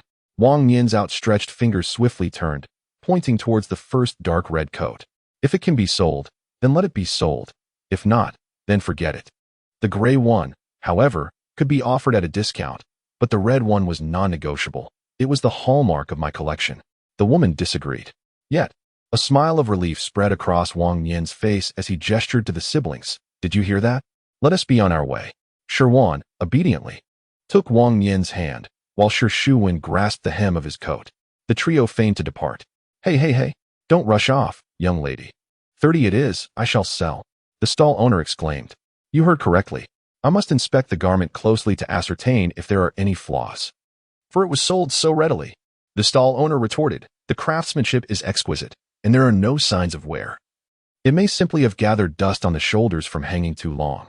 Wang Nian seized upon this point, engaging in further banter with the woman until, ultimately, he procured the coat for 29 yuan. Even so, the fact that Wang Nian spent 29 yuan on a single piece of clothing astonished Li Xiaowan. It was merely a standard cotton coat, devoid of any distinctive features, so why was the price so steep? After stowing the coat and a fountain pen into a travel bag, they followed Li Xiaowan across the street to a vehicle factory in search of astragalus. This area was predominantly filled with food vendors, and only a handful of daily necessities could be found. I see the astragalus over there, Wang Nian remarked. Food could be easily purchased in Changshangu, so he focused primarily on scouting for the soup ingredients that Li Xiaowan sought. Indeed, there was the inconspicuous woven basket tucked away in the corner. This should be a herb gatherer, the old man still bearing traces of dried mud upon his person, concealed in a corner while indulging in his pipe. The sun-dried medicinal herbs lay scattered on the ground, haphazardly piled together. To an untrained eye, they would appear as mere weeds. Sir, how much for this astragalus? While Li Xiaowan inquired about the price, Wang Nian crouched down and casually sifted through the heap of herbs. Though chaotic, most of the herbs had been well prepared. Cinnamon? Wang Nian discovered 2 segments of brown bark among the assortment, initially mistaking it for cassia, but upon scratching it with her nail and revealing an oily streak, she recognized it as true cinnamon. Both can be used in cooking. However, the former is primarily utilized in Western cuisine and medicinal applications, while the latter is more suited to the taste of the Chinese palate. Do you have knowledge of herbs, young lady? The old man lifted his eyelids, speaking slowly. I may not be well versed in pharmacology, but I know a few medicinal recipes. Wang Nian inhaled the aromatic scent of cinnamon before setting it down. If only there were longan, I could prepare a nourishing longan and cinnamon chicken soup. In her previous life, she had long suffered from dysmenorrhea and occasionally heard an elderly traditional Chinese medicine practitioner mention that this medicinal soup could alleviate menstrual discomfort. She would brew it a few days before her period. Whether the soup truly had an effect or if it was simply coincidence, she gradually found herself free from that affliction. In this life, free from the torment of dysmenorrhea, a little blood-invigorating concoction would only benefit her. I have no longan, the old man replied, taking another puff from his pipe, and amidst the swirling smoke, he turned and retrieved several handfuls of white herbs from his backpack. A soup of white atractalodes and porio with ribs, suitable for your 2 little ones. Wang Nian paused, instinctively glancing at the 2 children squatting beside her. They had often eaten cold rice and soaked their feet in cold water in previous years, suffering from spleen and stomach dampness, and it was essential to treat them promptly to prevent any adverse effects on their growth. After speaking, the old man resumed his smoking, seemingly indifferent to whether Wang Nian would make a purchase. Naturally, Wang Nian was not easily intimidated by the 2 statements. He directly asked Shi Xiangming, "Is the old gentleman correct? Do we really wash our feet with cold water in winter?" Wang Nian inquired further. Shi Xiangming, leaning on Wang Nian's knee, pouted with a mix of grievance and fear. "Washing your face with cold water in winter can freeze you." Wang Nian remained silent. "Every 3 days, consume a soup made from poria and pork ribs for an entire month," the elder continued after clearing his throat, roughened by smoke. "It all depends on whether you are willing to part with those pork ribs. I am more than willing, as long as it benefits my health." "I would spend my entire salary on pork ribs," Wang Nian replied without hesitation. 10 doses of medicinal cuisine, a total of 5 yuan, the elder stated, extending his hand. Wang Nian promptly unfastened the buttons of his cotton-padded jacket, retrieving 5 1-yuan bills and handing them over, saying, "Thank you, esteemed sir." With just a cursory glance, the elder discerned the health issues of the 2 children. With such medical skills, there was no room for doubt. It was certainly wise to promptly collect the payment. The old man smiled, his lips curving upwards to form a rather stiff grin. "My surname is Liu, and I reside in Luoyan Alley. Everyone knows where to find a Liu." Slowly, the elder wrapped the medicinal ingredients in newspaper, forming 10 parcels, which he handed to Wang Nian. Though the total was merely a handful, 5 yuan was exorbitantly priced, yet Wang Nian felt it was well worth it. The most delightful discovery from today's visit to the Limping Alley was undoubtedly these medicinal dishes. "Sir, you see." Upon witnessing this, Li Xiaojun immediately abandoned her intention to purchase astragalus and instead wished to invite the elder to her home to examine her elderly mother. Wang Nian meticulously placed the medicinal herbs into her travel bag. Suddenly, a resounding boom echoed in her mind, and her left ear was instantaneously filled with a deafening ringing. Wang Nian instinctively covered her ears and shook her head, and before her eyes, an image materialized in the space around her. revealing that the spice rack had ascended another notch. The sixth tier of the spice rack was unlocked. "Annie, are you all right?" Shi Wan's concerned voice reemerged in her ears, dispelling the ringing. Wang Nian smiled and replied, "I've just been squatting for too long. I feel a bit lightheaded." After a brief pause, she stood up and brushed off the dust clinging to the exterior of her bag. It was evident that Li Xiaowan had already enlisted some help. As the old man began to pack up the backpack, "What have you bought?" Out of the corner of her eye, Wang Nian noticed a couple from Factory 401 passing by with their meal. She scoffed, thinking, with such meager wages, a trip to the mall would yield little more than disappointment. They could hardly afford anything. Shi Xiangming chuckled, "Blame me. I shall strive harder at work from now on." He lifted Shi Wan into the air and gently tossed her, saying, "Our little Wan is so light. It seems she hasn't eaten yet." "How did the exam go?" Wang Nian asked, wrapping her arm around Shi Xiangming's and holding Shi Xiangming's hand with the other. "Our entire family is counting on you to achieve ultimate victory." "Victory is a must," Shi Xiangming replied calmly, accustomed to holding hands now. "Victory." Shi Xiangming raised Shi Wan's small hand, prompting the little girl to immediately echo, "Victory." The family joyfully repeated the word countless times, their laughter and cheer resonating through the air. Meanwhile, a few steps above them, another couple wore somber expressions. The woman bit her lip, struggling to suppress the fury that threatened to erupt from her throat. The man lowered his head, gradually quickening his pace. Upon reaching the third floor, the two families diverged in opposite directions. The woman flung open the door to their room and, in a fit of rage, slammed the rice container onto the table. "How blind was I to have married such a feeble man? You were once the chief engineer at Factory 401. Yet in the provincial capital, you pale in comparison to everyone else. They bask in their glory while you cannot even muster a sound." The barrage of insults caused the man's face to redden, and just as her finger nearly poked his face, he erupted. "If you are so capable, why do you not take the exam? All you do is dominate your little domain. If you possess such skill, why not oust that Shi Xiangming? If you are truly competent, why did you remain silent when berated by the proctor at noon?" After unleashing his pent-up frustration and indignation, the man's expression finally softened slightly. There were over 100 candidates for the examination, and after the written test, only 10 remained for the practical assessment. Results were announced immediately, with everyone waiting outside the classroom to learn their fate. Shi Xiangming secured first place and advanced to the next round, while the man faced elimination. However, the couple from Factory 401 did not leave. Instead, they confronted the officials, demanding to know how Shi Xiangming could have achieved first place. The examiner presented the examination papers for review. As engineers from the same field, the majority acknowledged Shi Xiangming's answers with respect. Only the relatives of the Factory 401 engineers expressed discontent, and in the midst of their argument with the examiner, they even accused someone of leaking the questions in advance.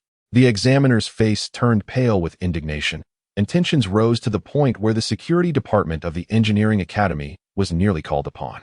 Due to their quarrel, they were unable to purchase tickets for Wen Shixiang today and would have to wait until tomorrow to depart. "If you cannot succeed, we certainly cannot allow Shi Xiangming to succeed either," the woman suddenly declared. The man, feeling exasperated, pinched the bridge of his nose and retorted, "His seniority as the project leader means nothing to your discontent." "What of it?" The woman shot back, her voice growing increasingly frigid. "Isn't there still the supervisory group? Let us report him to them." "Forget it," the man responded, somewhat apprehensively. "Forget what?" The woman yelled. "If Shi Xiangming secures first place again, how will you manage in Wen Shixiang? Who will seek you out?" The mere mention of Shi Xiangming made the woman seethe with resentment, which ultimately stemmed from financial envy. Previously, the machinery factory in the county and the neighboring one frequently sought her husband for technical guidance. However, since Shi Xiangming emerged on the scene, her husband's opportunities for official duties had diminished by more than half, and the chances to gain from it had vanished entirely. Not only was the woman envious, but she also fervently wished for Shi Xiangming's disappearance from Wen Shixiang. Chapter 38. The night at the guest house room was dimly lit, and the building's age was indeterminate. The wind rushed through the old window frames, flooding the room. After searching for some time, Shi Xiangming could only stuff the dirty clothes exchanged by the children into the gaps to block the cold. Still not warm? After successfully keeping the cold wind outside, Shi Xiangming returned to the table and sat down. Wang Nian released his hand from blocking the wind, touched the outer wall of the lunchbox, and shook his head. "It's warm outside, but the food hasn't steamed yet." A solitary candle emitted a faint warmth, gradually warming the contents of the lunchbox atop the table. As the cold weather enveloped the surroundings, one found solace in the warmth of the bed. After some time, the meal was heated, and slumber persisted until the hour had passed into the morning. The guest house lacked a facility for warming meals, prompting a clever solution involving a candle from the drawer to gently heat the food. I went to check on the child, who remained silent, perhaps under the weather. The siblings were nestled beneath the covers. Shi was engrossed in a comic book, her laughter echoing pure delight despite her inability to comprehend the words. Shi Xiangming sat in a daze, silent and motionless. His forehead felt warm, yet there was no perspiration on his back, and he appeared to lack the symptoms of a cold. What thoughts occupied his mind? Wang Nian lifted the blanket, shifting Shi closer to the center before joining her beneath the covers. The day transformed abruptly. The morning basked in bright sunshine, yet by afternoon, gentle rain began to fall, rendering the room too chilly to venture beyond the confines of the bed. Brother must be hungry, Shi remarked. Shi Xiangming sighed deeply, burying his face in the pillow. I wonder about little Black and brother Leah. I hope Aunt Lu has been feeding the chickens on schedule. Our chickens lay 2 eggs each day. As he recounted the animals and the vegetable patch at home, Wang Nian, lost in her own joy, felt a pang of embarrassment. She had given little thought to the situation at home in recent days, but his words stirred a longing for her family. I wonder if it has rained in Changshangu. If the plastic covering of the warm shed was not secured, the cilantro seeds we just planted might freeze. And what of those hens that are about to lay eggs? What shall we do if they freeze and stop laying? The culinary offerings in the provincial capital pale in comparison to the delightful dishes prepared at home. After much deliberation, Shi Xiangming finally articulated his dissatisfaction. Shi, eager to echo her brother's sentiments, swiftly added, "The food here is rather unpalatable. Nothing surpasses Auntie's cooking."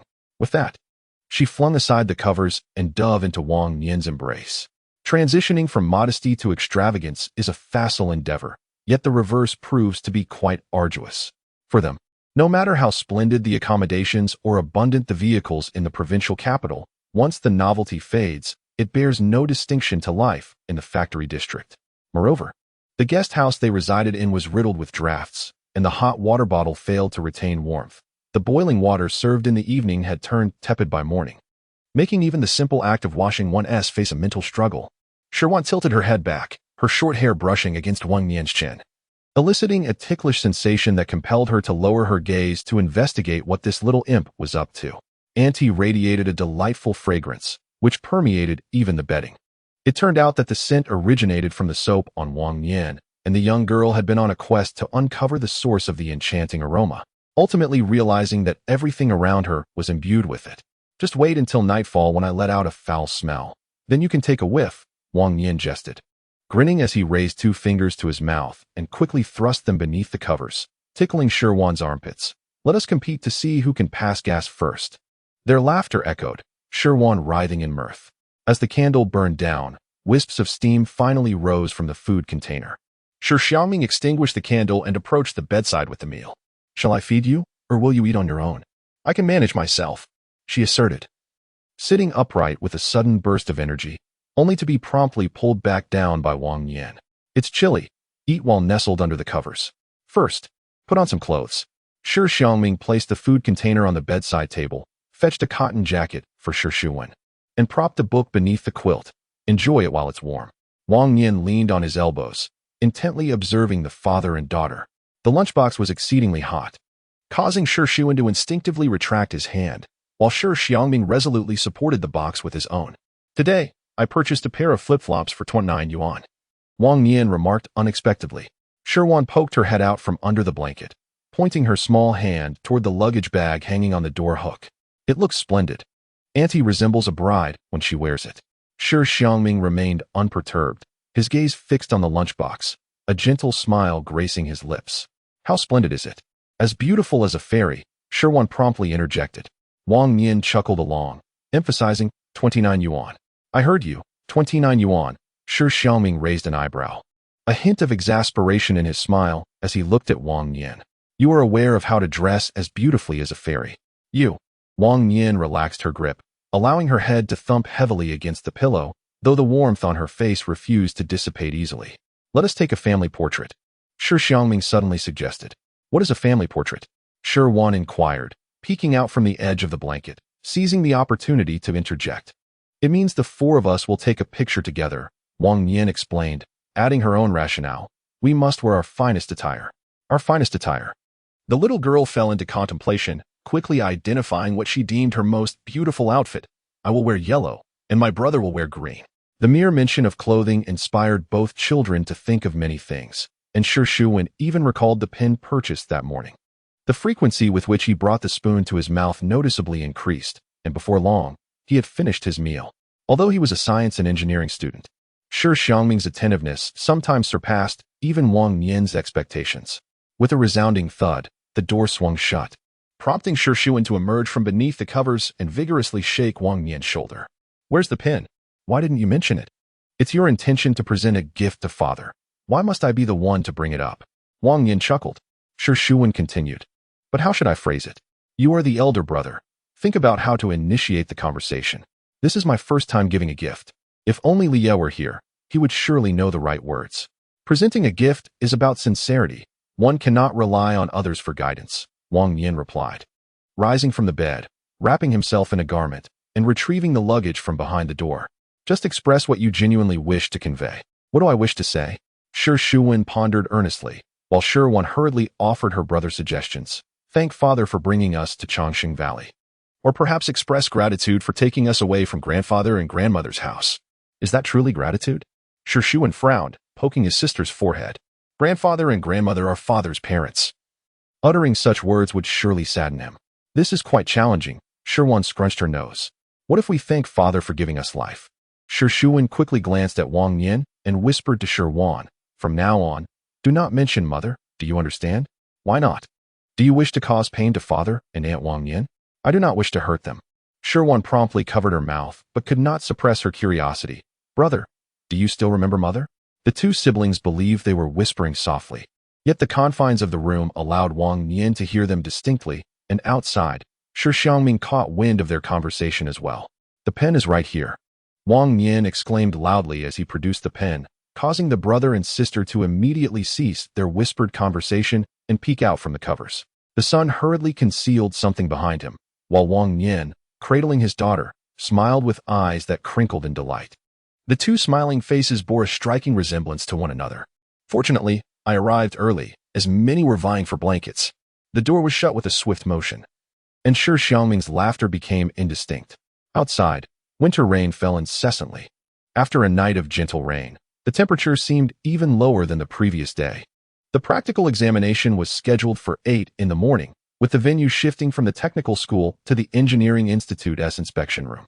The number of individuals who would ultimately pass among the 10 remained uncertain, and in contrast to the initial exam's fierce competition, this time leaned more towards cooperation.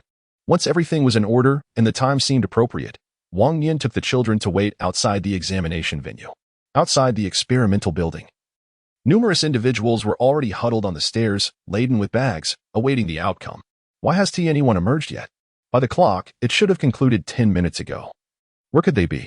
As the clock inched towards 11, with the exam slated to finish at 10:30, the waiting families were growing restless in the cold. Could it be related to those who had just entered? An anxious aunt accompanying her son attempted to peer through the glass door. Wang Nian, holding the children, hurriedly approached and cheerfully inquired, "What is happening inside?" "I'm not sure." It looked quite intense. A large throng of people went in, and then the door was locked. The aunt replied. Nearby, a brother, shivering from the cold, chimed in while stamping his feet. "It's the inspection team, comrades."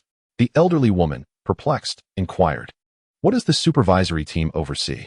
Each public institution is assigned a supervisory team responsible for ensuring the integrity of the unit's operations. According to Shi Xiangming, due to the unique nature of this selection process, the Anhui municipal government has specifically dispatched a supervisory team to participate in the oversight. The man clad in a military overcoat sniffed, his speech slightly slurred from the cold. There must be someone cheating in the examination hall, and they've been reported. At this moment, he suddenly recognized Wang Nian, exclaiming, "I remember you. You are Comrade Shi's partner, aren't you?" "Indeed," Wang Nian replied with a smile, quickly asking, "How did you know someone reported cheating?" An unsettling thought crossed her mind, recalling the couple from Factory 401 she had encountered on the stairs yesterday. Upon seeing her, The man recalled that the couple from Factory 401, with whom she had quarreled that day, had also entered alongside the supervisory team. It was indeed them. Wang Nian bit her lip, gradually feeling a sense of calm.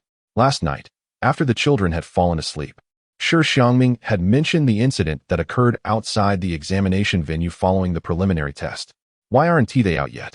The elderly woman murmured once more. At last, a group emerged from the hall, seemingly led by Shi Xiangming as they approached the entrance. Through the glass window, upon catching a glimpse of Shi Xiangming's gentle smile, Wang Nian felt her final shred of worry dissipate. With a creak, the glass door swung open, and everyone began to seek out their loved ones. Engineer Shi, may I write to you for guidance in the future? The principles of rotational speed you explained today were incredibly enlightening. If the opportunity arises, I would be honored to invite you to Factory 388 to offer your expertise. The engineers, who emerged alongside Shi Xiangming, quickly gathered around, animatedly expressing their unsettled emotions.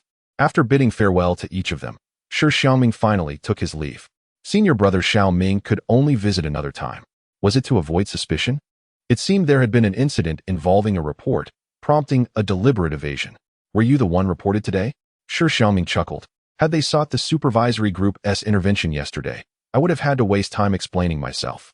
Yet, they chose today. Today was a practical assessment. A test of each engineer's ability to integrate theoretical knowledge with hands-on skills. The supervisory group didn't even require Shi Xiangming to fill out any forms. Instead, they observed the impressive teamwork he had orchestrated from start to finish. Many technical terms were beyond Wang Nian's comprehension, so he focused on a few keywords: research direction, successful first-step experiment. And then, Wang Nian was more concerned about the outcome. Once the results are delivered to the factory and the project is approved, my primary responsibilities will shift from the workshop to the research lab. Shi Xiangming smiled, wrapping an arm around Wang Nian's shoulder. There will be fewer opportunities for business trips in the future, and your salary will undoubtedly see a significant reduction. Wang Nian pursed his lips, clearly skeptical. Shi Xiangming laughed, gently nudging Wang Nian's cheek with his head. But you should receive a salary increase. Supporting you and the two of you should be no problem. And what about the person who reported you? The criticism notice was sent to Factory 401 for a company-wide announcement, and any further actions will be at the discretion of their leadership team. The vehicle was not crowded. Yet Wang Nian lowered his voice to a whisper, audible only to the two of them. Why did you deliberately speak those words in the stairwell that day? It was not entirely intentional. In truth, I had long been aware of the engineer from Factory 401. The engineers from Factory 401 are quite renowned among the machinery factories in Wenxi Township, to the extent that even the reception office grits its teeth at the mere mention of their name. Whenever an engineer visits the factory for guidance, one must prepare an ample supply of cigarettes, alcohol, and gifts. Should any issues arise that require resolution, an additional red envelope must be provided. At that time, there were few senior engineers in the county, and the machinery factories could only grovel in fear of offending them. It was only with the emergence of Shi Xiangming that they found themselves with more options. Had the engineer from Factory 401 left quietly after being ousted, none of the subsequent events would have transpired. Shi Xiangming was betting on their unwillingness to concede so easily. After all, he had previously spread rumors about Shi Xiangming's questionable conduct within the county's machinery factories. Such a petty individual would surely not be willing to allow Shi Xiangming to steal the spotlight once more. The commotion caused by the couple outside the preliminary examination venue only served to further fuel Shi Xiangming's ambitions. His purpose was to publicly announce new research directions today, thereby circumventing the risks associated with the hierarchical reporting process. This sort of risk had been personally experienced by Shi Xiangming when he first joined the Engineering Institute. In the published documents of the research outcomes he led, the person in charge had ascended to the position of department director, while Shi Xiangming's name was relegated to that of an assistant among others. Once was sufficient to learn the lesson of being outmaneuvered. One cannot engage in research without a certain level of cunning, Wang Nian reflected. Today, the couple from Factory 401 serves as the most poignant example. Had jealousy not triumphed over reason, the subsequent events would never have transpired. The vehicle jostled, and the children, along with Shi Xiangming, gradually succumbed to a drowsy slumber. Only Wang Nian remained alert. The carriage was filled with the cacophony of live chickens and ducks, mingled with the boisterous chatter of passengers and the ticket collector, rendering the family of four seated in the second-to-last row virtually unnoticed. Wang Yin too closed her eyes, her thoughts drifting into the realm of her spatial domain. The sixth layer of the spice rack hovered in midair, lined with countless neatly arranged bags. Each bag bore the names of various medicinal herbs. And prominently displayed in the first row was the poria she had purchased at the black market yesterday. Stewing herbs? Wang Yin surmised. Indeed, this section contained stewing ingredients. And as she grasped each herb, the recipes and dosages for medicinal soups automatically surged into her mind. It was sufficiently astonishing, though not as surprising as the previous evolutionary function. After tucking Shi Wan's hand into her clothing, she gently leaned against Shi Xiangming's shoulder and closed her eyes as well. As the new year approached, the weather seemed to grow increasingly warm. The mountains, which turned cold early, also warmed up sooner. Wang Nian, is that your land? Ever since the failure of her sweet potato crop, Granny, whose confidence had taken a significant blow, and her enthusiasm for farming swiftly shifted to sewing and laundry. Naturally, the labor in the fields fell to Lu Chaoxian. Unable to indulge in a Sunday lie-in, upon seeing Wang Nian setting off for the vegetable garden early in the morning, Granny, who hurriedly awakened her daughter-in-law, insisting that she accompany her. As the two approached the vicinity of the garden, Lu Chaoxian spotted several figures standing by the ridge. Let's go take a look. Wang Nian hastily placed the small hoe into the basket and quickened her pace. Soon enough, inquiries would reveal the truth. She yearned for a modest harvest, envisioning a bountiful crop of peppers next year, ensuring that throughout the year, there would be no worries regarding spicy food. People are coming. People are coming. What happened in my vegetable garden? A voice exclaimed, approaching Wang Nian with urgency. Nothing alarming, she reassured. It's just that the peppers are flourishing. And everyone wishes to consult you on how to tend to them. Sister Yu chuckled heartily, her voice resonating with the authentic dialect of southern Shaanxi. Following Sister Yu's gesture, Wang Nian glanced toward the field, her eyes widening in astonishment as she realized she had significantly underestimated the power of her golden finger. Nearly 100 square meters of land was dominated by an abundance of peppers, with a smaller portion occupied by cabbage. Wang Nian recalled that she had transplanted around 60 pepper seedlings, deliberately leaving ample space for cultivation. Yet now, the peppers had grown so luxuriantly that they were crowded together, appearing as a vibrant, unified mass. The bell peppers, commonly used by the locals in their stir-fries, had bent their branches under the weight, many drooping to the ground, caked in yellow mud. The fiery red earjing peppers hung densely, creating a striking contrast of red and green across the field. Meanwhile, the cabbages had also become overcrowded due to their substantial growth, their heights nearly reaching Wang Nian's knees. The unexpected cause of this lush scene was the medicinal herbs left over after making a herbal soup. Wang Nian had replaced the ingredients in old Lu's herbal rib soup with her own stock of herbs from the spatial seasoning rack. Initially, she had thought it wasteful to discard the remnants, burying them at the edge of the ridges, never anticipating that this would yield such an unexpected bounty. Thank goodness I came today. Had my mother-in-law witnessed this spectacle, I would be deprived of peace and sleep for the next fortnight. As Lu Chaos Han expressed his sentiments, he couldn't resist teasing Aunt Hu. The meticulously tended sweet potatoes had failed completely. While Wang Nian's erratic efforts at fishing for 3 days and sunning her catch for 2 had somehow landed her a spot on the commune's harvest announcement board. Where did you buy your seeds, sister? Do tell Annie, as I intend to procure some myself, someone inquired. Lu Chaos Han quickly pointed to his own plot of land. I sourced my seeds from home. Just look at the state of my peppers. Indeed, Lu's peppers were thriving, though their apparent inferiority was stark in comparison. How peculiar, Sister Yu remarked, surveying the surroundings with suspicion. Perhaps the remnants of the medicine buried a few days ago are taking effect. Wang Nian chose to speak the truth, setting down her basket and stepping past a few people into the vegetable patch. I didn't think of it as merely for human consumption. The leftover could also enrich the soil, couldn't it? Is that the medicinal soup your children have been consuming? Wang Nian's daily exchanges for tickets to buy ribs for soup couldn't possibly escape Lu Chaoshan's notice, and upon learning the reason, she scolded Wang Nian's in-laws. Well, we are at a loss. Those medicinal herbs were specifically sought after by them in the provincial capital, and we have none here in Chongqing Valley. Lu Chaos Han informed the group. This land, much like people, requires proper nourishment, Sister Yu jested. As the group gathered to share light-hearted banter, they soon returned to their respective vegetable plots. Taking a deep breath, Wang Nian entered her garden. One trip might not suffice. I must borrow a cart. With so many peppers, how can your family possibly consume them all? Irjing peppers can be dried for chili powder or soaked for pickling, but these fresh peppers cannot be stored. If not consumed within a month, they will spoil, unless one intends to have peppers at every meal. Tomorrow, I shall venture to the small square to observe if I can sell a few items, as I also need to gather the pea shoots at home. The cultivation of pea shoots is scarce, and I am certain that they will sell once displayed. However, as for the chili peppers, a mere glance at the neighboring gardens reveals that nearly every household is cultivating them. Chapter 39. The torn cotton jacket. Every basket and carrier capable of holding items was utilized, and it took 2 full cartloads to transport all the chili peppers, while a mere dozen sizable cabbages filled another cart. Upon returning to the residential building, our arrival attracted quite a crowd. Neighbors from the 3rd floor, with whom I had never previously interacted, began to familiarize themselves through the exchange of these vegetables. One individual even traded a cabbage for a freshly harvested taro. With such an abundance of chili peppers, what are your plans? The backyard lacks space to dry the peppers, leaving Wang Nian with no choice but to string them all together and hang them beside the firewood shed in the backyard. Observing her labor, Sun Xiangming set aside her yarn to lend a hand. We must set aside some chili peppers, and I need a cabbage as well. Our plot of land has yet to be allocated, Sun Xiangming stated without hesitation.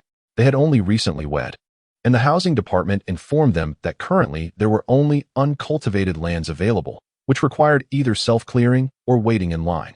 Both Sun Xiangming and her husband had work commitments, while her mother, Shi Xiangming, was free but was less reliable than an outsider when it came to assistance. Thus, they could only wait in line, uncertain of when their turn would arrive. It seems such a pity that your backyard lies fallow. Planting some scallions, ginger, or garlic would be beneficial, Wang Nian lamented, wishing her yard were twice its size, allowing for the cultivation of loofah or green beans. It truly felt like a waste that Sun Xiangming's backyard was only used for drying clothes. Our family consists of 3 members. Luo Xunli is entirely absorbed in his work and research, leaving him little time to concern himself with matters of food and clothing. As you know, my mother. Wang Nian nodded in understanding. Luo Xunli is an ardent enthusiast of mechanical engineering, frequently seeking books from Shi Xiangming or consulting him on various issues. The closer the 2 families grew, the more Wang Nian realized that one should not judge others solely by appearances. Despite his seemingly carefree demeanor, Luo Xunli is a man of integrity and, within the household, is rather submissive, yielding to whatever Sun Xiangming dictates. Upon reflection, Wang Nian concluded that it made perfect sense. Otherwise, how could he agree to live with his mother-in-law? As for Shi Xiangming, she hardly ventured outside, preferring to remain indoors, listening to operas all day, indifferent to everything around her. The weeds in the backyard had grown taller than a person, likely receiving no more than a fleeting glance from her. The 3 of them could finish their conversation in that 20-odd square meters in just half an hour. Where had those 2 rascals wandered off to? Returning with faces that were increasingly smeared? Stringing peppers is hardly a technical endeavor. The group managed to chat while working.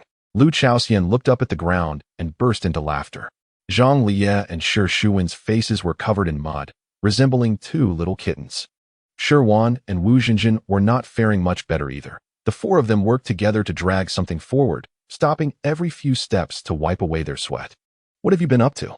Wang Nian exclaimed upon noticing that Shi Xiangming was wearing only thermal pants beneath his cotton-padded jacket, causing him to leap to his feet in shock.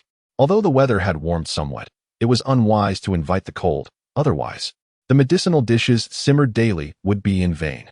As he hurried towards the ground, he soon realized that not only was Shi Xiangming lacking proper pants, but Zhang Liye was as well. Where are your trousers? As the gaze shifted among a few individuals, the initial fury was swiftly dispelled by an overwhelming sense of compassion, rendering any reprimand implausible. The group fashioned makeshift ropes from their trousers, having salvaged a burlap sack filled to the brim with winter bamboo shoots. Aunt Wang, this bounty should suffice for at least half a month. If not, we shall venture out to gather more, declared Zhang Liye with a bold pat on his chest, as a couple of clear tears streamed down his face. Auntie, are these shoots delicious? Inquired Shi Wan, innocently showcasing her mud-stained hands. It was quite a challenge to unearth them. We had to use stones to scrape them out. Wu Jinjin, feeling shy, stole glances at Wang Nian, her hands clasped behind her back, reluctant to reveal them. Wang Nian, rescuing the boys from their trousers, did not overlook their goodwill and promptly hoisted the sack of winter bamboo shoots. Indeed, excavating these shoots proved arduous, as most lay buried beneath the earth. requiring careful coaxing with a hoe. No longer able to scold them, Wang Nian hastily prepared warm water for the children to wash their faces and hands, and urged Lu Chaoxian to kindle a fire for some ginger soup. If you dare to take your younger siblings outside the factory again, I shall strip you of your skin, she warned. Lu Chaoxian was not as easily swayed as Wang Nian. She seized Zhang Liye and delivered several firm slaps to his backside. Next time, you are not to leave the factory without adult supervision. Upon hearing Lu Chaoxian's admonition, Wang Nian felt it necessary to convey to Shi Xiangming the gravity of the situation, yet she hesitated to administer punishment. Zhang Liye gritted his teeth against the pain, resolutely refusing to shed a tear. Lu Chaoxian, torn between anger and amusement, intensified her next slap, which resonated with a sharp crack, prompting Zhang Liye to cry out in agony. The latter part of the sentence was powerful, causing Shi Xiangming's eyes to widen involuntarily, followed by a reluctant nod. Shi Xiangming's approach to disciplining children was characterized by a cultured demeanor, focusing on presenting facts and reasoning, followed by a reflection on what went wrong and how to rectify it. However, for the children, this introspection was far more challenging than a few slaps. After all, they had to engage their minds to discern where they had erred. First, they criticized the wrongdoing, while also praising the good behavior. Wang Nian gently helped Shi Xiangming adjust the collar of her sweater, a smile blossoming gradually. In a moment, I will swap a piece of cured meat with Aunt Lu. We shall have winter bamboo shoots stir-fried with cured meat for dinner. What are you swapping for? Just take a piece. I will come to your house for dinner tonight. Zhang Liye interjected hastily while clutching his backside. You rascal. Lu Chaoshan sometimes found himself at a loss with his own son, and as he pondered, he couldn't help but chuckle. Do you think Aunt Lu would refuse you dinner if you don't bring cured meat? Wang Nian laughed. It feels a bit awkward to keep eating for free. One must at least show some gratitude. Zhang Liye shyly scratched his head. Haha, Wang Nian laughed heartily. Just then, Sun Xiaomei arrived at the doorway with the freshly washed Wu Jinjin. Somewhat embarrassed as she lifted the collar of her cotton coat. I was thinking of using a towel to clean this child's coat. But look, a large gap in the collar revealed the dark, grimy stuffing inside, which Sun Xiaomei couldn't even loosen with her hands. No wonder I see the child's face and hands are always red. How can one stay warm in such stuffing? Wang Nian also attempted to rub it, discovering that not only was the stuffing compacted and unyielding, but there was also a faint musty odor. I will lend her One's cotton coat. How can she wear such a tattered garment?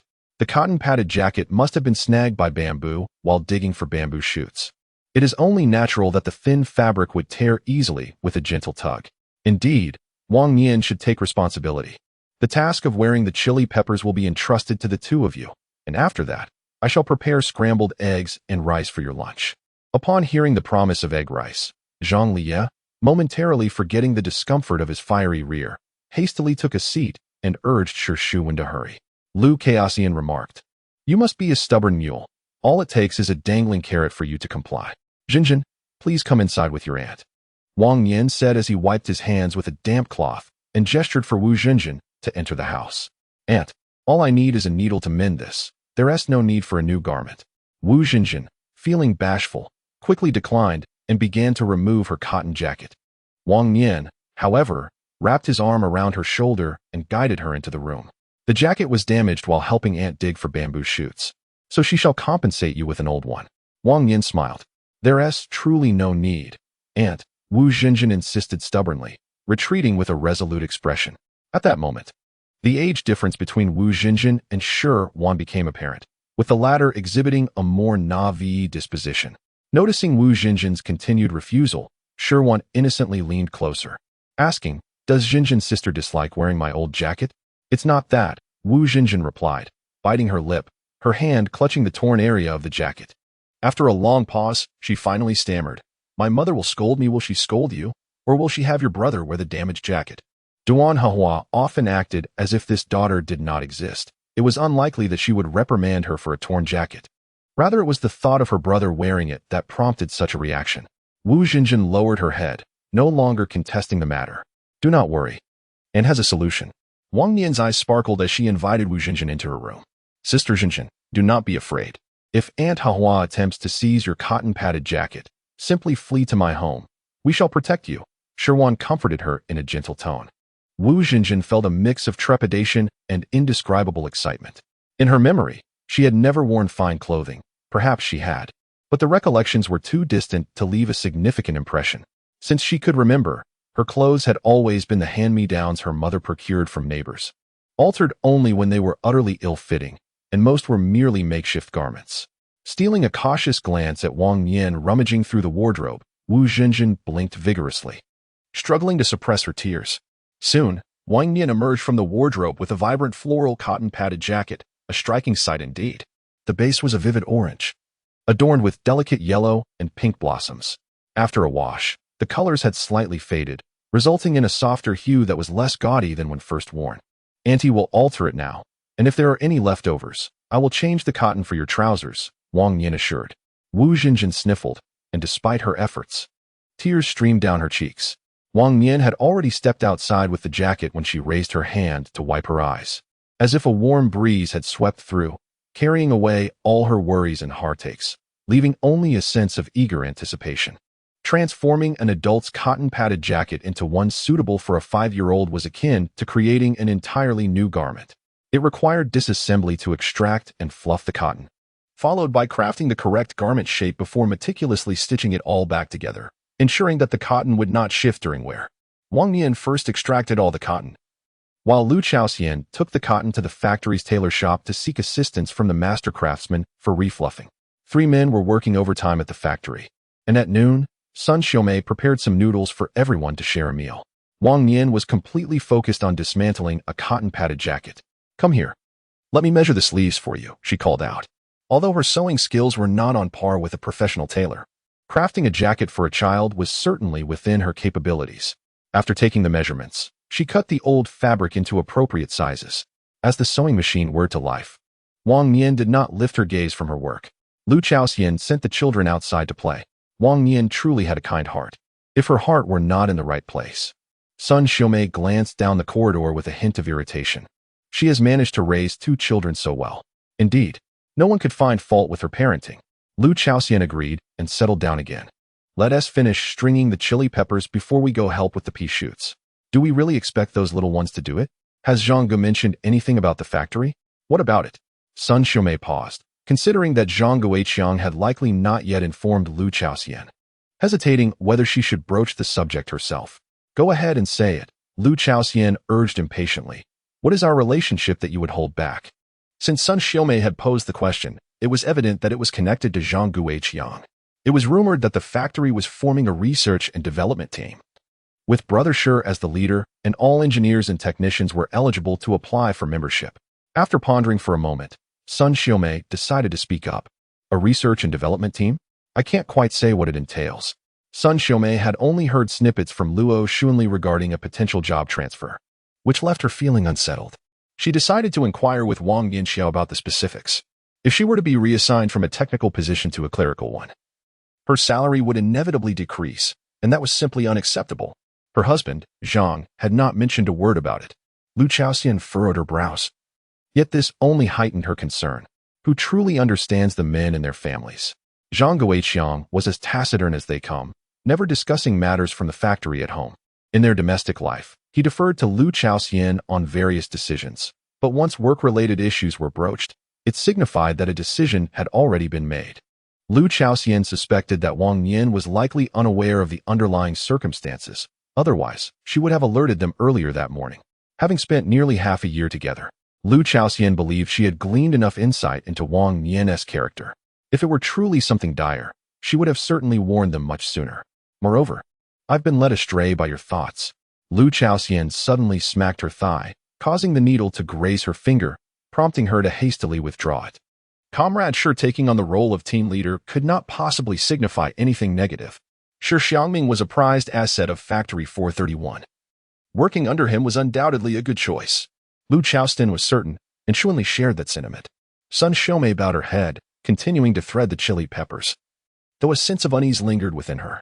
"I shall inquire again tonight. Otherwise, my heart will remain restless. Just ask Wang Nian, but please, do not approach Chief Engineer Shi." Sun Xiaoming was puzzled, to which Lu Chaoxian raised an eyebrow with an air of mystery. Chief Engineer Shi may appear amiable, yet he is anything but personable. As for the matter concerning Zhou, Chief Engineer Shi has already left for the day. Technician Luo has also clocked out. The conversation abruptly ceased as Lu Chaoxian greeted Shi Xiangming, who emerged from the bamboo grove, followed closely by Luo Xunli and Zhang Guiqiang. Where did all these chilies come from? On the rain shelter, over 20 strings of peppers hung, while 2 baskets of bell peppers were piled at the foot of the stairs, complemented by the ones being strung in the corridor. It truly resembled a sea of chilies. Aren't you working overtime today? Why are you here so early? As Lu Chaoxian conversed, Shi Xiangming had already pushed the car into the storage room and walked past the mound of peppers with his briefcase in hand. The rhythmic sound of the sewing machine continued unabated within. Peering through the window, Shi Xiangming observed Wang Nian, who was diligently operating the foot pedal of her sewing machine, her hands skillfully maneuvering the fabric. Upon entering, he quietly hung his briefcase on the back of the door and silently removed his watch before stepping further inside. The sound of the sewing machine ceased. A few minutes later, the gentle snip of scissors severed the thread, and Wang Nian, satisfied, spread the cotton-padded jacket across the desk for admiration. Who is the jacket for? Shi Xiangming inquired. For Jinjin. After inscribing a few words on the collar, she resumed her work on the sewing machine. Shi Xiangming merely shook his head and smiled before pushing open the door to the backyard and stepping outside. In front of the 43rd apartment building, 4 figures of varying heights joyfully raced home from the supply and marketing cooperative. Just as they were about to turn into the bamboo grove, Shi Xiangming suddenly halted them. Jinjin, your mother. Not far away, 3 individuals approached the bamboo grove, laughing and chatting as a family, exuding an aura of happiness. Wu Jinjin displayed little emotion, softly acknowledging with a murmur before decisively turning away. Let us go? Zhang Liye took the lead, and the 4 swiftly vanished into the bamboo thicket. The candy gradually melted, filling Wu Jinjin's mouth with a delightful sweetness. She felt that life was not so bitter anymore, and there was no need to hide and weep in secret. The 4 of them ventured deep into the bamboo grove, their secret sanctuary. Within the woods stood a quaint octagonal pavilion, featuring a stone table at its center, perfectly accompanied by 4 stone stools. Each person took their seat, and Shi Xiangming unveiled the freshly purchased candy from his pocket, placing it on the table. As the eldest brother, I shall let my sister choose first. Zhang Liye, ever the loyal friend, pointed toward Shi Xiangming. Shi Xiangming shook her head, her laughter innocent and carefree. Sister Jinjin should choose first. I'll go second. Wu Jinjin, reluctant to be the first to select, realized that the last person would surely end up with the least desirable piece. Remembering that Shi Xiangming had purchased the candy, she picked the largest piece and set it aside. You paid for it, so you should have more. Zhang Liye concurred. Xiangming can have the biggest piece. When the new year comes, I will save my red envelope money and treat you all to soda. Soda is not as delightful as grapefruit syrup, Shi Xiangming immediately retorted. But the fruit leather is incredibly delicious. Is there kiwi dried fruit that tastes good? Shi Xiangming had never tasted fruit leather. Zhang Liye remarked, actually, I have never had it either. I've only seen it at the supply and marketing cooperative. Wu Jinjin took her piece of candy and cheerfully tossed it into her mouth. Brother Xiangming, have you ever had spiced sesame pastries? What is the best pastry you have ever tasted? Without hesitation, Shi Xiangming and Shi Xiangming almost simultaneously replied with the same name, chestnut cake. However, Shi Xiangming added, the chestnut cake made by my aunt is the most delicious. Why do you call Wang Nian aunt? Isn't she your mother? Wu Jinjin inquired, puzzled. Shi Xiangming paused to savor her candy, while Shi Xiangming tilted her head as if she wished to speak, but ultimately refrained. It was Zhang Liye, oblivious to the nuances, who answered loudly on behalf of Shi Xiangming, because Wang Nian aunt is not actually Shi Xiangming and Shi Xiangming's mother. Wu Jinjin's eyes widened in astonishment. I wish I could change my mom. She often hits me, but Wang Nian aunt never does, and her cooking is delicious. Zhang Liye expressed his envy as well. Shi Xiangming smiled sweetly, enjoying her candy, feeling content. Shi Xiangming nodded silently. Yet you still call her aunt. Wang Nian aunt must feel hurt, Wu Jinjin suddenly remarked. My mom insists I call Feng Lianshan dad. Feng Liang used to be called aunt, and she cried secretly. Duan Hua insisted that only by calling someone mom or dad can one be considered family, claiming that aunts and uncles are merely outsiders. Thus, Wu Jinjin privately insisted on using names, not regarding Feng Lianshan and Feng Liang as family, and now, not even her biological mother. Wu Jinjin's words completely shocked Shi Xiangming and Shi Xiangming, with Shi Xiangming gasping and asking anxiously, will Wang Nian aunt be very sad? Zhang Liye, unbothered, clicked his tongue and proceeded to reveal private conversations of their parents. Of course she'll be sad. My mom said Wang Nian aunt treats you so well. Yet you still think only of your biological mother. What had merely been a passing comment from Lu Chaoshan transformed in Zhang Liya's mouth into an outcry on behalf of Wang Nian. We never thought of our biological mother. Shi Xiangming hurriedly clarified. Shi Wan pouted in grievance, expressing, they all say my mother is a bad person, taken away before I was born. Zhang Liya pressed on. So you have never seen your biological mother? After a moment of contemplation, Shi Xiangming replied, I have no recollection. I only remember that my mother seemed to dislike me. Just like my mother. Wu Zhenjin was astonished, but I did not know how to voice it. Shi Xiangming felt troubled. I have an idea, you all should. In the small pavilion, four heads huddled together, chattering animatedly. Chapter 40. The cotton-padded jacket. The four little ones suddenly scattered in a flurry. Sister Zhenjin, come to my house for dinner. Zhang Liya peeked inside his home, his eyes darting as he called out loudly to Lu Chaoxian at the dining table. Mom, did you send the cured meat to Aunt Wang? I did. Lu Chaoxian rolled her eyes, decisively clearing away the empty bowl beside her. I knew you were going to mooch off someone else's meal. Do you really think your mother would shamelessly let you eat and drink for free? Old lady who glanced at her own table.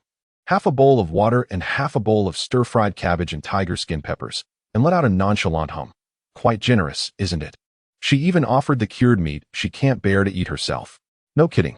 This cabbage looks old, but surprisingly, it tastes delightful when stir-fried, Zhang Guoqiang remarked, trying to smooth things over. Lu Chaoxian had no intention of letting it go that easily, and continued like a rapid-fire cannon.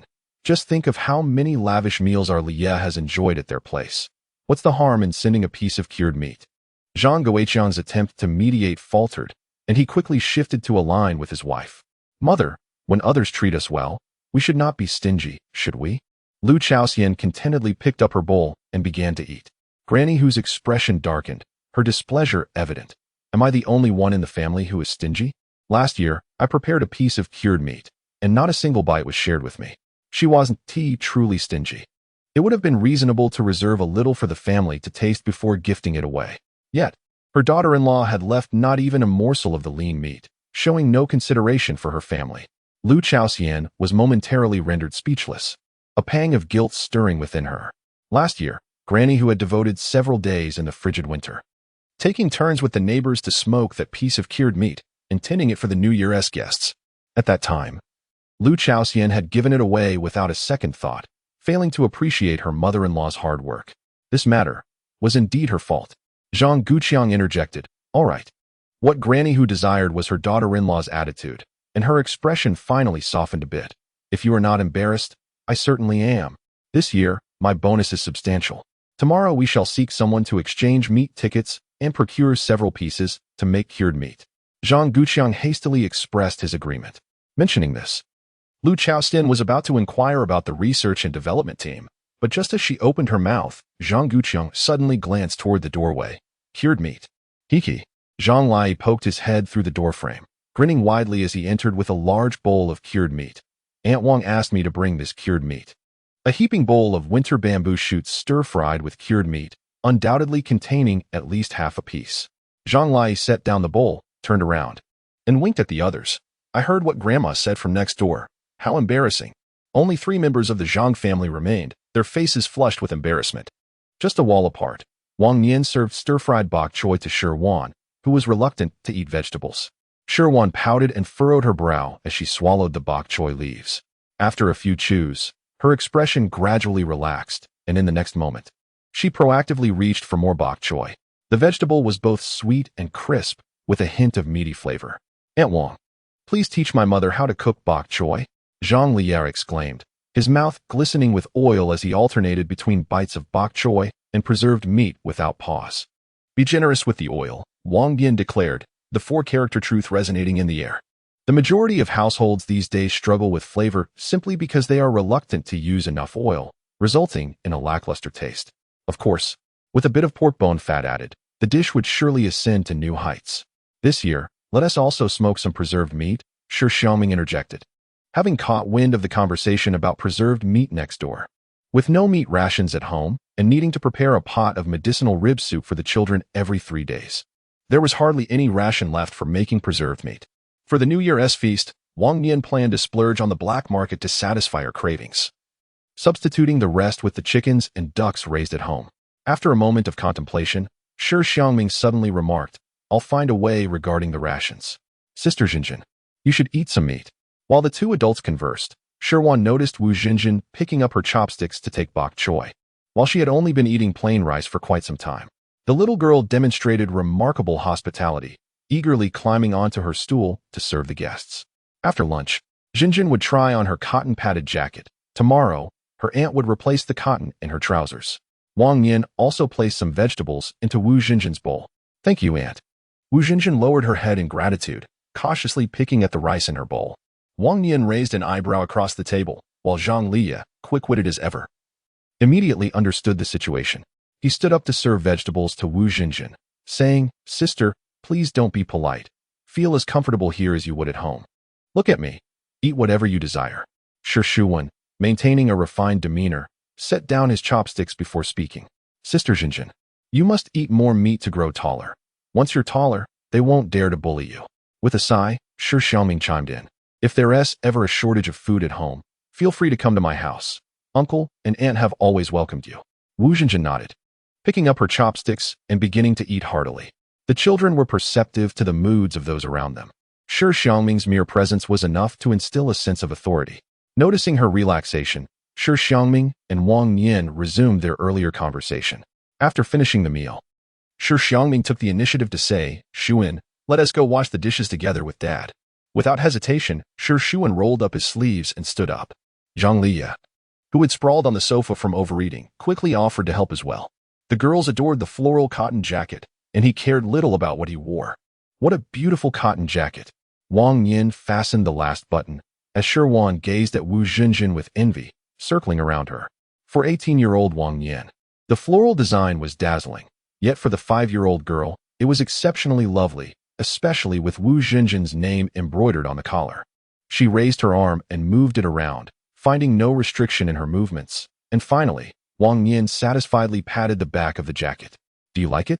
Wu Jinjin nodded gravely, her hands gently caressing the fluffy cotton jacket. The garment was both aesthetically pleasing and warm, with buttons that sealed tightly, preventing even the slightest draft from seeping through.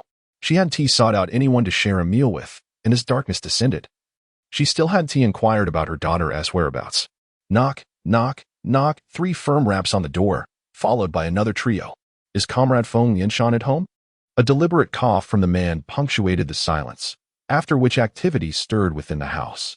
Luo Xunli turned her head with a soft chuckle. Jinjin's coat tore. "I've stitched her a new one," she remarked. It was merely a matter of preparing to purchase new clothes before the new year, as children could be mischievous and unfit for fine attire.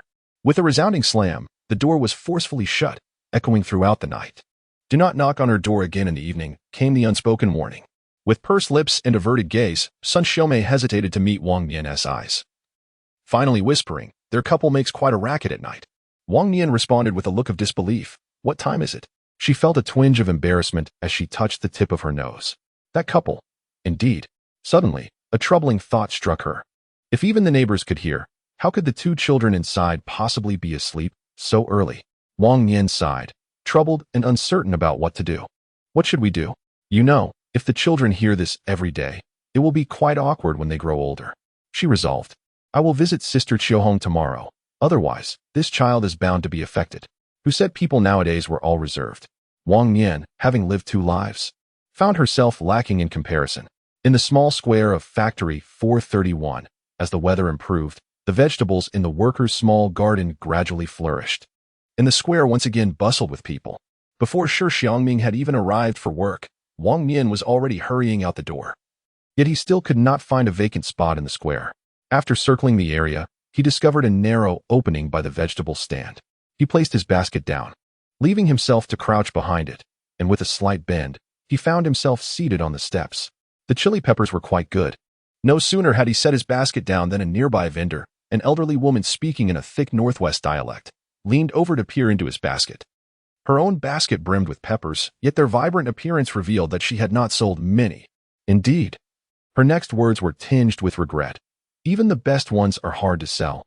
Just look at how many are selling peppers in this square today."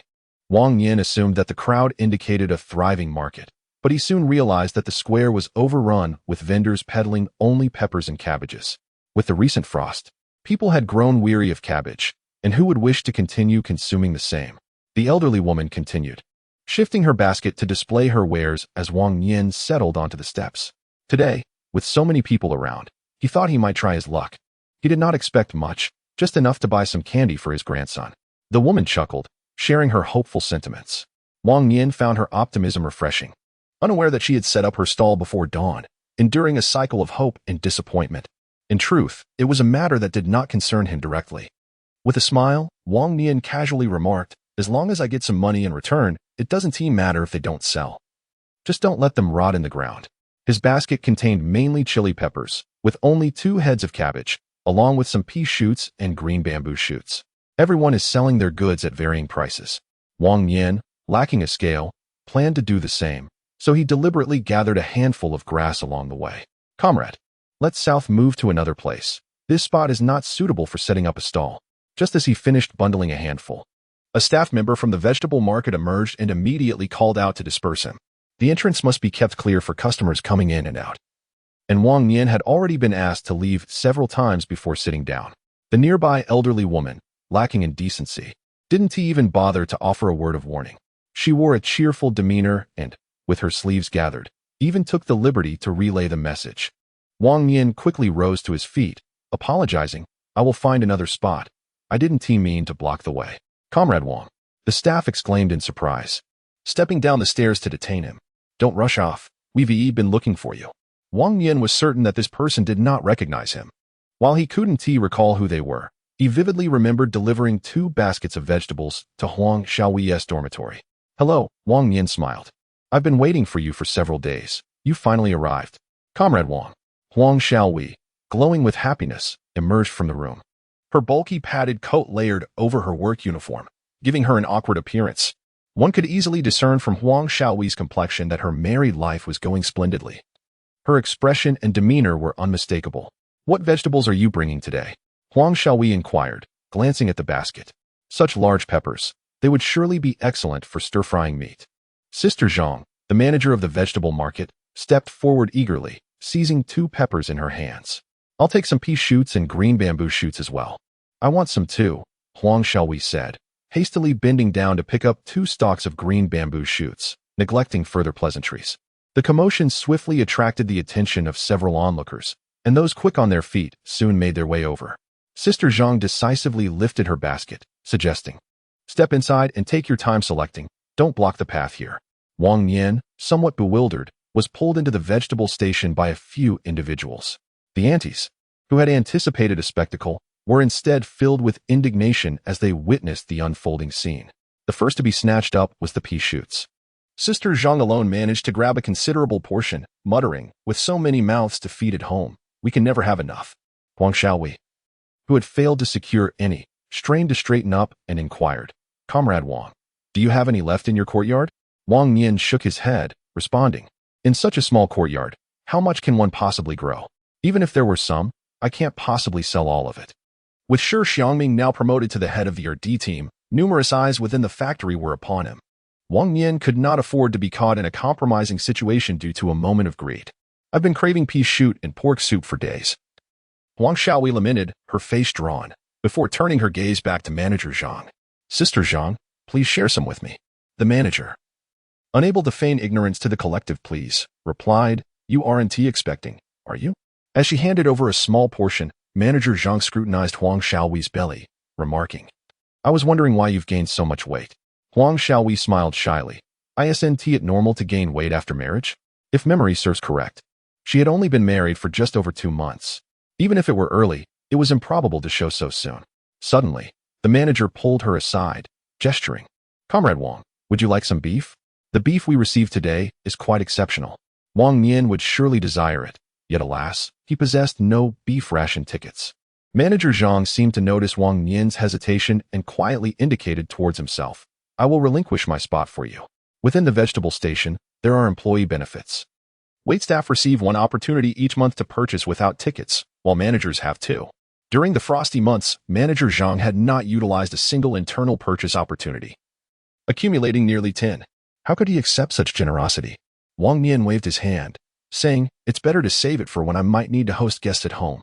It will be gone after the new year. What use is it to save? Manager Zhang chuckled, explaining that by year's end, the internal purchase opportunities would reset, making it of no practical benefit to hold on to. Wang Nian smiled, realizing that the tone of the same words could convey vastly different meanings. The implication here was clear. He appreciated the gesture. 5 jeans should suffice, right? Manager Zhang laughed and casually placed the vegetables on the counter before leading Wang Nian to the meat display. Old Lu, bring out the special beef we've set aside. The intricacies of selling produce at the station are quite significant. The meat tickets only indicate quantity, not specific cuts, and it is generally a first-come, first-served basis. The station typically reserves some quality meat, either for familiar patrons or for the dining tables of certain officials. Otherwise, how could the Huang Qiuhong family so easily procure spare ribs? Old Lu tossed the meat onto the counter, and before Wang Nian could discern which cut it was, he was ready to begin slicing. Hold on a moment, Master Lu, Wang Nian quickly interjected, then gestured over the meat. Cut it like this. It was a ribeye, with streaks of white fat visible in the center. If sliced according to Old Lu's method, those fat strands would be missed entirely. Those are tendons. They are tough to chew, Old Lu kindly cautioned. I specifically want some fat. Wang Nian could only say, a little oil brings out the fragrance. Master Lu deftly made a clean cut and casually tossed it onto the scale. 5 pounds, just right. The beef was thoughtfully wrapped in newspaper rather than tied with straw. As Manager Zhang had considered the details, placing the meat directly into the basket. If there were any vegetables, they should be sent directly to the vegetable station, avoiding display for sale outside. Manager Zhang accompanied Wang Nian to the door. Naturally, she would not expect Wang Nian to pay for the vegetables she had purchased today. Sister. Wang Nian began to descend the stairs, but was suddenly called back by Manager Zhang, who pulled her aside. Sister, do you know how to make pickled vegetables? Yes. Wang Nian replied promptly, expressing her willingness to assist. Making pickled vegetables is simple. I can help out tomorrow. A favor owed is a debt. The sooner it is repaid, the lighter one feels. Sister Su said that reaching out to you would surely yield results, and she was absolutely right. Manager Zhang felt quite pleased. In the north, it is customary to prepare pickled vegetables before the new year. It may seem simple, yet the success relies heavily on skill. Sister Su's garlic oil turned bitter. Her pickled vegetables lacked sourness and possessed an unpleasant odor reminiscent of a stagnant ditch. After 4 consecutive failures, Manager Zhang had resolved never to touch the pickling jar again this year. Since she had already troubled Wang Nian, she would also purchase the cabbage from her, while she would take care of the rest. In truth, Wang Nian had gained a benefit from this arrangement. After all, this meant she had sold 1/3 of the cabbage from her field, which was certainly preferable to carrying 2 heads to the small square for sale every day. Wang Nian took a moment to look up at the sky. A vast expanse of evening glow stretched across the horizon, illuminating the sky with hues of gold and crimson, each evening presenting a unique and breathtaking beauty. Currently, the only advantage of cooking in the corridor is the breathtaking view of the evening glow. As the mountain breeze swept in, it sent a shiver down one's spine, prompting a dance of chilly footsteps. The fragrant steam wafting from the steamer signified that the rice was nearly ready. Suddenly, Wang Nian stood on tiptoe, casting her gaze towards the bamboo grove. The melodious ring of a bicycle bell chimed at just the right moment, and Wang Nian greeted it with a smile and a wave. She was keenly aware of the timing, ensuring that her family would not be kept waiting for dinner. Shi Xiangming burst forth from the house, dragging a broom nearly as tall as herself, striking a pose at the staircase with one hand on her hip. Behind her, Shi Xiangming sighed, lamenting the scattered debris. You haven't finished sweeping. You've spread garbage everywhere. The little girl stood firm, broom in hand, embodying a newfound zest for life. Her earlier timidity now a distant memory as she eagerly sought praise. Shi Xiangming gradually emerged from the shadows, his face adorned with a gentle smile. As he ascended the stairs, he affectionately ruffled Shi Xiangming's hair, exclaiming, "Little Wan is truly capable. Soon we shall all enjoy the fruits of our labor." "Let Dad and Auntie wait for the good times to roll in," Shi Xiangming replied, her head bobbing in delight. With a swift motion, she discarded the broom and dashed inside with a net bag in hand, proclaiming, "I am the most capable. I am the best worker in the factory."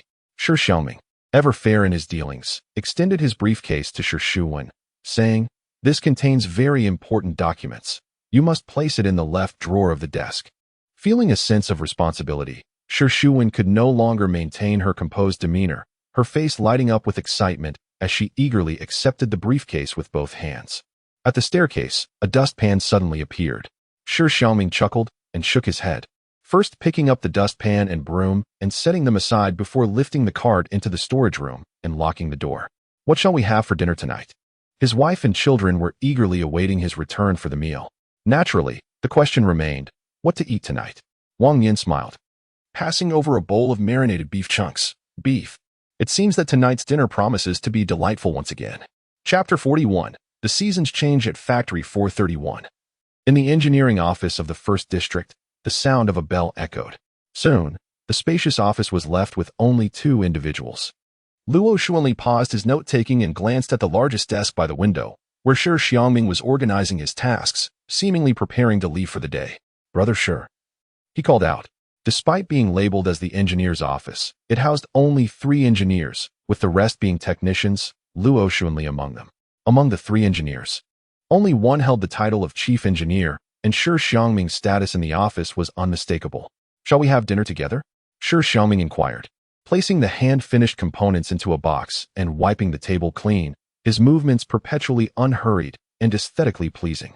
Luo Xuanli set down his pen and quickly retrieved his lunchbox from the drawer. "I will return your notes once I finish copying them this afternoon. Whenever you wish to return them is fine. After a few hands-on practices of the fundamental principles, the content in the book will become clear. I must first thoroughly grasp the material in the book before attempting it practically. The tolerance of our factory's continuous milling machine is exceedingly low. Should any issues arise, it would disrupt the entire factory's operations." Luo Xuanli was acutely aware of his own capabilities. One cannot merely charge forward fueled by passion alone. Shi Xiangming was slightly taken aback, then smiled and nodded. Humility is commendable, but one must not let fear prevent them from taking action. Otherwise, they will never progress to the next step.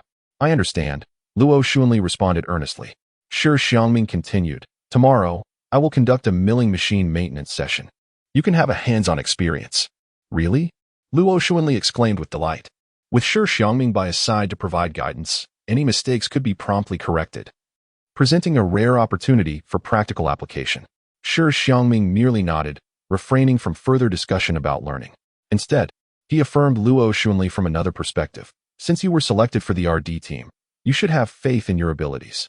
The selection of RD team members was determined through discussions among 12 engineers from 4 different factories.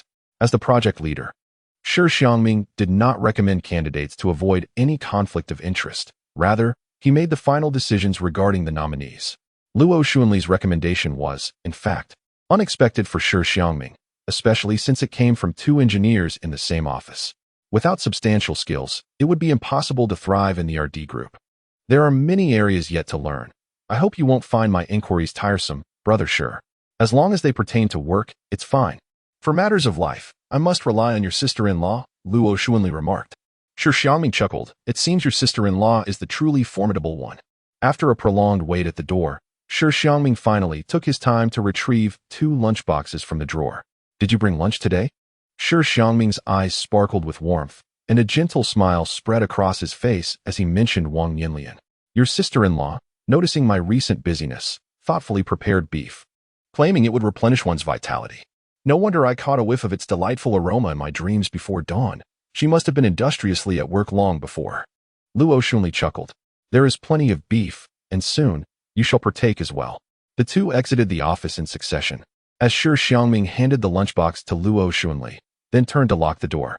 In the entire office building, only their office required locking, with just 2 individuals possessing the key. If Shi Xiangming and another were to fall ill simultaneously, no one else could enter the office. "Xiangming." At the corridor's end, Luo Yongda stood at a distance, his expression shrouded in darkness, yet one could sense his profound agitation through his hurried breaths. "Director, father, what troubles you?" Luo Yongda's voice faltered as he stepped from the shadows, his face awash with sorrow. "Our esteemed premier has passed away." On this day, the sky was overcast, and the entire populace of Huagua was enveloped in a shared sorrow. As winter departed and spring arrived, summer quietly receded. The memories of last year's frost seemed but a distant echo. This summer had come early and lingered long, and as autumn approached, one could only don a light shirt when venturing outside. So much had transpired this year, casting a pall over the entire 431 factory and indeed the nation. It was not until late October that a momentous piece of news spread through the streets, signaling a gradual return to normalcy. After a decade, the revolutionary movement was declared at an end, and the entire country rejoiced in this momentous occasion. Yet for Wang Nian, it was evident that the former event had a far greater impact on her. The congee is warming in the pot. Would you prefer to eat it at the office or at home? Firstly, the research and development team has an overwhelming array of responsibilities. And Shi Xiangming is notably busier than his peers, toiling away with twice the fervor. Each day, he departs early and returns late, unable to find a moment's peace even for breakfast. The dismal clouds of the first half of the year have caused all operations within the factory to come to a standstill. But now it feels as if everything has been accelerated. Overtime has become the norm.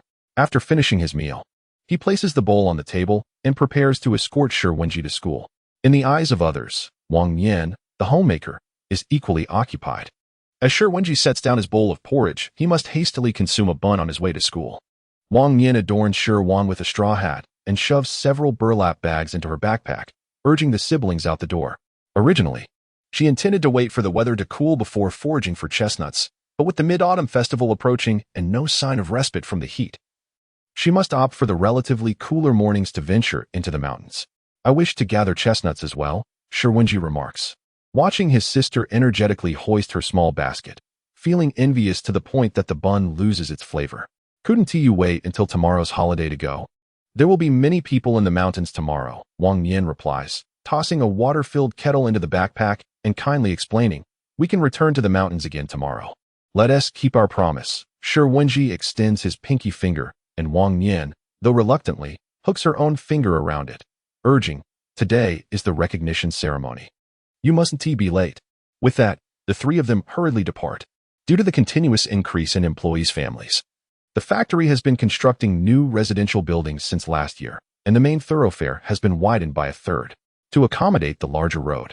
The school's entrance has been relocated to the side, facing a small square in front of the school. You better get up in the morning. If you're late, it's your own fault. Alongside Wang Nian and her two children, Lu Chaoxian and her child hurriedly made their way to school. Zhang Liya, with his disheveled hair resembling a bird's nest, appeared to be half asleep, as his mother's voice seemed to go in one ear and out the other. In the midst of their rush, he even managed to snatch a bun from Shi Xuan's hands. After a strenuous effort, they arrived at the school gate just before the bell rang. Wang Nian let out a heavy sigh. With Xiao Hui's belly so pronounced, it was likely she was expecting twins. After watching the children enter the teaching building, Wang Nian suddenly remarked, at the entrance of the vegetable market, separated from the school gate by a small square, Huang Xiaohui was writing today's vegetable list on the blackboard. Her abdomen was prominently swollen, and as she raised her hand to write 2 characters, she seemed to struggle, as if even lifting her arm was a considerable effort. Single birth. Lu Chaoxian's smile vanished instantly. She did not seem inclined to approach and greet them. Instead, her tone grew cold. It's only been 7 months. If the fetus is too large, the delivery will be exceedingly painful. Wang Nian frowned.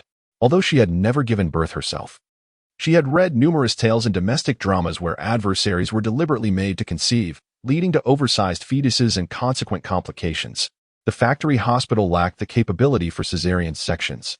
If the fetus were too large, childbirth could indeed be perilous. Furthermore, Huang Xiaohui had just suffered a miscarriage last year. Becoming pregnant again so soon would only amplify the toll on her body. In early February, while the nation was still engulfed in sorrow, Huang Xiaohui was suddenly rushed to the hospital in the middle of the night due to abdominal pain. Later, Zhou Yueying privately confided to Wang Nian that Huang Xiaohui had suffered severe external trauma leading to significant hemorrhage, necessitating the premature induction of her baby, who was already over 5 months along. This was akin to a delivery in itself, and the physical repercussions should not be underestimated. It was unexpected that just over a month later, Zhou Yueying once again saw Wang Xiaohui visiting the gynecology department for a pregnancy test. Once again, she was expecting. Now, apart from Xiahua, there was no one whose word she heeded. Lu Chaoxian felt quite helpless as well. Huang Xiaohui seemed to be under some spell. Ever since marrying Xiahua, she had gradually distanced herself from her once close friends. Naturally, Lu Chaoxian ceased to interact with Huang Xiaohui due to Xiahua's peculiar demeanor, and whenever they crossed paths, they were akin to strangers. Wang Nian could only regard Huang Xiaohui as an acquaintance. They seldom engaged in discussions about each other as family lives. Thus their relationship remained unchanged. If this young woman continued down this path, she would inevitably face significant repercussions. Wang Nian sighed. "Do not fret over her unnecessarily," Lu Chaoxian retorted, rolling her eyes and suppressing the words she wished to express. The primary reason for the rift between her and Huang Xiaowei was not solely Xiahua, but rather Huang Xiaowei's disparaging remarks about Wang Nian. Wang Nian had been married for a year without conceiving. The couple was not anxious. Yet Huang Xiaowei openly and subtly mocked Shi Xiangming for having married a hen that could not lay eggs. Glancing towards the kindergarten, she soon spotted Shi Wan leaning against the fence while Wu Zhenjin was inside. "Aunt Wang Nian," Wu Zhenjin exclaimed excitedly upon seeing Wang Nian approach. "Isn't kindergarten on break today?" Wang Nian walked over and patted Wu Zhenjin's little braid.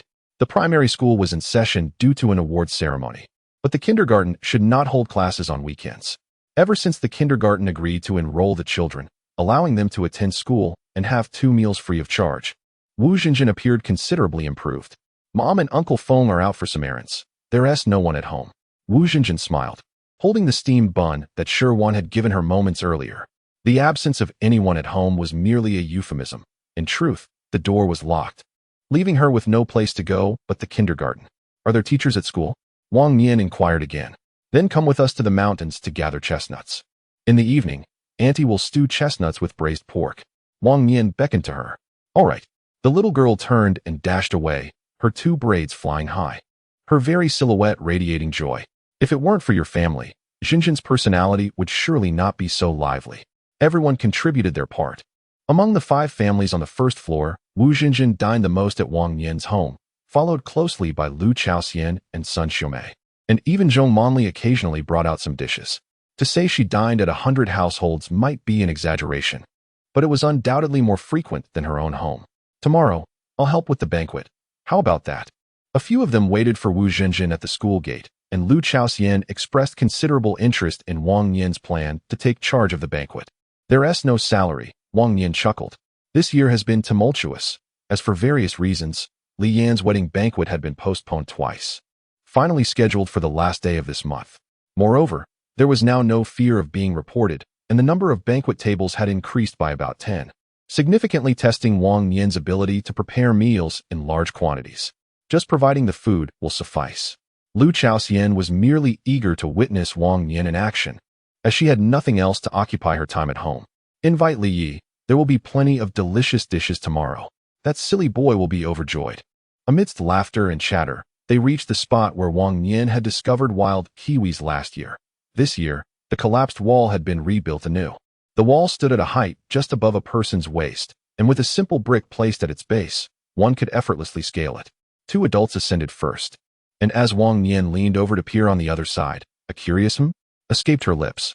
"What's the matter?" she was asked. "I distinctly remember the kiwi fruit tree being right there. How is it gone?" The once easily visible wild kiwi fruit tree had vanished entirely, leaving not even a trace behind. The 2 nodded obediently and settled down on a burlap sack to amuse themselves. Wang Nian assessed the height and, feeling assured, leapt down.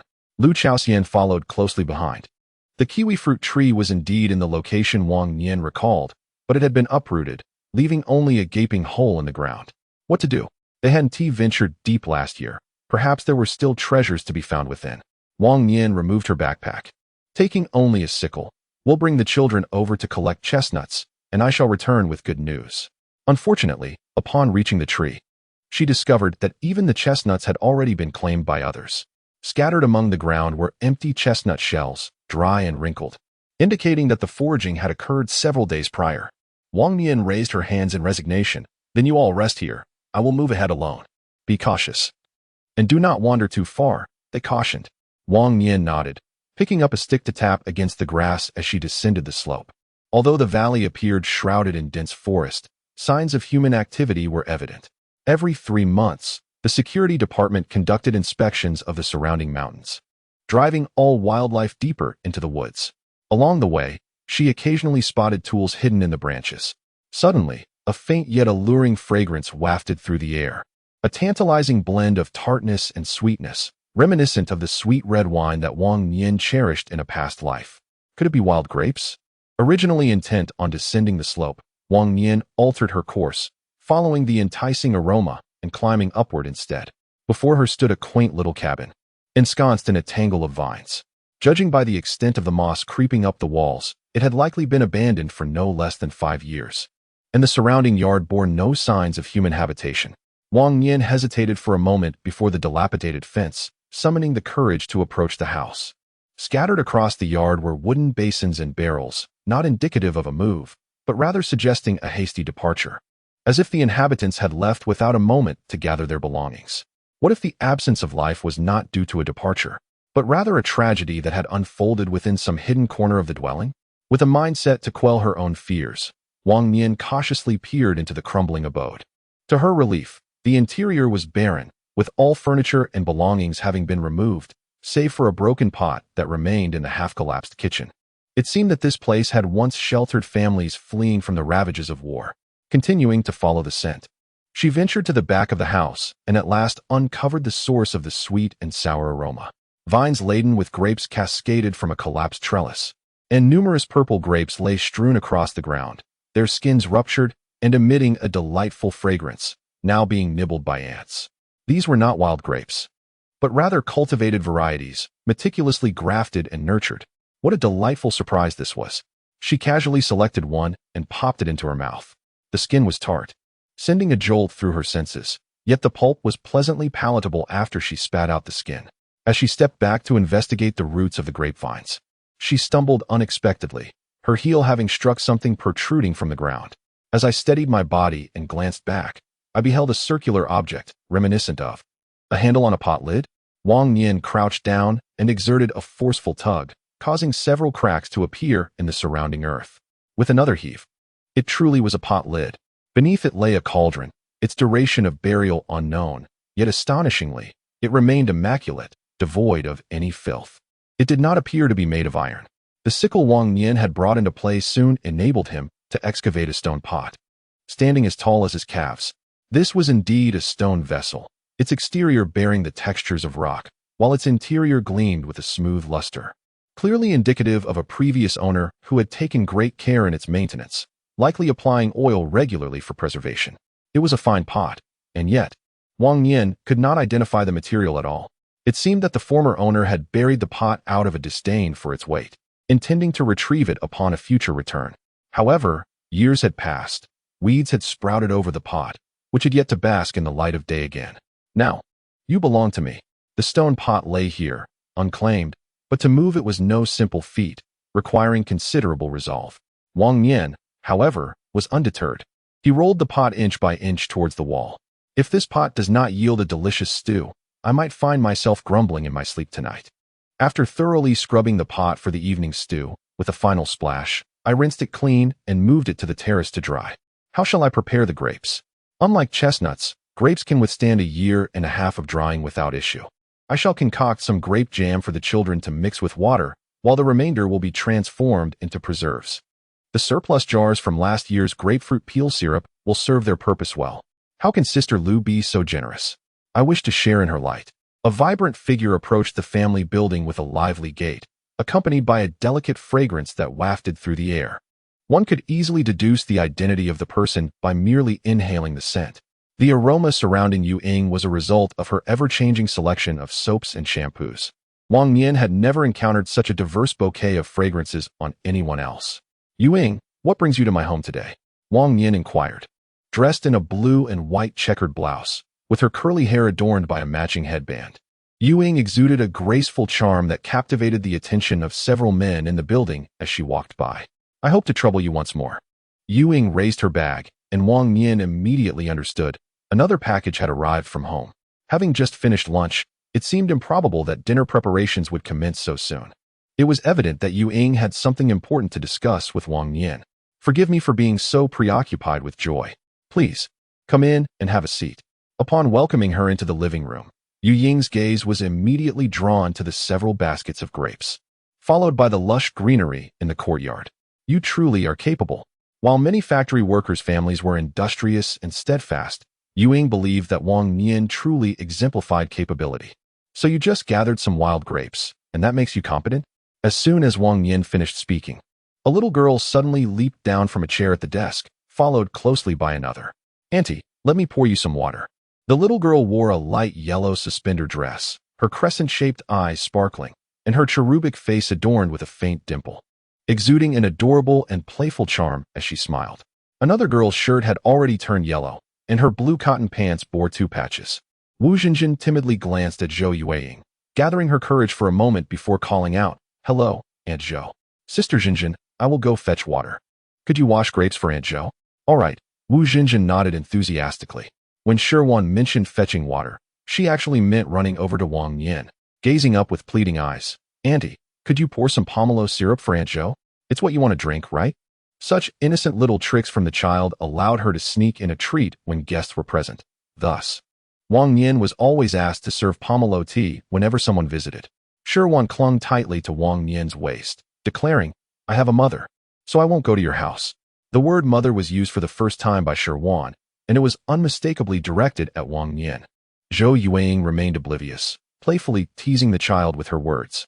Shi Xiangming pouted, displeased, and hid her head behind Wang Nian's leg, only to suddenly peek out seconds later, asking, "Aunt Zhou, how about letting Sister Xinjin be your daughter?" At that moment, Wu Xinjin entered the room, holding a bowl of freshly washed grapes.